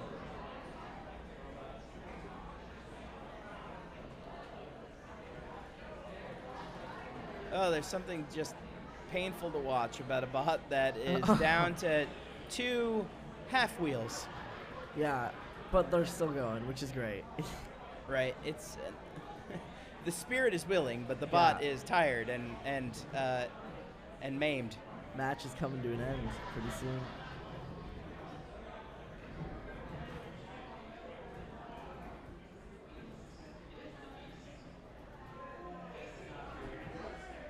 Just tire debris all over box 6. Yeah, there's still some stuff.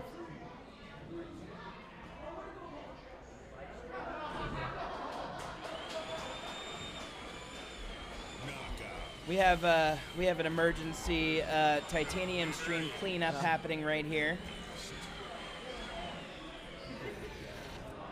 Wait, Ed, can you get me real quick? I just could use a quick vac. You never know what's gonna happen over here. True. It's like a pit race where we got the team coming in here. You can't even tell when the cameras cut away.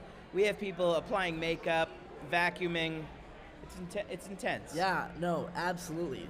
Speaking of intense, what an intense match we just witnessed. Oh, I see what you did there. Oh, thanks, man. Thanks. Good match. Yeah.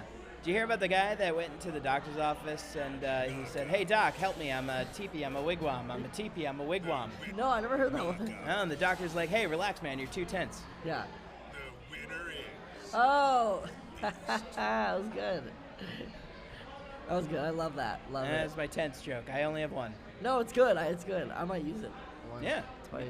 Put that one in the bank. Or 10 times. Yeah, absolutely. Absolutely. Great round. Great round. Yeah. Well, they got their work cut out for them in Cage 6. There's a lot of foam in there to sweep out. But it was worth it. Definitely worth it for all the foam that was taken. Ed is one of our, I would say, resident, I don't know, poster children here at NHRL. Oh, I love that. Sometimes they'll, on the Steel channel, they'll cut over to the actual shop that we have here at NHRL, where a lot of our builders come in and they do all of their last-minute fabrication. And the man, the myth, the legend, here right now, this is Ed. The man. How you doing, Ed? Good. How you holding up? Oh, awesome day. Awesome day. What's been your favorite thing so far? Not burning down the arena with Austin. Oh, that's good. We survived. I for a second there, over there in the Steel arena, I thought that plywood floor was just going to go up in flames. It was awesome. How hot is that air that's coming out of it? Do you know? I don't want to know. The That's a sound good was answer. incredible. The sound was incredible. A great show. It was a great, great show. Now, do you think that Austin is going to continually try to refine that thruster and maybe bring it again? Oh, well, I'm sure we have not seen the end of it. You know that. Maybe one that has the thruster and liquid nitrogen. That way, that's a great idea. Put it on, sir. Don't tease him like that. When you challenge a crazy person, you never know what can happen. And when you have the minions to do it. One thing I know about fights, this is something my dad taught me a long time ago. Crazy always beats big. It's awesome. Ooh, I like that quote. As I can say, what a ride. What a phenomenal ride. I absolutely, it's one of my favorite things I've ever seen here. You know, one day a jet engine showed up. The voice of God just told me, actually, it can get up to 1,000 degrees Celsius. Celsius? That's the big number. That's pretty hot. What was amazing is we don't have to vacuum out the cage after that. He blew every bit of debris out of the cage. How does he stop all that debris from getting sucked into that diesel thruster? Underneath the backside of the triangle are some air inputs, and if it goes through, it goes through. So he can really find stuff get through, but not chunks. It's not like you're flying. Right. These are limited lifespan, and it made it through the fight. It was a great show. There's a beauty in that. What are the practical applications for a thruster like that? Those are the ones that the man who's flying with the jetpacks on his arms. Right. I think he uses 4 of those. Like the Iron Man suits that the Navy and everybody use now to go from to board ships. Yeah. That's So one pretty day, crazy. one showed up in the workshop and he challenged us, and I think it was a one line with a question mark. Says, "30-pound robot?" ? And when you have minions who take it and run with it, it's just awesome. And you've got some amazing talent on the backside. How would a mad scientist procure one of those things? Because I don't think they're on Amazon. Oh, they're one touch by. One touch by. One touch by. You're right. One But click. he stutters on one touch by. What was that? Parkinson's? One touch by with Parkinson's. Yeah. And then several show up. Yes. You just got to make sure to have your platinum card linked to your account. They just arrived. We don't ask questions, but then sometimes we get really creative. And it's awesome, man. Well, you guys are always creative, and I love to see the stuff that you do. Again, Ed is one of these people that makes all of this happen. He's, No, I've got to give credit. This one's Eamon. Eamon is really, he's stepped up to the plate. He's done a phenomenal job. He's a phenomenal fabricator. And he just takes something and looks at it and then, okay, bump, bang, goes at it. That's awesome. Yeah, I've turned over the reins to the young pup. So Eamon's another person that we have back here in the shop. I don't know if he's technically henchman status or if he's actually something entirely different. It's hard to explain, but the kid's got talent. Really, really young guy, but has a drives me nuts, but I love him. A depth of knowledge about making and crafting that you would expect out of somebody that has decades of experience. It's incredible. Yeah. He came in, I knew he knew a little bit of electrical. He came in out of tech school, going for his electrical license. And not only does that, he does sparks, but he does welding sparks too. And when you put those together, and then with the capability, and Austin being the enabler, and he throws things at us, and next thing you know, we're doing crazy shit, crazy stuff. It's awesome. Love that. That's great.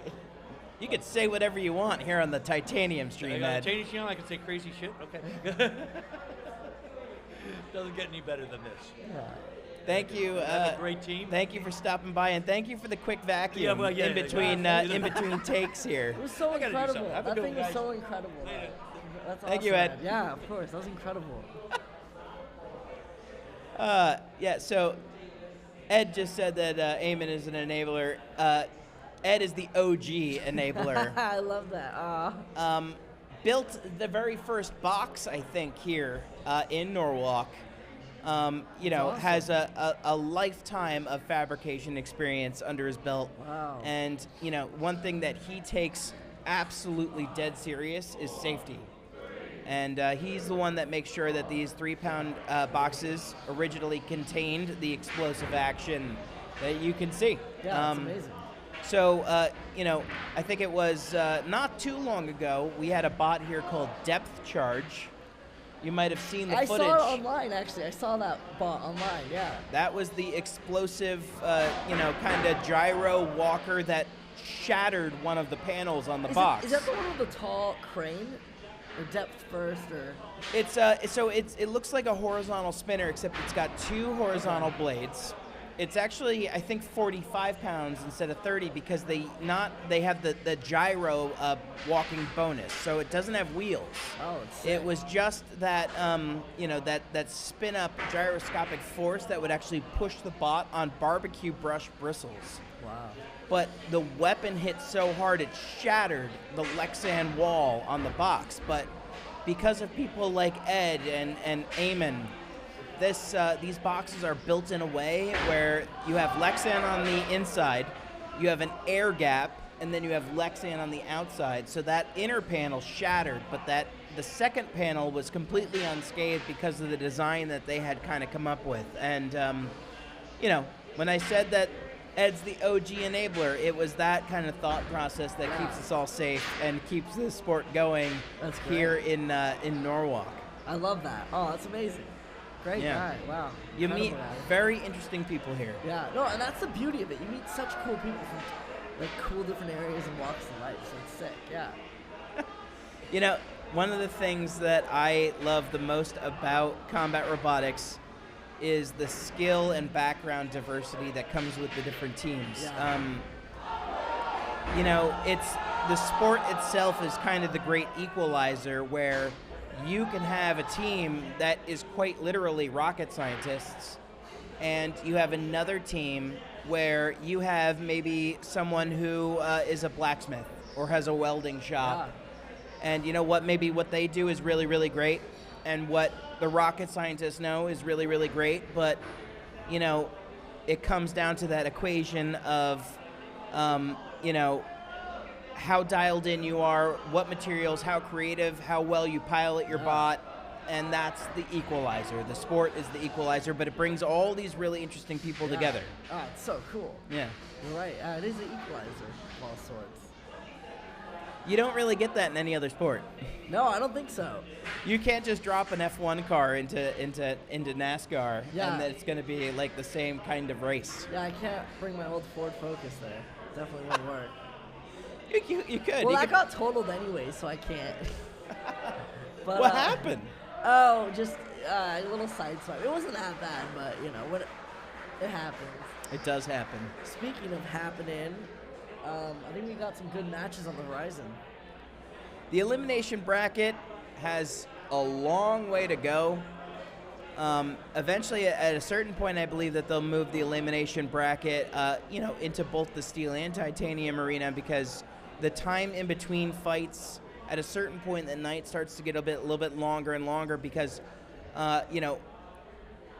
towards the end of the night, teams have 20 minutes to rebuild their bots. Yeah, the times get quick. And so, as fewer and fewer bots are in the winners bracket, that 20 minutes is kind of cumulative, where just the time between those fights is longer and longer. The elimination bracket will still hum along until we get to the death throes of the night, where there might only be 12 or 16 teams up there in the pits, and you can hear a pin drop, and everyone's just hyper focused on getting their bots ready. That's great.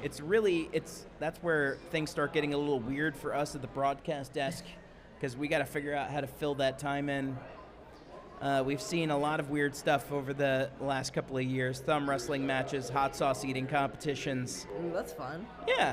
It's cool to see the evolution of the day also, like you're talking about. Yeah. Great. As, people get dehydrated and hungry, and, kooky parts of your brain start to get activated. Yeah. Oh, it's fun. It's fun. Fun is on the sun. Cool. What was the highlight of your day today, though? Well, this is the first time I sat in on the titanium stream, which was a lot of fun. Oh, nice. And Me too. I kind of like the Today. I kind of like the dynamic here. Yeah. It's conversational, but with the background of really, really great fights in Cage 5 and 6.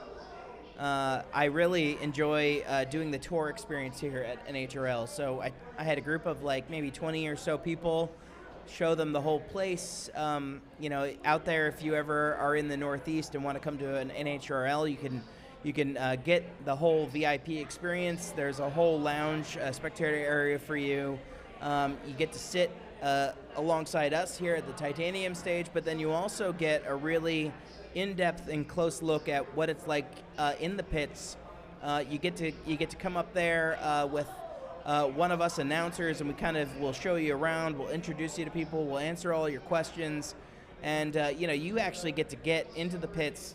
You get to meet the builders that maybe you love on here on our live stream for NHRL or in BattleBots or Robo games. There's even some teams that have been around forever.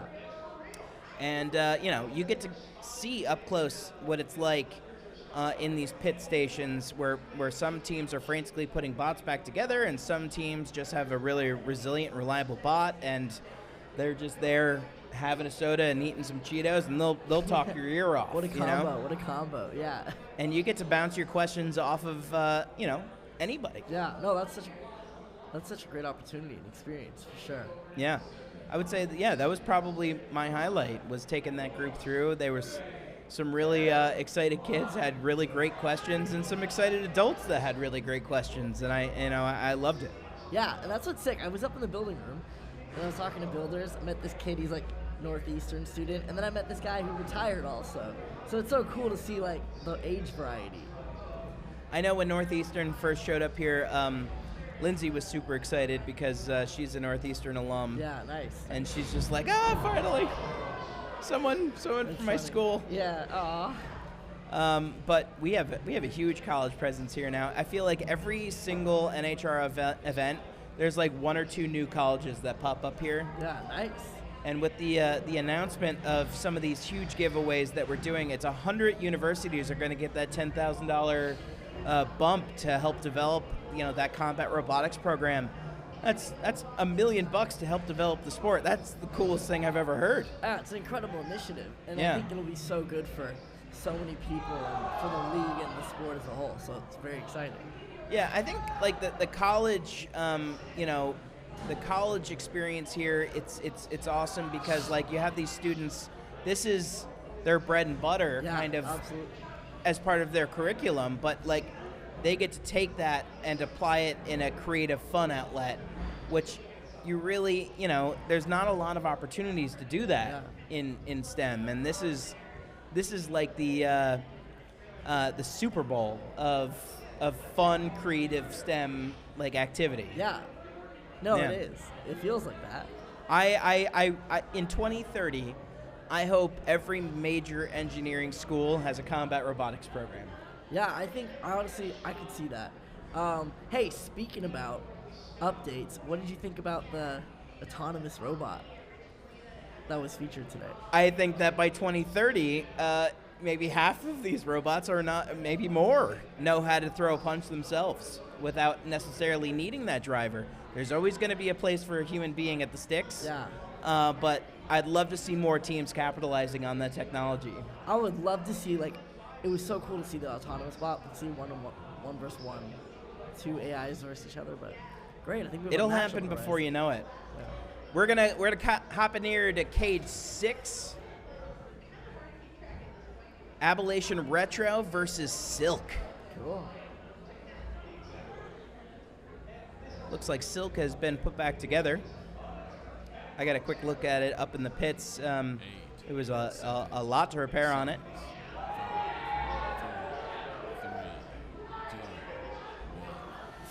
Box is locked in and we're ready to go. Ooh, lights up. So good.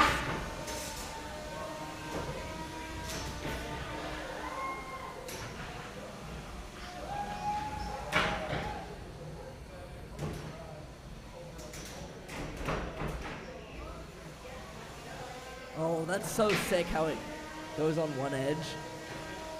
Yeah, that's a gyro dance, as we call it. How they... Oh, so they call it when they flock on one edge. That's sick. Gyro dances. That's gyro great. dancing. A lot of sparks. There's a few bots out there that are known for how well they can gyro dance.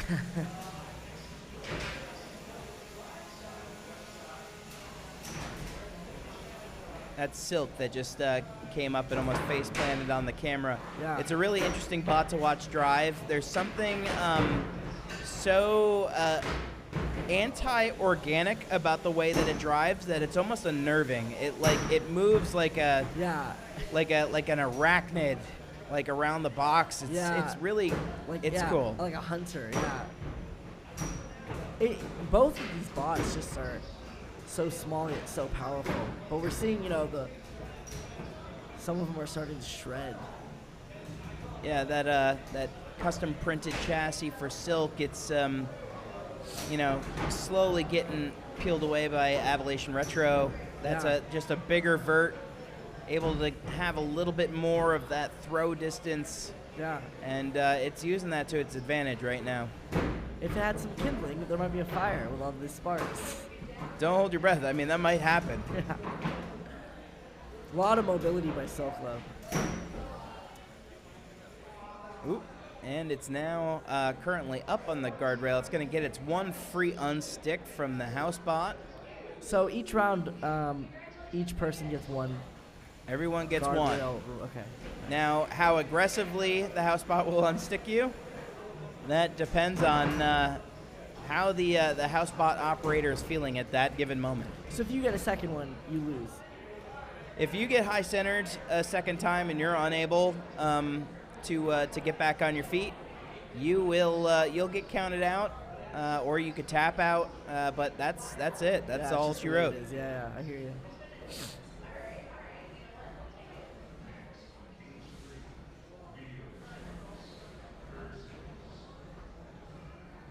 All right, 20 seconds left in this match. Seems like they're all going for the final shots of each other. Looks like the weapon on Ablation Retro is now down to join that of Silk. Silk is still having a little issues with its right drive side. So my guess is that this one is going to end up going to the judges. Yeah. Looks like we have concluded this round. So where do you think the judges are going to go? They got a few things to weigh. I think that Ablation Retro definitely demonstrated a lot of that damage. Parts of Silk are kind of on the box. Yeah. And their weapon was up for most of the match. So I'm curious if the weapon was actually still working. But, at the end of the day, the judges see what they see. They're not necessarily listening to us, so they're just totally tuned into the match. No, that makes sense. Yeah. Yeah, I agree. I think if it was the first half, Silk had it. It was commanding it, but then the second half, I think Silk kind of lost its, just because of the unfortunate attacks that were being placed upon it. So I think Silk might take the loss, but still, nonetheless, very good match. Yeah, fun to watch. Entertaining. Yeah, absolutely.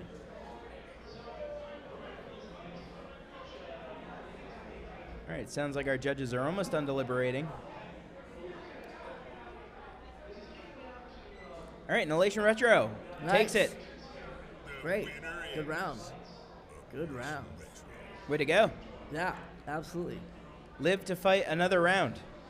Love that means that Silk is going home, but it's Silk. We're going to see Silk again, and it's going to, be a bot that there's nobody who gets into the cage with Silk and thinks that, this one's going to be a walk in the park. Silk's design was so sick. It was just so clean and phenomenal. Yeah. Yeah, it was nice to watch. Yeah, there's a few of those really low-profile, egg beater style drums that are completely custom. Yeah. I think about Silk. I think about the voxels. I think about some of those bots that they're thinking out every part. It's not necessarily a kit. It's something that's evolved, but they've made it kind of unique and their own. I love seeing those type of bots in the cage. Yeah, fun to watch. Wow. Clearing out cage 6 now. Looks like they're maybe even doing a battery swap on some of the house pots for cage 5, so it looks like we got a little bit of downtime. Let's go ahead and jump back up and take a look at the pits here. I like it. The pit's alive. You always feel like just walking in there and just looking at it, there's so much energy, and it feels so alive.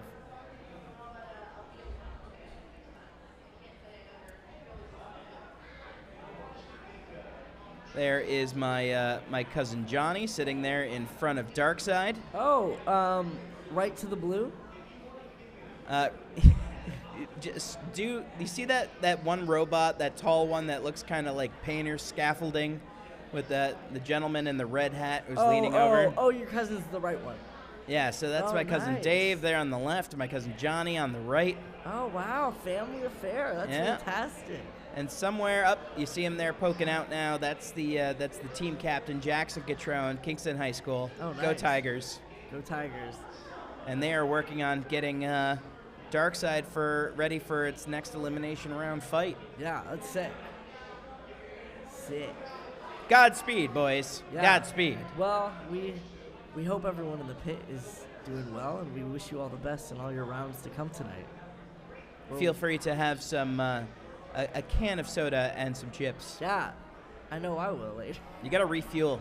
Yeah, I love soda. You can't go wrong with it. You got to refuel the mind and body. That's why we got Mountain Dew. Oh, one of our favorite. It's good.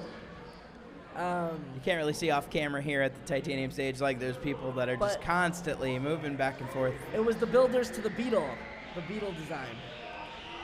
Yeah, he was showing me yesterday. He's got this this kind of front plate. It's all made out of the same material that the cages are made out of. It's Lexan that he heat bent into a really cool, interesting, front armor package. Yeah. Not something that you see every day. No, I know. It was so fun to watch them. Their bot's great. It was cool to watch them compete with that. And he's also a new builder. I think it was only several months ago that he brought his first bot here, and I think he's really got the bug, and he gets, his family involved, and they're here. It's so cool. That's sick. Yeah, we love that. We love that. I think I hear over on the Steel stream, that's definitely one of the Project Liftoff bots. If you hear that loud screeching, that's the loud telltale screech of a melty brain. Oh, flame! Yeah, yeah, you can kind of smell it. Do you have you seen how melty brains work up close yet? No, I actually haven't. How do they work? So you have like the Project Liftoff and that autonomous version of it that we saw here, right, just a moment ago in Cage 5. On this bot, it's basically like, it looks like a stack of pancakes, right? It's just a disc. It's not that tall, and there's just like a couple of sharp barbs that come out the side, and it's a full spinner, right? It's spinning horizontally, but rather than the actual shell of it spinning like a shell spinner, or the outer ring of it spinning like a ring spinner, this is a melty brain. Now, a melty brain takes those two wheels, and with a ton of traction and a ton of control, the whole robot spins in a circle. So it's just, imagine like if you took like a little two-wheel connection on a single axle, you could spin it in a perfect circle. Wow. And that's all it does. Yeah. And it has these titanium teeth on it, cleats they call them, and that lets it dig down into this plywood, and it gets enough traction where it can spin so fast that you now have a very dangerous kinetic weapon, but it's not necessarily a weapon, it's just two teeth on the outside of the robot. And it's Project Liftoff and Team Liftoff make some of the best ones known to man. Yeah, that's sick. Love that. Because that bot is able to kind of hockey puck around, and it doesn't break. Yeah. Somehow. It's plastic, but it doesn't break. Yeah, I don't get it. Yeah. It's almost like, it's got a little bit of, magic in it. Yeah, a little bit of a wonder. Oh, hi, Kyle.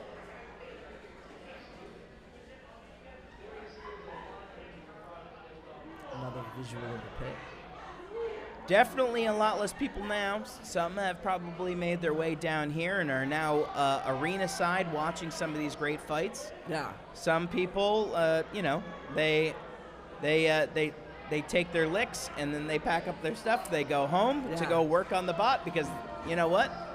I'll just use this time to go back and do a retrospective. What do I need to improve for next time? And that's what they focus on.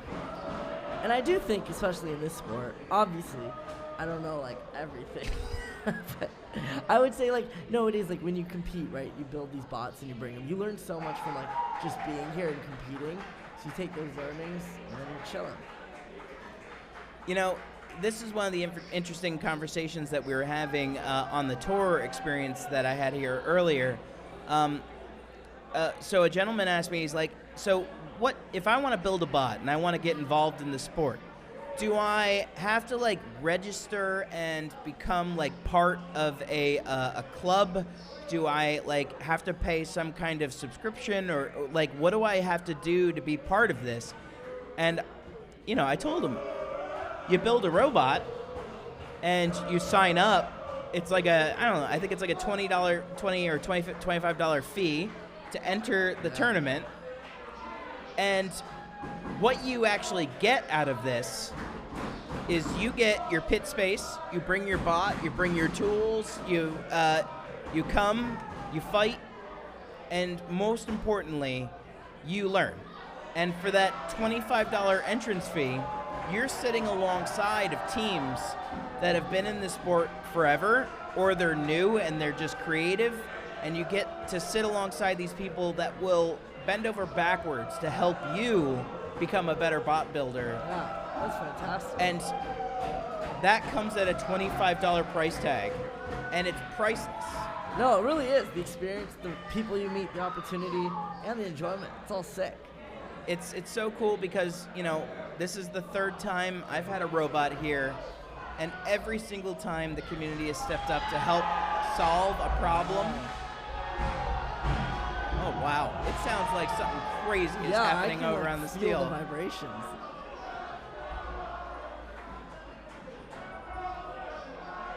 Speaking of, you know, we had a blast here at Titanium. Yeah, I'm going to suggest that everyone out there check out whatever explosive action is happening on steel. We're wrapping up Titanium here for the day.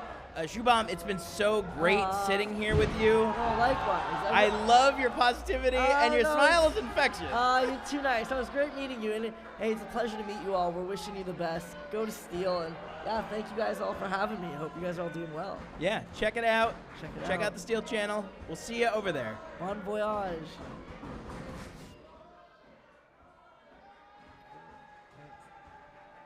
I got to see what's going on. Oh, yeah, no, it looks good.